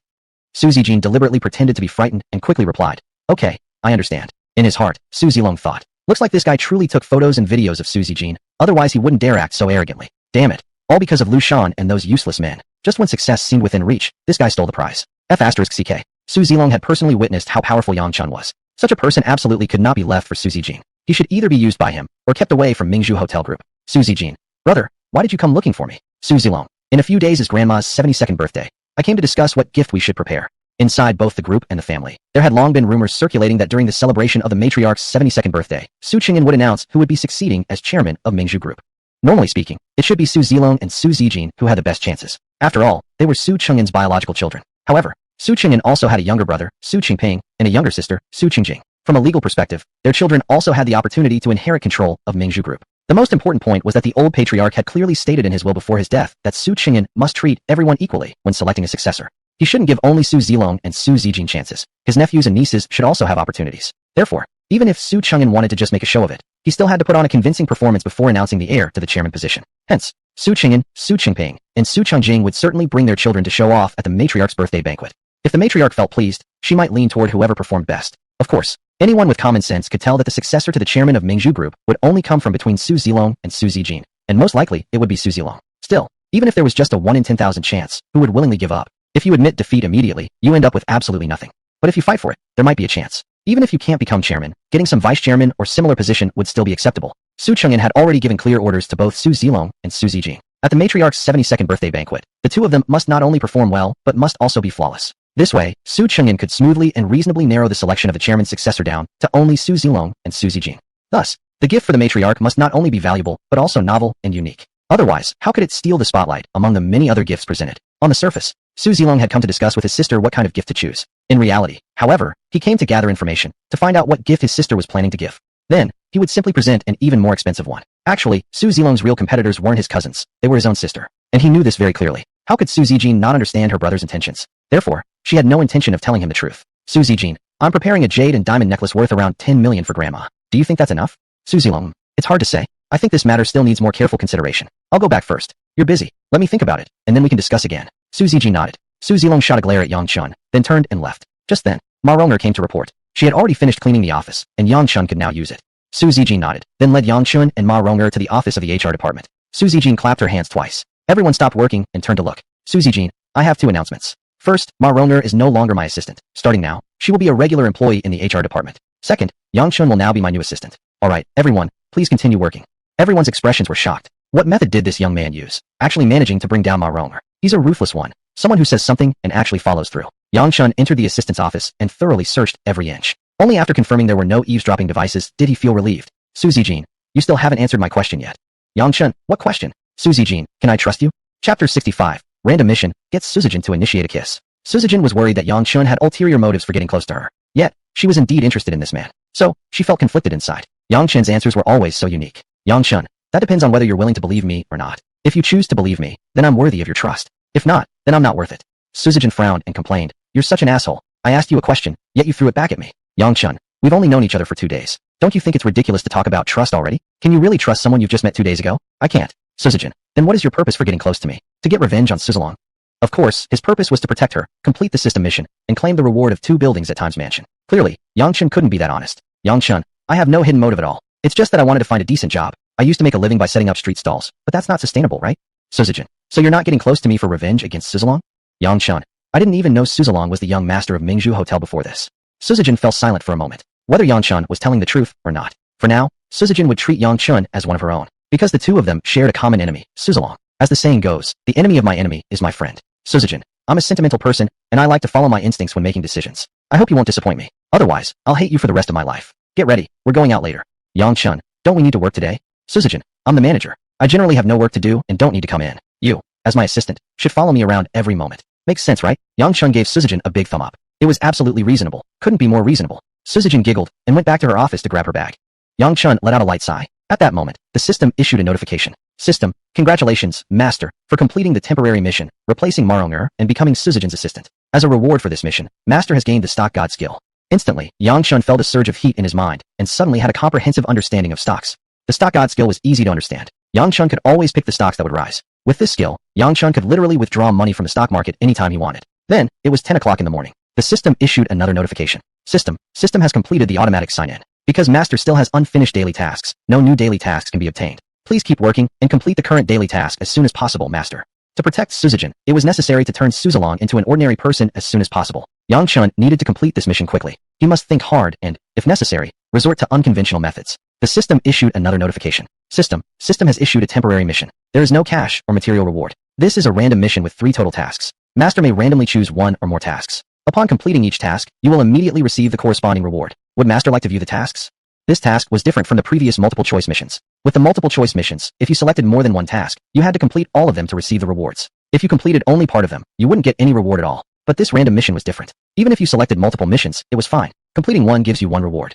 Failure to complete other tasks did not affect the rewards for the tasks already completed. Therefore, there was no reason to hesitate. Of course, Yang Chun would accept all tasks, more the merrier. Yang Chun, show me the tasks. System, Mission 1. Achieve first place in the overall score of the Extreme Roller Skating Championship. Mission 2. Experience bungee jumping once. Mission 3. Get Su Zijin to kiss you voluntarily. Upon completing each task, you will be rewarded with a Universal Occupation Experience card. Please select the tasks you wish to complete, Master. Yang Chun, only kids make choices. Real adults take them all. I choose all. System, command received. The mission has begun. Please work hard and complete it soon, Master. Although there was no penalty for failing to complete missions, choosing a mission and being unable to complete it, thus not receiving the reward, was still an uncomfortable feeling. Extreme roller skating and bungee jumping obviously seemed to be Su Zijin's hobbies. Yang Chun had never tried either before. With a bit of courage, he might give bungee jumping a shot. But extreme roller skating wasn't something you could accomplish just by being brave. That required technical skills. However, it didn't matter. Yang Chun still had one unused Universal Occupation Experience card. By using that card, you wouldn't have to worry about not knowing how to play such extreme sports. But, Mission 3. Get Su Zijin to kiss you voluntarily. Considering her bold and fierce personality, there was only one way to get Su Zijin to kiss him voluntarily. Conquer her through her own hobbies. There was no other way. Overall, the 3 missions weren't difficult to complete. The challenge was how to accomplish them impressively. If it was just about completing them, then there wouldn't be any challenge at all. Just then, Su Zijin arrived. Yang Chun stood up and walked with her. The 2 arrived in front of Su Zijin's black Mercedes-Benz G-Class. Su Zijin took out the car keys and signaled Yang Chun to catch them. He had said he wouldn't be a driver, so there was absolutely no way he would be one. Yang Chun, no way. You drive. Su Zijin, are you out of your mind? You're my assistant. You let me drive? Don't you feel ashamed? Yang Chun, I'm your assistant, not your driver. Why should I drive for you? Either you drive yourself, or call a driver over. I'm not touching the wheel. Suzujin, you win. I'm in a hurry, so I won't argue with you now. I'll settle this with you later when I have time. After saying that, Suzujin herself took the driver's seat. Yangchen sat in the back row. The car started moving. From his office on the upper floor, Suzalong watched the car disappear into the distance. He took out his phone and dialed Lusan again. Lusan, hello brother Long. Suzalong, my sister should be heading to the skate park. Get ready. Lusan, understood. Don't worry, brother Long. This time, they'll either die or end up paralyzed. Suzalong, listen well, you bastards. If you screw up this time, I'll personally destroy you. Lusan, I know. Suzalong hung up the phone and sent a WeChat message to Maronger. I'm really pissed right now. Come over here for a moment. After seeing the message, Maronger immediately deleted it. Then she made an excuse and left. Suzujin drove Yangchun to the roller skating rink. There were already a lot of people there. On the track, people were performing tricks, and the surrounding crowd occasionally erupted into screams. Suzujin, hurry up and get off. I need to change clothes. Yangchun nodded, opened the door, got out, and headed toward the competition area. At that moment, the system issued a warning. System, master beware. Someone is targeting you. After you leave, they will sabotage Suzujin's brake vacuum tube. The brake failure could lead to a traffic accident. Please respond as soon as possible, master. Yangchun remained calm and continued walking into the crowd. He had no intention of stopping those people from sabotaging Suzujin's car brakes. He just needed to record evidence. Suzujin probably didn't yet know that Suzalong had already decided to kill her. It was time for her to see Suzalong's true face. Chapter 66. Amateur Competition, Professional Organization. Su Zijin changed into sportswear and approached with her skateboard. But Yangchun was nowhere to be seen. What an asshole, where did he run off to? Disappeared in a blink. Doesn't matter, I need to warm up quickly. After the competition ends, I'll deal with him properly. Su Zijin muttered to herself. As an avid extreme roller skating enthusiast, Su Zijin's skills were indeed quite good. The extreme roller skating competition currently being held was technically an amateur event. Anyone could register to participate. There was no prize money or anything similar involved, purely for enthusiasts to exchange and improve techniques together. Zijin approached the registration desk, paid a 100 yuan entry fee, and successfully registered. Don't underestimate this being an amateur competition. Almost all the extreme roller skating enthusiasts from the entire high city, even nationwide, had gathered here. Why could such an amateur competition, which offered no prize money, attract so many people? Because the organizer of this event was Zhang Qiqing. Who exactly was Zhang Qiqing? He first encountered inline extreme skating back in 1999. In 2006, he transitioned from an amateur player to a professional extreme skater, winning multiple championships and competitions. In 2010, he was sponsored by Razors, a famous American roller brand, becoming the sole ambassador for the Greater China region. Then he went to America for further training for 2 years. Upon returning, he joined a professional club. Besides winning countless awards in professional arenas, he had also been invited to perform at numerous events hosted by CCTV. He even participated in the opening ceremony performance of the International Winter Sports Games. Due to his unique status in the world of extreme skating, many companies were also highly interested in him. For instance, BMW X1 signed him as their brand ambassador. Even China Unicom once approached him to endorse their mobile recharge cards. In short, because of him, this amateur competition gained extraordinary appeal. Every competitor's goal wasn't just about exchanging techniques. More importantly, those with excellent performances could receive personal coaching from Zhang Qiqing. Just imagine, if a basketball enthusiast received personal coaching from Michael Jordan, wouldn't he be thrilled? Or, if a football lover received guidance from Messi or Ronaldo, wouldn't he be excited? Forget the lack of prize money. Even if participants had to pay high entry fees, tons of people would still scramble to join. After all, everyone here today were extreme skating enthusiasts. Those with poor skills would feel too ashamed to participate. Su Zijin had the confidence to register, trusting in her own skill level. She didn't necessarily aim to win first place. Her mindset was more about participation. Each competitor could perform freely. After finishing their act, judges would score them individually. Meanwhile, among the audience, 100 scoring viewers had been selected. Their scoring remained anonymous. Ultimately, scores from both groups would be combined for a final total. The judges' scores accounted for 50%, and the other 50% came from the 100 audience judges. This system was designed to ensure the fairest and most impartial scoring for each participant, avoiding any personal preferences or backdoor dealings among the official judges favoring particular athletes. Generally speaking, although it was an amateur competition, its organization was far from amateur. Zijin had just entered the competitor area when her good friend Lilisha ran over. They both were members of the FS, Freestyle, Roller Club. Lilisha, Zijin, you've arrived. Su Zijin, yeah, did you participate? Lilisha, already performed. Unfortunately, I only got 60 points. Su Zijin, 60 points? Did you mess up? Lilisha, yes. During the last aerial twist, I lacked stamina and couldn't rotate properly. Su Zijin, it's fine, I'll make it up for you. Lilisha, haha, great, I'm counting on you, okay? You definitely need to score high for me. Su Zijin, of course. At this moment, other FS members arrived. Kai Xuanquan, the club president, had feelings for Su Zijin. He had confessed multiple times, but had been rejected every time. Everyone in the club knew about this. Kai Xuanquan, Zijin, you're here. Su Zijin merely nodded, then turned and skated away. Others could only pat Kai Xuanquan's shoulder for consolation. Kai Xuanquan smiled awkwardly, saying, it's fine, I'm used to it. I'll definitely cheer hard for Zijin later. Our club might not get first place, but we absolutely cannot lose to BY. Beat you. Club president was Guomingda. Guomingda and Kai Xuanquan used to be best friends. Later, Guomingda slept with Kai Xuanquan's girlfriend, and the two had a falling out. Guomingda left FS and founded BY. Almost 10 years had passed, and the feud between them remained unresolved. This competition technically had no prize on the surface. However, Zhang Qiqing had already made it clear. The club with the highest total score would get the opportunity to collaborate with him. If suitable, he would even invest and help that club grow stronger. Kai Xuanquan knew his club wasn't the strongest and never aimed for the team championship. But he absolutely could not allow Guomingda's club to win. Even if they finished second to last was fine, as long as Guomingda's club ended up in last place. Kai Shuan led the others over and watched Su Zijin warming up. After a while, the on-site announcer called Su Zijin's name. Su Zijin quickly put away her skateboard and walked toward the competition area. Lilisha. Zijin, come on, get a perfect 100 points. Su Zijin, I wouldn't dare dream of a perfect score. At least aiming for 90. Kai Shuan, 90 is already pretty good. Be careful out there. Su Zijin didn't respond. All she could think about was Yang Chun. That bastard had vanished the moment he got off the car. He really was a strange assistant. When she needed him, he was nowhere to be found. Once she found him later, she'd make sure to give him a good beating. Meanwhile, Yang Chun was secretly recording the people who had damaged Su Zijin's car. He recognized them as the same group who had drugged her that night. While recording secretly, Yang Chun communicated with the system. Yang Chun. System, is this one of the 2 dangers you previously mentioned? System, yes. Once you survive this current danger, there's one more remaining. The system will issue a reminder next time. Master doesn't need to worry too much. Yang Chun, I'm not really worried. But if this keeps happening continuously, I have to figure out a way to expose Su Zilong's true face. System, in a few days will be Grandma Su Zijin's 72nd birthday. Master could choose that moment to release the evidence. At the very least, we need to prevent Su Chengyan from announcing on the spot that the Mingzhu Hotel Group will be handed over to Su Zilong.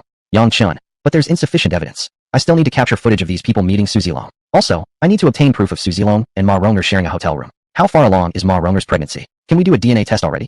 System, she's already 8 weeks pregnant, so DNA testing is possible. However, the issue is that an amniocentesis requires her own consent. What plan do you have to convince her to take this test? Yang Chun smiled. That wasn't an issue at all. Why was Ma Ronger messing around with Su Zilong? Wasn't it simply because she was after his money and status? If he told her she was already pregnant, and all she needed was the DNA test report to directly confront Su Zilong, she would definitely rush to complete the test immediately. At this moment, Lu Shan and others had finished causing damage and quickly left the parking lot. Yang Chun paused the recording, put his phone away, and turned toward the competition venue. Chapter 67. I like his domineering and rough nature. Yang Chun arrived at the competition venue. Su Zijin's performance was entering its final moments. She spun 360 degrees in midair, landed steadily, and then glided forward to conclude her routine. The crowd immediately erupted into enthusiastic cheers. It seemed her performance was well received by the audience. Host, this athlete from FS Club has completed her performance. Please, the 4 professional judges and 100 audience judges, begin scoring. One of the 4 professional judges was Zhang Qicheng, the organizer of this competition. They displayed their scores one by one. 9 points, 9 points, 9 points, 10 points. The only 10 came from Zhang Qicheng. The 100 audience judges also quickly gave their scores. Later, these 2 types of scores were each accounted for 50% in the final calculation. The final result was presented out of 100 points. Host, okay, the scores for this athlete are in. Congratulations, 95 points, and she is currently ranked number 1 on the individual leaderboard. The members of FS Club immediately burst into joyful cheers. Lilisha, Zijin, you're amazing. Su Zijin, just an average performance. Lilisha, since you did so well, it doesn't matter that Li Ming didn't come. The Li Ming she referred to had originally been the most skilled member of FS Club. But 2 days ago, he suddenly quit FS, saying he wanted to go back to his hometown. Kai Shuan had called him many times, but failed to persuade him to come for the competition. Kai Shuan, Zijin, thank you. You've preserved the dignity of our club. Su Zijin still didn't respond. That was just her nature, blunt and direct. If she didn't like someone, she rejected them decisively and cleanly, never giving them any false hope. Yang Chen stepped forward and praised with a smile. Not bad. I thought you were just playing around, but you actually have some skills. Su Zijin threw her skateboard at Yang Chun angrily and said, You bastard, where did you run off to? Yang Chun, I suddenly had a stomachache and went to the restroom. I figured this was just a hobby of yours, but I didn't expect you to really have some real talent. I should have come earlier to cheer for you. Su Zijin, whatever I decide to do, I will always give my best effort to do it as well as I can. Yang Chun, alright then, you have the final say. But I think, considering you're an amateur, getting the first place only shows that the overall quality of this competition isn't that high. Su Zijin, you don't know what you're talking about. Everyone here today is among the top amateurs. Except for the professional players, these are the best around. Yang Chun, is that so? Then I should really watch carefully. Seeing Su Zijin chatting so passionately with Yang Chun, completely unlike her previous cold attitude, the members of FS naturally assumed the two had a special relationship. Lilisha, Zijin, who is this? He's so handsome. Introduce him to me as my boyfriend. Su Zijin, don't you already have a boyfriend? Lilisha, not as good as him. If possible, I'd rather switch boyfriends. Su Zijin, get lost. He's still a virgin. You couldn't handle him. Don't even think about him. He's mine. Kai Shuan felt a sharp pang in his heart. So she already had someone she liked, and even knew he was a virgin. That implied they had already gotten quite intimate. Lilisha looked at the handsome Yang Chun, eyes gleaming. So handsome, and still a virgin.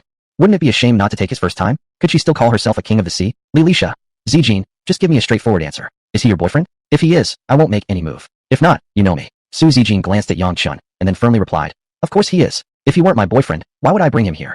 Lilisha, so he really is your boyfriend. What a pity. Young man, what's your name? I'm Lilisha, a good friend of Zijin's. Yang Chun was about to open his mouth to reply, but Su Zijin spoke first. He's an introverted and shy guy, not good at talking. Let's leave him be and go rest over there. With that, Su Zijin pulled Lilisha away. She didn't want Lilisha having any contact with Yang Chun. Others followed them as well. Just as Yang Chun wanted to follow, Kai Shuan blocked his path. Smiling, Kai Shuan extended his hand and greeted Yang Chun. Kai Shuan, hello, my name is Kai Shuan. Yang Chun, what? Kai Shuan. No, my name is Kai Shuan. Yang Chun, oh, sorry, I misunderstood. Kai Shuan, no problem. I'm the president of FS Club.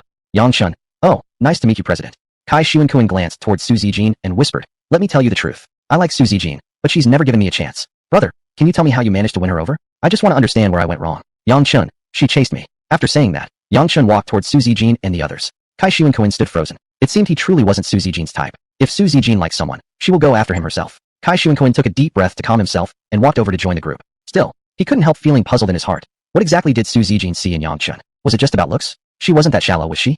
Since he didn't understand, he decided to ask directly. Kai Shuenkuen asked, Zijin, may I ask what exactly about him appeals to you, to make you pursue him on your own? Su Zijin turned her head to look at Yang Chun and thought inwardly. This bastard dares to say I pursued him? Humph, isn't he ruining my reputation? I'm a beautiful woman. Do I really need to chase after a guy? Though she was unhappy, she still needed to keep up the act. So, she casually made up an excuse to brush him off. Su Zijin, he's really good at skateboarding. On a track like this, he could even handle it with his eyes closed. Yang Chun turned his head towards Su Zijin. Big sis, could you at least be slightly realistic when you lie? He couldn't even skateboard a little bit, and she dared to claim he could manage well with his eyes closed? What if someone from FS Club asked him to give a performance? As the saying goes, the thing you worry about most is exactly what will happen. Lilisha, wow, so amazing. Handsome guy, I never thought you were that impressive. Why don't you sign up for the competition too? Kai Shuenkuen, yeah, you can compete under our club's name. If you really are as good as Zijin says. Yang Chun immediately interrupted. You shouldn't call her Zijin. That's a term only I can use. Lilisha, wow, so domineering. Zijin, I don't know what to do. I like your boyfriend so much. Su Zijin rolled her eyes. Only Lilisha could say something like that in front of so many people, truly deserving of her reputation as a king of the sea. Kai Shuenkuen gritted his teeth and then smiled with a nod. Fine, I get it. Could you give us a little demonstration? If you truly are as amazing as Su Zijin described, I will admit defeat, give up entirely. Su Zijin grew extremely nervous. Yang Chen clearly had no experience with such sports. There's absolutely no way he could participate in the competition. She quickly stepped in and declared, my boyfriend doesn't need to prove anything to you. I guarantee, if you dare to harass me even slightly, he will knock out one of your teeth. He has a terrible temper. He gets so wild I can't even hold him back. Kai Shuenkuen, then why do you like him? Doesn't that obviously indicate he has violent tendencies? Su Zijin, that's just how I am. I like his domineering nature laced with roughness, and his roughness mixed with domination. Kai Shuenkuen. Everyone looked stunned. No one expected Su Zijin to have such a masochistic tendency. Yang Chun helplessly thought to himself, this woman really knows how to lie convincingly. At this moment, people from BY Club arrived. Their president, Guomingda, approached with a few members, all smiling. The sight of Guomingda immediately filled Kai Shuenkuen with anger. Guomingda, on the other hand, looked very relaxed and said cheerfully, why so angry? It's like I owe you money and haven't paid it back. Kai Shuenkuen, what do you want here? To come here and congratulate me? Sorry, we beat your total score by a little bit. Guomingda, just 1 point higher though. Kai Shuenkuen, 1 point's enough. As long as we beat you. Guomingda, don't celebrate too early. The winner isn't decided yet. Each club can send up to 6 competitors, and the highest 3 scores count toward the total. I just sent up an expert competitor. I came here specially to remind you to prepare for a real show. At this moment, the host announced loudly, next competitor, Li Ming from BY Club. At the mention of Li Ming's name, everyone from FS Club froze in shock. Even Su Zijin's expression changed. Yang Chen asked, who is Li Ming? Why does he scare all of you like this? Su Zijin, he used to be the best member in our club. Almost all my skills were learned from him. If he competes, he'll definitely score at least 98 points. Chapter 68, please let your boyfriend step in. Su Zijin had just scored 95 points. This guy named Li Ming was guaranteed at least 98. At this point, FS was temporarily leading BY by 1 point. That meant BY's total score would overtake FS by 2 points. However, the rivalry between FS and BY had absolutely nothing to do with Yang Chen. He didn't care about the outcome. At this moment, the venue erupted in applause. Li Ming had a bit of a reputation in this scene. He had participated in some professional and amateur competitions before and had even won a few championships. But his performance was unstable, and his technical moves lacked the smoothness and elegance of Zhang Qichen. Therefore, his fame and status could not compare with Zhang Qichen. The one who could coach Su Zijin's technique naturally possessed considerable skill. He performed aerial spins and other moves extremely well. Near the end, Li Ming suddenly powered upward into the air, spread his arms wide, flipped his skateboard with both feet, and landed stably on 1 foot, instantly earning cheers and applause from the crowd. Yang Chen might not know much about these tricks, but from what Li Ming had just done, the difficulty level was indeed very high. People around him started chatting excitedly. Isn't that Li Ming's signature move? Exactly. Eagles soaring through the sky and cranes standing out among flocks. I don't think anyone else can pull it off as perfectly as him. I still need to use both hands to perform an aerial flip with the board. He does it entirely with his feet. How amazing is that? That's why he became the top star at FS, right? Wait, didn't you hear what the host just announced? He's with BY now. Then FS is definitely doomed to lose. Based on Li Ming's famous trick just now, his score definitely won't drop below 98. Hearing the discussions around them, the members of the FS club all looked defeated. Su Zijin had been quite cheerful just now, but now she looked cold and expressionless. Guomingda, the president of BY Club, said arrogantly, Akuen, what do you think? Convinced yet? Kai Shuenkuen replied, even if Li Ming is great, he still came from our FS. What's there to be proud of? Guomingda shot back, so what? Now he's on my team. As the two were verbally sparring, Li Ming approached amidst a crowd of people. All members from the FS club glared at him with hostility. Li Ming smiled and said to Su Zijin, apprentice, how are you doing? I saw your moves just now, they were done quite well. It's worth me teaching you seriously back then. Surprisingly, Su Zijin had a temper. She turned around, picked up her skateboard, and smashed it hard onto the floor. The board snapped in two. Everyone looked over. Li Ming couldn't keep a straight face, let out a laugh, and said, what are you doing? You're quitting now. Su Zijin, I regret playing this now. From today on, I'll never skate again. Guomingda, Akuen, sorry, but your key player is retiring now. Kai Xuanquan gritted his teeth but couldn't say a word. Su Zijing turned around and pulled Yang Chun with her to leave. Guomingda, Miss Su, take your time leaving. If you ever want to play again, come to BY, and I'll still have Li Ming as your instructor. Su Zijing stopped walking, turned around, and said, you're just a garbage recycling station, collecting garbage. Who in their right mind would go there? Li Ming got angry, saying, Su Zijing, we were teacher and student at one time. Must you act like this? Su Zijing retorted, screw you. Who said we were teacher and student? I just watched a few of your moves. Does that make you my master now? Among everyone here, who hasn't learned by observing others, go ask them if they call everyone they observe their masters. Li Ming, alright fine, whatever you say. But since you admit you watched my moves, then I'm still your guide in a way. Even if you don't appreciate me, calling me garbage is unreasonable, right? Just because you're rich makes you better than me? Su Zijing, yeah, being rich does make me better. Can't stand it, huh? Li Ming had no reply to that. Being rich does make one better. Any objections? Guomingda knew he couldn't match Su Zijing's wealth. But today was a technical competition, not a wealth contest. Her riches shouldn't make her act so arrogantly. Guomingda, today is the grand gathering of all extreme roller skating enthusiasts nationwide. Bringing up money feels a bit too vulgar, don't you think? If you have skills, let's compete in technique. Anybody else from your FS club who can step up? Nobody. FS club had no one left available. Guomingda led the members of the BY club into loud laughter. Can't find a single player anymore, huh? If your skills are inferior, you should admit defeat. If you break your board and quit after losing, doesn't that show you can't take defeat? Every extreme roller skating enthusiast is here today. Everyone's watching. If one day you start skating again, wouldn't that be very shameful? Su Zijing, don't worry. I smashed it and will never touch it again. After she said this, she grabbed Yang Chen's hand and tried to leave. At that moment, Li Lisha suddenly spoke up loudly. Actually, we still have one more person. He just joined our FS. Originally we weren't planning to let him compete, but some people have been too arrogant. Now he has no choice but to step in. Zijin, don't you agree? Su Zijin's eyes widened slightly. She knew exactly who Li Lisha was referring to, Yang Chun. Li Lisha, Zijin, at a moment like this, you shouldn't keep your boyfriend's strength hidden anymore. You can officially leave this circle, but you must leave with pride, not walk away under others' ridicule. Don't you agree? Su Zijin swallowed hard, feeling like slapping herself. Earlier, she had casually said Yang Chun was good at skateboarding just to brush off Kai Xuanquan. She didn't expect everyone to actually believe it. Kai Xuanquan, Su Zijin, bro, I'm practically begging you to. I can lose to anyone, just not to him. Whatever you want, I'll try my best to give it to you, as long as we beat BY. Even if you want me to hand over FS to you, I'm willing. Guomingda, huh? Akuan, I know you've held a grudge against me ever since I stole your girlfriend back then. But you don't have to go this far, do you? Is it really worth betting away something you've worked so hard for, just to get revenge? Kai Xuanquan, you shut the hell up. Guomingda, TSK. Look, you're still so quick to anger. Apart from having big boobs, long legs, and a fat ass, there was nothing attractive about your girlfriend. I got bored after sleeping with her less than 10 times and dumped her immediately. She ended up in a bad situation. Now she's probably working as a hostess in a karaoke bar back in her hometown. I've already taken revenge for you. You should be thanking me instead of hating me all this time. That's unforgivable. Kai Xuanquan clenched his fists, ready to fight Guomingda. Luckily, those nearby acted quickly and held him back. Li Lisha and others immediately began pleading with Su Zijin. Zijin, are you going to just watch as we get bullied? Let your boyfriend play. We don't need to beat everyone else, but we must defeat BY. Even if we can't eat the steamed bun, we must have our pride. Su Zijin looked deeply troubled. Guomingda quickly asked people nearby if anyone knew Yang Chun. Never heard of him. Never seen him before. Our circle isn't that small, but it's not very big either. I don't remember seeing this person. Anyone we've never seen before can't possibly be technically great. No need to fear him. Exactly. We basically know all the skilled skaters nationwide. People better than Li Ming? Barely any. Certainly not him.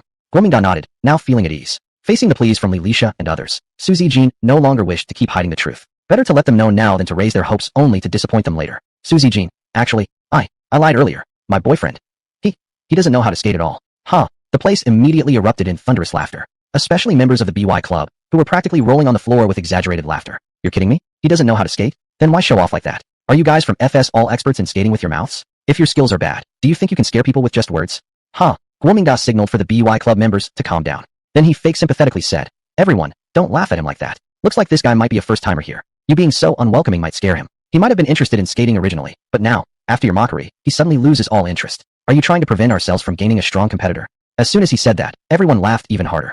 Huh. Chapter 69, the first use of the all-class experience card. Faced with mockery from the BY club, Su Zijin felt that staying here any longer was nothing more than willingly humiliating herself. Since her skills were inferior and she couldn't fight back, she quickly grabbed Yang Chun and wanted to leave. But Yang Chun tightly pulled her into his arms. Su Zijin was shocked and looked at Yang Chun with a stunned, cute expression.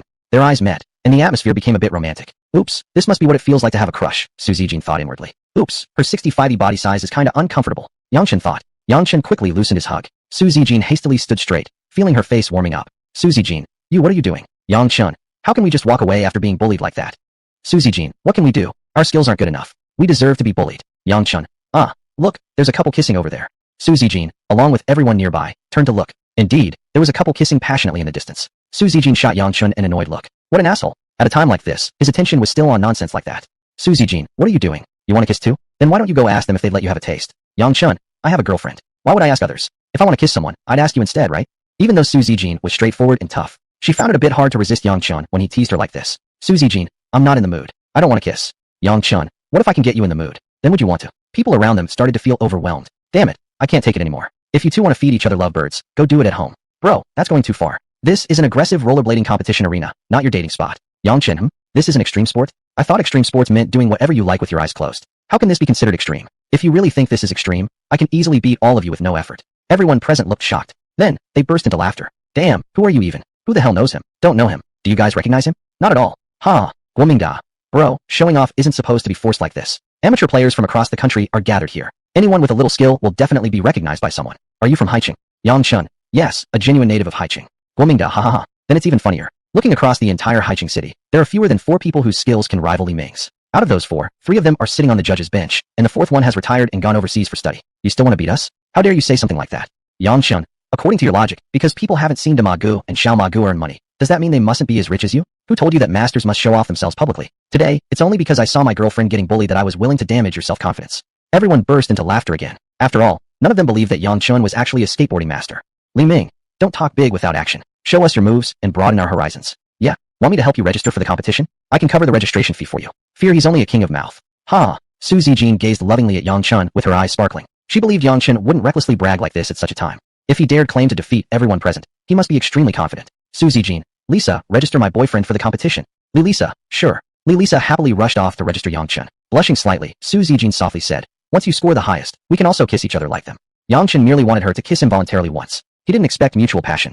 Yang Chun, I prefer something more subtle. No need to be that rough. Suzy Jean, as long as you take first place and make me feel avenged, you can have any kind of kiss you want. Yang Chun, bring the board. Kai Xunkun quickly offered his skateboard to Yang Chun with both hands. Honestly speaking, it was truly Yang Chun's very first time playing with a skateboard, and he had to ride one on such a challenging U-shaped track. This was the time to finally use the all-class experience card. Yang Chun took the skateboard and walked toward the field. While walking, he mentally communicated with the system. Yang Chun, system, activate the all-class experience card. Right now I want to become the best professional extreme rollerblader in the world.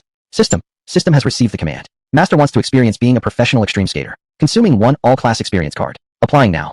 About 3 seconds passed. System, application successful. Check the number of all-class experience cards. Yang Chun mentally clicked to check his skills. Skill card type, all-class experience card. Quantity, 0. He originally had only 1 card, and now that he had used it, of course there were none left. System, Master has used the all-class experience card. A professional stress mission has been triggered, defeat Zhang Qiqing. Upon completion of this mission, Master will permanently obtain all skills related to extreme rollerblading. Yang Chun furrowed his eyebrows. Who was this Zhang Qiqing? Could he be a master of extreme rollerblading? He wondered whether Zhang was present at the venue. Yang Chun thought for a moment. If he needed to defeat Zhang Qiqing, he shouldn't perform too perfectly. If he performed extremely difficult moves and scared Zhang out of the competition, how could he defeat him then? Yang Chun thought of a good idea and quickly asked the system. System, can you show me Zhang Qiqing's signature moves?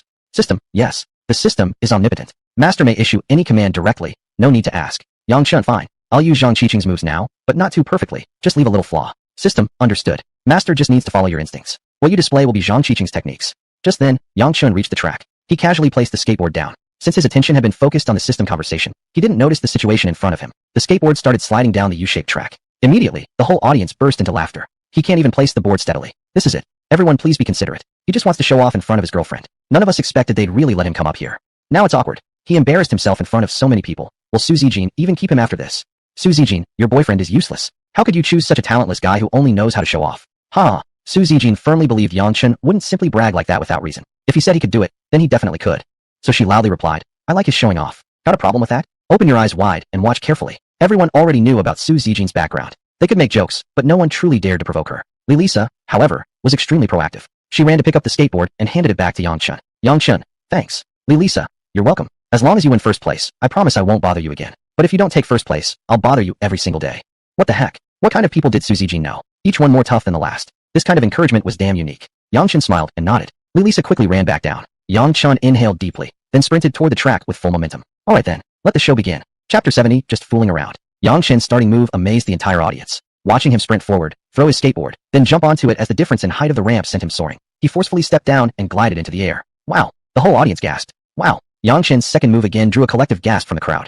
In midair, he used his feet to flip the skateboard twice, followed by a 360-degree spin, and landed it steadily. Zhang Qiqing stood up in shock. The other 3 judges also stood up. Isn't that one of your signature moves, the double bloom? He actually knows how to do that. Unbelievable. Old Zhang, did you take on an apprentice? Zhang Qiqing. No, this is getting interesting. I never thought someone else could perform my move. Lisa excitedly hugged Su Zijuan, saying, Zijuan, your boyfriend is amazing. This is one of Zhang Qiqing's signature moves. How could he do it? This is way more difficult than Li Ming's aerial skateboard flip. A smile crept across Su Zijuan's lips, her eyes filled with admiration. At that moment, the crowd gasped once again. Zhang Qiqingji dong de li kai le pingwei shi. What Yang Chun had just performed was another of his signature moves, the skywalk. There were only two people who had ever been seen walking a few steps on a flying skateboard. One was Zhang Qiqing, and the other was Yang Chun, who was performing right now. Lilisha, skywalk, skywalk. Zijuan, look quickly. Your boyfriend is showing off again. He actually pulled off the skywalk move only Zhang Qiqing could do before. Where did you find such a treasure boyfriend? He's just too impressive, hiding his true strength all along. Su Zijuan smiled joyfully and said, he's just naturally low-key. He wouldn't show off unless pushed into a corner. Lilisha, you're so lucky. On your very first relationship, you found such an awesome boyfriend. I've dated over 20 guys, and not one was even a tiny fraction as good as him. Humph. Life's so unfair. You've got all those advantages others can't match, and you even got such a great boyfriend. Su Zijuan was at a loss for words. Lilisha blamed her own behavior as a serial dater on simply not meeting good men. But wasn't this precisely the problem many girls had nowadays? They were flippant and yet blamed the men. Didn't they ever think that a good man wouldn't want a flippant woman? Their flippant nature only meant they would inevitably encounter men who were even more flippant than themselves. Others were also stunned by Yang Chen's technical moves. Crazy. That move used to be doable only by Zhang Qiqing. Now there's another guy who can do it. Awesome. I studied for 2 years, fell countless times, went to the hospital dozens of times, and still couldn't master it. How the hell did he learn it? He looks so strong, not at all like a typical skateboarder. Who isn't skinny among skateboarders? How could he walk a couple of steps on the board with such a muscular build? I'm convinced. Earlier I thought he was just bragging, but it turns out everything he said was true. He casually fools around and still wipes the floor with us. With another collective gasp from the audience, Yang Chun landed on one leg, completing his performance. The venue exploded in thunderous applause and cheers. Full marks, full marks, full marks. Su Zijuan rushed into Yang Chen's arms and gave him a passionate kiss on the lips. System, congratulations to the master for completing random mission 3. You received an active kiss from Su Zijuan. Reward, a full profession experience card. After kissing, Su Zijuan playfully punched Yang Chen's chest. Yang Chen, ouch. What the hell are you doing? Su Zijuan, you're so good. Why hide your ability? Yang Chen, I told you it's too easy and I'm not interested. If you hadn't been bullied, I wouldn't have even touched a skateboard. Su Zijuan felt warm inside, her affection for Yang Chun growing instantly. Judge Zhang Qiqing and the other 3 judges hurriedly gave their scores. The 100 audience judges also submitted their ratings quickly. After a while, Yang Chen's final score came out. Host, the performance by this competitor from FS Club was absolutely breathtaking. After scoring from the 4 judges and 100 audience judges, this competitor's final score is 100 points. The audience again burst into earlier applause and cheers. Yang Chen receiving 100 points was only fitting. Anything lower wouldn't have been acceptable. Yang Chun and Su Zijuan approached the group from BY Club. Guomingda and others looked awkward, unable to meet Yang Chen's gaze. Kai Xuanquan was extremely excited. He said to Guomingda, did you see that? We've got plenty of aces. We can beat you just fooling around. Did you really think that picking up a piece of garbage we didn't need would let you rule the world? How ridiculous. Guomingda and Li Ming's faces turned ugly. They never expected someone to pop out like Cheng Yaojin in the middle of the road. Originally, they had a surefire chance to defeat FS and Su Zijuan decisively, but now they'd been counterattacked instead. This feeling was just like riding a roller coaster, going up and down dramatically. Su Zijuan, Li Ming, if I were you, I'd smash my skateboard right now and never touch it again. Li Ming, why? I didn't make any bets. Besides, even if he wins the individual score, the club total is tied between BY and FS. You still haven't beaten us. Su Zijuan, that's easy enough to fix. Just have another match then. We send Yang Chun, and you pick someone. 1 round to decide the ranking. You dare. Li Ming didn't dare to speak. No one else from BY Club dared to speak either. Because they all clearly knew that nobody was a match for Yang Chun. After Su Zijuan regained her dignity, Yang Chun then said, alright, no need to quarrel with them. Let's go. Su Zijuan, my boyfriend is so tolerant and generous. He won't bother stooping to your level. But from now on, whenever Su Zijuan is around, if you still call yourself a man, don't touch the skateboard. After saying that, Su Zijuan walked off playfully holding Yang Chen's arm. Li Ming never dared to speak. He just looked at them leave, swallowing his bitterness. Yang Chun and Su Zijuan hadn't walked far when Zhang Qiqing, accompanied by the 3 other judges, blocked their way. Everyone hurried over to watch the action. Looks like something good was about to happen. Zhang Qiqing, brother, you're Yang Chun, right? Yang Chun nodded. Zhang Qiqing, I'm really curious. How did you learn my moves? Yang Chun, did you patent these moves? Zhang Qiqing, haha, brother, you're joking. How could those moves be patented? The thing is, these moves have always been only possible by me. Nobody else could do them. Today you did them, which genuinely surprised me. Yang Chun, I was just messing around. These moves are all simple. I don't think they're difficult at all. Huh. The surrounding crowd began to stir. Zhang Qiqing felt a bit embarrassed. Not just him. Everyone at the scene regarded those moves as exclusive to him alone. Yet Yang Chen casually said they were easy moves he did just for fun. Wasn't that slapping Zhang Qiqing in the face? As the #1 figure in extreme skateboarding, how could he tolerate such disregard? It's like someone telling Carter that dunking was just child's play, particularly those dunks involving the air walk, and that you could do them with your eyes shut. Do you think Carter would take that line down? However, Zhang Qiqing was the undisputed #1 in his field. Even though he was unhappy internally, he still smiled on the surface. But his yes men lacked his patience. Damn it. I admit you're strong, but there's no doubt that you stole those moves from Brother Chung. If you don't believe me, just ask everyone. Anyone who does extreme skateboarding knows you stole those moves from Brother Chung. Not admitting it is just being dishonest. You can steal moves if you want. Brother Chung didn't even say anything. He just came over to exchange a few words with you. But to act so arrogant before the original creator is really unacceptable. Don't think you're someone special just because you stole a few moves. Brother Chung has plenty more techniques you haven't even learned. You should learn some humility. Chapter 71, Even Flashier Moves. Hearing the henchmen of Zhang Qiqing provoking Yang Chun with taunts, the genuine onlookers couldn't stand it anymore. I think this brother's performance earlier was excellent. He's no worse than Zhang Qichen. You guys don't have to be so sharp-tongued. If you really have the skill, why don't you challenge him to a face-off? Win, and whatever you say goes. Lose, and you shut up. You have no right to talk trash. What do you all think? Exactly. Everyone here today is from the same circle. You could say we're all part of the family. Everything should be decided by real skill. Come on, we may as well take this sport seriously since it's a kind of extreme sport. Don't make it so cheap, judging purely by fame. We should let skill decide. Zhang Qichen's henchmen weren't happy. What's it got to do with you? Are you that awesome? Right. If you're so good, why don't you step up and face him? What are you chatting sh*t about him for? You close with him or something? We know our own skill level. We know we can't beat him, so we show him respect. Unlike some people, who can't compete, but still yap like ab*tch nonstop. You guys aren't defending Zhang Qichen, you're insulting him. Who is Zhang Qichen? Doesn't everyone in the circle know? When he's challenged and belittled, do you really need to defend him with empty talk? Obviously, the only way is to show real skill to shut others up. Back and forth they went, each refusing to yield to the other. As the situation seemed to spiral out of control, Zhang Qichen finally spoke up. Shut the up, all of you. His words had real weight. Immediately, the place fell silent. After all, he was the #1 figure in the domestic extreme rollerblading scene. Everyone respected him and acknowledged his skill. Zhang Qichen looked at Yang Chun and said with a smile, "To be honest, I shouldn't even be bothered to argue with you, but as you can see, you've gotten so many of my brothers worked up. If I don't show something, I'm afraid they won't quiet down." Yang Chun replied, "Actually, I think you better not. If you do perform, they might get even noisier." Su Zijing let out a snort of laughter. This guy showed off in such an annoying way. With this remark, Zhang Qichen had no choice but to go through with it now. Listen to that. Listen to how arrogant he is. He actually looks down on Brother Qichen. Brother Qichen, beat him. Show him what real extreme rollerblading is. He's arrogant just from learning a few basic moves from you. If you don't show him just how powerful you are, he'll go around telling people that your skills are easy. Zhang Qichen couldn't take it anymore and roared, "Enough. All of you shut up. The bigger the name, the less room there is for doubt or contempt." Originally, Zhang Qichen had been able to hold his temper. After all, his reputation was well established while Yang Chun was virtually unknown in the circle. He hadn't considered deigning to face Yang in a PK match. But now things had changed. If he didn't go up against Yang Chun, his supporters would be disappointed and the onlookers would mock him. "Brother," Zhang Qichen said, "let's have a fair, impartial, and transparent PK. We'll have 100 audience members act as judges to score us, and see who performs better." To tell the truth, Yang Chun had no desire to challenge Zhang Qichen, because he didn't need to prove his strength to anyone. But there was no way around it. He needed to defeat Zhang Qihan to obtain the system reward, which contained all the techniques in extreme rollerblading. Plus, in the random mission he had accepted earlier, there was one requiring him to take first place overall in an extreme rollerblading competition. Earlier he had scored 100 points, but the system had not awarded the reward yet. This meant that he had to defeat Zhang Qichen, the strongest competitor, to receive the reward. Therefore, Zhang Qichen's challenge was accepted by Yang Chun. But if he didn't throw in a couple of arrogant remarks, the atmosphere wouldn't be quite right. Yang Chun said, "I truly hate to see you retire after losing. How about this? I'll let you have a go, and do it with my eyes closed." That enraged Zhang Qichen considerably. Was his reputation as the #1 extreme rollerblader worth nothing in Yang Chen's eyes? How could he tolerate such humiliation? "Brother," Zhang Qichen said coldly, "you will pay the price for your arrogance. Mark my words." Yang Chen replied, "Then we'll see just how much skill you actually have. Go ahead, you start first." Zhang Qichen said, "I'll try my best." Yang Chen responded, "Since you know you're just showing off, it means you still have self-awareness. There's still hope for you." Zhang Qichen. Su Zijing couldn't help but giggle again. Leaning close to Yang Chen's ear, she whispered, "You're so annoyingly cocky. Look how angry you've made him." Yang Chen said, "Who asked him to waste my time? He brought it on himself." Zhang Qichen's henchmen seemed even more furious than their leader. I've never seen anyone this arrogant in my life. If you lose, you better get on your knees and apologize to Brother Qichen, or I won't let you off so easily.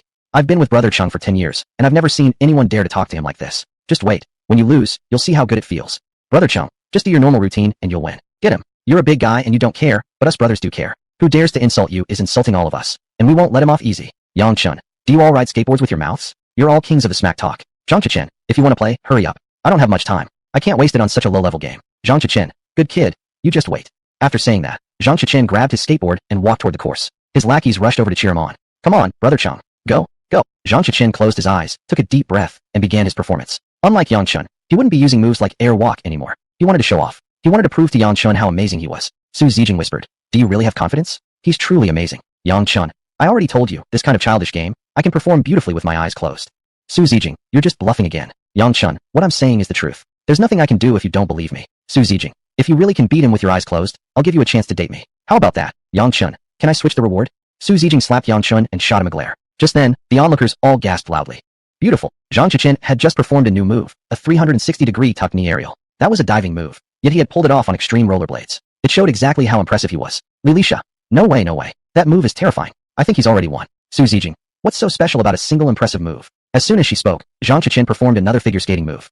His skateboard flew midair. He landed on one foot, spun 360 degrees, then spread out his arms and legs and landed smoothly, looking elegant and powerful. Whoa! A collective gasp spread through the crowd. It's over, no need to continue.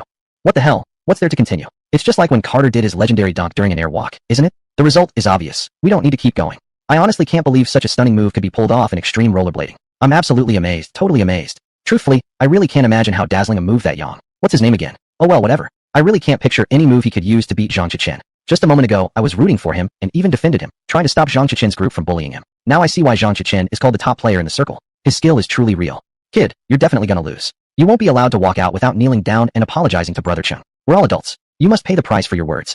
Chapter 72. To kill a man, destroy his pride. Faced with a roaring crowd, Yang Chun merely smiled faintly, not taking them seriously at all. But Zhang Qichen truly delivered, performing one difficult maneuver after another. Sure enough, he had another trick up his sleeve. He first gave the skateboard a forward push and then flipped forward, chasing after the rolling board. After completing 3 consecutive flips, he finally jumped powerfully and landed precisely on the ascending skateboard, performing an inverted 360-degree rotation. Finally, he landed steadily on his feet and spun around to come to a graceful stop. The entire move wasn't only technically challenging, but also highly impressive and showcased strong fundamentals. Without solid skills, it would be impossible to finish with that final, stationary stop on the skateboard. Bravo! Clap, clap, clap. The entire audience cheered. Everyone clapped enthusiastically. Yang Chun was among them. Admittedly, Zhang Qicheng's move was well executed, and he deserved the applause. Yang Chun truly appreciated his performance. However, it didn't matter. He would still lose. Zhang Qicheng walked up to Yang Chun with his skateboard. His flunkies immediately stepped forward to take the skateboard. Brother Chung, you're too amazing. This isn't roller skating, this is art. Brother Chung, we didn't mean to offend earlier. Please forgive us. You truly are the best in the community, absolutely incredible. Zhang Qicheng smiled generously and said, it's nothing. We're brothers, don't be so formal. His flunkies became even more confident. They believed no one could possibly perform an even better move. Yang Chun didn't even need to perform. The outcome had already been decided. Kid, admit defeat. Get down on your knees right now and apologize to Brother Chung. Today, all the brothers in the circle are here. We aren't afraid of anyone calling us bullies. If you don't kneel and apologize to Brother Chung today, you won't leave this place. Of course, you can call the cops if you want. But just remember, you and the FS Club won't be able to show your face in the circle ever again. Zhang Qicheng didn't stop his followers from spewing nonsense. This meant he agreed with what they had said, that Yang Chun should kneel down and apologize. Li Lisha whispered to Su Ziqin anxiously, asking, Ziqin, what should we do now? Su Ziqin wasn't the least bit frightened and replied, what's there to fear? The competition hasn't even started yet. Who says Yang Chun must lose? Don't worry, honey. Yang Chun didn't want to waste any more time. He just wanted to finish this duel as soon as possible and claim the system reward. Yang Chun. Su Ziqin, give me one of your stockings. Su Ziqin looked utterly confused. What the hell was going on? Even at a time like this, he still wanted to take advantage? Li Lisha, however, was surprisingly proactive. She immediately removed her own stocking and handed it to him. Here, don't cheat it. If you can defeat him, I'll be your backup. Whenever you break up with Ziqin, I'll be ready to step in. Play with me however you want. I'll die happy as long as you're satisfied.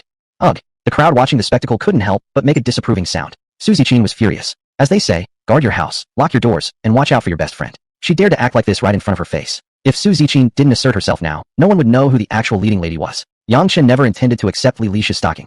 Su Ziqin quickly took off one of her own stockings and placed it in Yang Chen's hand. Then, she glared at Li Lisha. Li Lisha giggled and said, I knew this trick would work. You couldn't resist it. Su Ziqin warned her. Let me tell you straight, he's my boyfriend. Don't even think about him. Li Lisha responded. I know. As long as you remain his girlfriend, I promise I won't do anything inappropriate. You. Before Li Lisha could finish speaking, she was shocked by Yang Chen's action. Su Ziqin quickly turned around to look, equally startled. Yang Chen had actually used the stocking to blindfold himself. Earlier, he said he could pull off stunning moves with his eyes closed, and he truly meant to prove it. Su Ziqin, honey, are you sure you want to go this far? Yang Chen adjusted the blindfold and said, I already told you before, this is just child's play for me. I can do it perfectly even with my eyes closed. They just didn't believe me. Now I'm going to show them exactly how easily I can master it with my eyes closed. That way, they'll stop feeling so damn superior in the future. Just because they play extreme roller skating, they start getting a big head.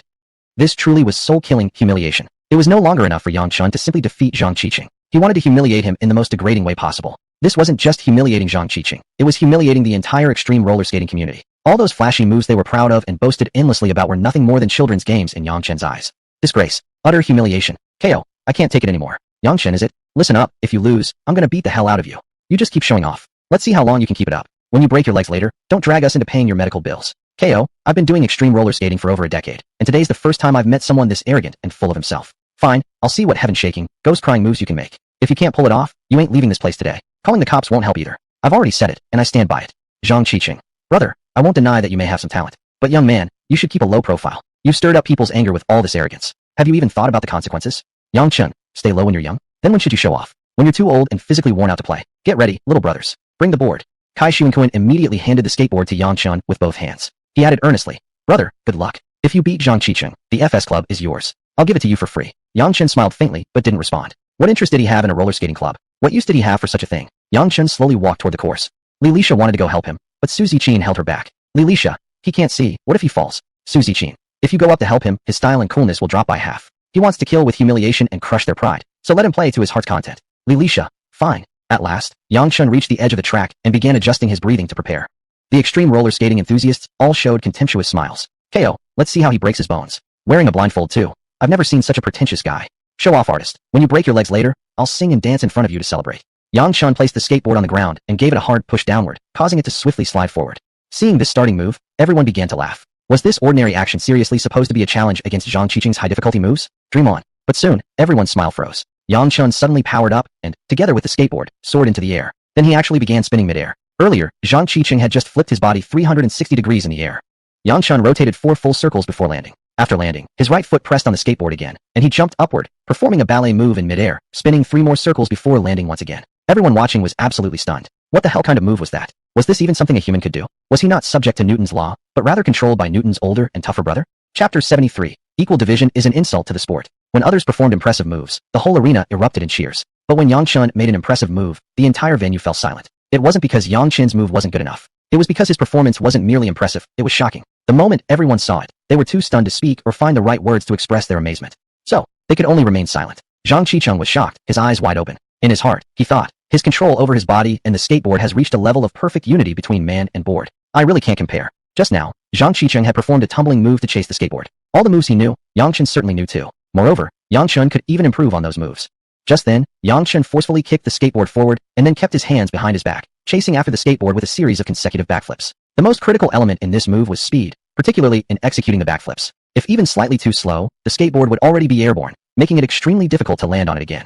However, Yang Chun wasn't afraid. He intentionally waited until the skateboard had slid into the air before stepping onto it. Otherwise, there'd be no challenge. After 3 continuous backflips, Yang Chun pushed hard off the ground with both feet, using the rebound force to fly up to the skateboard already halfway in the air. As his feet landed on the skateboard, he used his waist and abdominal strength to forcibly perform another backflip midair before landing smoothly and stopping the skateboard immediately on the spot. HSS. The whole audience sucked in a breath. His aerial ability and waist strength were probably even superior to that of Jordan or Kobe. Otherwise, how could he achieve such incredible hang time? The members of FS Club immediately erupted in cheers. Su Zijin rushed over, jumped into Yang Chun's arms, and kissed his cheek. Yang Chun quickly struggled to escape and remove the stocking from his eyes, saying, "Why do you keep taking advantage of me again?" Su Zijin, don't act so innocent. Isn't this exactly what you wanted? Now that your wish is fulfilled, you're pretending to be shy. Yang Chun, I only wanted a simple kiss. I didn't expect you to go overboard like that. Su Zijin, oh, I get it. You prefer the innocent and pure type, right? Fine, I understand. From now on, I'll switch to that pure and innocent style to satisfy your little fetish. How about that? Yang Chun glanced at her 65E headlights. Could that figure really pull off an innocent and pure style? Li Lisha and others also ran over, praising Yang Chun one after another. Li Lisha, handsome, you're just too amazing. You actually dance ballet on a skateboard. I really like you. Su Zijin, Lisha, you're going too far. Li Lisha, sorry, but your boyfriend is just too impressive. I can't help but like him. Don't worry, as long as you remain his girlfriend, I'll definitely control myself. Su Zijin gave her a look, but didn't really feel angry. Why? Because she was utterly confident in herself. She believed that if she really became Yang Chun's girlfriend, no one could ever take him away from her. Because of this confidence, she looked down on Li Lisha. How could she possibly feel angry? Kai Shuenkuen. Bro, I'm completely in awe of you. From now on, the FS Club is yours. Hope you won't mind taking it over. Yang Chun. Honestly, I'm not really interested. You can keep it. Others gathered around as well. They were very interested in Yang Chun. Bro, how exactly did you manage to do ballet on the skateboard? Aren't you affected by gravity at all? Right? Your move was a bit too exaggerated. Even Newton wouldn't be able to handle you. Bro, quickly tell us how you learned these techniques. As far as I know, not even the world's top extreme skaters can perform the moves you just did. Yang Chun. So, weren't you guys the ones who said you wouldn't let me leave earlier? Everyone present looked awkward and hurriedly apologized. Bro, misunderstanding. It was just that we didn't know your true strength earlier. Please don't hold it against us. From now on, no matter what others say, in my eyes, you're the #1 in the extreme skating world. That's right. We wouldn't accept anyone else in first place. Only when you're #1 will I feel satisfied. These fickle people who bowed only to the powerful, who were as arrogant as ever before, were now as submissive as ever. In this world, there are always those who suck up to whoever seems stronger. Of course, Yang Chun had no intention of getting entangled with them. He quickly gathered everyone to score the competition and claim the reward from the system. That was the main matter at hand. Yang Chun. Since the competition has already happened, everyone should at least give us scores to determine a winner. The crowd immediately responded. This doesn't even require scoring. Obviously you won. If they give you a low score, none of us would be okay with it. Even a layman could tell who performed better just by watching the two of you. These people were so talkative. Yang Chun immediately interrupted. Are you the one scoring? If not, please just keep quiet, okay? Everyone immediately shut up. The host quickly jumped in, shouting. Both competitors gave excellent performances. Even giving them both full marks wouldn't be an overstatement. Now, let's invite the 100 audience judges to score these two contestants. Clearly, this host was on Zhang Qiqing's side. He knew that if they scored purely based on performance, Yang Chun would definitely win. Therefore, he intentionally misled the 100 audience judges to give both competitors full marks. In this way, Zhang Qiqing's face could be somewhat saved. But a tie wouldn't work. Yang Chun had to get a 100, while Zhang Qiqing could only get a 99. If his score wasn't first, he wouldn't receive the system's reward. Even though Yang Chun wasn't eager to compete, at this moment, he couldn't afford to be modest anymore. He loudly said, "The word draw doesn't exist in my dictionary. Either I lose, or I win. Since all of you are judges and professionals in this field, you hold the power to score. Therefore, you should be fair and impartial when scoring. Otherwise, it's an insult to this extreme sport.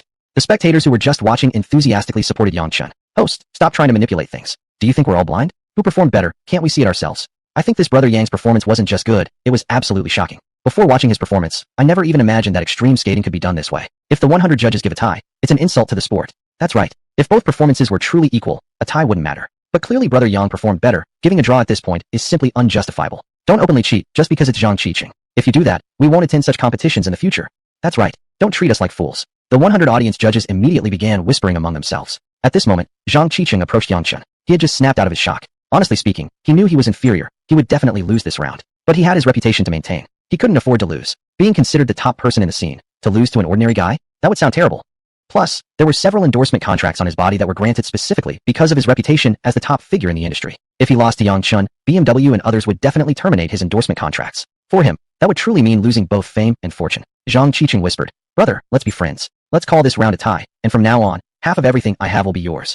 Chapter 74, Knowing the True Face of Su Zilong. Obviously, Zhang Qiqing wanted to bribe Yang Chun with benefits. For him, as long as he could maintain his reputation as the top person in the circle, everything he currently possessed would be secured. Once he lost that title, he would instantly become nobody. However, what exactly was he in Yang Chun's eyes? Yang Chun said, "I just said, since it's a competition, we must decide a winner. If you think you didn't perform well enough, I'm willing to let you try again. As long as you can outperform me, I won't mind them giving you a higher score." What do you think? Zhang Qiqing secretly thought. You're way beyond Newton's control. Your brother's just too freaking awesome. Even if I tried 100 more times, I can't beat you. But he couldn't say that out loud. It would be way too embarrassing. When bribery failed, threats followed. Protecting his established interests was the most important thing now. He no longer cared about losing face in front of industry peers. Zhang Qiqing. Brother, having more friends means more opportunities, while more enemies only mean more barriers. Why be so stubborn?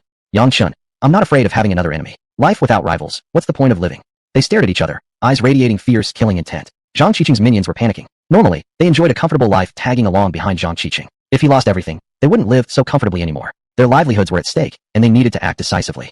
Brother, don't be so hard-headed. Intelligence doesn't matter as much, but emotional intelligence is essential. Otherwise, you'll struggle everywhere in society. You're an outsider. Reputation is nothing but clouds to you. But for Brother Cheng, it's the source of both fame and fortune. You understand? If you insist on taking the first place today and destroy Brother Cheng's endorsement contract, you're literally breaking our bread and butter. Breaking someone's livelihood is like killing their parents. From today on, we're enemies. If you accept the second place and let Brother Cheng win, it's not shameful. All of us brothers here will come to your aid anytime. Feel free to call upon us. But if you insist on taking first place, well, you just made enemies of all of us at once. Think carefully. Kai Xuanquan and others dared not speak up. They were insiders who knew the true power of Zhang Qiqing. If they said one wrong word, they might face retaliation and be forced to leave the industry, with no one ever associating with them again. But Su Zilong wasn't afraid. She had already retired from the circle by breaking her skateboard. Regardless of how dominant Zhang Qiqing was within this world, she no longer cared. Su Zilong what? Not accepting defeat and planning to gang up on us. And you call yourself skateboarders? That's none of your business. Stay out of it. Don't think just because your family owns a hotel you're somebody. You don't scare anyone. Zhang Qiqing's flunkies were quite damn irritable. Yang Chun pulled Su Zilong into his arms. She's my woman,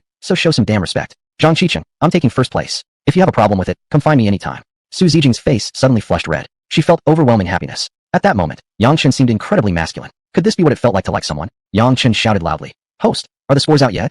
The host stuttered. They're out. I'll announce the scores now. Zhang Qiqing, 99.99. Yang Chun, 100. It was obvious. The 100 judges still feared Zhang Qiqing. Everyone gave him precisely 99.99. Yang Chen's performance was too flawless. They had to give him a perfect 100. Though Yang Chen only won by 0.01 points, it was more than enough. System, congratulations, Master, for completing the random temporary mission. You have obtained a universal job experience card. Remaining quantity, 2. System, congratulations, Master, for completing the professional stress mission. You permanently own all skills related to extreme roller sports. After receiving the rewards, Yang Chen had no intention of wasting time there anymore. He walked away with Su Zilong in his arms. Zhang Qiqing stood still, glaring at Yang Chen's back. At that moment, he had already regarded Yang Chun as his lifelong enemy. Li Lisha and others quickly followed him. The group stopped only when they reached Su Zilong's car. Li Lisha, Zilong, your boyfriend is so incredibly manly. If possible, can I borrow him for 2 days? Su Zilong, get lost. Li Lisha, haha, so you really are leaving the industry for good. Su Zilong, yes. I broke my skateboard. I'll never touch one again. Kai Xuanquan, brother, you really don't want FS Club? I'll literally give it to you for free. Yang Chun, not interested. Keep it for yourself. In one fell swoop, Yang Chun had become famous overnight. If the FS Club could be under his name, they wouldn't have to worry about recruiting new members in the future. Too bad. Yang Chun didn't even glance at it. It was almost time for dinner. Su Zilong then bid farewell to the people from the FS Club and wanted to take Yang Chun out for a meal. Li Lisha and the others reluctantly waved goodbye to the couple. Yang Chun and Su Zilong got into the car. Su Zilong, where should we eat? I'll treat you. Yang Chun, eat? If I show you a video, you might lose your appetite. Su Zilong, what video? Yang Chun took out his phone and played the footage he had taken earlier of Lu Shan and others damaging Su Zilong's car. Seeing Lu Shan and others in the video, Su Zijing immediately sat upright in shock. After watching the entire clip, she was completely stunned. That night, she had asked the bartender for some alcohol. Since it was served by a bartender in a club, she assumed it would be fine. Without suspicion, she drank the wine, not realizing it had been drugged. When she started feeling something was off, she quickly came outside. At that time, she thought she had just carelessly run into some low-life scum who drugged her drink. She hadn't thought much of it. Now she realized it wasn't a sudden impulse by Lu Shan and others. It was a well-planned scheme.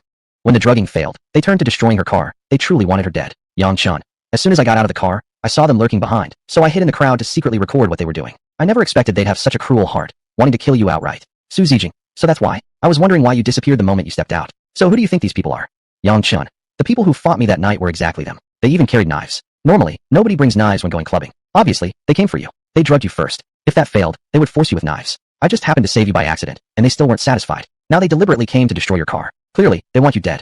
Su Zijing. That makes sense. But I haven't offended anyone. Who would want to kill me? Yang Chun. Very simple question. Who has access to your every move? Who knew you were going to the club? Who knew you brought me out to play? Su Zijing's eyes suddenly widened. There was only one person who knew her so well. That was Ma Rong'er. Ma Rong'er had been secretly dating Su Zilong.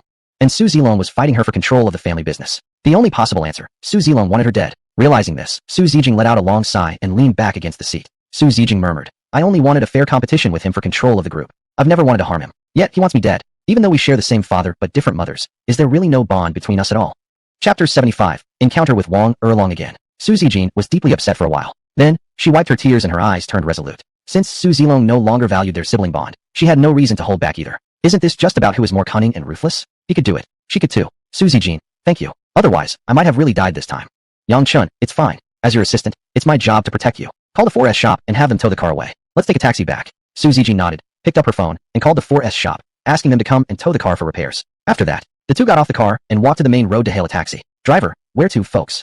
Su Zijing, Phoenix Mountain Park. Driver, alright. The driver immediately turned around and headed for Phoenix Mountain Park. Half an hour later, the car stopped at the park entrance. Su Zijing paid the fare, and they both got off. As soon as Yang Chun turned around, Su Zijing pulled out a gold card and handed it to him. Yang Chun, what's this for? Su Zijing, it's my supplementary gold card. The PIN is 666888. Take it. From now on, for any joint expenses, just use this card. Yang Chun, I don't think that's appropriate. People might think I'm being kept by you. Su Zijing smiled slyly, then pushed Yang Chun up against a nearby tree in a playful tree dash move. Su Zijing, you're right. I'm just going to be honest now. I do want to keep you. Spend the money here however you like. When you're out, let me know and I'll transfer more.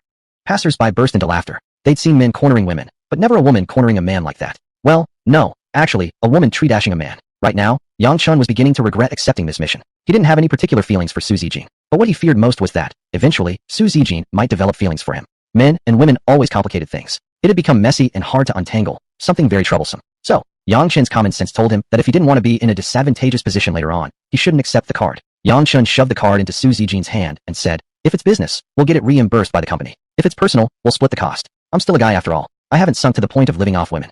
Su Zijing, alright, I like that you're different. You can be outrageous when you want, but serious when it counts. Go buy the tickets. Come inside with me and do bungee jumping. Yang Chun nodded and went to the ticket booth to purchase 2 tickets. Su Zijing took the initiative and immediately transferred payment to Yang Chun through her mobile app for her own ticket. Together, they made their way directly to the bungee jumping area. There were already a lot of people gathered here. Some influencers were recording videos too. Coincidentally, Erlong, who had swaggered arrogantly at Yang Chun's home the other day, was there as well. They appeared to be from the same talent agency. When Erlong spotted Yang Chun, he looked surprised at first. But, he then burst into laughter. Wang Erlong. Oh ho, isn't this the guy who paid a fortune to rent wedding dowry for his sister? What's your name again? Yang, whatever your name is. Wang Erlong's assistant Xiao Zhang quickly reminded him. Yang Chun. Wang Erlong. Oh right, Yang Chun. You know how bad my memory gets. My great benefactor. I actually forgot you. That live stream of your sister's wedding brought my followers directly past 10 million. Haha. Thanks a lot. Ha. Everyone in Wang Erlong's group laughed loudly. Yang Chun didn't understand much about these online influencers. He only knew some people spent their days faking online personas or half-naked shouting my dear sir to trick bored folks into showering them with gifts. As for the exact way these influencers operated, he wasn't very clear. However, there was one point he absolutely could not accept. Wang Erlong had lied and deceived, flipped truth and falsehoods upside down, and used his large following to bully Yang Chun's parents and sister. That was utterly wrong of him. Yet instead of being punished, Wang Erlong even gained more fans thanks to live streaming Su Yu's wedding. That couldn't be allowed. Whatever popularity Wang Erlong unjustly gained, Yang Chun would make sure it was all stripped away. Su Zijing, you know each other? Yang Chun, who's he trying to mock? How would I know a cyber beggar like him? They spend their days calling people bros and my fellow netizens, fooling fools and stealing their money. Who besides ruffians and idle trash could do such a thing? A normal, decent person would never stoop this low. These words enraged Wang Erlong and his companions. What are you saying? You asking for a beatdown? If you can't speak properly, just shut up. You fool. This is the era where traffic equals money. As long as we've got traffic, we've got money. Don't you get it? What's the point of telling him all this? Could a hick like him even understand? If he could, He'd have already grabbed this traffic as money opportunity to make a fortune. He could just buy real dowry for his sister instead of renting it, right? Just then, the system issued a reminder. System, warning, detected owner under provocation. Temporary mission triggered. No cash or material reward available. Mission completion reward, 1 truth card. What did truth card mean? The system quickly provided an explanation. As the name suggested, the so-called truth card literally allowed the user to designate a specific person to use it. Once used, Yongchen could control that person's mind briefly. Whoever it was, they would truthfully answer every question Yongchen asked. Yongchen understood immediately why the system had given him this card. He quickly clicked to view the mission through mental focus. System, temporary mission, convince Su Zijin to do a tandem bungee jump with the owner. Yongchen turned and looked at Su Zijin beside him. With her 65E chest, being tied together would probably feel quite awkward. Su Zijin, why are you staring at me like that? Yongchen, I want you to give me some pointers on bungee jumping technique. Su Zijin couldn't help but laugh. What technique could there be in bungee jumping? Wasn't it just about having the courage to jump? Su Zijin, you're so ridiculous. You actually think bungee jumping has a technique? Yongchen, how come not? Let me show you. Su Zijin, fine. Together, they walked toward the bungee jumping preparation area. Wang Erlong and his group immediately burst into laughter. Oh, are you leaving already? Not going to show off anymore. Hey, Brother Erlong gained 500,000 followers because of that video of your sister being bullied. Aren't you going to take revenge? What a coward. Still trying to mess with us? Don't you know your own worth? Brother Erlong is just the best. With his 10 million followers, anyone would be scared. Wang Erlong smirked proudly and said, if I were him, I'd be furious. I gained 500,000 followers from that video of his sister being bullied by the groom's family, and he can't even do anything about it. Yongchen remained calm. He was waiting to mess with Wang Erlong after he obtained the reward. But Su Zijin couldn't take it anymore. She challenged, you're just going to pretend you didn't hear that? Yongchen, let's do the bungee jumping first. Then we can settle the score with him later.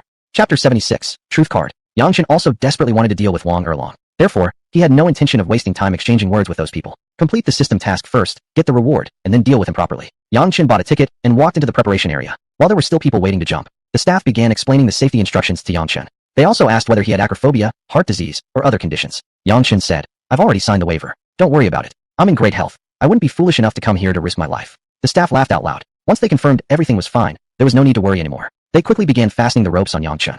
Soon, all preparations were completed. Yongchen winked at Su Zijin and said, watch carefully, little girl. Su Zijin, I'd like to see what amazing tricks you can pull off. Yongchen, take out your phone and record it. When you have long nights in the future, you can play it back to admire my charm. Su Zijin, why are you so flashy? Su Zijin took out her phone, switched to video mode, and pointed it at Yongchen. The staff shouted, come here. I'll count to 3, and you jump. Close your eyes, don't look down, just jump. Before the staff member could finish, Yongchen suddenly took a running start. Using the momentum, Yongchen sprinted off the platform and took 3 steps midair before beginning his rapid descent. Su Zijin, wow, that's cool. So cool. The tourists nearby were also excitedly taking videos with their phones. It was the first time they had seen someone do bungee jumping like that. Soon, Yongchen bounced back up. He placed his right hand behind his head, crossed his legs, and looked extremely comfortable. When others bungee jumped, they screamed like pigs being slaughtered. But he remained calm, as if he were enjoying a sunbath. Su Zijin looked at Yongchen with a gentle smile in her eyes. This was the first time in her life that she had met a man who intrigued her so much. Wang Erlong and the others looked at Yongchen's elegant performance with expressions of boo-foo-cheep and disdain. No worries, enjoy your performance while you can. You won't get another chance soon. After a while, the rope stopped swinging. With the staff's help, Yongchen untied the ropes, got on a boat to shore, then ran back up. System, congratulations, master, for completing a full bungee jumping experience. You have earned a Universal Occupation Experience card. The remaining number of Universal Occupation Experience cards, 3. This mission was completed, but the newly assigned temporary mission was not yet complete. Yongchen had to persuade Su Zijin to do bungee jumping with him. But such an intimate activity was usually for couples only. Yongchen needed to find a way to convince Su Zijin to agree. Su Zijin, you're such a flashy guy. You even made bungee jumping look spectacular. Yongchen, of course. I either don't play, or I play it perfectly. Now it's your turn. Let me buy you a ticket. Su Zijin, I already bought mine. Ding ding ding. Look, a couple's ticket. Yongchen. Yongchen was still thinking about how to persuade Su Zijin to do a tandem jump with him. She had already prepared herself. A strong girl who didn't need too much explanation. Su Zijin, lucky you. I'll bring you along to show off and fly together. Yongchen, aren't those supposed to be my words to you? Su Zijin, I'm your boss and you're my assistant. Do we need to be so clear about everything? Come on. I also want to strike a pose. The two walked forward. The staff quickly came to tie the ropes for them. Su Zijin took out her phone, switched to video mode, and handed it to the staff beside her. Uncle, could you help us record a video as a memory? Is that okay? The middle-aged man was very cooperative and cheerfully accepted the phone. The two stepped back a few steps. Yongchen held Su Zijin's hand. Then, he quickly used his mind to communicate with the system. Yongchen, system, does this count as bonding? System, master, are you joking with me? How can this count as bonding? Yongchen, does that mean we need to hold each other tightly? System, of course. Don't worry, after you jump, you can take advantage however you want. Yongchen, I'm not that kind of guy. If I wanted to take advantage, I would make her willingly let me do it openly and proudly. I wouldn't use such underhanded tricks. System, the system is merely reminding you, reassuring you not to overthink, and to welcome her with open arms. Yongchen, I've found that you, the system, are not serious at all. Su Zijin, are you ready? Yongchen turned to look at her, smiled slightly, and said, I'm ready. Su Zijin, then I'll count to 3, and we'll jump together. Yongchen nodded. Su Zijin took a few deep breaths and shouted, 1, 2, 3. The two immediately started running and sprinted forward. The surrounding tourists quickly pointed their phone cameras at the couple. This was probably the most spectacular couple's bungee jump they had ever seen. Yang Chun and Su Zijin pushed off the platform together, took 3 steps mid-air, and then fell together. During the fall, the two remained separated. But after being pulled back by the rope, they lost control of their bodies and embraced tightly. Yang Chun, wachow, that's uncomfortable. Su Zijin, huh? What did you say? Yang Chun, I said, wachow, this is amazing. Su Zijin, he, this is the most fun I've ever had. Wow. Oh, Yang Chun remained calm as ever, quietly enjoying the wonderful feeling. Su Zijin, on the other hand, shouted loudly, releasing all her inner frustration. Her half-brother wanted to destroy her, and the more she thought about it, the more upset she became. Soon, the rope stopped swinging. With the staff's help, the two unfastened the ropes and landed on the boat. System, congratulations, Master, for completing the temporary mission. You have received a truth card. They had played to their heart's content, and now it was time to settle the score with that bastard, Wang Erlong. After reaching the shore, the two quickly ran back up. Su Zijin went to the staff to retrieve her phone and happily watched the video they had just recorded. Yang Chun went directly in front of Wang Erlong, who was currently live-streaming. Wang Erlong, what do you want? Asking for trouble. Yang Chun, what are you doing? Wang Erlong, live-streaming. What? Do you want to be famous? If so, just call me Brother Long, and I'll help you get famous. I have 80,000 family members watching my live stream, and my account has 12 million followers. If I want to help you, you can become famous in seconds. Yang Chun smiled and nodded, then immediately used his mind to communicate with the system. Yang Chun, system, use the truth card. System, receive command. Master, please select who you want to use the truth card on. Yang Chun, use it on Wang Erlong. System, receive command. The truth card is now being used. Wang Erlong looked at Yang Chun, his eyes gradually becoming somewhat dazed. 3 seconds later. System, truth card successfully activated. Master, Wang Erlong is now compelled to speak the truth under your control. Chapter 77. The truth card works wonderfully. The truth card takes effect, but Wang Erlong doesn't seem to show any change. From now on, within 24 hours, Yang Chun can use his mind to control Wang Erlong's thoughts through the system, unconsciously, controlling his every word and action. In other words, starting from now, every word and action of Wang Eru is the result of Yang Chun's manipulation. Yang Chun, point the camera at yourself, not at me. Wang Erlong obediently turns the camera toward his own face immediately. At this moment, the number of live viewers in Wang Erlong's live stream reaches 100,000. Many top streamers, even celebrities, don't have that kind of viewership during their streams. Undeniably, this kid really knows how to fool people. Out of his 10 million followers, the vast majority truly listen to him. He had announced last night he would live stream bungee jumping here today. So many of them stayed up waiting for his broadcast. However, to many people's eyes, 100,000 is still a low number. Wang Erlong gained over 5 million new followers from his previous live stream of crashing a wedding. Yang Chun wants him to lose at least 5 million followers. Yang Chun, how many people are watching your live stream right now? Wang Erlong, 102,000. Yang Chun, you claim to have 10 million followers, but only 100,000 are watching you? Isn't that embarrassing? Come on, buy some traffic. Notify all your followers via promotion and tell them you're live now. Let them come support you. You need to prove to me whether those followers are real or fake zombies you bought. Wang Erlong immediately follows the instruction. He instantly deposits 1 million yuan into his TikTok account. Then he uses that money to buy traffic promotions from the official TikTok platform. His several companions nearby are all stunned. They don't understand what Wang Erlong is doing. This isn't even an important live stream. Why pay for traffic? Wang Erlong explains, that kid underestimated me, so I have to let him see how powerful my followers really are. What's a little money? Face is the most important. At this moment, Wang Erlong is still live streaming. His companions find it difficult to say anything unpleasant. Plus he's already spent the money. There's no point in saying more. So, everyone shuts up and just continues to interact with their own followers. With the traffic promotion, the number of viewers in Wang Erlong's live stream quickly increases. It soon breaks through 150,000. However, where there are incoming viewers, there are also outgoing ones. Some passersby just peek in and then leave. Only Wang Erlong's true followers stay for a while. But, it's lunchtime now. They can only watch briefly before heading off to eat. To retain these people, Yang Chun says to Wang Erlong, this isn't working. You can't retain viewers in your stream. Do this, quickly deposit money, draw a prize every minute. Whoever gets picked gets a 10,000 yuan cash red envelope instantly. Wang Erlong, that's a good idea. Without hesitation, Wang Erlong quickly tells the viewers, my dear followers, listen up. Big Brother Long is giving you a treat. Everyone, yes, every single one of you listen. I'll draw winners every minute, giving away cash prizes of 10,000 yuan each time. Got that? Instantly, the live chat explodes. The barrage scrolls by thick and fast, impossible to read clearly. Wang Erlong, come on, all of you participating friends, type out 10,000 yuan cash for me. Instantly, the words 10,000 yuan cash flood the screen. Xiao Zhang, Wang Erlong's assistant, senses something is off. He whispers to Wang Erlong, Big Brother Long, is this really necessary? Wang Erlong becomes furious and scolds him. What do you know? Everyone who supports me is family. Why can't I give my family some rewards? Just stay quiet and stand there. If you dare say another word, I'll fire you. Understood. Xiao Zhang quickly nods and obediently moves aside. After all, Wang Erlong is spending his own money. Why should a small assistant meddle? Wang Erlong. Alright, dear followers, now I'm starting the lottery. Watch carefully. Whoever I click on, my assistant will immediately send you a red envelope through a private message afterward.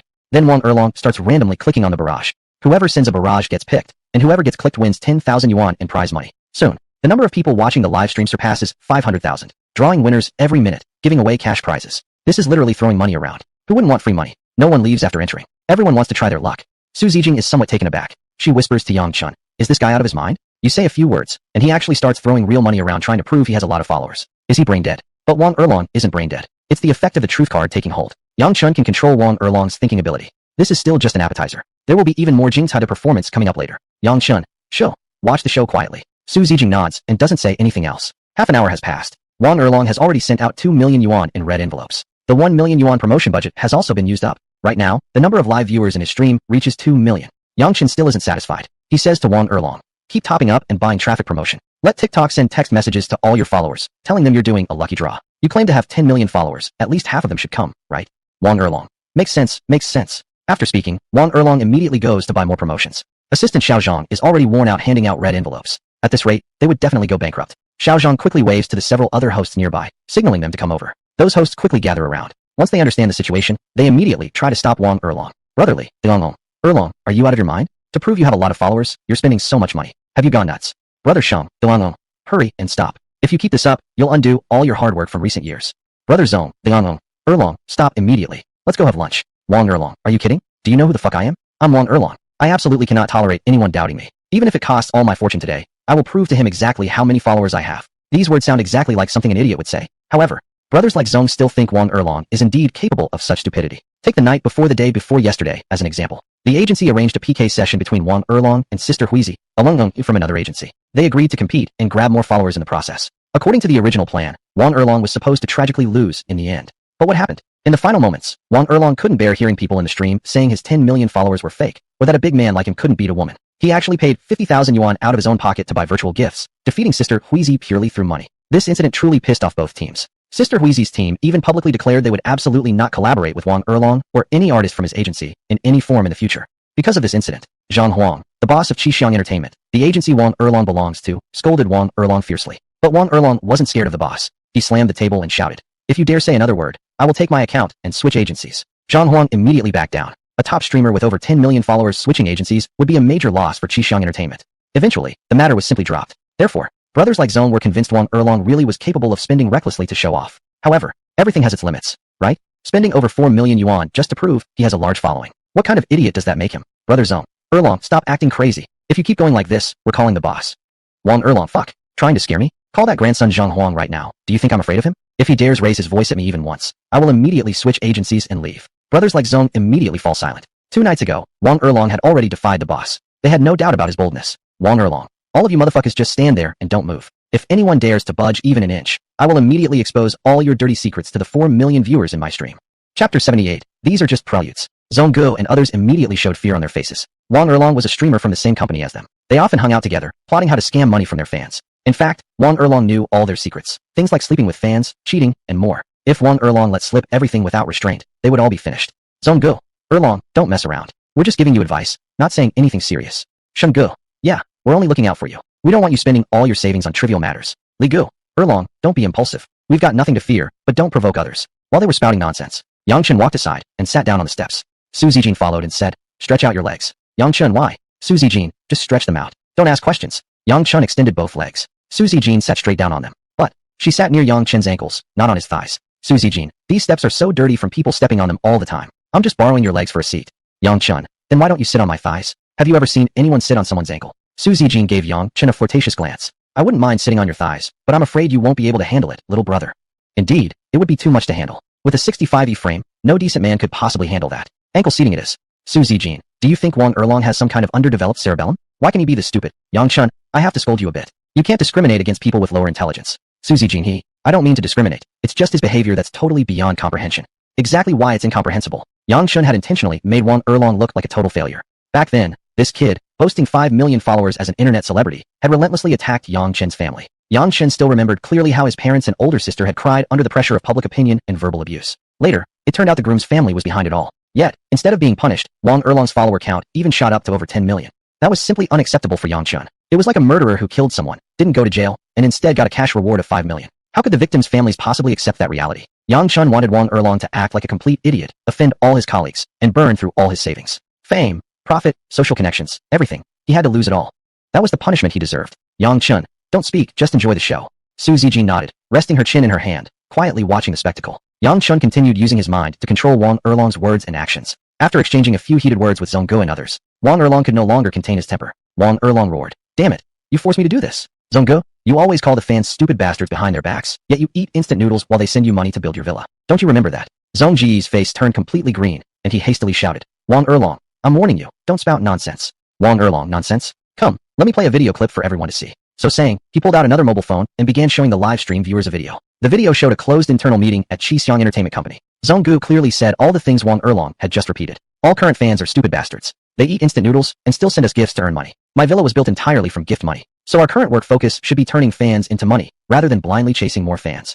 Zong Ji's face turned blue with rage. He rushed forward immediately to grab the phone from Wong Erlong. But Wong Erlong was strong and muscular, 5 foot 5 inches tall, but weighing 200 pounds. With one punch, he sent Zong Gu sprawling to the ground. Zong Gu covered his mouth, then spat out a tooth. The surrounding crowd was stunned. This guy was too brutal. One punch took out someone else's tooth. At this moment, the live streams of Wong Erlong, Li Gu, Sheng Gu, Zong Gu, and others exploded with comments. Wong Erlong's live stream. Holy crap, is Boss Dragon really this powerful? One punch, and a little kid falls.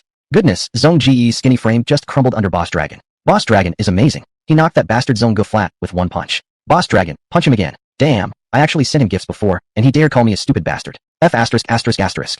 Sheng Ji's live stream. Holy cow, so powerful. One punch laid him out flat. No regrets. You bastard, we send you gifts, and you still insult us behind our backs. I just want to know now if Sheng Gu has ever insulted us behind our backs. Chapter 79, Wong Erlong's Tragic Fate. Su Zijin felt somewhat puzzled. What had happened before was merely the prelude. The climax was about to begin. Yet, Wong Erlong had already acted stupid enough. Could he possibly act even more stupid? Exactly. Wong Erlong delivered a performance that nobody could possibly imagine. Wong Erlong said, "Hey everyone, you know what? Zong Gu isn't the worst one. Sheng Gu and Li Gu are even worse. Both of them have slept with female fans and even gotten those girls pregnant. Sheng Gu was somewhat decent. He paid the girl to have an abortion. But Li Gu? Total dog. He refused to admit the child was his. He even scammed the girl for money and then reported her to the police for extortion. F******. That girl would have gone to jail if she wasn't already pregnant." The live stream's chat room immediately became more active. F******. Is this true? Is Li Gu really that bad? Aren't they both married? And they still slept with fans? Isn't that just infidelity? Long Gu, you're pretty intense. You're trying to take down Zong Gu, Li Gu, and Sheng Gu all by yourself. Zhang Huang, the boss of Chixiang Entertainment Company, called Wong Erlong. Wong Erlong picked up the call rudely. What the hell? Interrupting my live broadcast interaction. Zhang Huang shouted. What the hell is wrong with you? Did you forget to bring your brain when you went out today? End the broadcast right now, or you're going to regret it. Wong Erlong replied. F*****K off. Trying to scare me again, huh? If I don't show you what I'm capable of, you won't know what respect is. Zhang Huang, you sexually harassed female hosts in the company, forced Xiao Hui to be your mistress, withheld host salaries, and evaded taxes. If even one of these things gets exposed, do you really think you can handle it? Zhang Huang yelled. Wong Erlong, don't go looking for trouble. Wong Erlong spat. What? Still trying to scare me, huh? You're sleeping with Li Ji's wife too, and that baby in her belly could very well be yours. You think nobody knows this?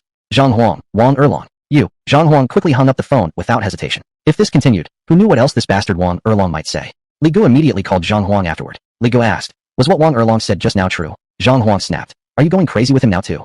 Li Gu said, all those other things he said were true, so why wouldn't I believe this? Zhang Huang, I'm warning you. If you really have something going on with my wife, I swear I'll kill you.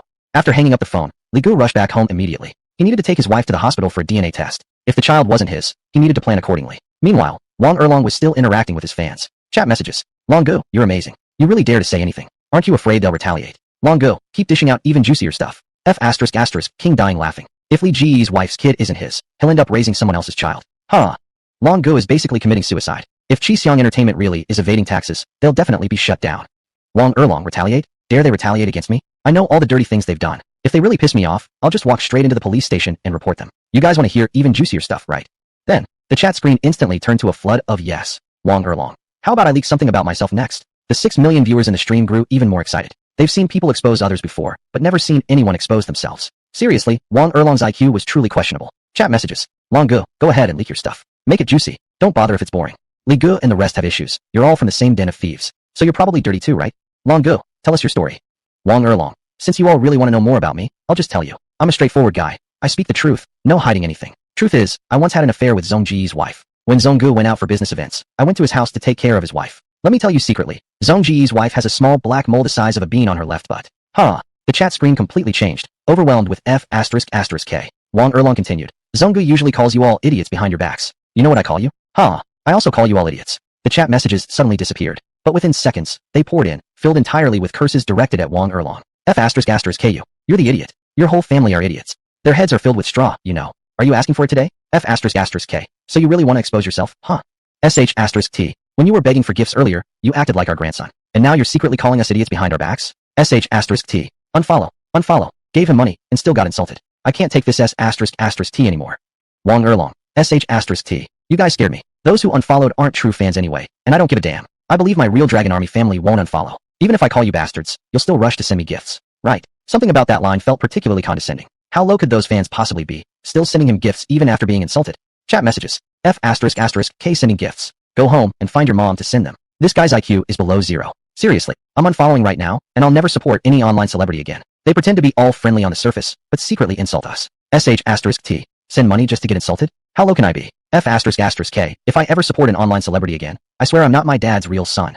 Yang Chun quietly watched as Wang Erlong's follower count plummeted. 10 million, 9 million, 8 million, 5 million, 3 million. Soon enough, Wang Erlong's original fanbase of over 10 million followers had dropped below 2 million. The remaining fans probably hadn't checked their Douyin app recently. Wang Erlong had gained more than 5 million new followers from live streaming Yong Yu's disastrous wedding ceremony. Yang Chun had now made him lose every one of them, and even his original fans were gone too. At that time, knowing full well it was Zhang Jun's family's fault, Wang Erlong had still forced Yong Yu into marriage, relying on his massive following. Thinking back to Wang Erlong's disgusting face back then, and the scene of his parents and sister crying and begging, Yang Chun felt his rage boiling again. This was exactly what Wang Erlong deserved. He lost his followers, spent all his money, and offended his boss and colleagues. Wang Erlong was completely finished. His path as an online celebrity was definitely over. With so many people seeking revenge, he was in for a rough ride. And this was only the beginning. There would be more retaliation coming from others. Yang Chun silently communicated with the system using his mind. Yang Chun. System, how long is the truth card valid? System. If the master doesn't command the system to stop controlling it, the truth card will remain effective for 24 hours. If the master commands the system to terminate control immediately, the truth card will lose effect instantly.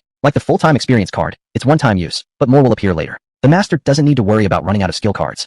Yang Chun. Since it's valid for 24 hours, just let it expire automatically. System, understood. While Yang Chun was chatting with the system, Zhong Gu, who had already left, suddenly ran back. He held a brick in his hand, and directly attacked Wang Erlong from behind. Bang! A dull sound rang out, and Wang Erlong collapsed. Zhong Gu roared, "You bastard! You gave me the horns. I'll kill you for this."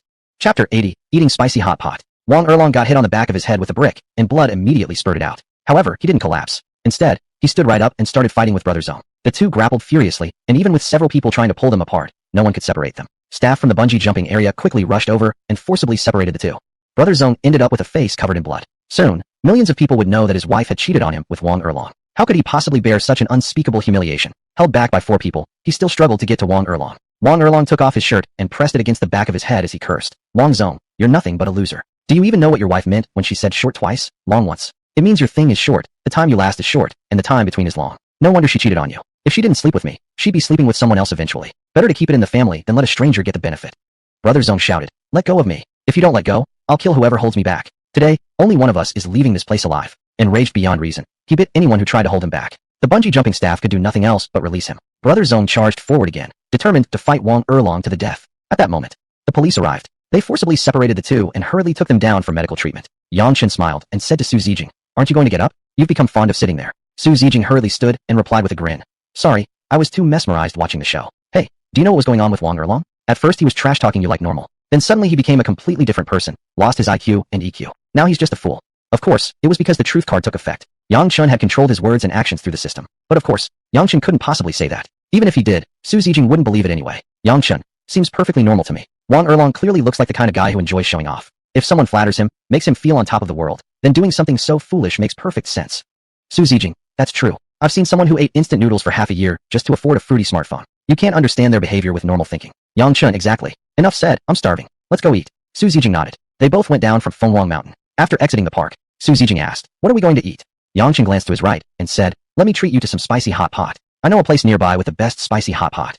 For Su Zijing, spicy hot pot was something she only ate back in college. After graduation, she hadn't eaten it again. As the daughter of the president of the prestigious Pearl Hotel Group, she usually ate Western food or high-end cuisine from different regional styles. Even home-cooked meals needed to be pleasing to the eye, the taste, and the aroma. But upon hearing Yang Chun suggest spicy hot pot, she immediately agreed without hesitation. Reliving some of those university memories sounded nice. The two crossed 2 traffic lights, but they still hadn't arrived. Su Zijing complained, "Brother, you call this nearby? Don't you have a misunderstanding about what nearby means?" Yang Chun, "We've only walked 2 streets. Can't handle it already." Su Zijing, "Only 2 streets? I'm hungry and exhausted now. I don't want to take another step. And you say only 2 streets? How much further?" Yang Chun pointed ahead at a side street. "It's just a little further down that road. We're almost there." Su Zijing, Okay, keep walking." They quickened their pace and soon reached the hot pot place Yang Chun had mentioned. It was a rundown little street full of snack vendors, a sharp contrast to the high-rises on the main road, like 2 different eras altogether. The owner's wife spotted Yang Chun and immediately smiled with delight. "Wow, Yang Chun, how come you're here?" "Yang Chun, long time no see. I missed you. I had to come to see if you've gotten fatter or thinner lately." That delighted the owner's wife even more, and she dropped what she was doing and laughed, covering her mouth. Yang Chun gestured to Su Zijing, who looked puzzled, and invited her into the shop. The owner's wife quickly composed herself and asked with a smile, "You're quite something, bringing such a pretty girlfriend. What a great figure. Real envy material." "Yang Chun, don't misunderstand. She has been chasing me like crazy, but I haven't accepted her yet." Su Zijing, owner's wife. Both were utterly bewildered by Yang Chen's words. Then the owner's wife burst into laughter and said, right, sure. Go ahead, take her in and seat her. Just come to the pot and cook what you want. Yang Chen, got it. You take care of the other customers. I'll take care of ours. Owner's wife, huh? Alright then. I won't hold back. Yang Chen, please don't. Yang Chen took Su Zijing inside and chose a corner seat. Su Zijing, you know her well? Yang Chen, back when I was in college, I worked here during winter and summer breaks. My ex-girlfriend spent money like crazy. I didn't want to ask my family for money, so I worked part-time to support her. Su Zijing, wow, didn't expect that. You actually took it seriously. Yang Chen, what are you talking about? When I'm in a relationship, if I decide to be with someone, I will give it my all. You just sit here. Today I'll let you taste my cooking. Su Zijing, alright. I'll be waiting to try your cooking. Yang Chen quickly went outside to pick the ingredients. After serving other customers and placing their orders, the owner's wife came back to help Yang Chen. Owner's wife, ordering 2 of these. You better show off your skills tonight. Saying that, she picked 2 lamb kidneys and dropped them into the pot. Yang Chen, you really understand me, boss lady. Where's your husband? Owner's wife, he went back home. The kid started kindergarten, so he went back for a visit. Yang Chen, so you're all alone now? Don't feel lonely and bored. Owner's wife blushed, gently slapped Yang Chen's back, and said, stop it, you brat. Then she whispered, did you 2 break up? Yang Chen, yeah. Owner's wife, better this way. That girl only knew how to take, never thought about you. This one looks really nice, pretty, good figure, must come from a good family too. That necklace around her neck must be worth hundreds of thousands. Have you gotten her yet? Yang Chen, to be honest, she's my boss. Owner's wife, boss? But she's willing to come out to eat spicy hot pot with you. That means she's into you. You better hurry and get her. As Eileen Chong said, to capture a woman's heart, you must first capture her stomach. Make her a perfect bowl of spicy hot pot, and she'll remember it forever. Yang Chen, did she really say that? She said to win a woman's heart, you must first pass through her. The owner's wife blushed and said, pervert. The 2 were chatting happily. A couple sitting near the door started arguing. They looked young, about 18 or 19 years old. The girl cried, I came all this way by high-speed train to see you. You did it 13 times last night, and now you're treating me to a 10 yuan bowl of spicy hot pot. Are you even human? The boy looked somewhat embarrassed. Judging by his appearance, he was probably a student without much money to spend on an expensive meal. However, after doing it 13 times, now treating her to a 10 yuan bowl of spicy hot pot, this really seemed unreasonable. The owner's wife reacted quickly, immediately walking over and saying, excuse me, is this not enough? We're having a promotion today. One random couple gets a free bowl of spicy hot pot. I choose you 2. Wait a minute, I'll make another one for you.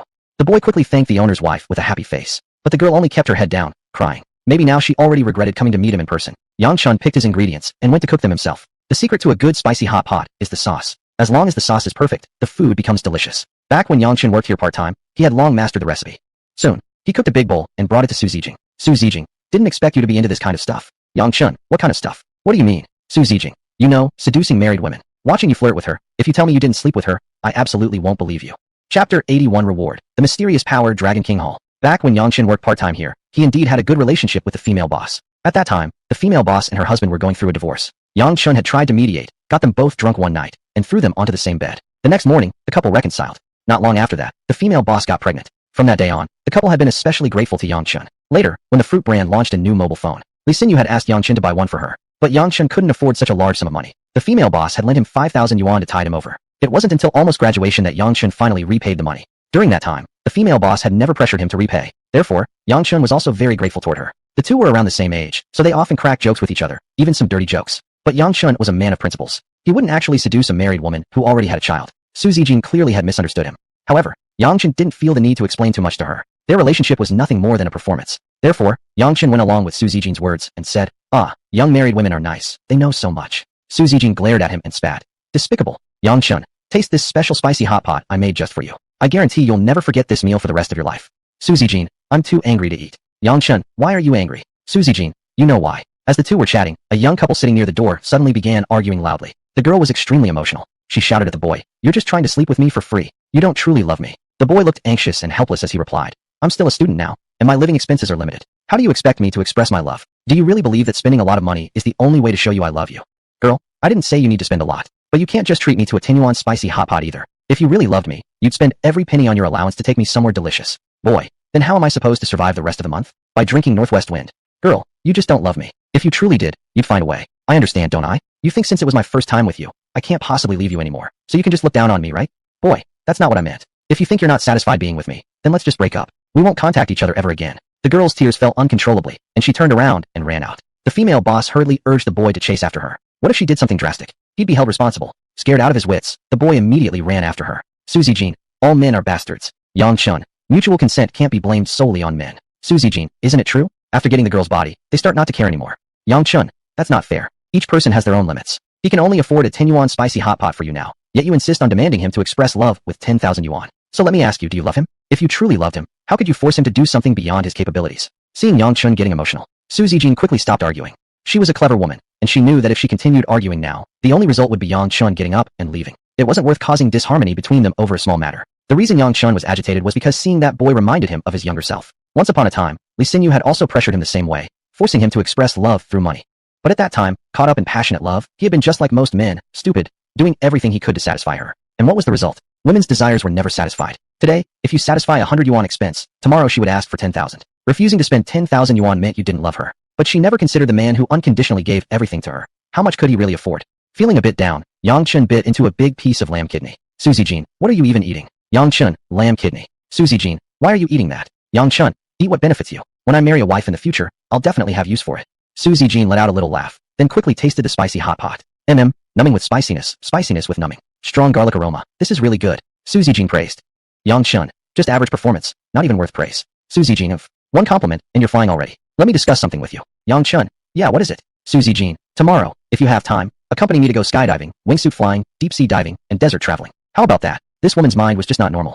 These were all life-threatening hobbies. At the slightest danger, you'd completely rely on fate, with absolutely no chance of self-rescue. But Yang Chun had the full-time experience card with him, so he wasn't afraid of any danger. Whether to go or not depended on whether he had time at that moment. Yang Chun, we'll see then. If I have time, I'll go with you. If not, then I won't. Suzy Jean, aren't you afraid of these sports?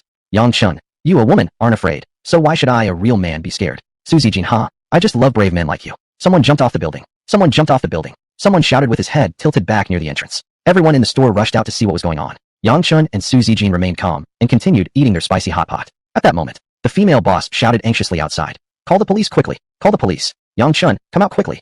Yang Chun looked back at her, put down his chopsticks, and rushed out immediately. Female boss, that girl just now was feeling desperate and wants to jump off the building. Yang Chun looked up and indeed saw the girl who had just eaten the 10 yuan spicy hot pot. She was sitting on the rooftop, legs dangling, in a very dangerous position. Suzy Jean also came out, and seeing the girl sitting on the 6th floor rooftop, she muttered softly. Is this woman out of her mind? She wants to commit suicide already? Can't you just show a little grit? At that moment, the boy came running back. Seeing the girl sitting on the rooftop, he quickly shouted, Come down. We can talk about everything calmly. The girl cried. Okay, then come up here and sit beside me, and we'll talk things through. The boy got scared and lowered his head. Female boss, you go up first, and trick her to come down. Boy, I won't go. Threatening to die all the time. I can't keep a girl like that. Female boss, it's not about whether you want her or not now. Someone's life is at risk. Just trick her to come down first. Boy, she's in such a desperate mood right now. If I sit beside her and she drags me down with her, what can I do? We were just casual sex partners. I shouldn't risk my life for this. If she wants to die, let her die. It's not like I forced her. After saying that, the boy turned around and fled. Seeing the boy running off without even glancing back, the girl on the rooftop immediately cried loudly. The boy showed absolutely no sense of responsibility at all. Last night, the two of them had sex 13 times. They say even one night spent together creates 100 days of goodwill. He should have accumulated 13 times that much by now. And yet, just half a day later, he abandoned her without caring about her life or death, clearly being in the wrong. Even as strangers, if someone could save a life, he couldn't just leave like that. The bystanders started cursing immediately. Is that even a man? Goddamn, at least try to go up. Although what he did is wrong, I think he made sense too. The girl's emotions are unstable now. If he goes up, he might really get dragged down by her. If that girl really wants to drag him down with her, wouldn't that be better? He's a grown man. Can't he overpower a woman? As soon as she reaches out, if he grabs her hand and pulls her back, he can save her. Sigh. The girl's action is indeed a bit radical, but facing a man like this, how many women could stay calm? How could he just run away like this? The bystanders could only comment as onlookers. As for how to persuade the girl to come down, no one had any solution. Yang Chen shook his head and comforted. Boss, don't worry too much. Nobody's going to be of any help now. She's too emotional. Just wait for the police to come. Female boss, sigh. I'm just afraid that if she really jumps and her family blames me. After all, the two of them had an argument when they were eating in my spicy hot pot shop. Yang Chen, you're overthinking. It won't happen. Yang Chen hadn't finished speaking when the girl suddenly stood up. Oh no. Everyone gasped in fear. Several well-meaning elderly men and women shouted loudly at the girl. Don't jump. Don't jump. The wind today wasn't light either. The girl was standing on the edge of the rooftop. Even if she didn't intend to jump, maybe one gust of wind could blow her down. In short, the situation was extremely critical. At that moment, the system sent an alert. System temporary mission triggered. No cash or material rewards. Please click to view. Yang Chun hurriedly used his mind to click view. System, temporary mission content. Save the girl who is about to jump. Complete this mission. Reward the mysterious power Dragon King Hall. Master, please decide whether to accept this mission. Chapter 82, Putting on a Show. What the hell is the Dragon King Hall? Why does it sound exactly like the name of an organization from a novel? Yang Chun immediately used his consciousness to ask the system. Yang Chun, system, what is the Dragon King Hall? System, it is a mysterious organization. Their leader is known as the Azura Dragon King. The previous Azura Dragon King has been dead for many years. Once the master completes the task, the system will completely transform them, making them loyal only to the master. The specific details will be introduced in detail after the master receives the reward. Yang Chun, alright, then I accept the task. System, command received. Master, please complete the task as soon as possible. P.S. The police and firefighters are almost here. Master, you need to speed up. If they rescue this girl, then the reward will be gone. Accepting the mission was easy enough. The key was how to complete it. Judging from the girl's current state, It seemed she really wanted to die. If anyone approached directly, she might jump in a moment of emotional outburst. The hot pot restaurant owner was very anxious. She mumbled, "Oh no, why haven't the police arrived yet? If there's a death, I'm done for." Yongchen suddenly had an idea. With his left arm, he quickly pulled the restaurant owner into his embrace. Then with his right arm, he pulled Su Zijin into his other arm. This action shocked both Su Zijin and the restaurant owner, as well as everyone else watching the scene. What the hell? What's going on here? Are the young people these days really this daring? The restaurant owner opened her eyes wide. Her face turned red and she didn't know what to say, so she simply kept silent. Although Su Zijin also blushed, she had a fiery temper. What Yongchen did was nothing but humiliation to her. Su Zijin opened her mouth to scold Yongchen, but Yongchen spoke first. No time to waste. Both of you, don't speak. Just listen to me. Su Zijin swallowed the words she had been about to say. Yongchen continued, Su Zijin, right now you are my girlfriend. You found out I was having an affair with the restaurant owner, and even asked you both to share me. You couldn't accept that, so now you want to kill yourself. You ran up to the rooftop to commit suicide. You understand what to do next, right? Su Zijin, you want me to act like I want to kill myself too, to ease her fears, then get close to her, and find an opportunity to pull her back. Right. Yongchen, exactly. That's the plan. Owner, you just need to quietly stay by my side. Nothing else required. Restaurant owner, I understand. Su Zijin was delighted. Earlier, Yongchen had even hit her on the head in the hotel. Now, she finally had a chance to get revenge. No time to waste. Su Zijin immediately pulled herself out of Yongchen's arms, shouted loudly, "Humph. Scoundrel." Then, she raised her hand and slapped Yongchen. Luckily, Yongchen had anticipated it and dodged slightly. Her slap hit his head, not his face. Afterward, Su Zijin covered her face and ran upstairs. Soon, Su Zijin reached the rooftop, crying and running straight to the edge. The girl immediately warned her, "Don't come closer, or I'll jump." Su Zijin, "Jump then. Let's both jump." Wah! Yongchen hurriedly shouted, "Zijin, come down. Don't fool around." Su Zijin yelled back, "Humph. You deceitful jerk. I'll die for you to see. I want you to feel guilty for the rest of your life." Yongchen, "Don't be impulsive. I'll come up right now."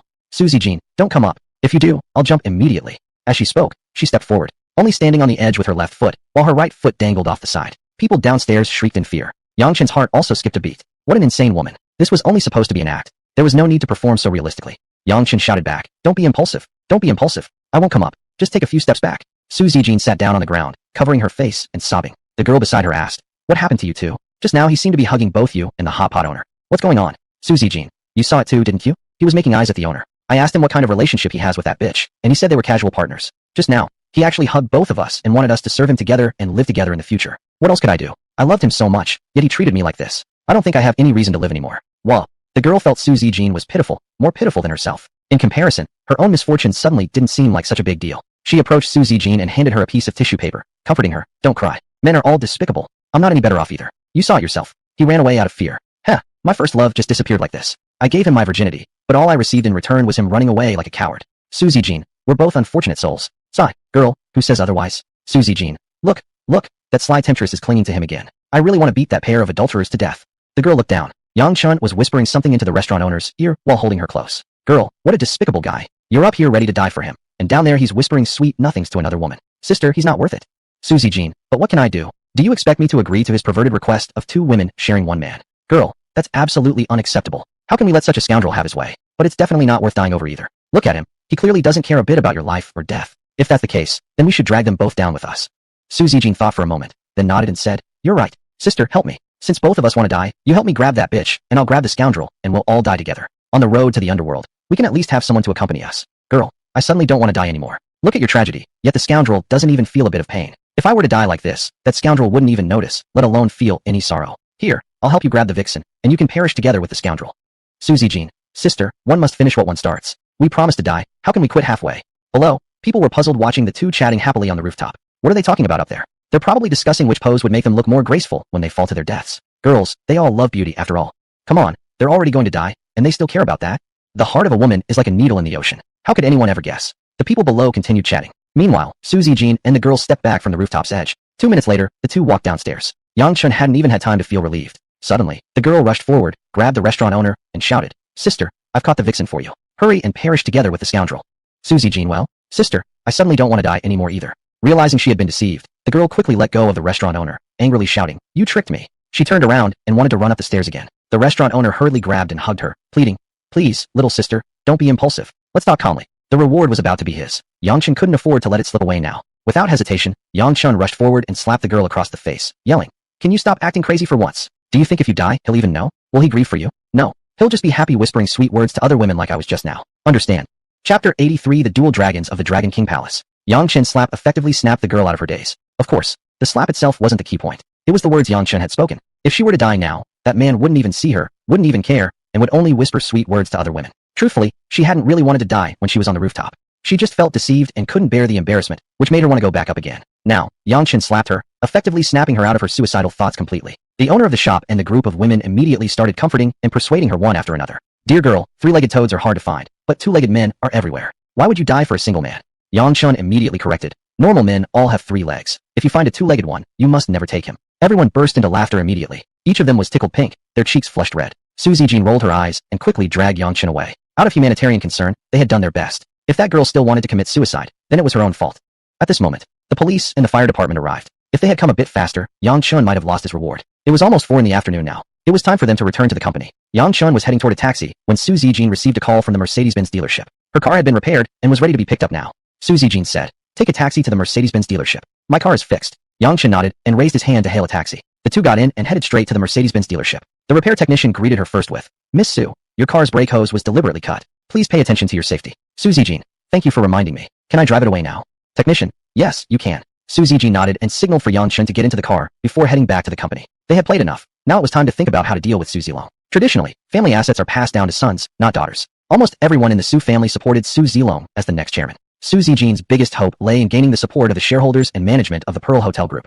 As long as they elected her as the new chairman, Su Chengyan would have to think twice. Su Zijin's mother, Su Qin, was technically also a member of the Su family. Going back 5 generations, Su Qin and Su Chengyan shared the same ancestor. Because of this connection, after the death of Su Zilong's mother, Zhang Li, Su Qin had taken the opportunity to step in and comfort the grieving Su Chengyan. If Su Qin could play a role in persuading some of the Su family members to support Su Zijin, then Su Zijin's chances of success would increase significantly. Su Zijin, "Yang Chen, I'm treating you as one of my own people now, don't you dare hurt me." Yang Chen, "Let me put it this way. When it comes to dealing with Su Zilong, I support you even more than your mother does." Su Zijin, "Okay, then tell me, what do you think I should do now?" Yang Chen, "You just need to pick a nice gift for your grandma. Everything else I'll handle." Su Zijin, "Then how do you plan to handle it?" Yang Chen, "That's none of your concern. I guarantee that I'll take care of everything." Su Zijin looked puzzled, but thinking that Yang Chen had no reason to lie to her, she nodded, saying nothing more. Returning to the company, everyone went to their respective offices. Yang Chen closed the door, sat down, and began conversing with the system through his mind. Yang Chen, "System, when will Su Zijin's next danger occur?" System, "Tomorrow night at 10. Lu Shan and others will go to Su Zijin's villa to kill her and stage it as a robbery. Of course, if the master goes to Su Zijin's house tonight, their plan will change." Knowing when they would act made things easier. Yang Chen could seize the opportunity tomorrow night to capture Lu Shan and others. Once they confessed and implicated Su Zilong, Su Chengyan would have no way of announcing Su Zilong as the next chairman during the matriarch's birthday banquet. For now, Yang Chen must first ensure Su Zijin's safety to obtain the reward, then go after Su Zilong. Soon, the end of the workday arrived. Yang Chen came to Su Zijin's office. "Yang Chen, Manager Su, it's time to leave. I'm heading home first." Su Zijin, "Huh? Didn't you say earlier your home is very far, and you wanted to stay at my place temporarily?" Yang Chen, "That was a joke. How could I really do that? Let's wait until we meet each other's parents and formally establish our relationship. I'm leaving now." But, saying so, Yang Chen turned and walked away. Su Zijin was furious and immediately sent him a message. "Aren't you afraid I might be killed by them?" Yang Chen immediately replied, "I already told you. You just need to choose a good gift for your grandma. I'll take care of everything else." Su Zijin quietly stared at Yang Chen's message, wondering what Yang Chen was really planning. Unfortunately, no matter how hard she thought, she couldn't figure it out. As soon as Yang Chen walked out of the company's main gate, an unknown number called him. He answered the call. Immediately, a firm and powerful female voice came through the line. Just from the voice, one could tell she must be a very cool girl. White Dragon Enforcer by Zihua greets the Dragon King.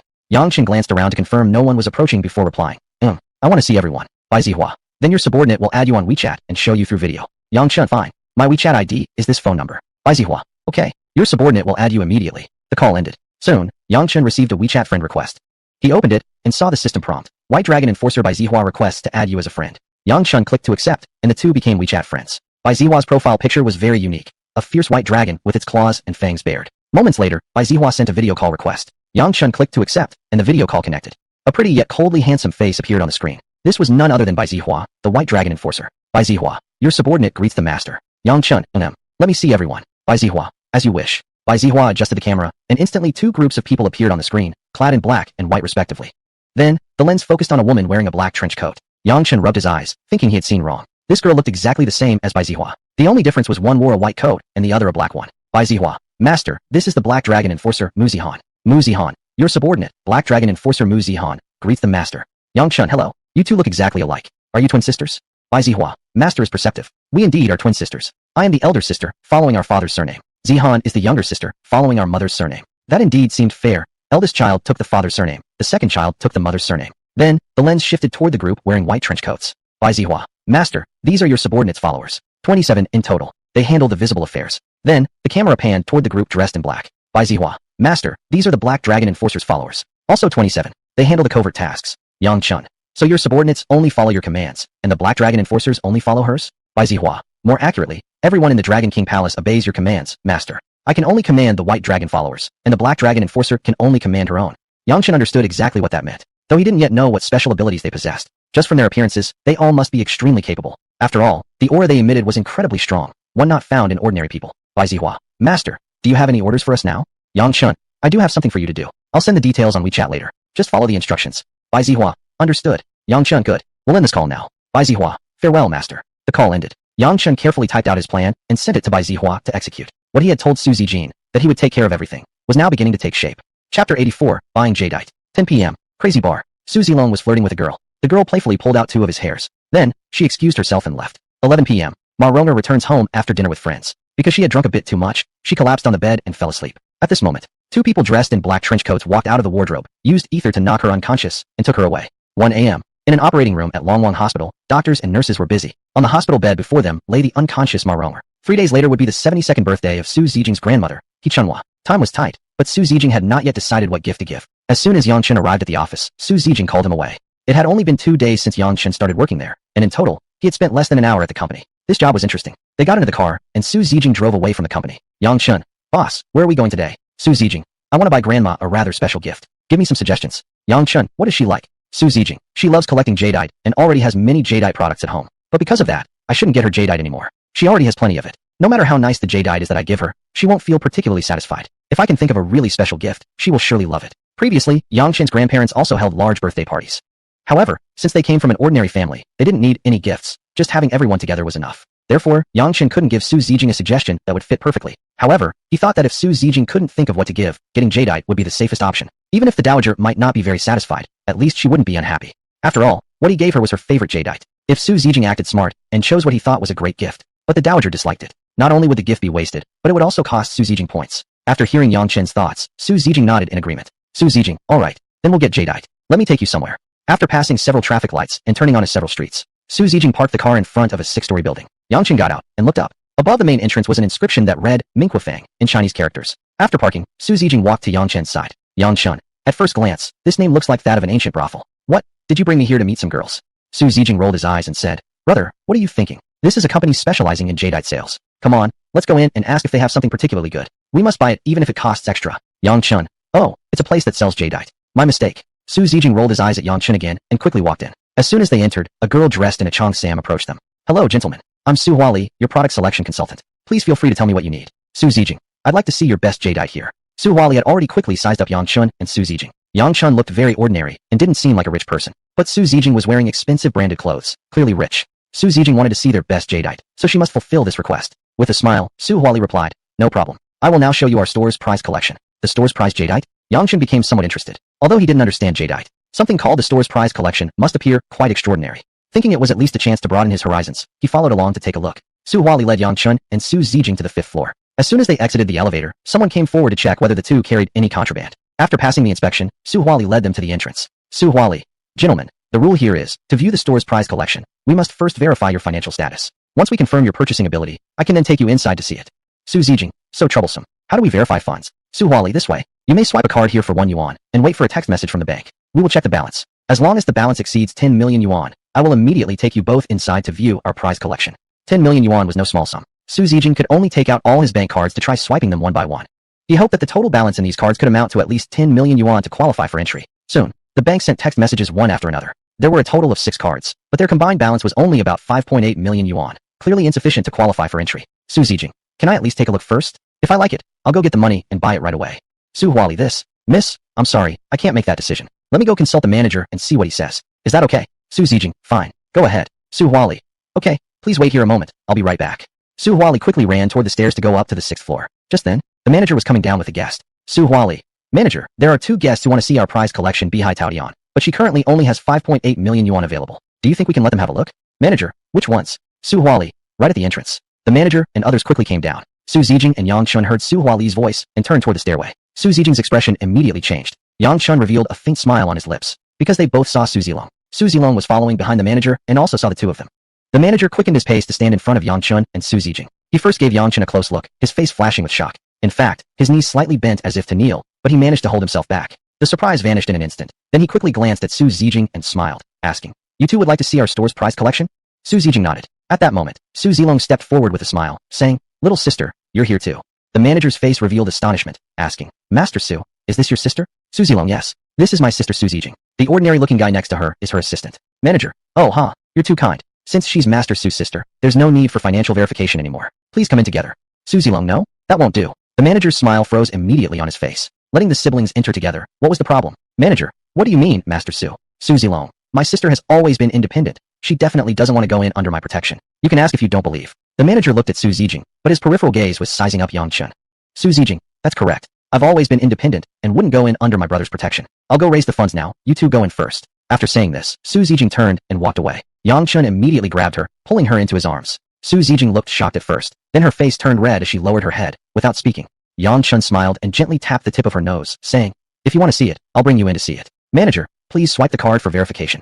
Chapter 85. Sell it to him for 150 million. Seeing Yang Chen's confident smile, Su Zijing felt confused. Did his card really have at least 10 million? If he really had that much money, why would he still go out to work? Wouldn't it be better to just enjoy life? Su Zilong immediately laughed out loud. There's no way he wanted Yang Chun to have 10 million in his account. Yang Chun was a friend of Lin Xian. Lin Xian had even lost his girlfriend to Su Zilong because he couldn't afford her. If Yang Chun had 10 million, would he just watch helplessly while his best friend's girlfriend was taken away? That made absolutely no sense. Su Zilong, you brat actually want to show off? If your card really has 10 million, I'll eat it. Yang Chun, oh come on, if you want to eat the card, just say so. Why make up such excuses? Su Zilong, fine. Let's see how long you can act smug. Managerly, verify it with his card. However, the manager didn't dare to reach out and take Yang Chen's card. Even the look in his eyes towards Su Zilong seemed different, almost filled with anger. Manager, Master Su, I think your sister's desire to purchase is stronger. How about this? Let her and this gentleman take a look first. If they don't buy it, you can come in next. Su Zilong was shocked. He doubted whether he had heard correctly. Su Zilong, Li Yuanjun, do you even know what you're saying? Li Yuanjun, of course I do. As manager here, I have the authority to decide who gets to look and who doesn't. Su Zilong, but I arrived first. I've already passed the asset verification too. She didn't even pass verification. Why does she get to look first? Li Yuanjun, I don't need to explain myself to you. Miss Li Xiuhua, please take these two to see the shop's treasure piece. Li Xiuhua, who had been stunned in the corner, quickly snapped out of it and nodded nervously. All right. Please come with me, both of you. Yang Chun loosened his hold on Su Zian and asked the manager curiously, Mr. Manager, do we no longer need to verify assets? Li Yuanjun quickly replied with a smile, no longer necessary. Both of you clearly have strong intent to purchase, so I'll make an exception and let you look first. Yang Chun nodded and then smiled at Su Zilong, saying, Master Su, sorry about that, but you won't even get the chance to eat my card. We don't need asset verification. Yang Chun then pulled Su Zian toward the entrance. Su Zilong tried to step forward and block them. Li Yuanjun immediately warned, Master Su, this isn't a place for you to throw a tantrum. You'd better not cause unnecessary trouble for yourself. Su Zilong knew that Ming Sui Fong had extremely powerful backers. Not only he himself, even his father Su Qingyan would never dare to cause any mischief here. But he couldn't figure out why the manager had acted like this. Su Zilong, managerly, could you at least give me a reasonable explanation? Why did you let them go in first? Li Yuanjun, I already said, I don't owe you too many explanations. If you really must know, I can say it's because their purchasing intent was stronger than yours. After speaking, Li Yuanjun went back into his office. Su Zilong stood frozen in place, unsure of what to do. He was feeling extremely uneasy now. If the treasure piece from Ming Sui Fong was indeed rare, and Su Zian bought it for the matriarch, she would surely receive great praise. That would definitely be bad news for him. Under the guidance of Yang Chun and Su Zian by Li Xiuhua, they finally saw the treasure piece, the Bai Hai Tao Tian. Even Yang Chun, who knew absolutely nothing about jade, instantly felt that it must be something extraordinary. Its lush green color showed it was none other than the legendary Jifeng Diwang Lu, Imperial Green Jadeite. This piece hadn't yet been processed. The total original weight when it was cut out was 5 kilograms. Such a massive Imperial Green Jadeite was extremely rare, so its selling price was naturally very expensive, at 200 million. Later, a few buyers had bought about 2 kilograms of it at high prices, leaving about 3 kilograms remaining. Now its listed price was 120 million. Su Zian kept staring at the price tag, counting repeatedly to make sure how many zeros were there. She confirmed it was 120 million, not just 12 million, before suddenly deflating like a deflated balloon. The price was way beyond her budget. There was no way she could afford it. Li Xiuhua, Miss Su, do you like it?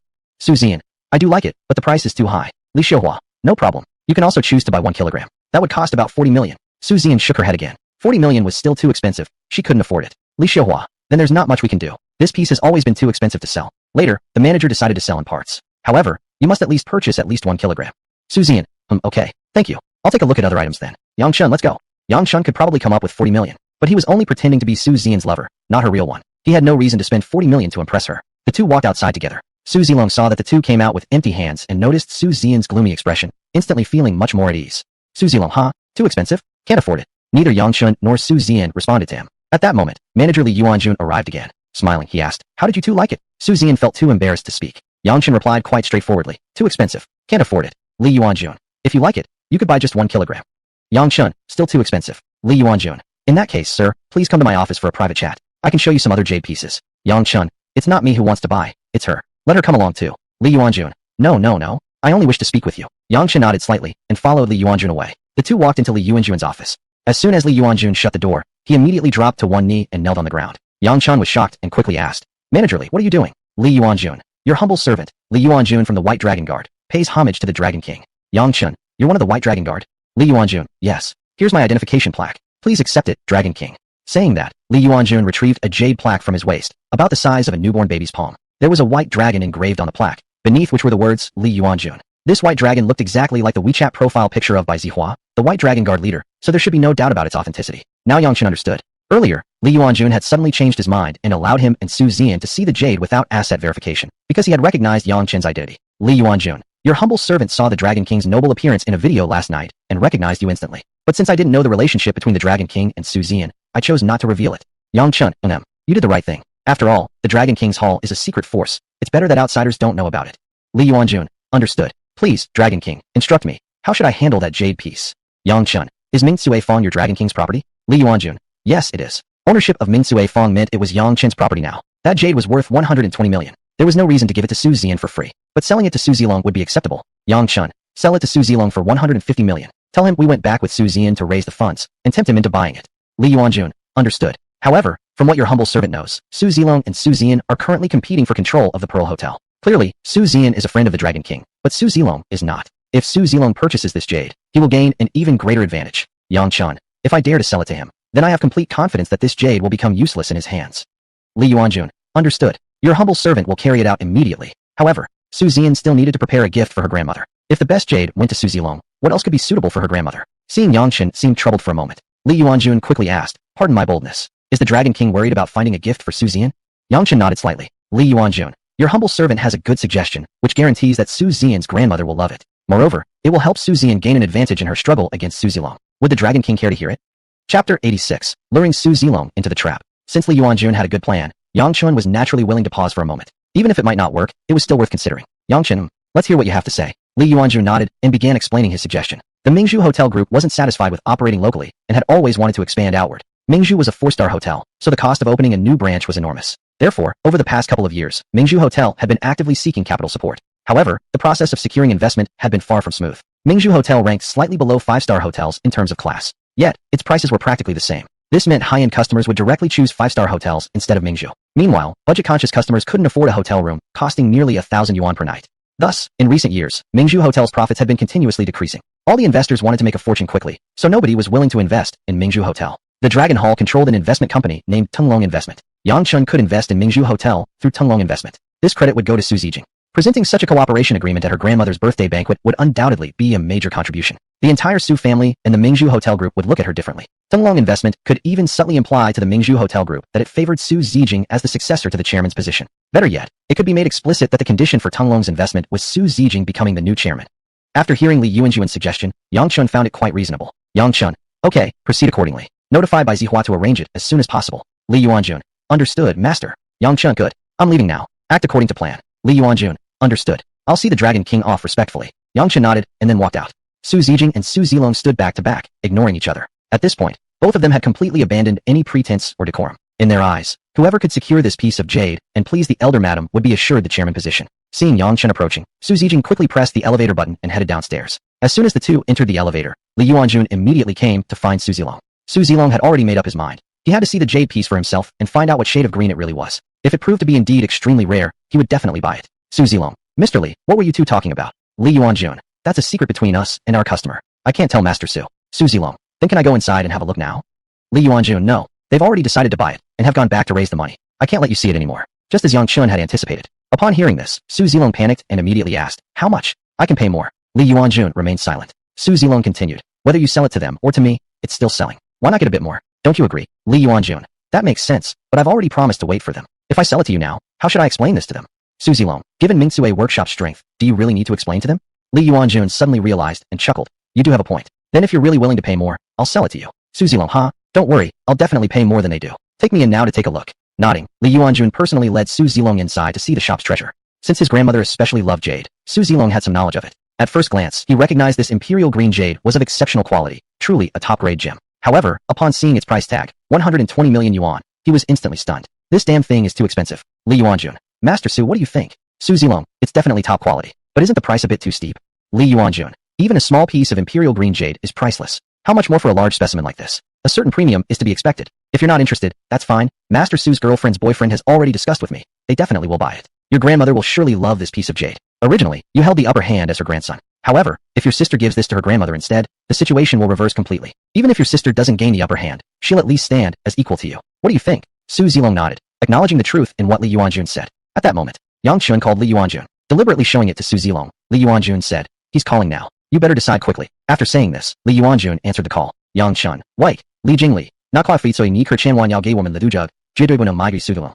Li Yuanjun's mind worked quickly. He knew Yang Chun was helping him put on an act, forcing Su Zilong to make a high offer and buy it immediately. So he turned on the speakerphone so Su Zilong could hear as well. Li Yuanjun, Mr. Yang, you see, you may not necessarily be able to raise that much money. I've already brought Master Su in to take a look. Yang Chun, that won't work. We had an agreement, right? How could you go back on your word? Li Yuanjun, I'm really sorry, Mr. Yang. Yang Chun, oh come on, this piece of jade is extremely important to my girlfriend. We must get it. How about this? We offer 140 million. Please hold it for us. Believe me, Su Zilong definitely wouldn't spend that much. This is my girlfriend's only chance. We must seize this opportunity. Li Yuanjun, alright then. I'll take him out right now, and you hurry up and raise the money. At the very least, you need to come up with half the amount before I can hand the jade over to you. The remaining half must be paid within 1 month. Yang Chun, no problem. Looking forward to our cooperation. After saying that, Yang Chun hung up the phone. Li Yuanjun shrugged at Su Zilong and said, Master Su, you heard that yourself. They're just too willing to spend. I have no reason not to sell it to them. Su Zilong felt somewhat hesitant. What Yang Chun said earlier was indeed true. This was Su Zijing's only chance.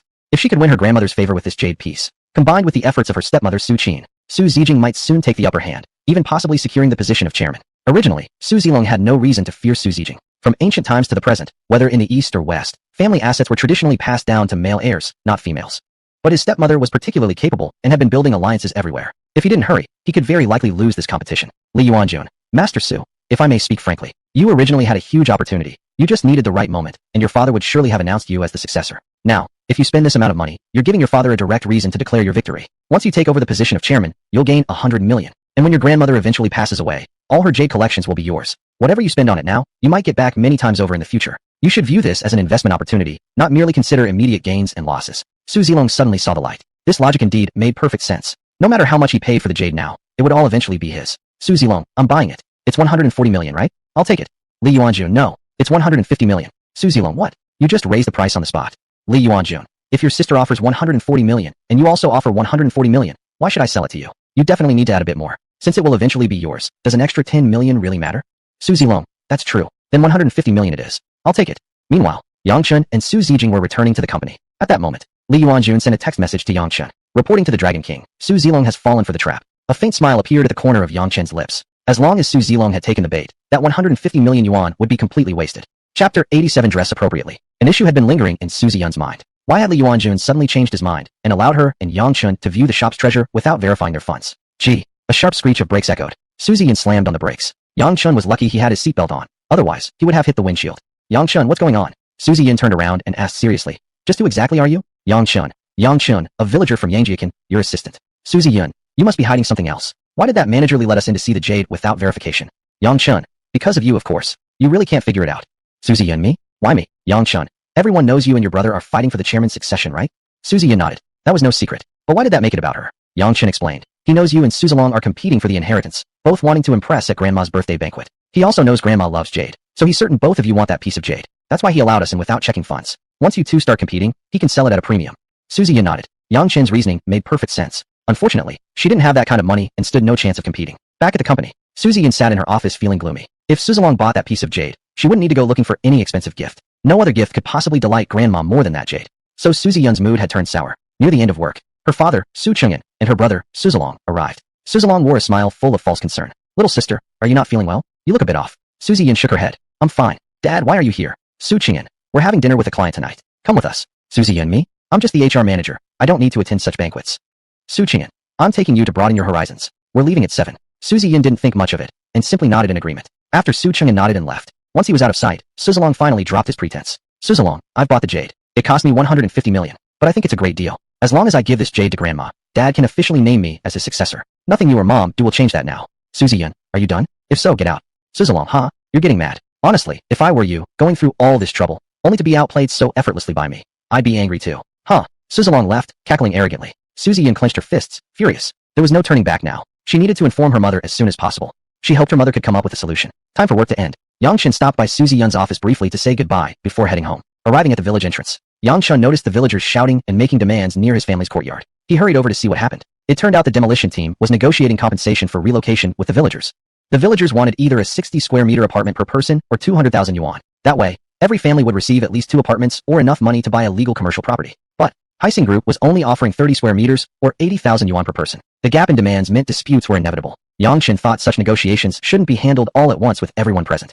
Better to handle them household by household, cracking each one individually. He couldn't understand how Zhang Hu, as CEO, could mess up something so simple. Back home, Yang Chen immediately sent a message to Zhang Hu. You're actually trying to negotiate relocation with the entire village at once? This sort of thing definitely needs to be approached household by household, breaking them one by one. If you let them gather together, they'll naturally demand higher compensation. Upon seeing the message, Zhang Hu immediately called Yang Chen to apologize. But Yang Chen's family was right outside, so he didn't want to get into the details on the phone. If they overheard, he'd have to make up more excuses again. After a few brief words, Yang Chen hung up. Currently, Yang Chen had 2 companies under his name, Heising Property and Blue Sky Clothing Trading. Continuing to hide this from his family wasn't sustainable. He needed a reasonable explanation to tell them the truth soon. At that moment, he remembered the stock guru skill he recently acquired. If he owned a few high-performing stocks, it would offer a logical explanation to his family about how he had the funds to buy the shares of these 2 companies. No time like the present. He decided to go open a securities account tomorrow. It was 10 p.m. Yang Chen was just about to go to bed when Suzy Yin sent him a message. Tomorrow, wear something nice. I have an important task for you. Arrive a little late if you must, but if you don't have good clothes, go buy some. I'll reimburse you. Yang Chen figured she probably needed him to meet someone important,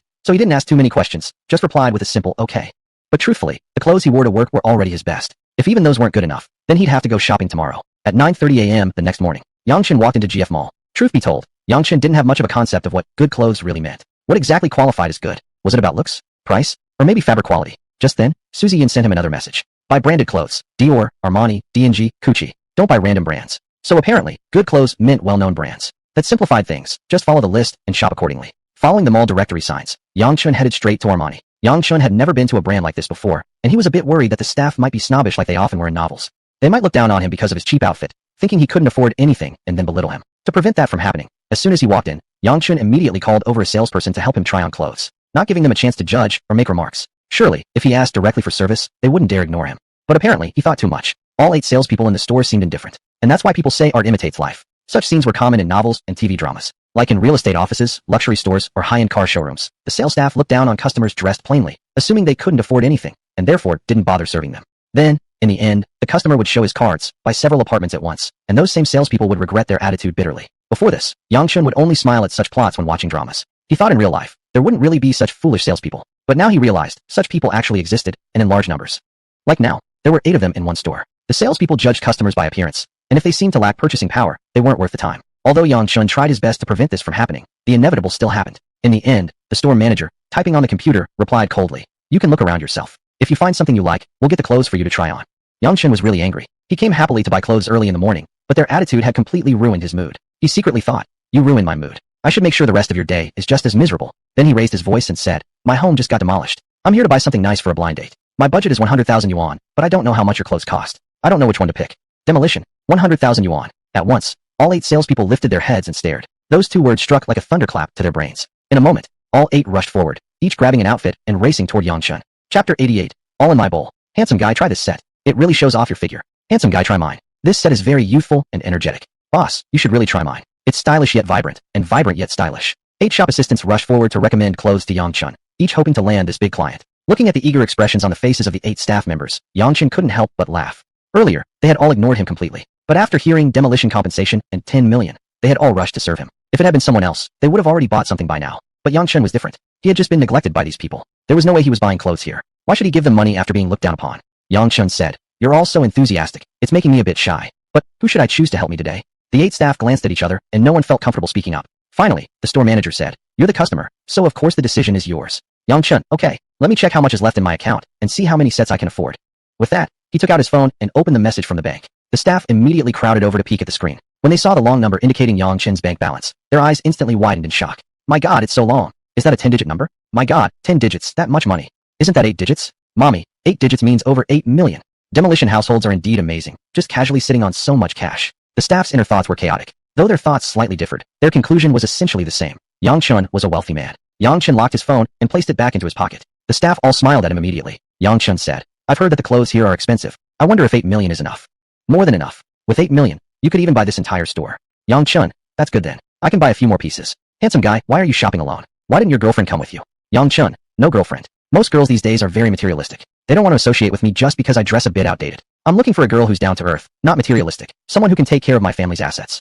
The assistants looked slightly embarrassed. However, the embarrassment flashed past quickly, replaced by fawning smiles. That's because you haven't met the right girl yet. Not all girls are like that. Let's add each other on WeChat. I grew up in the countryside and am especially hardworking. Zhang Shui, wasn't your family registered in the city center? When did you become from the countryside? Well, I grew up in the countryside when I was little and moved to the city later. Handsome guy, I became independent during middle school and never relied on my parents. I'm really hardworking and great at managing household affairs. I haven't even had a relationship yet. I think we could give it a shot. Wang Li, didn't you just check into a hotel with a guy last week? Don't make things up. He was just a male best friend. We just went to the hotel to play cards. Nothing else happened. Handsome guy, they're all not genuine. We're close in age, so we get along well. I've always wanted to find a man who's mature, stable, humble, and low-key like you. Let's chat on WeChat. Maybe we're well suited for each other. Store manager, weren't you just confessed by the regional manager yesterday? Isn't it inappropriate for you to do this? Why do you always have such a sharp tongue? I've been annoyed with you for a long time, always bad-mouthing behind my back. Well, I didn't lie either. Didn't you accept the regional manager's confession yesterday? Everyone here can testify. Exactly. What had started as clothing recommendations quickly turned into an all-out scene of mutual sabotage. As the staff talked, tempers started to flare. As the saying goes, 3 women are enough to create a drama. 8 women could form 2 full mahjong tables. Working together, there were bound to be tensions. Normally, they would suppress them. But now, fighting over the chance to add Yang Chun on WeChat, all the long-suppressed conflicts finally exploded. Wang Li, dare you talk about morals? How many customers have you stolen from me? Don't you have any sense of shame? Please. I attracted those clients with my own ability. What should I feel ashamed of? Zhang Shui, when you were on duty, you lost 4 sets of clothes, forcing everyone else in the store to split the cost of the compensation. Not a single apology came from you the entire time. How could you have the face to continue working here? Oh come on, act like none of you ever lost clothes when you were on duty. Last time with the mall manager's order, a deal worth over 50,000. If I hadn't intentionally shown a little favor and given him a small discount, that deal would have been gone. And none of you even thanked me.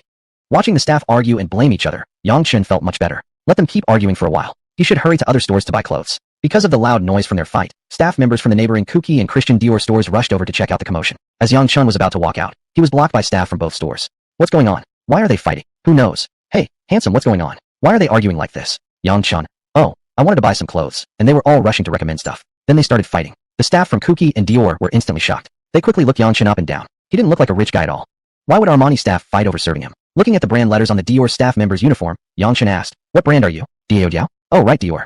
The staff rolled her eyes and said, yes, we're Christian Dior. Yang Chun. Oh, go get me some outfits to try. I'm buying clothes today. Whoever has better taste, I'll buy from them. The staff looked at each other, then glanced back at the Armani employees. Soon, they rushed back to their store to pick clothes. Yang Chun turned to the Kuki staff and asked, which brand are you? Kuki, right? What? Don't you want to make a sale? Hurry up and pick some outfits for me to choose from. I'll buy from whoever picks the most suitable one. All depends on your eyesight. The Kuki staff nodded quickly and hurried back to pick clothes. In the distance, employees from other brands were also peeking over. Yang Chun shouted loudly, where's D&G? Here. From 4 stores down, a D&G employee quickly shouted in response. Yang Chun, pick some clothes and bring them over. If they suit me, I'll buy them. Coming right up. At that moment, employees from all men's fashion brands on the entire 4th floor began shouting. Handsome, how about Burberry? Yang Chun, if you don't bring them, how can I choose? Got it. Coming right away. Handsome, would you consider Versace? Yang Chun, bring them. Got it. Coming right away. Handsome, we're Prada. Boss, we're Zegna. Yang Chun, come on. All of you, come to my bowl. In an instant, every male fashion brand on the entire 4th floor sprang into action.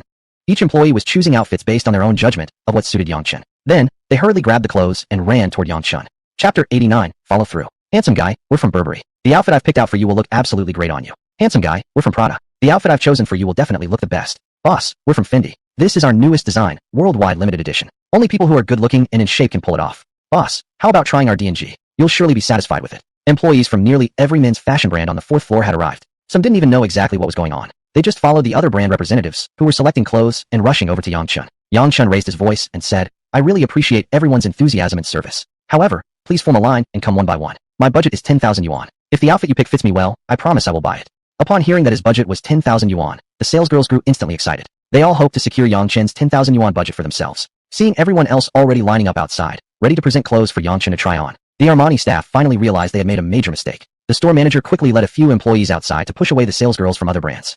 Their arguments were rather ridiculous. Since Yang Chun had entered Armani's store first, they claimed this customer belonged to them. Immediately, other brands united to confront Armani. This is the first time I've heard that whoever enters a shop first automatically becomes that shop's customer. What? The customer didn't like your place. Can he try elsewhere? Exactly. If this handsome guy had already decided to buy your clothes, why would he have asked others to bring clothes over for trying? You guys nearly got into a fight yourselves fighting over a customer, yet you won't allow other shops to serve him? Is this mall owned by your company? The Armani staff couldn't argue against so many opponents. They could only leave the decision up to Yang Chun. Armani store manager. Handsome guy, you tell us yourself. Aren't you here to buy our clothes? Yang Chun. Originally, I did plan to buy from your store. But your service was terrible. My experience was completely ruined watching your staff nearly come to blows right in front of me. And frankly, I'm concerned about your after-sales service quality. Just to be safe, I've decided not to consider your brand anymore. At once, the Armani employees were left speechless. Other brands quickly united again and pressured the Armani staff to back off. The guy has clearly stated he isn't considering your brand anymore. Why don't you move aside? If you insist on causing trouble like this, we'll have no choice but to file a complaint with the mall management. You're supposed to be a well-known international brand. Don't behave like a street vendor hounding customers. You got the first chance, but failed to seize it. Don't blame others. Go back to your store now. Yeah, hurry back inside. It's awkward for you to hang around here. Armani store manager. Handsome guy, are you truly unwilling to reconsider us? Yang Chen shook his head. Immediately, the Prada and Fendi representatives took a step forward and pushed aside the Armani girls. Staying there would only bring more embarrassment. The Armani staff had no choice but to retreat into the store, heads hanging low in disappointment. They stood behind the glass window, staring longingly at Yang Chen surrounded by a swarm of girls, eyes filled with yearning, their faces revealing nothing but regret and sorrow. After all, those 10,000 yuan should have been spent in their store. They made two fatal mistakes in succession. First, they ignored Yang Chen's presence due to his simple appearance. Second, when they heard his budget, they completely lost their composure. Either mistake could drive away a customer. So how could they possibly succeed after two consecutive blunders? Regret, self-reproach, sadness. That was exactly how the 8 Armani employees felt at that moment. Yang Chen decided to ensure their day would remain unpleasant. After all, he always follows through. Given their current condition, they probably wouldn't feel cheerful for the next few days. At that moment, Yang Chen was being urged by sales representatives from different brands to try on outfits. Other customers who came to the 4th floor were completely stunned by the scene before them. What's going on here? Is some celebrity here for an event? That can't be. If a celebrity were coming, the mall would have been buzzing beforehand. How could they possibly show up like this without any fanfare? What are those girls doing? Why are they all surrounding one young man? No idea. Let's go check it out. The customers moved closer to see what was happening. Fendi salesgirl. Handsome guy, try on our new Fendi outfit. It'll definitely catch eyes when you wear it. Prada salesgirl. Handsome guy, try ours instead. It's this year's top seller. The same style worn by our brand spokesperson. D&G salesgirl. Handsome guy, try on our new D&G collection. If you wear this jacket, you could literally walk the runway. The onlookers were completely stunned. So all the brand salesgirls were here just to sell clothes? But this scene was simply too spectacular. Isn't this just a young man buying clothes? Why did every brand on the entire 4th floor come to pitch their clothes? Is this guy just a bit better looking than average? Oh, looking closely, he really is handsome. But still, it shouldn't be this ridiculous just because he's good looking, right? People might have thought a celebrity had arrived if they didn't know better. Yang Chen made a gesture for silence to the crowd. Everyone quieted down. Yang Chen, I truly appreciate everyone's enthusiasm. It really moves me. However, it's not very convenient for me to change clothes here. Tops are okay, but not pants. Versace salesgirl, are you wearing long johns? Yang Chen, yes. Versace salesgirl, then no problem. Everyone, let's compete fairly. Whoever picks the outfit that fits the handsome guy best gets to sell it to him. Let's form a human wall to block him from view so he can try on the clothes right here. What do you think? Prada salesgirl, sounds good. D&G salesgirl, agreed. The girls sprang into action quickly. They gathered around Yang Chen and joined hands, forming a human barrier. Since he was wearing long johns anyway, he might as well just try. Yang Chen, ladies, could you please turn around for a moment? Giggles. The girls forming the human wall turned around laughing. Yang Chen quickly took off his coat and jeans. Then he picked up the Versace clothes and started trying them on. Despite the pile of clothes, it was actually quite fast to try them on. Some of the salesgirls didn't have great eyes. The styles or sizes they picked didn't suit him. Yang Chen could eliminate those just by looking. The commotion on the 4th floor grew larger and larger. People from other floors came over to see what was happening. What's going on? Did the mall organize a purchasing event for menswear on the 4th floor? That can't be. We didn't hear about any such event planned by the mall. Can't you see? Obviously, all the men's brands on the 4th floor are trying clothes on one customer. If that's not a purchasing event, what else could it be? We're paying rent too. Why give men's fashion a special event and not women's fashion? Exactly. That's completely unfair. Come on, let's go confront the mall management. Why the discrimination against women's clothing like this? At that moment, in the mall management office, the staff were chatting and laughing. They had no idea that the tenants from other floors were already rushing over furiously. Chapter 90. A tycoon with at least 100 million in savings. Where is he? Come out. Yeah, all of you come out. Are you even capable of doing your jobs anymore? Are you picking on people? Come out already. A furious chorus of women's voices came from outside. The people in the office quickly came out to see what was happening. Manager Zhang Jian was startled by the scene and nervously asked, "Everyone, what's going on? Don't you know what you did? Don't you have a clue in your hearts? That's right. We're all renting shops here. Why are you only arranging a buyer's event for menswear? What about us women's wear tenants? If you keep doing things like this, who will renew their contracts when they expire?" That's right. Zhang Jian gave a confused look, but didn't quite understand what they were saying. Zhang Jian. Everyone, please don't get so worked up. What are you talking about? I don't quite get it. Could you explain clearly? Still pretending. The mall has arranged a buyer's event for menswear on the 4th floor. Why haven't you arranged anything for us women's wear section on the 3rd floor? What about us children's wear on the 2nd floor? Do we not need the mall's help? Our business is also difficult. We need events like this too. We in the textile section also need promotional events to attract more customers and increase sales. Zhang Jian gestured frantically to calm everyone down. Please everyone, be quiet for a second. I understand your points now, but we haven't arranged any buyer's events for menswear on the 4th floor. Where did you hear this from? Everyone pointed towards the Armani store on the 4th floor. You still need to ask? We've seen it with our own eyes. Don't tell us this event isn't organized by the mall. It must have been planned collectively by the menswear brands on the 4th floor. You can't act like this. You need to treat everyone equally. Zhang Jian hurriedly gestured for quiet. We really didn't arrange any events. As for those luxury brands on the 4th floor, where are we going to find so many rich people to purchase from them? Let's go up and see what's really going on. The tenants followed the mall management team to the 4th floor. Meanwhile, Yang Chen had already tried on over 30 outfits. Most of them weren't suitable. Only a few fit properly. But he disliked overly flamboyant or outdated clothes. So eventually, only a few outfits met his approval. Zhang Jian, the mall manager, arrived. He shouted loudly. Everyone, what's going on here? Why are so many people gathered here? Are you holding an unauthorized assembly? Fantasy salesgirl, give me a break. We're trying clothes on a customer. Prada salesgirl, don't come over and interrupt us. You're disturbing us from helping the guests try on clothes. Zhang Jian, trying on clothes? All of you shops, just trying clothes on one person? D&G salesgirl, got a problem with that? Zhang Jian, you've made so much noise. Other tenants thought the mall arranged a buyer's event specifically for the men's wear on the 4th floor. Huh, the merchants from other floors looked confused. So all these people had gathered here just to try clothes on one single person? What? Is he a prince or a celebrity? He gets such special treatment. A person comes to buy clothes, and it's turned into something as lively as a buyer's event. Zhang Jian, I don't get your logic. So many people gathered here, just for one guy to try on clothes. That's right. Any issues with that? Huh. These girls responded surprisingly in sync. Zhang Jian displayed another confused expression. Why? What's so special about him that makes you all serve him like this? What special qualities? Yang Chun was going to show him now. Yang Chun. Okay, I've finished trying on all the clothes. As agreed earlier, it's entirely up to your abilities. Fairness, impartiality, transparency. Everyone can see the final look of every outfit. Now I'll announce the clothes I have selected. Prada jacket, Fantasy suit, D&G jacket, Dior shirt, Gucci chinos, and Zilli shoes. The rest don't fit well, or I just don't like them. Those chosen items, wrap them up immediately.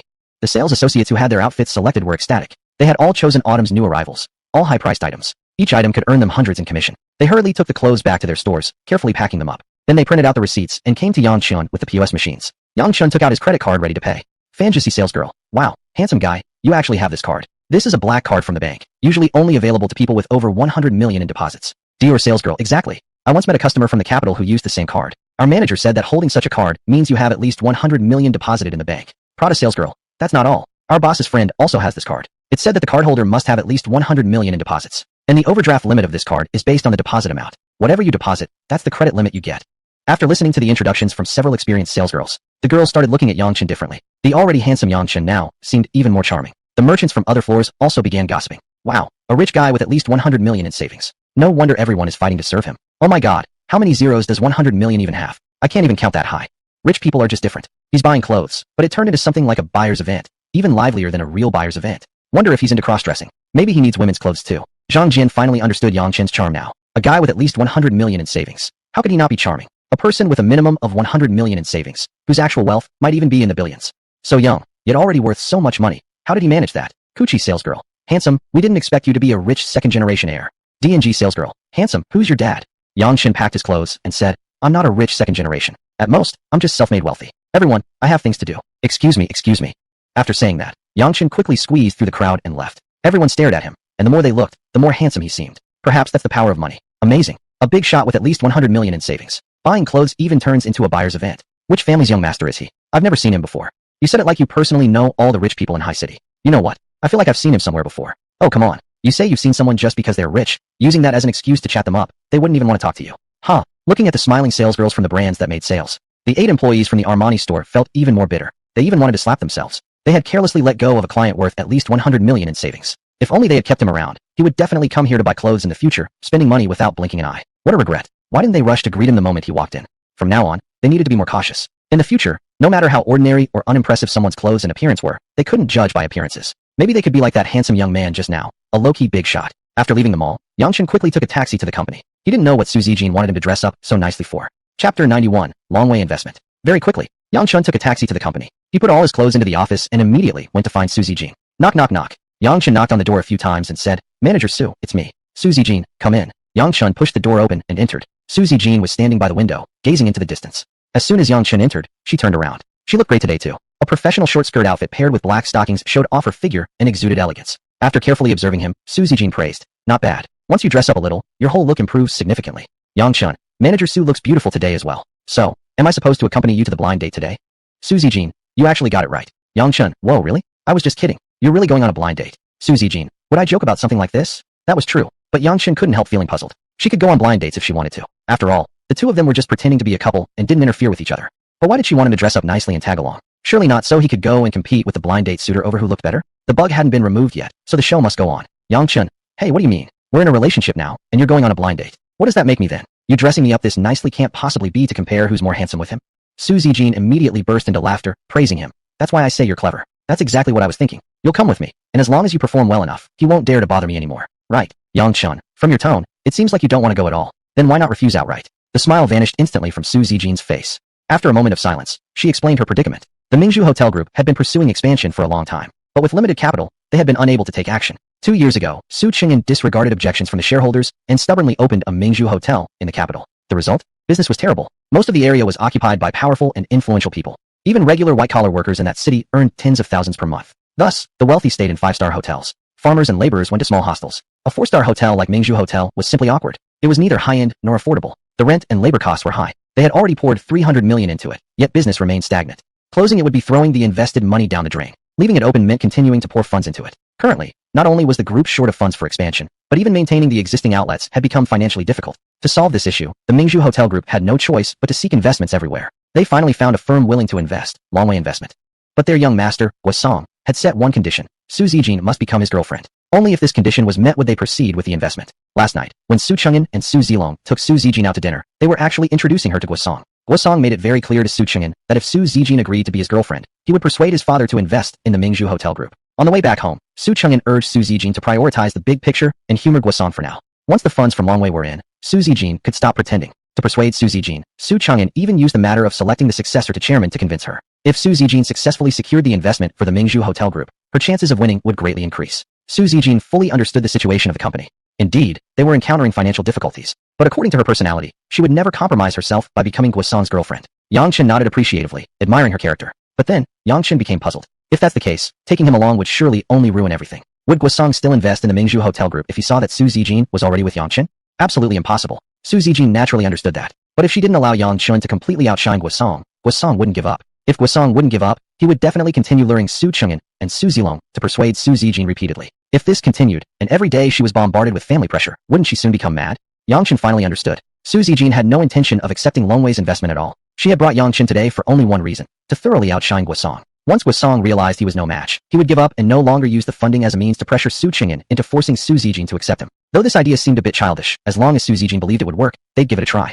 Yang Chen was already playing a very big game. Before the pieces were all set, he would just follow Su Zijin's plan for now. Yang Chen, I get your point. Let's go. Su Zijin, you'd better perform well. Whether I can live in peace from now on depends entirely on you. Yang Chen, don't worry, I guarantee I'll outshine him. Su Zijin nodded happily. The two immediately set off. In the car, Yang Chen closed his eyes and thought. Since Su Chengyan was in such a hurry to seek investment, why not use Longway's investment as leverage to force Su Chengyan to hand the chairman position over to Su Zijin? But after thinking carefully, Yang Chen felt it was still a bit risky. Under normal circumstances, family inheritance was always passed to sons, not daughters.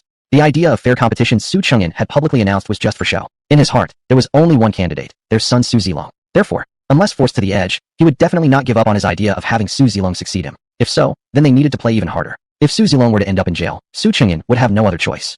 The chairman position could only go to Su Zijin. Yang Chen immediately changed his plan, deciding to give Su Zilong the harshest punishment possible. He drafted a message and sent it to Bai Longshi, Bai Zihua, ordering her to change the plan and execute it strictly according to the latest instructions. Soon, Bai Zihua replied with confirmation, having accepted the order. Half an hour later, Su Zijin's car parked at the entrance of the financial mansion building. Then, the two directly arrived at the office of Longway Investment. Longway Investment was quite powerful. Half of the 7th floor's left wing was rented by them. Su Zijin stated her identity to the receptionist. The receptionist immediately led her and Yang Chen to the conference room. Inside the conference room, representatives from Longway Investment and Mingzhu Hotel were already present, waiting for Su Zijin's arrival. Guosong's stance was very clear. If Su Zijin didn't show up, the negotiation wouldn't begin. Seeing Yang Chen enter with Su Zijin, both Su Chengyan and Su Zilong became instantly nervous. Su Zijin bringing Yang Chen along. Wasn't she intentionally trying to sabotage the negotiation? Guosong quickly stood up, smiling as he greeted. Miss Su, you look absolutely gorgeous today. Come, sit beside me, so we can communicate more easily. Su Zijin ignored him, took Yang Chen's hand, and sat beside Su Zilong. Su Zilong whispered in disapproval. What the hell are you doing? Are you out of your mind? Su Zijin ignored him again. Guosong's smile immediately froze on his face. Then he angrily looked towards Su Chengyan and demanded. Mr. Su, what exactly is going on here? You guys aren't here today to negotiate cooperation. You're here to pick a fight, aren't you? Su Chengyan hurriedly explained. Young Master Guo misunderstood. We are naturally here to discuss cooperation. How could we intentionally come to provoke you? Guosong. Then what's the meaning of this, Miss Su? Su Chengyan. The girl's inexperienced in love, feels shy, and couldn't just easily agree to you, so she brought along another guy to provoke you. Isn't that a common movie scene? With young Master Guo's experience, dealing with such a person should be child's play. Guosong. Oh, Miss Su, is that really what's going on? Su Zijin, he's my boyfriend. I brought him here specially to introduce you. From now on, don't set your eyes on me anymore. My boyfriend has a bad temper. You never know, he might hit you. Ha! Guosong and the rest from Longway Investment all burst into laughter. They didn't believe Yang Chen dared to lay a finger on Guosong. With Longway Investment's power, they could easily wipe out hundreds like Yang Chen. Su Zilong knew Yang Chen was formidable, so he didn't dare to say anything. Su Chengyan, however, wasn't afraid. He angrily told Yang Chen, this is no place for you to come. We're about to discuss serious business matters, which involve trade secrets you're not allowed to hear. Get out right now. Su Zijin immediately stood up and started pulling Yang Chen to leave. Su Chengyan was furious, hurriedly trying to stop them. What are you doing? I told him to leave, not you. If you leave, how can we continue this negotiation? Su Zijin, either he stays and I stay, or he leaves, and I leave too. Su Chengyan, you. Are you trying to kill me with anger? Guosong hastily smiled and calmed him down. Mr. Su, don't be angry. Let him stay. Our negotiation has nothing to do with him anyway. Actually, that wasn't Guosong's true thought at all. He had his eyes on Su Zijin and would do anything to have her. Since Yang Chen was Su Zijin's boyfriend, he'd give him a severe beating and force him to leave Su Zijin. If Yang Chen left, he wouldn't get the beating today. Su Chengyan, young Master Gua, is a magnanimous man, destined for great endeavors. Unlike some people, who are merely pretty boys living off their girlfriends. Guosong, haha. Mr. Su, it's not worth getting angry over such a person. What difference does it make letting him listen? Does he actually have the ability to interfere with our negotiation? Su Chengyan, what young Master Gua said is correct. Then let's begin now. Guosong, before the official negotiation, I still need to state my position first. The prerequisite for Longwei Investment to invest in Mingzhu Hotel is that Miss Su becomes my girlfriend. Only with this condition fulfilled will I talk with you in detail. Mr. Su, why don't you take a stance? Chapter 92. Throwing money around? Guosong was fearless. The funds were in his hands, and he wasn't afraid that Su Chengyan wouldn't agree. Su Chengyan had no choice but to accept Guosong's demands if he wanted to secure the investment from Longwei. But the problem lay with Su Zijin, who refused to compromise. When Guosong heard Su Zijin's refusal, he immediately got angry. In fact, he even got up to leave directly. Su Chengyan and Su Zilong quickly stood up to stop him. The father and son hurriedly apologized and spoke kindly. Other representatives from the Mingzhu Hotel group also quickly stood up, begging Guosong to give them more time. They would definitely convince Su Zijin to agree. Everyone has rebellious and vengeful tendencies. The more Su Zijin rejected Guosong, the more he wanted to possess her. Another point was this. Before leaving, Guo Longwei, the owner of Longwei Investment, had specially instructed his son Guosong that no matter how the negotiations went, in the end, he must reach a cooperation agreement with Mingzhu Hotel. Guosong could take this negotiation to gain additional personal benefits. But he couldn't truly reject the negotiations outright. Otherwise, he'd have a hard time explaining to his father upon his return. Therefore, after the desperate pleas from Mingzhu Hotel, he conveniently agreed to give them some time to persuade Su Zijin. Guosong waved his hand, signaling the people from Longwei Investment to follow him out. When they were all gone, only the people from Mingzhu Hotel and Yang Chen remained in the meeting room. Su Chengyan was filled with anger, but he dared not vent it, because he knew his daughter's temper too well. If he were to yell at her at this moment, or scold her verbally, she would surely walk out immediately. So, Su Chengyan had to suppress his anger and speak to his daughter in a seemingly calm manner. Su Zilong and others also added fuel to the fire beside him, supporting Su Chengyan in persuading Su Zijin. However, no matter how many sweet words they said, or how many grand principles they spoke, Su Zijin remained unmoved and unyielding. Finally, she got tired of listening and coldly said, "If you keep comparing me like this, I'll get up and leave right now." Su Zilong and others immediately shut up. Now only Su Chengyan dared to speak. Su Chengyan reasoned, "Daughter, if you act like this without considering the company's interests, how can I allow you to continue competing for the chairman position?" Su Zijin replied, "Why can he compete without any sacrifice, but I have to sacrifice my purity to qualify?" Su Chengyan replied, "Because you are the daughter and he is the son. Look around the world. Who doesn't let sons inherit family property? Giving you the opportunity is already a favor. You can't be ungrateful and unwilling to contribute anything. If you insist on this attitude, I will have no choice but to announce that you're disqualified." He was just stating the truth. What Su Chengyan said was a bit direct and harsh, but the reasoning was sound. In any country or era, the priority had always been for sons to inherit the family business. Only when a son proved incapable and the daughter exceptionally capable would there be consideration of letting the daughter inherit. But these cases were rare. Overall, it was always the sons who inherited, not the daughters. Even if Su Chengyan's words were spread across the world, people would understand, and few would think he was in the wrong. Su Chengyan had no better option. He could only force his daughter's compliance by threatening her eligibility. To him, Guosong might lack good character, but his family background was strong. If Su Zijin married Guosong, it would be easier for Mingzhu Hotel to access funds in the future. He knew Su Zijin disliked Guosong, but what did that matter? Going back a generation, how many marriages among their grandparents' generation had been based on love? Weren't most relationships built after marriage? If the elders could do it, why couldn't today's youth? Therefore, Su Chengyan didn't think it unfair for his daughter to be matched with Guosong without love involved. Perhaps, this also had to do with the current crisis facing Mingzhu Hotel. Su Zijin might be the only one capable of turning the situation around. With no better alternatives, Su Chengyan could only sacrifice a woman's happiness. Political marriages were common among wealthy families. Feelings and emotions were completely unimportant. What mattered was a strong alliance between powerful parties. After realizing her father's stance, Su Zijin felt deeply hurt. It also strengthened her determination to seize control of Mingzhu Hotel. As long as she continued living in the Su family, she had to become the one in command. Otherwise, she would remain like now, pressured by her own father into doing things she didn't want to. This wasn't even the worst scenario yet. If Su Zilong seized control, her and her mother's fate would surely be tragic. To ease the atmosphere, Su Zijin said to her father, "Dad, brother, and all my colleagues, you all know my temper. If I'm unwilling, I'd rather die than compromise. Do you believe me?" Everyone nodded. They all believed it. Su Zijin, "Therefore, if you want me to agree to Guosong's conditions, you must give me a reason strong enough to convince myself." Su Chengyan, "What kind of reason?" Su Zijin turned her head toward Yang Chen, who was playing with his phone nearby. That really pissed her off. She was being pressured like this, and he still had the mood to play on his phone. If she didn't have a request to make of him, she really wanted to pin him to the ground and beat the crap out of him. Yang Chen caught sight of everyone staring at him from the corner of his eye. He quickly raised his head, stuffed his phone into his pocket, and asked in confusion, "Why are you all staring at me like that?" Su Zijin, "Could you care a little about my situation?" Yang Chen, "I do care." Su Zijin, "Never mind, forget it. Dad, I'll agree to Guasong's request only if he can make me feel that Yang Chun is inferior to him. Yang Chun sat up right now, clearly realizing it was his turn to step in. Everyone, including Su Chungin, immediately felt relieved. If Su Zijin had made any other demand, it might have been difficult to fulfill. But to surpass Yang Chun, wasn't that easy as pie? One was the young master of Longwei investment. The other, a farmer from an urban village. Tell me, were they even comparable? They weren't on the same level at all. Just as Su Chungin was about to speak and agree, Su Zilong interjected first. But we need to clarify one thing up front. We absolutely cannot resort to physical violence. Last time, Yang Chun had knocked out over a dozen hotel security guards and staff alone, leaving a deep psychological scar in Su Zilong's mind. Eliminate Yang Chun's only advantage in advance, and he wouldn't stand a chance against Guasong. Su Zijin, fine. If victory only comes through fighting, I won't like it either. Su Zilong nodded at his father. Su Chungin. Alright then, it's settled. Zilong, go invite Master Gua and them back in. Su Zilong nodded and hurriedly went out to invite the representatives from Longwei Investment. Seeing the relaxed expressions on Su Chungin and Su Zilong's faces, Guasong's heart was full of joy too. He assumed everything was settled, and Su Zijin must have agreed to be his girlfriend. At this moment, he secretly and creepily thought to himself, Su Zijin, once you become my girlfriend, I'll make sure you can't get out of bed for days. Pretending to be highbrow and throwing a tantrum. Huh? Humph. Can you really escape from my palm? In the end, you'll bow down to me for the money anyway. Su Chungin hurriedly explained Su Zijin's condition to Guasong. Guasong was momentarily stunned. It was different from what he'd imagined. Then, he laughed again, making Yang Chun look inferior. Wasn't that as easy as eating or drinking water? Without hesitation, Guasong took out a checkbook and wrote a check for 1 million yuan, tossing it in front of Yang Chun. Trying to impress with money? Humph. Immature. Earlier, while playing on his phone, Yang Chun had already communicated with the Longwang Hall. Longwei Investment was a subsidiary controlled by the Bai Longshi, master by Zihua. Everything in Longwei Investment ultimately belonged to Longwang Hall, and Longwang Hall belonged to Yang Chun. In other words, Guasong was flaunting his wealth in front of Yang Chun using Yang Chun's own money. Do you really think Yang Chun would allow him to have his way? Guasong, take it and leave immediately. You won't earn this much in your entire life. This is your only chance, so don't blow it. Yang Chun, trying to intimidate me with a piece of paper? I only take cash, not checks. Guasong, who the hell carries 1 million yuan in cash around? Yang Chun, then why show off like that? I can write you a 10 million yuan check right now and tell you to get lost. Would you take it? Guasong, if you dare to write it, I'll take it. Do you even have that much money? Without saying a word, Yang Chun really took out his checkbook, filled out a 10 million yuan check, and threw it at Guasong. Su Zijin couldn't help but laugh, saying, Master Gua, you're really not good enough. You kept bragging about your wealth, but now my boyfriend has thrown money in your face. Don't you feel ashamed? Please stop showing off about money in front of us from now on. You're not even worthy of mentioning it. Chapter 93. Guasong, you are suspected of issuing a bounce check. Guasong never expected that Yang Chun would also be able to write a check. Su Zilong quickly warned, Master Gua, don't fall for his tricks. He's just a poor loser, feeding off my sister's resources. I can guarantee to you, this check must be fake.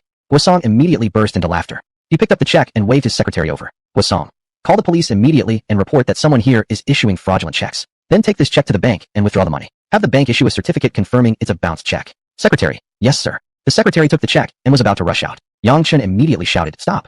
Everyone else burst into laughter. Guasong, what's the matter, scared? Fine, if you crawl out of here right now, I'll call off the police. Yang Chun picked up Guasong's check and handed it to the secretary, saying, since you're going to verify it at the bank, why not verify both checks together? There's no reason to check only mine and not yours. What if yours is fake too? Su Zilong, what are you thinking? The amount on Master Gua's check is just pocket change for him every month. How could it possibly be fake? Yang Chun, I don't care how much he spends monthly. As long as the money can't be withdrawn from this check, it's fake. Guasong, huh? Fine, I'll make you admit defeat wholeheartedly. Take both checks to the bank and try to cash them. If any are fake, have the bank provide a written confirmation. The secretary nodded and quickly ran out with the checks. Su Zijin hurriedly stood up to chase after him. Yang Chun reached out and held her back. Su Zijin, you idiot. Issuing a bounced check is illegal. Yang Chun, really? What's the penalty? Su Zijin, you have to pay compensation equal to 2% of the check amount and face a fine of at least 5% of the check's face value, with a minimum of 1,000 yuan. The check you just wrote was for 10 million yuan. You'll have to compensate 200,000 and pay a penalty of 500,000.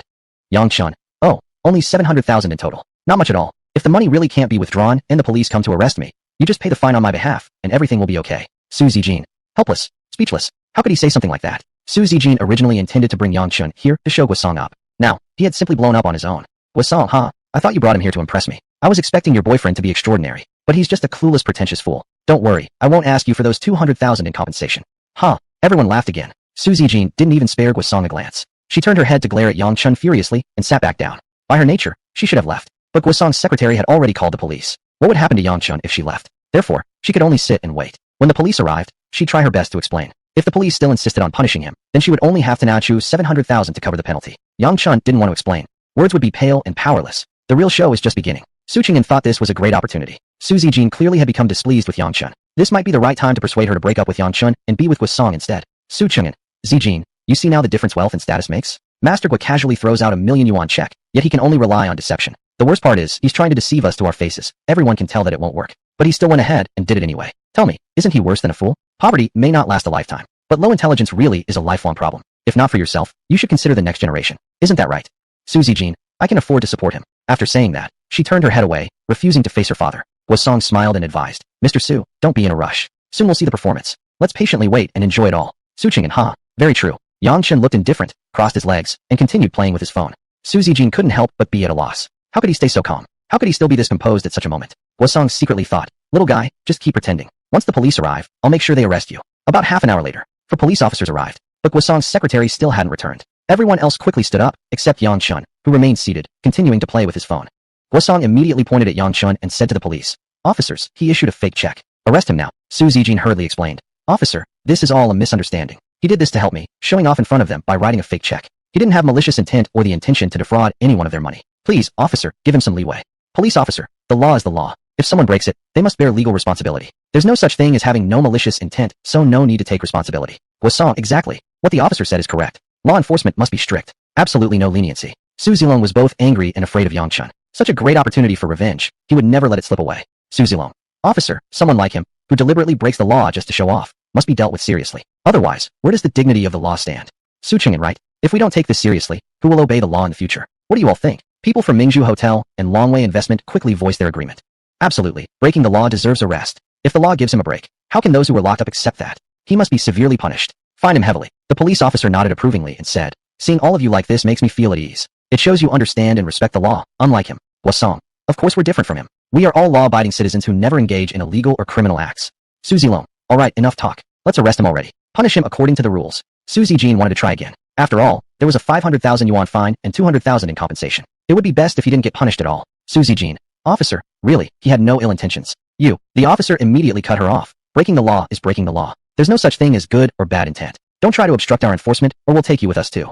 Yang Chen gently pulled Su Zijin over and said with a smile, they're right. If you commit a crime, you must face the consequences. You shouldn't obstruct the police. Just sit back and enjoy the show. Su Zijin was practically furious enough with Yang Chen to cry. However, the officer's next words left her stunned. Wait, no, more accurately, shocked everyone in the room. Guosong, you are suspected of issuing a bounce check. We need you to come back with us for investigation. If our follow-up investigation finds you guilty of attempting to defraud others of their property, it will be considered a criminal offense under China's criminal law, with serious consequences. Everyone in the room was completely stunned, wearing expressions of total bewilderment. What the hell? Guosong issued a bounce check? How was that even possible? Could anyone actually believe that the young master of Longwei Investment wrote a dud check? Wasn't it supposed to be Yang Chen? The officer stepped forward to arrest Yang Chen. Yang Chen stepped back and dodged. Police officer, Guosong, I'm warning you, if you resist arrest, it will only make things worse. Yang Chen pulled out his ID card and showed it to the police, saying, my name is Yang Chen. Yang for Yang, Chen for Chen. The person you want to arrest is Guosong over there. Yes, him. Exactly, that's the one.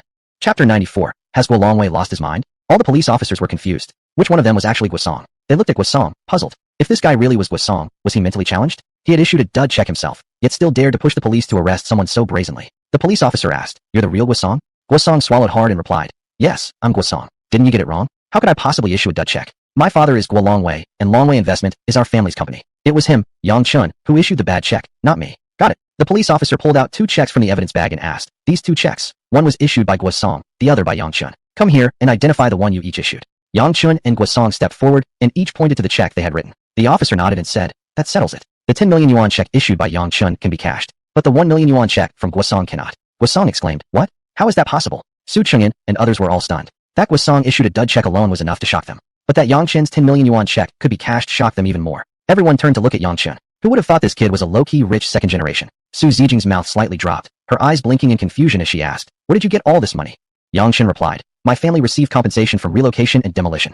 Without hesitation, Su Zijing smacked Yang Chen's shoulder, grumbling, you bastard. Why didn't you tell me you were rich? You made me worry for nothing. Yang Chen said, I figured having money was normal, no need to go showing off. See, the young master here got himself into trouble because he flaunted his wealth. Su Zijing couldn't help but laugh, then turned to mock Guosong. Guosong, your face must really be super thick. Broke and still dared to lie to us like that. Do you think we're all idiots? And you too. Didn't even do a proper investigation before falling for someone's scam, nearly selling your daughters and sisters. Just amazing. Su Qing'an and Su Zilong wore expressions of deep embarrassment. Su Zilong angrily demanded, Guosong, what the hell do you think you're playing at? Broke and still trying to act high and mighty in front of us. Guosong snapped, what attitude is that? Su Zilong shot back, damn it, that's exactly my attitude. If you're broke, why the hell pretend? You wasted our time. Fuck.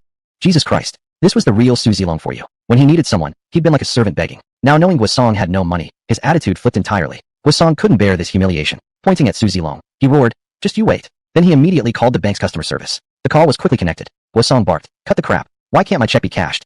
Customer service responded, hold on, Mr. Gua, let me check for you. Guosong yelled, hurry up. Is everyone in this bank a bunch of useless shits? My check can't even be cashed. You made me look so bad. I'm going to withdraw every penny later. Fuck. Customer service calmly replied. Please calm down, Mr. Gua. It appears that all your accounts have been frozen. Therefore, the check you issued cannot be cashed.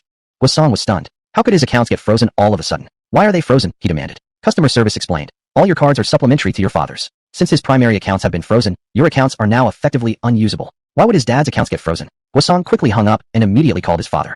Before the call even connected, they heard Guo Longwei's phone ringing from outside. Soon, Guo Longwei rushed into the room. Guasong started. Dad, what? Before the bastard could finish, Guo Longwei slapped him across the face, sending him crashing to the ground. Everyone was once again shocked. What was going on? Had Guo Longwei taken the wrong medicine or something? He left just a while ago. What happened that changed him like this? The police quickly stepped forward to stop Guo Longwei, warning him not to assault anyone. Blood spurted from Guasong's nose, clearly showing how hard Guo Longwei had struck. He must have been absolutely furious to hit so hard. Guasong struggled to his feet, wiping blood from his nose as he asked, Dad, what was that for?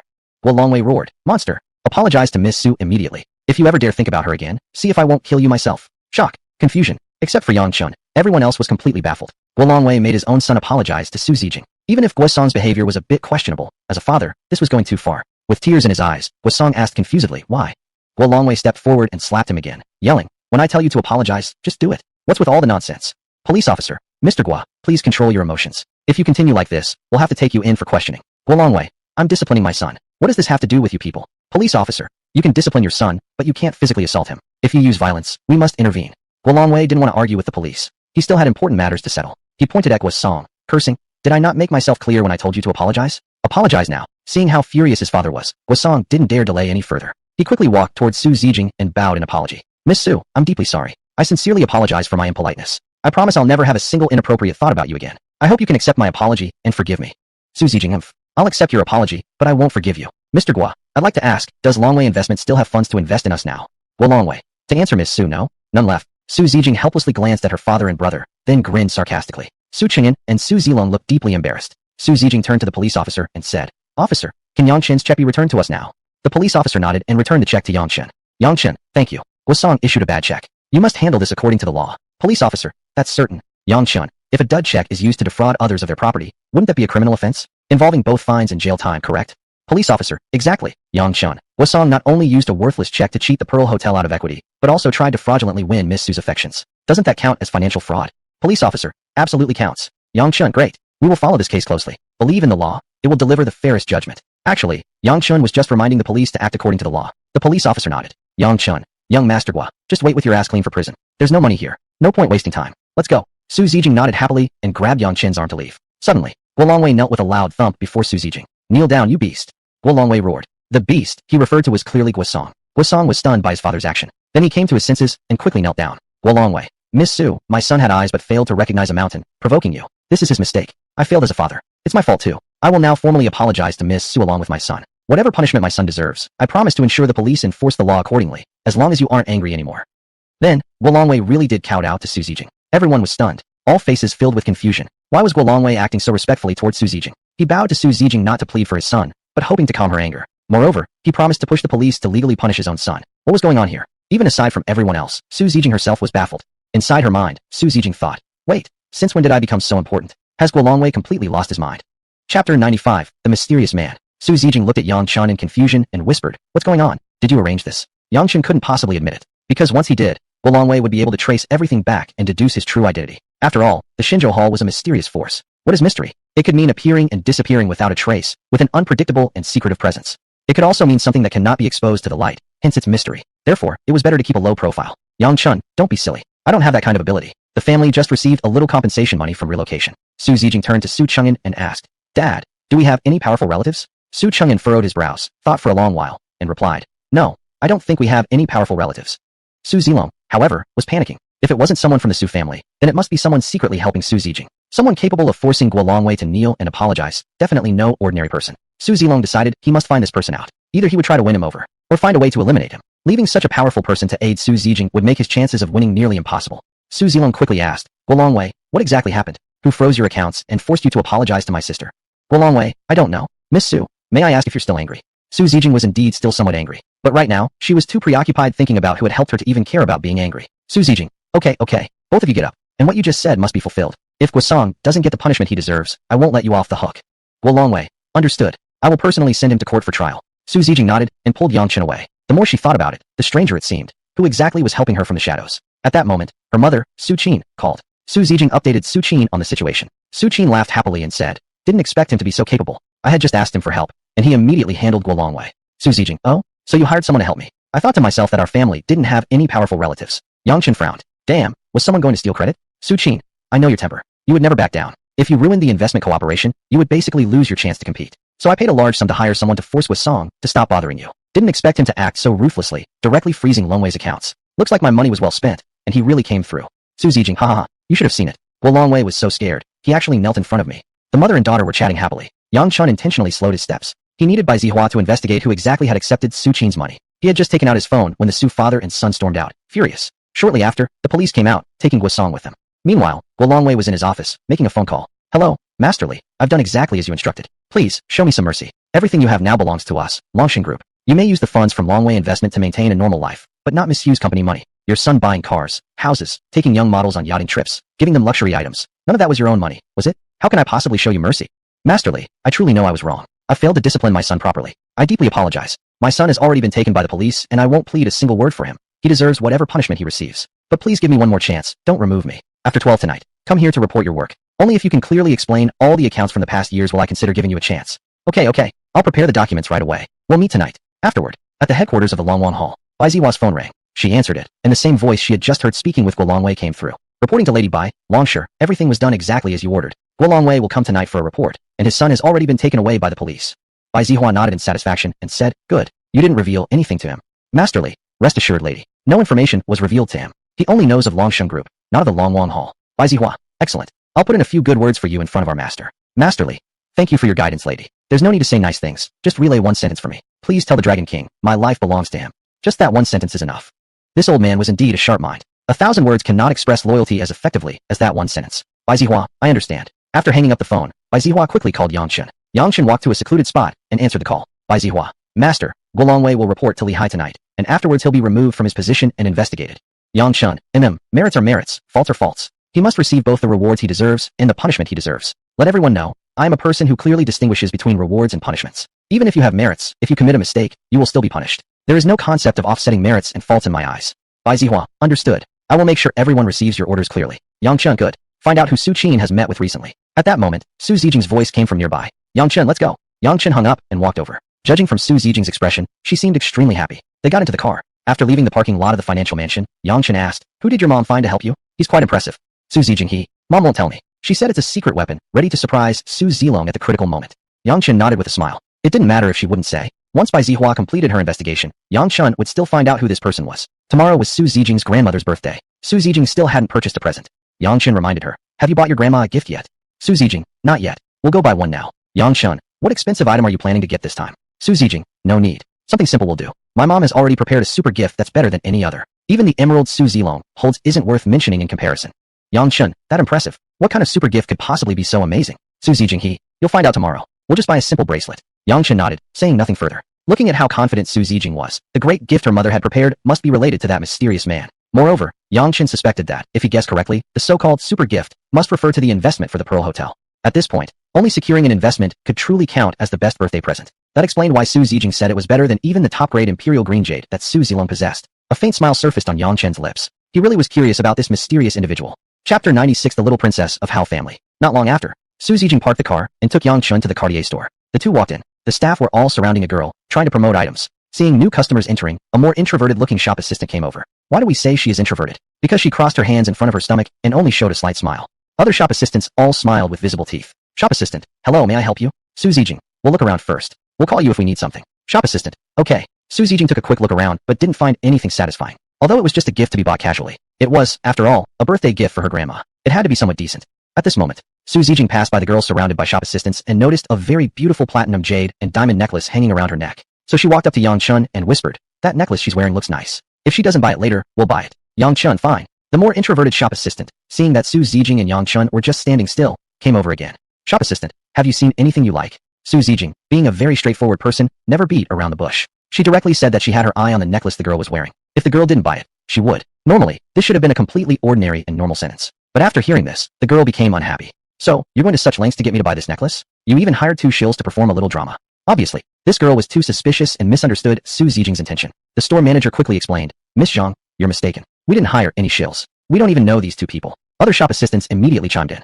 That's right, we don't know them at all. Miss Zhang, to be honest, this necklace really suits you. Only a rich and beautiful girl like you can carry this necklace. Miss Zhang chuckled, saying, you still think you can trick me with such small tricks? Honestly, maybe I would have been fooled by you before. Ever since I was scammed by the LV staff at the Global Plaza last time, I'll never believe in these kinds of shills again. How could it be so coincidental that when I'm looking at something, someone else nearby also wants to buy it?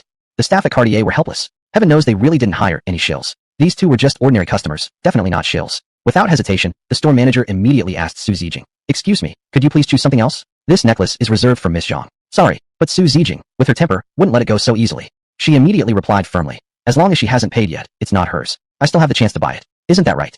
Miss Zhang, huh? Still say it's not a setup. Isn't she forcing me to pay now? The more you do this, the more I won't buy it. You want to buy it? Here, I'll let it go to you. Without any hesitation, Su Zijing immediately walked forward and took the necklace. She called Yang Chen over to check if the necklace looked good. If he thought it was good too, then they would buy it. Yang Chen didn't really know much about these things. However, he could see that the jade on the necklace was slightly inferior compared to the masterpiece jade in Mingque Feng. As for the big diamond pendant on the necklace, it looked pretty decent. Crystal clear, without any impurities. Yang Chen, the diamond is quite good, but the jade is a bit lacking. But as you said, it's just a small gift to show your Shinid. I think it's acceptable. Su Zijing nodded, quite agreeing with Yang Chen's opinion. She turned to the store manager and said, how much is it? We'll take it. Store manager, it's very expensive. 2.88 million yuan. This store manager was being malicious on purpose, intentionally quoting a high price. Deep down, she wanted to sell the necklace to Miss Zhang. In fact, the listed price of this necklace was 1.88 million. It was a limited edition, and there was only one like this in Haiqing, so it wasn't really expensive. If Su Zijing bought it for 2.88 million, she would make an extra million. If Su Zijing thought it was too expensive and got scared away, she could continue selling the necklace to Miss Zhang as she wished. In any case, no matter what choice Su Zijing made, she wouldn't lose. Su Zijing, are you kidding me? You think I've never bought Cartier jewelry before? I've never seen anything sell for 2.88 million. Store manager, if you think it's too expensive, you don't have to buy it. We won't force you. Miss Zhang sneered. Your acting skills are really too clumsy. Are you going to say next that this necklace isn't worth 2.88 million and then walk out, and the staff will continue convincing me to buy it? Su Zijing had finally had enough. She originally didn't want to argue with this girl, but the girl kept making wild guesses, and she couldn't tolerate that. Su Zijing, little girl, how old are you? Do you think the world is so dangerous? Why didn't you bring an adult with you? From your look, you clearly can't handle things alone. Miss Zhang, you're too arrogant, daring to mock me even as my hired actors. I'm not buying it anymore. After speaking, she turned to leave. The store manager and others quickly tried to persuade her to stay with various nice words. But she still insisted on leaving. In the end, the store manager couldn't persuade her to stay. The manager returned angrily, scolding. You two are here on purpose to cause trouble, right? Coincidentally, at this moment, Miss Zhang had gone to the Tiffany's across the diagonal. Oh no, manager, Miss Zhang went to the store across the street. Oh no, she must be going to buy there. We've been maintaining this for over a month, and we were about to succeed. Wait, why do I feel like you two are sent by the rival store? That makes sense. Are you two sent by the competitor to cause trouble? These women really have messed up minds. Forget about buying anything. Yang Chen took the necklace from Su Zijing's hand, placed it on the counter, and pulled her to leave. The staff hurriedly stopped them. The store manager, I never thought they would use such a despicable method to compete. You two can't leave. Come with us across the street to clarify everything. Su Zijing, are you out of your mind? I came here to buy a necklace. Why do you have so many dramas? Even if she really left out of anger, so what? Selling it to her or selling it to me, isn't it the same sale? Are you afraid I won't pay?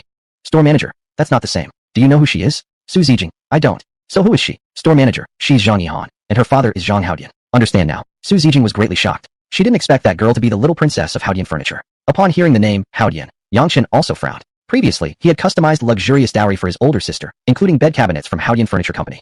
As the LV among furniture brands, their furniture was characterized by being extremely expensive. Even with such absurdly high prices, many people still had to queue up for appointments. This led to the owner Zhang Haodian having a very high social status. Moreover, because their furniture was priced so high, Haodian Company was extremely profitable. It's incomparable to ordinary companies. If Zhang Yihan went home and complained to her father, and Zhang Haodian retaliated against the Mingzhu Hotel Group in anger, the already struggling Mingzhu Hotel Group would suffer even more hardship, wouldn't it? That was why Su Zijing was shocked. She wasn't just surprised about Zhang Yihan's identity, but also worried about possible retaliation against Mingzhu Hotel. Now was a crucial period for her to compete for the position of chairman. She couldn't bring big troubles to the company. However, Zhang Yihan had already left in anger. Could she chase after to apologize? No way. How could I, Su Zijing, become so humble? Su Zijing thought inwardly. But if she didn't apologize, she also couldn't feel at ease. This put her in a very difficult situation. Chapter 97. How much? I'll take it over. Seeing Yang Chen and Su Zijing both lost in thought, the employees at Cartier showed expressions of ridicule. You know how to feel fear now, huh? Even if we don't hold you responsible, think about the consequences of offending the little princess of Haodian. What's the use of being scared now? Why bother talking so much with them? Take them over there. We need to have a clear conversation with them across the street. We can compete fairly, but don't resort to such despicable tactics. Several female staff members approached Su Zijing as if to push her. Su Zijing's temper certainly wouldn't allow herself to be bullied like that. She pushed back the two employees reaching toward her, warning, whoever dares to touch me, I'll punch them. After all, she was the manager of Pearl Hotel. It would be too indecent for her to fight with a bunch of shop assistants. But those employees refused to let them leave. If Su Zijing didn't resist, they would drag her over for a fight. At this moment, the system issued a reminder. System, temporary mission triggered. No cash or material reward. Completion of the mission will be rewarded with a love-hate reversal card. Click to view mission details. Yang Chen quickly asked in his mind, what the heck is a love-hate reversal card? System, suppose someone hates you a lot. If you use the love-hate reversal card on her, she will turn from hate to love for you. The more she hated you before using the card, the more she will love you afterward. Conversely, if someone loves you very much and you use the love-hate reversal card on her, she will turn from love to hatred toward you. The more she loved you before, the more she will hate you after using it. This sounded pretty intriguing. If he got this card and used it on Zhang Yihan, wouldn't that mean that however much she hated Yang Chen now, she would soon love him that much? However, a skill card this powerful would be a shame to use too easily. Yang Chen asked quickly, can this card be reproduced?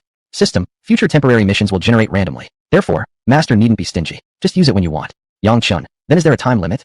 System, permanent. Therefore, Master must use it carefully. If you cause someone to hate you, she might hate you forever. Yang Chen, so there's no way to reverse it? System, it can be resolved. Using two love-hate reversal cards at the same time can make her neither loving nor hating you. But that's too wasteful, isn't it? What do you think, Master? That truly was a bit too wasteful. Yang Chen wouldn't do something like that unless it was absolutely necessary. Yang Chen quickly clicked to view the mission using his mind. System, temporary mission. No matter what means, make those employees apologize to the Master and Su Ziqing. Please confirm whether to accept the task. Yang Chen, you system, why didn't you trigger the temporary mission earlier? Su Ziqing already physically pushed them down. There's no room for reconciliation anymore. System, if the mission posed no difficulty, wouldn't Master feel less accomplished? Right. Yang Chen, well said. Your argument is solid, no problem. System, please Master, decide whether to accept the mission. Yang Chen was very curious how refined this love-hate reversal card could be. He had to take on this mission. Yang Chen, accept mission. System, command received. Please complete the mission as soon as possible, Master. Looking at the grim expressions of those employees, Yang Chen truly couldn't imagine how he could make them apologize willingly. The two employees who had been pushed by Su Ziqing were especially furious. If not for the store's surveillance cameras, they'd already have taken off their uniforms to fight Su Ziqing head-on. Store manager, coming here on purpose to cause trouble and even assaulting people. You've become lawless. Call the police to handle it. The shy employee who had initially greeted Yang Chen and Su Ziqing softly tried to persuade. Manager, maybe don't call the police. As we run a business, peace should be valued. If the boss found out, surely we'd be reprimanded. The manager hesitated. However, the two girls shoved by Su Ziqing were angry. Li Yuro, what exactly do you mean? Don't act so much like a delicate flower. We were hit, and now you say we should value peace. I've always thought you acted like a pushover, but I never imagined you'd fake this hard when it matters. Li Yuro lived up to her name, too delicate. After being blamed by the two employees, she immediately lowered her head in fear and said nothing. Just then, a woman in her early 40s walked in. The employees immediately straightened up and hurriedly bowed in unison. Hello, Ms. Su. This Ms. Su's name was Yong Yu, and she was the owner of the store. Yong Yu nodded and asked, what's going on here? Why is no one at the entrance to greet guests? The store manager quickly exaggeratedly explained the situation to Yong Yu. Upon hearing the story, Yong Yu became instantly angry. She slammed her Louis Vuitton bag onto the counter and coldly asked, are you looking to ruin things? Daring to cause trouble here.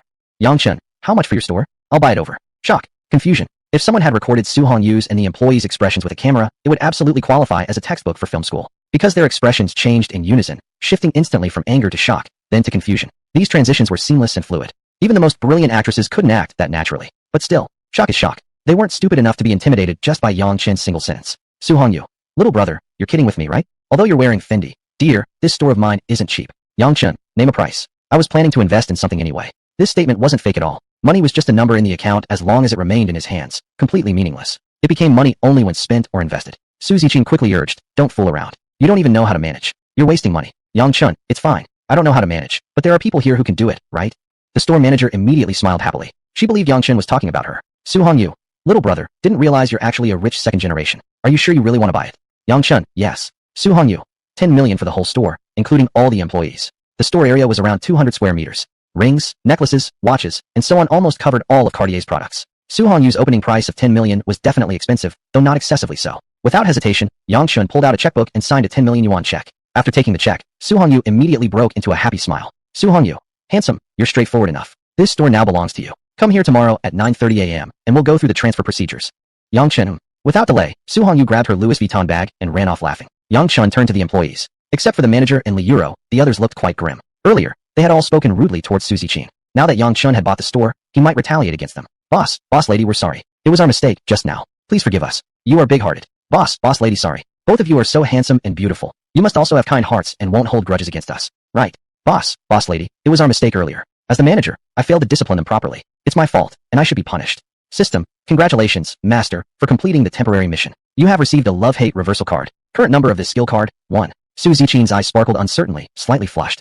She quickly said, I'm not the boss's wife yet, so don't call me that randomly. The employees quickly flattered her. With how good the boss treats you, it's just a matter of time. Our store boss's wife must be you. Nobody else is qualified. Just judging from your beauty and figure, the boss will never leave you, ever. Just shut up, damn it. Yang Chen couldn't bear to listen anymore. He said to Li Yuro, go and pack that necklace, then bring it over. Li Yuro nodded quickly, ran to pack the platinum jade diamond necklace, and then handed it to Su Ziqing. Yang Chen took out his card and said, "Charge it." Li Yuro looked at Yang Chen. Only after Yang Chen nodded did she dare to proceed with the transaction. Yang Chen and Su Ziqin were only pretending to be a couple, nowhere near the stage where he would give her a gift worth millions. The employees looked confused now. What was their actual relationship? Could they be just regular friends? Li Yuro processed the payment, printed the receipt, and gave them both to Su Ziqin. Yang Chen, you can go home first. I need to reorganize the shop. Su Ziqin, but, well then, I'll head back first. If you're not available this afternoon, don't come to work. Yang Chen nodded. With a heavy heart, Su Ziqin left, holding the gift. Her mood was heavy, naturally, because she was worried that Zhang Yihan might retaliate. Yang Chen turned around and announced, "Now I'm going to announce some personnel appointments. First and foremost, the position of store manager must be clarified. She's the backbone of the shop, and the position is extremely important, so the most suitable person must be selected." The old manager, Wang Mei, nearly smiled, but she held it back. Yet, her tense demeanor had already betrayed her thoughts. She believed she would remain as the manager. No one else was qualified for it. The sales associates were also smart people. They all believed Wang Mei would definitely continue as the store manager. Now was the time to quickly show support, so they could get along well in the future. It's definitely going to be Sister Mei again. Exactly. Mei Jie has plenty of experience. No one else could do it. I also believe this position belongs to Mei Jie. We all support her. Yang Chen, I'm seeing how you all are. I feel relieved. Now I'll officially announce the personnel appointments. The position of store manager will be taken over by Li Yuro. Everyone was shocked into stunned silence. The forced smile on Wang Mei's face also froze. The awkwardness on her face was like the time Duncan was smiling on the sidelines and got called for a technical foul by the referee. What the hell? How come they gave the position to Li Yuro, the least likely person? Chapter 98, The Arrogant BMW Driver. Li Yuro's cherry lips parted slightly, her expression one of cute bewilderment as she looked at Yang Chen. Obviously, she herself couldn't believe Yang Chen had appointed her as the store manager. In terms of seniority, Wang Mei and others were more qualified than her. Other staff members immediately voiced their discontent to Yang Chen. "Boss, we have worked here longer and have more experience than her. Why should she become the manager?" "Boss, I could accept any of us becoming manager, just not Li Yuro. She's only been here for 6 months. It's just not her turn. Personally, I still support Mei continuing as manager. Anyone else, and I won't accept it." Mei, say something too. The boss just took over our store and doesn't know the situation well. You've been manager, you understand. You should explain everything clearly to the boss. To be honest, Wang Mei herself wasn't happy either. She had been the manager for over 2 years. All the staff members had been hired by her, and she had trained each of them step by step. Now being asked to work under Li Yuro, she absolutely couldn't accept that. Wang Mei. "Boss, if you're going to be unfair like this, we can only quit." Others hurriedly chimed in agreement. "Yeah, I'll quit too." "Me too. Boss, you've just taken over this store. If we all quit, there's no way this store can operate normally in the short term." "Boss, please think carefully. We don't ask you to treat us especially well, but you must treat everyone fairly." Obviously, these employees were ganging up to force him to change his mind. Li Yuro got scared and quickly said to Yang Chen, "Boss, what they said makes sense. My qualifications aren't enough. I can't run the manager position. Let Mei continue being the manager. She has more experience, and everyone respects her." If Yang Chen allowed them to get their way through coercion, what kind of position would he, as the boss, even have left? He would rather endure some short-term disruption than allow any form of gangster-like behavior and collective coercion. Yang Chen, since all of you are so united, you might as well quit together. Everyone was stunned. They thought Yang Chen, having just taken over the store, would certainly need their help. As long as they all stood together, Yang Chen would inevitably agree to their demands. Well, he had actually decided to fire all of them at once. Wang Mei, you fire all of us, and expect this store to be managed by her alone? Is that even realistic? Yang Chen, that's not your problem to worry about. Pack your things and leave. The employees panicked and started pleading with Yang Chen to keep them. However, Yang Chen's attitude was very firm. They had to leave. Firstly, their service attitude and methods were clearly problematic. Secondly, they had formed a faction and tried to force his hand collectively. No matter which of these reasons, Yang Chen had no choice but to fire them. Seeing that begging wouldn't work, they turned hostile. "We'll leave then. Let's see how long your junkie shop can survive. Counting on a mumbler like her as manager, this shop is doomed to go under. I hope you close down soon. Pay our wages in full on time, or we'll sue you." After spewing all their bitter complaints, they finally packed their things and left. Li Yuro instantly felt enormous pressure. Before, she only needed to focus on sales. Other things were none of her concern. Now the entire store had been entrusted to her, and the amount of responsibilities overwhelmed her. She truly doubted whether she could manage this well. Li Yuro, "Boss, I'm really grateful that you trust me so much. But honestly, I lack confidence. If you spent so much money taking over this store, and I end up failing, what should I do?" Yang Chen, "Tomorrow, I'll ask my older sister and cousin to come and help you. If that's still not enough help, you can hire more people." Li Yuro, "Then let your older sister be the manager." Yang Chen, "She has no experience in this position. She can't be the manager. You've worked here for over half a year. I believe you know exactly what needs to be done each day. Just find Sheen be the manager, don't worry." Li Yuro, "Boss, I really don't know how to thank you for this much trust." Yang Chen, "How about you marry me then?" Li Yuro's face turned bright red in an instant. Yang Chen had truly never seen such a shy girl before. Yang Chen, "Huh? Just kidding. Doing your job well is the best way to thank me. I have something else to do now. I'll leave first. If you need anything, call me." Li Yuro, "Okay boss, please take care." Leaving the Cartier store, Yang Chen immediately took a taxi to Xianin community, where Lin Xian lived. The Bugatti Veyron had been parked there for 2 days already, yet to get its license plate. With some time in the afternoon, he would handle the registration today. Xianin community was on the lower end, a mixture of commercial apartments and resettlement housing. Back then, Lin Xian had chosen this place simply for its affordability. However, just because someone like Lin Xian couldn't afford a better house didn't mean all the people here were poor. There were many demolition resettlement households here, and in fact, quite a few wealthy people lived in this community. It was said that some families received more than 10 compensation houses after demolition. They sold half of them and rented the other half out. They had nothing to do all day, and could enjoy their lives comfortably for the rest of their lives. Because of this, the residents in this community were much more arrogant than those from nearby neighborhoods. Last month, a demolition household in this community had killed an elderly man suspected of staging accidents deliberately. Although scamming was indeed despicable, killing someone outright like that was something most people wouldn't dare to do. Coincidentally, on that day, the man had just quarreled with his wife and was in a terrible mood. Without thinking clearly, he hit the old man and killed him in a rage. Afterward, he simply compensated the family of the old man with an 80 square meter apartment plus 100,000 yuan for funeral expenses. The family signed a letter of understanding, and it was ultimately treated as an ordinary traffic accident. Therefore, people from other communities generally dared not hang around here. If you ever annoyed one of those rich new money families who own more than 10 or 20 apartments, there was no doubt you'd suffer severe consequences. They had money, power, and confidence. They weren't afraid of getting into trouble. Ordinary people struggled their whole lives, draining the wealth of 3 generations just to afford one house. How could they possibly compete with these house lords and house uncles? Yang Chen walked toward where he had parked his car. From afar, he could already see a crowd of people taking pictures. After all, it was a Bugatti Veyron. Many people would never see one in their entire lives. Naturally, they found it fascinating. Damn it, don't scratch my car, Yang Chen muttered under his breath and hurried forward. At that moment, a BMW X7, trying to avoid the crowd taking photos, made a U-turn illegally. Unfortunately, a girl riding a shared bike also wanted to turn. Both of them had their sight blocked by decorative trees. Yang Chen shouted loudly, "Be careful," but it was too late. Bang! The BMW and the shared bike crashed into each other. Yang Chen sighed helplessly, shaking his head. It was a pity that the accident couldn't be avoided. The BMW driver knew it was his mistake to make an illegal turn. Without hesitation, he immediately reversed slightly, yanked the steering wheel, and drove his car into the middle of the road before stopping. Then, he got out of the car and walked to check the broken headlight. Upon seeing the damage, he immediately lost his temper. "You blind piece of shit. Can't you even look where you're riding?" The BMW driver shouted furiously. The girl was lying on the ground, her knees scraped, and was already crying out of vachik. Hearing the driver's scolding, she immediately retorted, "I was making a right turn on the correct side of the road. You should have also stayed to the right when turning left. Why were you driving on the left? Isn't it your fault? Why are you yelling at me? BMW driver, are you fucking blind? I was driving on the correct side. I shifted slightly towards the center to avoid pedestrians. You didn't stay to the right when making a right turn. Instead, you rode toward the center of the road and hit my car, yet you're blaming me?" Yang Chen's eyes widened in disbelief. Damn it. No wonder the driver immediately backed up a bit and moved the car to the middle of the road after the crash. So he was trying to openly frame the girl. The girl responded with vijay. "You're lying. It was you who drove the wrong way and hit me." BMW driver. Fine, I won't argue with you. Let's ask the witnesses here. Fellow neighbors present at the scene, tell us what really happened. Did I hit her from the wrong direction, or did she ride toward the center of the road and hit my car? There was a characteristic of demolition compensation communities like this. Many of the residents originally came from the same village. They were all old acquaintances, and of course, they would help each other. I saw it. The girl rode toward the center of the road and hit the BMW. Young girl, you can't behave like that when you're out and about. The roads here are narrow to begin with. The BMW driver was just trying to avoid pedestrians by moving slightly towards the middle, which is perfectly reasonable. But you chose not to ride near the sidewalk and went straight into the middle, so it was clearly your fault.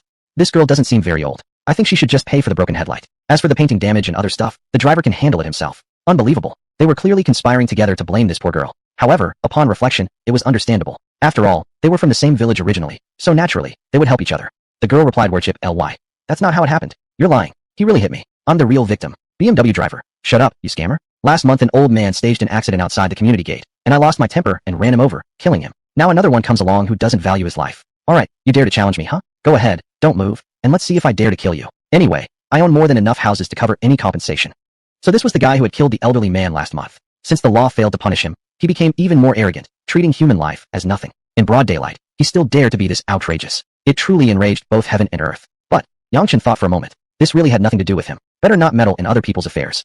However, just as he was about to leave, the girl suddenly got up, enduring the pain in her knees, and ran over to block Yang Chen's path. Her eyes were filled with tears, evoking sympathy. Big brother, you witnessed everything just now and even shouted to warn me. Please tell everyone. Was it him who hit me, or was it me who hit him? Yang Chen truly didn't want to get involved in other people's affairs. But then, if trouble found him, he wouldn't back down either. Speaking up for justice, wasn't that the quality a good young person in the new era should have? The BMW driver immediately threatened, "Young man, you better think before you speak. If you say the wrong thing, the consequences will be very severe." Chapter 99, Temporary Mission, Slap Him. Before Yang Chen could even speak, the BMW driver started threatening him. If he wasn't made to pay for this, it would be a shame considering how arrogant and domineering he was. But dealing with someone like this required more than just reasoning. If Yang Chen were to strike him physically, he'd have to bear the legal consequences. So how could he deal with him? At that moment, the system sent a reminder. System has activated a temporary mission. No cash or material rewards. Completing the mission will reward you with one truth card. Click to view mission. At the mention of the words truth card, Yang Chen couldn't help but smile. Previously, when he used the truth card on Wang Erlong, the effect had been incredible. If he could use one on this BMW driver, Yang Chen was confident he could make the man face all legal consequences, including the death of an elderly man he'd hit last month. Today I'm going to punish evil in the name of justice. You're finished. Yang Chen thought inwardly. He quickly used his mind to click and view the mission. System. Temporary mission content. Slap the BMW driver and ensure that he doesn't, or dares not, resist. Please, master, decide whether to accept this mission. Yang Chen, you naughty little thing, always giving me hard tasks. With his arrogant attitude, if I slap him, won't he immediately go all out to fight me? I'm not afraid of him, but the problem is if I accidentally hurt him seriously, I might end up behind bars too. System. So master must think carefully. That slap must ensure he doesn't dare resist. Yang Chun. That makes sense in theory, but in practice it's not going to be easy. System. Master must think hard. I believe you're the best. Come on. Yang Chun was speechless. Still, difficult or not, he would definitely accept the mission. If he could complete it, great. If not, there was no penalty, no loss. Yang Chun. Accept mission. System. Order received. Mission active. Please complete the mission as soon as possible, master. As Yang Chun stood there in thought, the injured little girl cried out for help again. Big brother, please help me. I don't want to be framed. It feels too awful. The BMW driver said arrogantly. What's the use of pleading with him? Look at how cowardly he seems. He dares to say anything nonsense. At this moment, Yang Chun felt the car keys in his pocket. Suddenly inspired, he had an idea. Yang Chun, holy sh*t, driving just a regular BMW makes you so arrogant. If you drove a better car, you'd literally fly into the sky, right? BMW driver, F******, as if you're so great. If this is a beat-up BMW, then what car do you drive? Show me. Yang Chun, you? Worthy of knowing. The BMW driver pointed at Yang Chun and shouted, F******, asking for a beating? I told you this has nothing to do with you. You're just looking for trouble. Get lost now and stop messing with me. And you too. I'm not wasting time with you. Pay 10,000 for damages and we're done. Refuse, and I'll call the cops. With so many witnesses here, you're definitely going down. The girl immediately covered her face and started crying. Yang Chun, F******, one lampshade costs 10,000? You're too damn greedy. The BMW driver raised his fist threateningly. If you meddle any further, I really will punch you. The onlookers rushed to support the BMW driver. Young man, don't get involved. We saw clearly. It was her who hit the BMW. With so many pairs of eyes here, are you telling us you see better than all of us? Even if the police came, do you think they believe all of us over just you? Boy, let an old man teach you a life lesson. Don't go meddling in others' business when you're outside. You want to know the secret to me living healthily to 80? Never interfere in other people's affairs. Ha ha ha. F*****, lying straight to your face, helping the BMW driver frame the innocent girl, and still claiming you never meddle? What a thick face this old man had. He could actually say such words so casually. The BMW driver felt he was on familiar ground here, with all the neighbors supporting him, completely unafraid. He raised his fist again, threateningly. Kid, don't blame me for not warning you. Say one more word, and I will hit you. Even if I kill you, I have the money to pay for it. Yang Chun, you can't afford it. BMW driver, what? Your dad is the gang? How cool. Yang Chun, remember this, you're talking to Yang Chun. Her. VRRR. Everyone turned their heads simultaneously at the Bugatti Veyron parked nearby. Yang Chun raised the key and unlocked the door. Everyone present wore expressions of shock, all looking incredibly incredulous. This car is his. This unassuming young man actually owned a multi-million luxury car.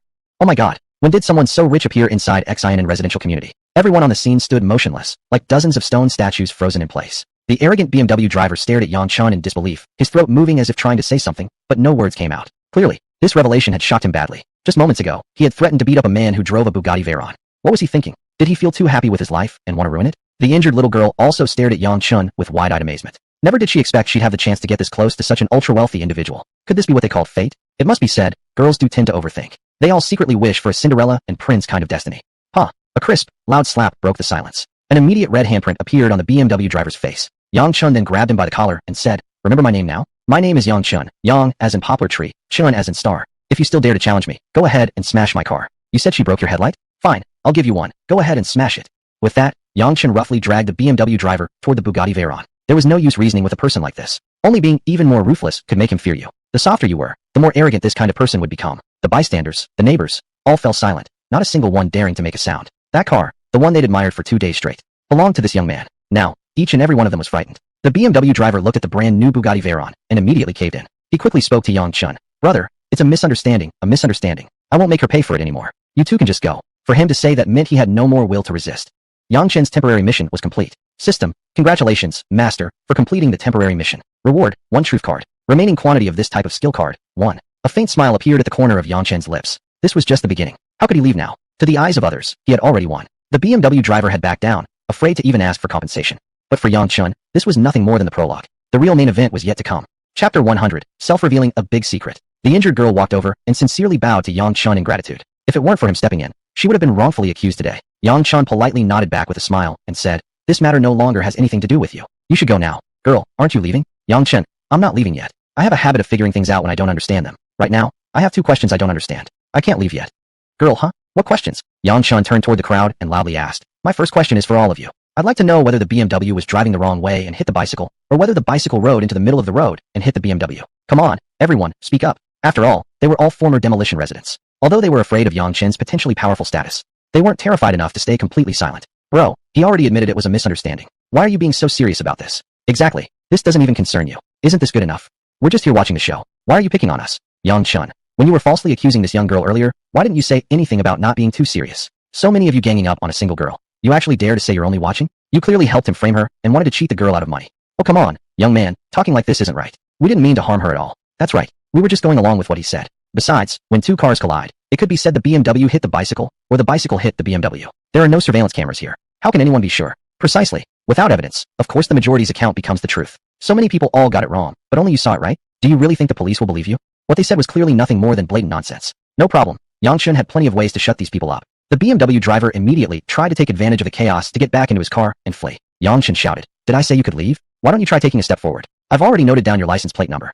Compared to the Bugatti Veyron, even a BMW X7 suddenly lost its appeal. How dare the BMW driver leave? How could someone driving a BMW possibly offend someone driving a Bugatti? However, he didn't know the truth at all. In reality, Yang Chun was still just a farmer. It's just that the driver had overestimated Yang Chun's power. The more powerful he imagined his opponent was, the more frightened he naturally became. BMW driver. Bro, just let me go. I was truly wrong. Look, I'll pay 10,000 yuan for this girl's medical treatment. Isn't that acceptable? Yang Chun, what's your name? BMW driver. Bro, there's no need. Really, no need. Yang Chun, I'm asking for your name. Don't make me ask a third time. The sudden burst of oppressive aura from Yang Chun frightened the BMW driver into hastily blurting out his name. My name is Zhang Jinhua. Yang Chun immediately issued a mental command to the system. System, activate the truth card on Zhang Jinhua. System, command received. Truth card now in use. Truth card successfully activated. Master may now control Zhang Jinhua's words, actions, and thinking ability. The good show was about to begin. Yang Chun, Zhang Jinhua. Now tell them, was it you who hit the girl, or did she hit you?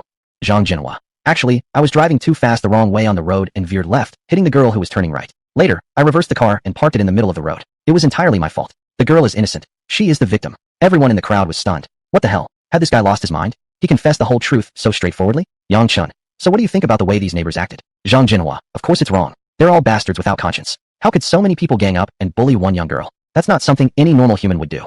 The crowd instantly exploded in outrage. Fine. They had all helped him cover the truth because they came from the same village and they wanted to protect their collective conscience. And yet he dared to openly curse them? How could a person do something like this? Even if their action was wrong, anyone had the right to condemn them, but definitely not him. Because all of them did what they did only for his sake. Zhang Jinhua, this is really uncalled for. We helped you speak up, and now you turn around and curse us? Zhang Jinhua, are you even human? We lied to help you. Now you're blaming us? Are you kidding me? I'll tell your wife later that when you went out to play mahjong, you were messing around with some other woman. F***CK. I'll reveal every single dirty thing about you. Zhang Jinhua. Chow, am I afraid? If you've got the guts, go ahead and expose all my secrets. If Grandpa so much as furrows his eyebrows, then Grandpa is your son. That Chow and Ima, you're having an affair with a mahjong buddy, and she's a married woman. She lives in the Wangdahua mansion just next door. The funds from the homeowners association that you managed, you misappropriated them for stock investments, and now they're stuck. You can't get the money out.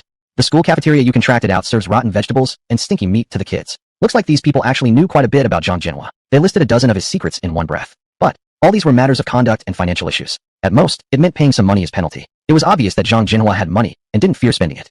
Making him lose a bit of money wouldn't teach him a proper lesson. The performance had come this far. It was time for a climax. Yang Chun continued to mentally control Zhang Jinhua's thoughts and actions through the system. Zhang Jinhua, huh? What you guys just said are all trivial things. A little money and it's solved. Do you even know what my biggest secret is? Everyone looked confused, shaking their heads. Zhang Jinhua, huh? My biggest secret is, last month I intentionally ran over and killed that old man. He didn't die from a faked accident. Huh? Unexpected, right? But what can you do? I'm still walking free as ever. Huh? Everyone present was shocked. This guy's arrogance had gone way too far. Did he really think the law was just for show and couldn't do anything to him? Zhang Jinhua. Let me tell you another secret. Those old security guards at the gate saw me kill that old man. But I gave each of them 10,000 yuan, so they kept this secret for me, and gave false statements to the police saying that old man died in a staged accident. Huh. So compared to my big secret, aren't all the things you said just petty nonsense? Huh. Everyone, except Yang Chun, was completely stunned. How could someone be this damn arrogant? In broad daylight, under everyone's eyes, he spoke without restraint. Who the hell was he looking down on? Did he really think they wouldn't report him? Woo-wah-wah-wah. At this moment, sirens wailed from the entrance of the residential community. Everyone turned to look. 2 police cars were driving in. Probably the police saw such a large crowd gathered, worried about an accident, and specially sounded their sirens as a warning, telling everyone not to act rashly. The neighbors started confronting Zhang Jinhua. Zhang Jinhua, you're done for. If you've got the guts, say what you just said in front of the cops again. Yeah, if you've got the guts, say it again. If you don't dare, you're our son. Chow. Whether he says it or not, I'm going to report him later. He's been messing with us thinking we wouldn't dare report him. He dared to embezzle funds from the homeowners association. We definitely must settle this. Don't care what you all think. I'm definitely involving the police. Chapter 101. A police car pulled up beside. Police officers rushed down anxiously, trying to take control of the whole scene. Seeing such a big crowd gathered around, they were worried that a fight had broken out. Only after pushing through the crowd did they realize it was just a minor traffic accident, with no sign of any fighting at all. The lead officer shouted, "Who was the one who texted the police?" Yang Chun raised his hand slightly to signal. "Officer, you said there's a murderer here?" Yang Chun, "Not me." He said it. Everyone followed Yang Chun's pointing finger to look. Zhang Jinhua, the BMW driver, was instantly locked in the crowd's gaze. The neighbors were thinking to themselves, now that the police are here, surely he won't keep making things up? But they miscalculated. Now that the police had arrived, instead of backing down, Zhang became even more brazen. The officers subtly surrounded Zhang, cautiously preventing any escape. The lead officer asked, "What's your name?" Zhang Jinhua. This old man never hides his name or changes his identity. Zhang Jinhua. Z for Zhang, Zhan for vibrating, and Hua as in Huazi. The officers were instantly stunned. Wow, this was the first time they'd encountered someone so arrogant. What's the deal? Didn't their uniforms intimidate him at all? Officer, you're pretty arrogant, aren't you? You said there's a murderer here. Who is it? Zhang Jinhua. Will I get a reward if I tell you? Officer, yes. We can apply for a Model Citizen Award for you. Zhang Jinhua. Then it's settled. The murderer is me. Hurry back and prepare my Model Citizen Award. Shocked, puzzled, confused, perplexed. Is this guy genuinely this arrogant? Or is there something wrong with his head? Is he seriously not afraid of the police? The officers felt perplexed too. They must have encountered a false alarm. Otherwise, how could Zhang Jinhua be so outrageously arrogant? No one had dared behave like this in front of them before. Officer, are you just messing with us? Do you even realize who we are? Zhang Jinhua. I don't have time to mess around with you people. I've got to go play mahjong later. I know who you are, just cops. I'm telling you straight up that I'm the murderer. What's wrong? You afraid to arrest me? The neighbors observing this bizarre performance from Zhang Jinhua were left in shock. Murmurs broke out among the crowd. He's gone way too far with the arrogance. It's fine when he's like this with us normally, but being this arrogant in front of the police? I can't even watch. This isn't arrogance anymore. It's pure foolishness. God, how can such an idiot be running around managing construction projects? Don't his employers want to kill him? He owns 15 apartments and is super rich. He always threatens to hit someone and kill them, then offer one of his apartments as compensation. No one dares to provoke him. I can't believe the police would let him get away with such provocation. The girl injured in the collision was thinking, earlier, when I saw how unreasonable he was, I thought he was some powerful guy. Turns out he's just an idiot. I'm so unlucky getting hit by a fool. The officer continued questioning Zhang. Why do you say you're a murderer? Who did you kill? Zhang responded loudly. On the early morning of the 4th day last month, I hit and killed an old man when I left the community. At that time, except for the security guards, no outsider saw it. The surveillance cameras at the gate happened to be broken. I gave each of the 2 guards 10,000 yuan to help me lie, to say that the old man was setting me up and I couldn't break in time and killed him. Then I proactively compensated the family with one of my apartments and 100,000 yuan for funeral expenses, achieving their understanding and having it classified as a traffic accident. Zhang Jinhua's shocking behavior utterly stunned the neighbors. Everyone now was certain he wasn't arrogant. He was mentally challenged. When arrogance goes too far, isn't that a sign of a mental problem? At that moment, 2 men in their 50s in the crowd were trembling. They were the 2 security guards whom Zhang had paid 10,000 yuan to fabricate testimonies. They exchanged a glance, then quickly rushed out to confess, voluntarily surrendering, openly admitting the truth, and hoping for lenient treatment. Their sentence for this likely wouldn't be more than 15 days of detention. But if police came looking for them directly, it would become a totally different matter. Obstructing justice, 3 years at minimum, 7 at most. I surrender. Me too. It's not our fault. He forced us to take the money and give false testimonies. Yes, we're just security guards. How dare we confront the residents here? You don't know what this place is like. All the homeowners are Shechinku, demolition resettlement households with a dozen apartments apiece, each one scarier than the next. We dared not offend him, so we could only do as he said and gave false statements. With both security guards confessing and surrendering, the case was definitely solid. It must have happened exactly as Zhang Jinhua described. This was a hit-and-run homicide, not a staged accident by a fraudster. Officer, all right, the 3 of you will have to come with us back to the station. The 2 older guards were truly terrified. They hurriedly knelt down and begged not to be taken to the police station. If they ended up with a criminal record, it would affect their children's future. One of the men's son was preparing to take the civil service exam. If he were to get a criminal record now, there'd be no point in taking the exam anymore. No matter how well he performed, he'd fail the political background check. But crime was crime. It was impossible to ignore their responsibility just because they admitted guilt, begged for mercy, or had difficulties at home. At most, their penalties could be reduced depending on the circumstances. In stark contrast to the 2 guards' fear, Zhang Jinhua remained completely indifferent. He even laughed aloud, saying, I don't have time to go with you guys. I already made plans to play mahjong later. Officer, that's not your decision to make. Come, cuff him and take him back to the station for further investigation. Several officers immediately worked together to restrain Zhang Jinhua. As Zhang struggled, he shouted, Let me go. On what grounds are you arresting me? I already compensated the family, got their understanding, and it was categorized as a traffic accident. You have no authority to arrest me. Regardless of how loudly Zhang screamed and struggled, the officers still loaded him into the car. The lead officer approached Yang Chun and praised, Young man, you did a great job. In the future, if you encounter such situations, remember to call the police promptly. Yang Chun. So am I eligible for a Model Citizen Award? Officer, if you want one, I'll apply for you back at the station. How does that sound? Yang Chun, never mind. That thing isn't really useful anyway. Don't waste public money. Officer, no, we'll do it.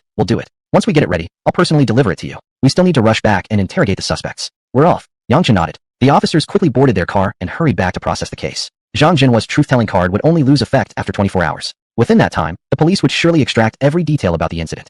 By the time he sobered up, the outcome would already be decided, and nothing he did could change it. If the law failed to punish him, then Yang Chun would step in. People like Zhang, who flaunted their power and treated lives like grass, shouldn't be allowed to walk free. Otherwise, it would be an insult to all those law-abiding, conscientious citizens. It was getting late, and Yang Chun still had to go get the license plate installed. He quickly went over to check his car. The surrounding crowd had taken photos and videos, which Yang Chun noticed. If there were any scratches on the car, wouldn't they blame it on these people? On a car this expensive, even one small scratch could cost tens of thousands in repairs. Fortunately, the paint was protected by a film, so there were no scratches. Still, he couldn't keep the car parked here any longer. This place was filled with all sorts of people, and someone low-class might try to damage it. Yang Chun got into the car, and the people nearby finally exhaled in relief. Now that he was in the car, everything must be okay. They no longer had to worry. Everyone quickly made way. With a car this expensive, even a slight scratch against someone would cost dearly in repairs. As Yang Chun turned around and drove out, the girl from earlier blocked his path. Yang Chen rolled down the window and asked, "Miss, what's wrong? Girl, can I get your contact info? Once I recover, I'll personally come to thank you." Yang Chen, no need for that. If we meet again by fate, just treat me to a meal for gratitude. With that, Yang Chen drove off. Everyone looked at him with admiration. There was someone this rich living in their neighborhood, yet they had no idea who he was. Later they'd find out which building and unit number owned this parking spot and bring some fruit to visit. Watching the tail of the car disappear, the girl murmured softly, "If fate brings us together again. But, will we ever meet again?" Chapter 102. According to the system's notification, tonight Lu Shan and others would sneak into Su Zijing's house to commit a violent act. Yang Chen couldn't miss such a great show, so he quickly went to handle the license plate. Soon enough, Yang Chen drove to the vehicle administration office. He wasn't sure what was special about today. The parking lot at the vehicle administration was packed with cars. Most of them already had license plates, probably all here for annual inspections. Passers-by noticed such a cool sports car and quickly pulled out their phones to take videos and pictures. Damn, isn't this the legendary Bugatti Veyron? So freaking cool. With such a great car, he's going through the same process of getting a plate like us regular folks? You say that like it's funny. Even the fanciest cars need plates and inspections. He's got nerves, coming in here with this kind of traffic jam. Doesn't he worry about getting scratched or bumped? If it were you, would you even dare to drive close to a Bugatti? Watch, those other cars will definitely move out of the way.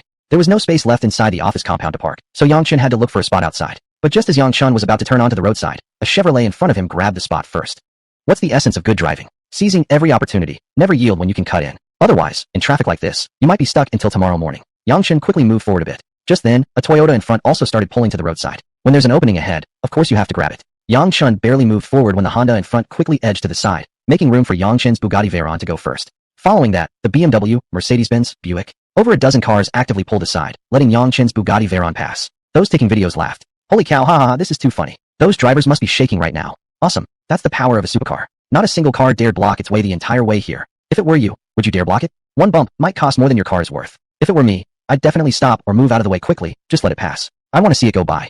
Man, if I could ever own and drive such a luxury car in my life, it'd be totally worth it. I'd even give up a few years of my life. That's the real dominance a man should have. Wherever he goes, everyone instinctively makes way. This society still has plenty of kind-hearted people. Knowing Yang Chen was in a hurry, everyone gave way voluntarily. Finally, with the joint effort of the other drivers, Yang Chen smoothly entered the vehicle administration office. By happy coincidence, just then a Buick minivan pulled out, leaving a free parking spot. Yang Chen hurried over, hoping to grab the space. Unfortunately, at the same time, a Porsche 911 from the other direction had its eyes on that exact spot too. In such a situation, if the two cars collided, both would have to cover each other's repairs. The Porsche 911 was also a luxury car, but compared to a customized Bugatti Veyron worth 100 million yuan, it was practically nothing. Same as damaging one headlight. Yang Chen might simply pay tens of thousands to replace it and have it repainted. But if the Porsche driver had to repair the Bugatti's headlight and repaint it, tens of thousands wouldn't cover it. Still fairly new to driving, Yang Chen hadn't much experience. He saw the empty parking spot and focused his attention entirely on it, unaware of a tiny Porsche 911 behind the Buick van. So, he didn't slow down and just kept driving forward. As the Buick pulled out, the Porsche suddenly appeared. Yang Chen saw the Porsche in his peripheral vision, and the Porsche driver saw the Bugatti too. In that moment, both cars braked urgently. The distance between their front bumpers was less than 5 centimeters. A truly thrilling and dangerous moment. People nearby all turned to look. They thought the Bugatti and Porsche had actually collided. Oh man, the Porsche's in big trouble. How much will this cost? The Bugatti might have to pay something too. After all, it's another car. A top-tier Porsche worth 3 or 4 million versus a standard Veyron worth over 40 million. How can they compare? Both fixing each other's cars, and the Porsche owner would probably go bankrupt while the Bugatti's owner wouldn't even blink. People around were just spectators. At this moment, the real protagonists were the owners of the two cars. The Porsche's convertible top lowered. The driver was a young man in Armani. The young girl in the front passenger seat was wearing head-to-toe LV. It was obvious at a glance that they were wealthy. The Porsche driver called out, "Brother, I've been waiting for this spot for a while. Let me take it, alright?" Yang Chen replied, "Sorry brother, I saw it first, so I think it's mine. And actually, I'm really in a rush, can't wait." The Porsche driver responded, "Hey brother, we're both men of status. Why do something so undignified? Others will laugh at us if they see." Yang Chen, "That's true. So brother, why don't you back up a bit and let me park? Then we both save face." Porsche driver, "Now you're talking funny. Why should I back up to let you park? Shouldn't it be you backing up to let me park? Just because you're driving a Bugatti, you think you're better than me?" Yang Chen, "Exactly, I am better. If you're not convinced, why don't you drive one yourself?" The Porsche driver was left speechless. This was indeed not a car just anyone could drive. Even for ordinary millionaires, Bugatti wouldn't sell one to just anyone. This wasn't just a car you could buy by simply paying the price. The onlookers grew excited. It seems like neither owner is willing to give up this parking spot. Well, how could they? This parking spot represents not just space, but also dignity. Even people like us regular folks wouldn't want to give in under such circumstances, let alone these wealthy guys. That's right. Just a few days ago, I got into a whole night standoff with an idiot in my neighborhood over the exact same parking space. Man, I'd rather not park at all than let him take it. And there you go. Under such circumstances, I might not park, but the other guy definitely won't either. That's just normal thinking for a driver. Sometimes people make concessions just to avoid conflicts. Alright then, what do you think? Which one of these two big shots will back down? You don't even need to guess. It's definitely going to be the Porsche owner. What makes him think he can compete with the Bugatti? They're not even in the same league. Huh, I think the Porsche will definitely back down too. The crowd's murmurs eventually reached the ears of the Porsche owner. With so many eyes watching and his girlfriend sitting beside him, he truly couldn't back down. Just as someone had said, at this moment, the parking space wasn't just about parking. It was about pride and dignity. Whoever backed down would lose face. Yang Chun was in a hurry and had no intention of wasting time on such a pointless argument. He shouted to the Porsche owner, "Brother, I was driving on the right side, and you came the wrong way from the left. You don't have the right to argue over this spot. You should back off." The Porsche owner looked carefully and realized that's exactly how it was. The Bugatti was driving on the right while the Porsche was on the left. If they got into a real argument, since the Porsche had come the wrong way, it wouldn't have any valid argument to make. The girl sitting in the passenger seat didn't know much about cars like the Bugatti. She didn't even recognize those strange letters on the front. But she did recognize the large B emblem clearly. For all she knew, there were no luxury car brands that started with a B. She immediately turned to her boyfriend and said, "Honey, don't listen to his nonsense. This isn't even a road where there's a left or right rule. We've been waiting for several minutes for this space. We absolutely cannot let him have it. He's driving a sports car, and we're in a sports car too. Ours is a Porsche 911. How could it be less valuable than some unknown sports car? Why are you afraid of him?" The Porsche driver shot her an annoyed look and snapped, "If you don't understand, then shut up. You hillbilly. Girl, why are you taking it out on me? If you're so capable, why don't you force him back and park the car?" "Porsche driver, will you just shut up for once? That's a Bugatti. If I even touch it, you wouldn't be worth enough to pay for the damage. Should I throw you out there and let you deal with him? Country bumpkin. Girl, Yu, don't push me too far. You've always looked down on me for being from the countryside, haven't you? Yu, that's what you said, not me. To be honest, I like you most when you're quiet. Girl, so in the end, it's because you think I'm uneducated and unsophisticated and I make you look bad?" Beep, beep, beep. Yang Chun honked his horn, interrupting their quarrel. He had important matters tonight and had no time to listen to their argument. Yang Chun shouted loudly, "Brother, since neither of us is willing to give up this parking spot, then let's see who has the guts. I'm going to park right now. If you believe you're in the right, then don't move."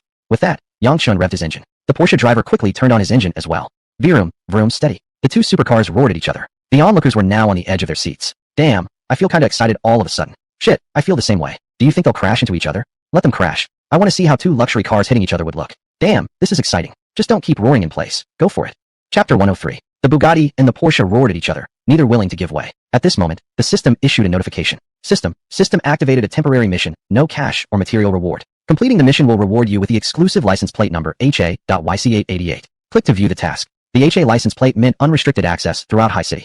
If it were an HC plate, it would be considered a rural plate, forbidden from entering the urban area. YC stood for Yang Chen's initials. As for 888, its meaning was obvious to any normal person. Such a cool license plate number was something Yang Chen definitely wanted. Yang Chen quickly used his mind to click and view the task. System, temporary mission content. Not giving an inch, forced the Porsche to retreat and occupy the parking space. Please decide whether to accept this mission. Yang Chen didn't even think and immediately confirmed acceptance. System, command received. Master, please do your best to complete the mission and get the reward. The Porsche driver gritted his teeth and said, "Brother, if we keep going like this, we'll just be laughed at. This parking spot, I waited for a few minutes. Why be so aggressive? Yang Chen, better to be lucky than early. I only know that right now I have the right of way and have no reason to back down. If you're not convinced, we can crash into each other and have the police and insurance companies determine who is more at fault. Worst case scenario, we compensate each other's losses. I can afford to pay for your Porsche, but I wonder if you can afford my 100 million yuan customized Bugatti." The Porsche driver dared not respond. A customized Bugatti with added bulletproof features was worth 100 million yuan without exaggeration. 100 million yuan. Everyone gasped. They knew the Bugatti Veyron was expensive, normally costing around 40 million yuan, but they never imagined that the car in front of them was worth 100 million yuan. This kid must have some guts, driving a car worth 100 million yuan into this tight space, without fear of scratching it.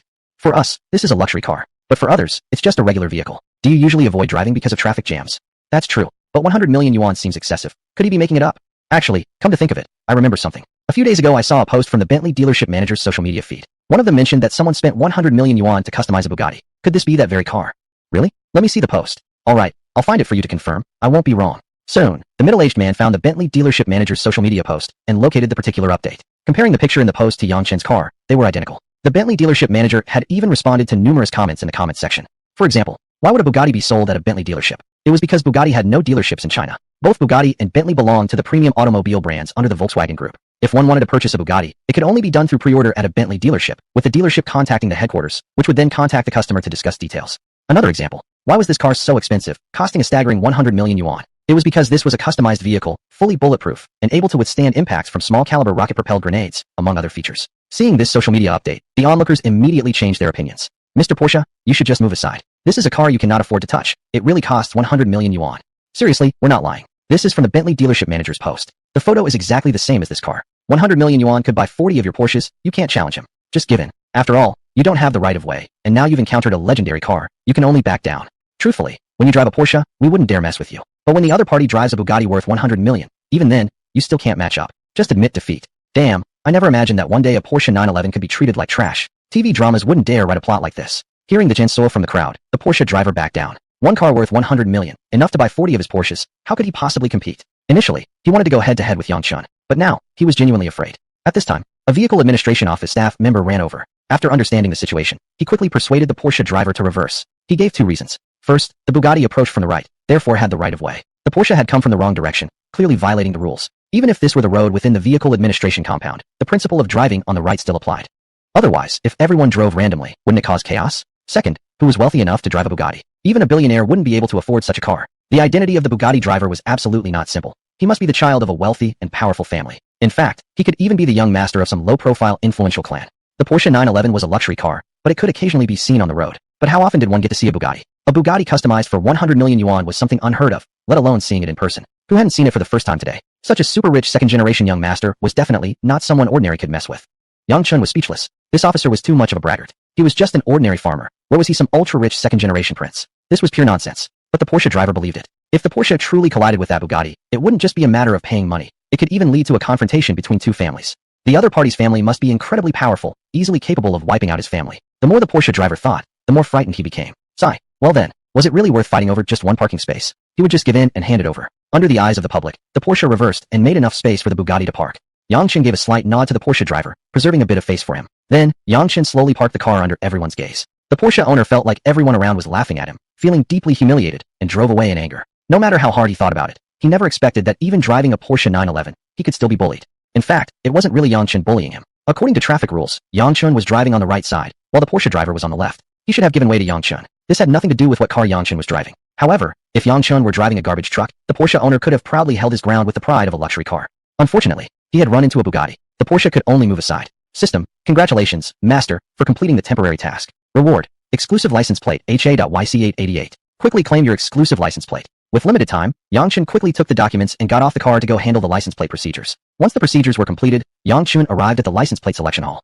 Before Yang Chun could even stand steady, 2 middle-aged men approached. Brother, do you want a leopard number? 666, 888, I can get you any of them. I can customize numbers for you. As long as the number exists, I can help you get it. Interested? These were illegal number sellers, scalpers. From their attitude, they must have connections. Otherwise, they wouldn't dare to operate so brazenly here. Yang Chun shook his head and said, no thanks, I'll choose a number myself. Scalper 1.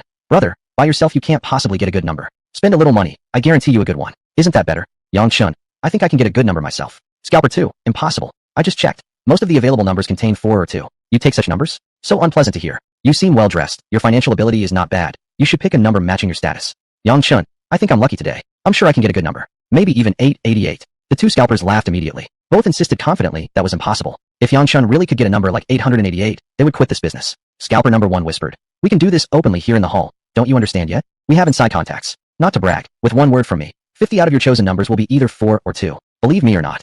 Yang Chun shook his head again. Scalper number 1. You still don't believe me? Alright, let me show you. Yang Chun, fine. If you can make all 50 of my random numbers bad, I'll buy a leopard number from you. How about that? Scalper number 1. Deal? 80,000 yuan per number. Just get ready your money. After saying that, scalper number 1 walked away. Scalper number 2 laughed and said, young man, tell me what you're trying to achieve. Originally for 50,000 you could have had a leopard number, now it costs 80,000. Yang Chun, how do you know I won't randomly select a good number out of 50? Scalper number 2 quietly replied, that guy just now? His elder brother works in the number selection office. Understand now. Yang Chun, don't understand. Scalper number 2, you look like a green and naive newbie, knowing nothing. Just wait, he's definitely going to take your 80,000. Yang Chun, oh, I think neither of you is going to earn that 80,000. Scalper number 2, fine. Youngsters just don't understand how ruthless the world is. We'll just see. Chapter 104. Yellow Cattle number 2 issued a threat and continued to pitch to other people selecting license plate numbers. Before long, a middle-aged man chose his numbers and walked out. His luck was extremely bad. All 50 numbers were like 84, 24, 54, 44, and similar. In the end, he picked the worst of the best and chose high C, a Z3262. But he was very dissatisfied with the number and cursed angrily after walking out. Damn it, so unlucky. What the hell are these numbers? Upon hearing that, Yellow Cattle number 2 quickly approached with a smile. Brother, see? We told you just now it's impossible to choose a good number. Believe it now? So what do you think? Want to consider a triple-digit number or a custom number? It's not expensive at all. Isn't 50,000 just a drizzle? The middle-aged man hesitated for a while and asked, can it be cheaper? Yellow Cattle number 2. Triple-digit numbers are becoming fewer and fewer. Buying one means making a profit. In a few years, you can easily make more than 100,000 by reselling. This kind of thing is more valuable than a house. 50,000 isn't expensive at all.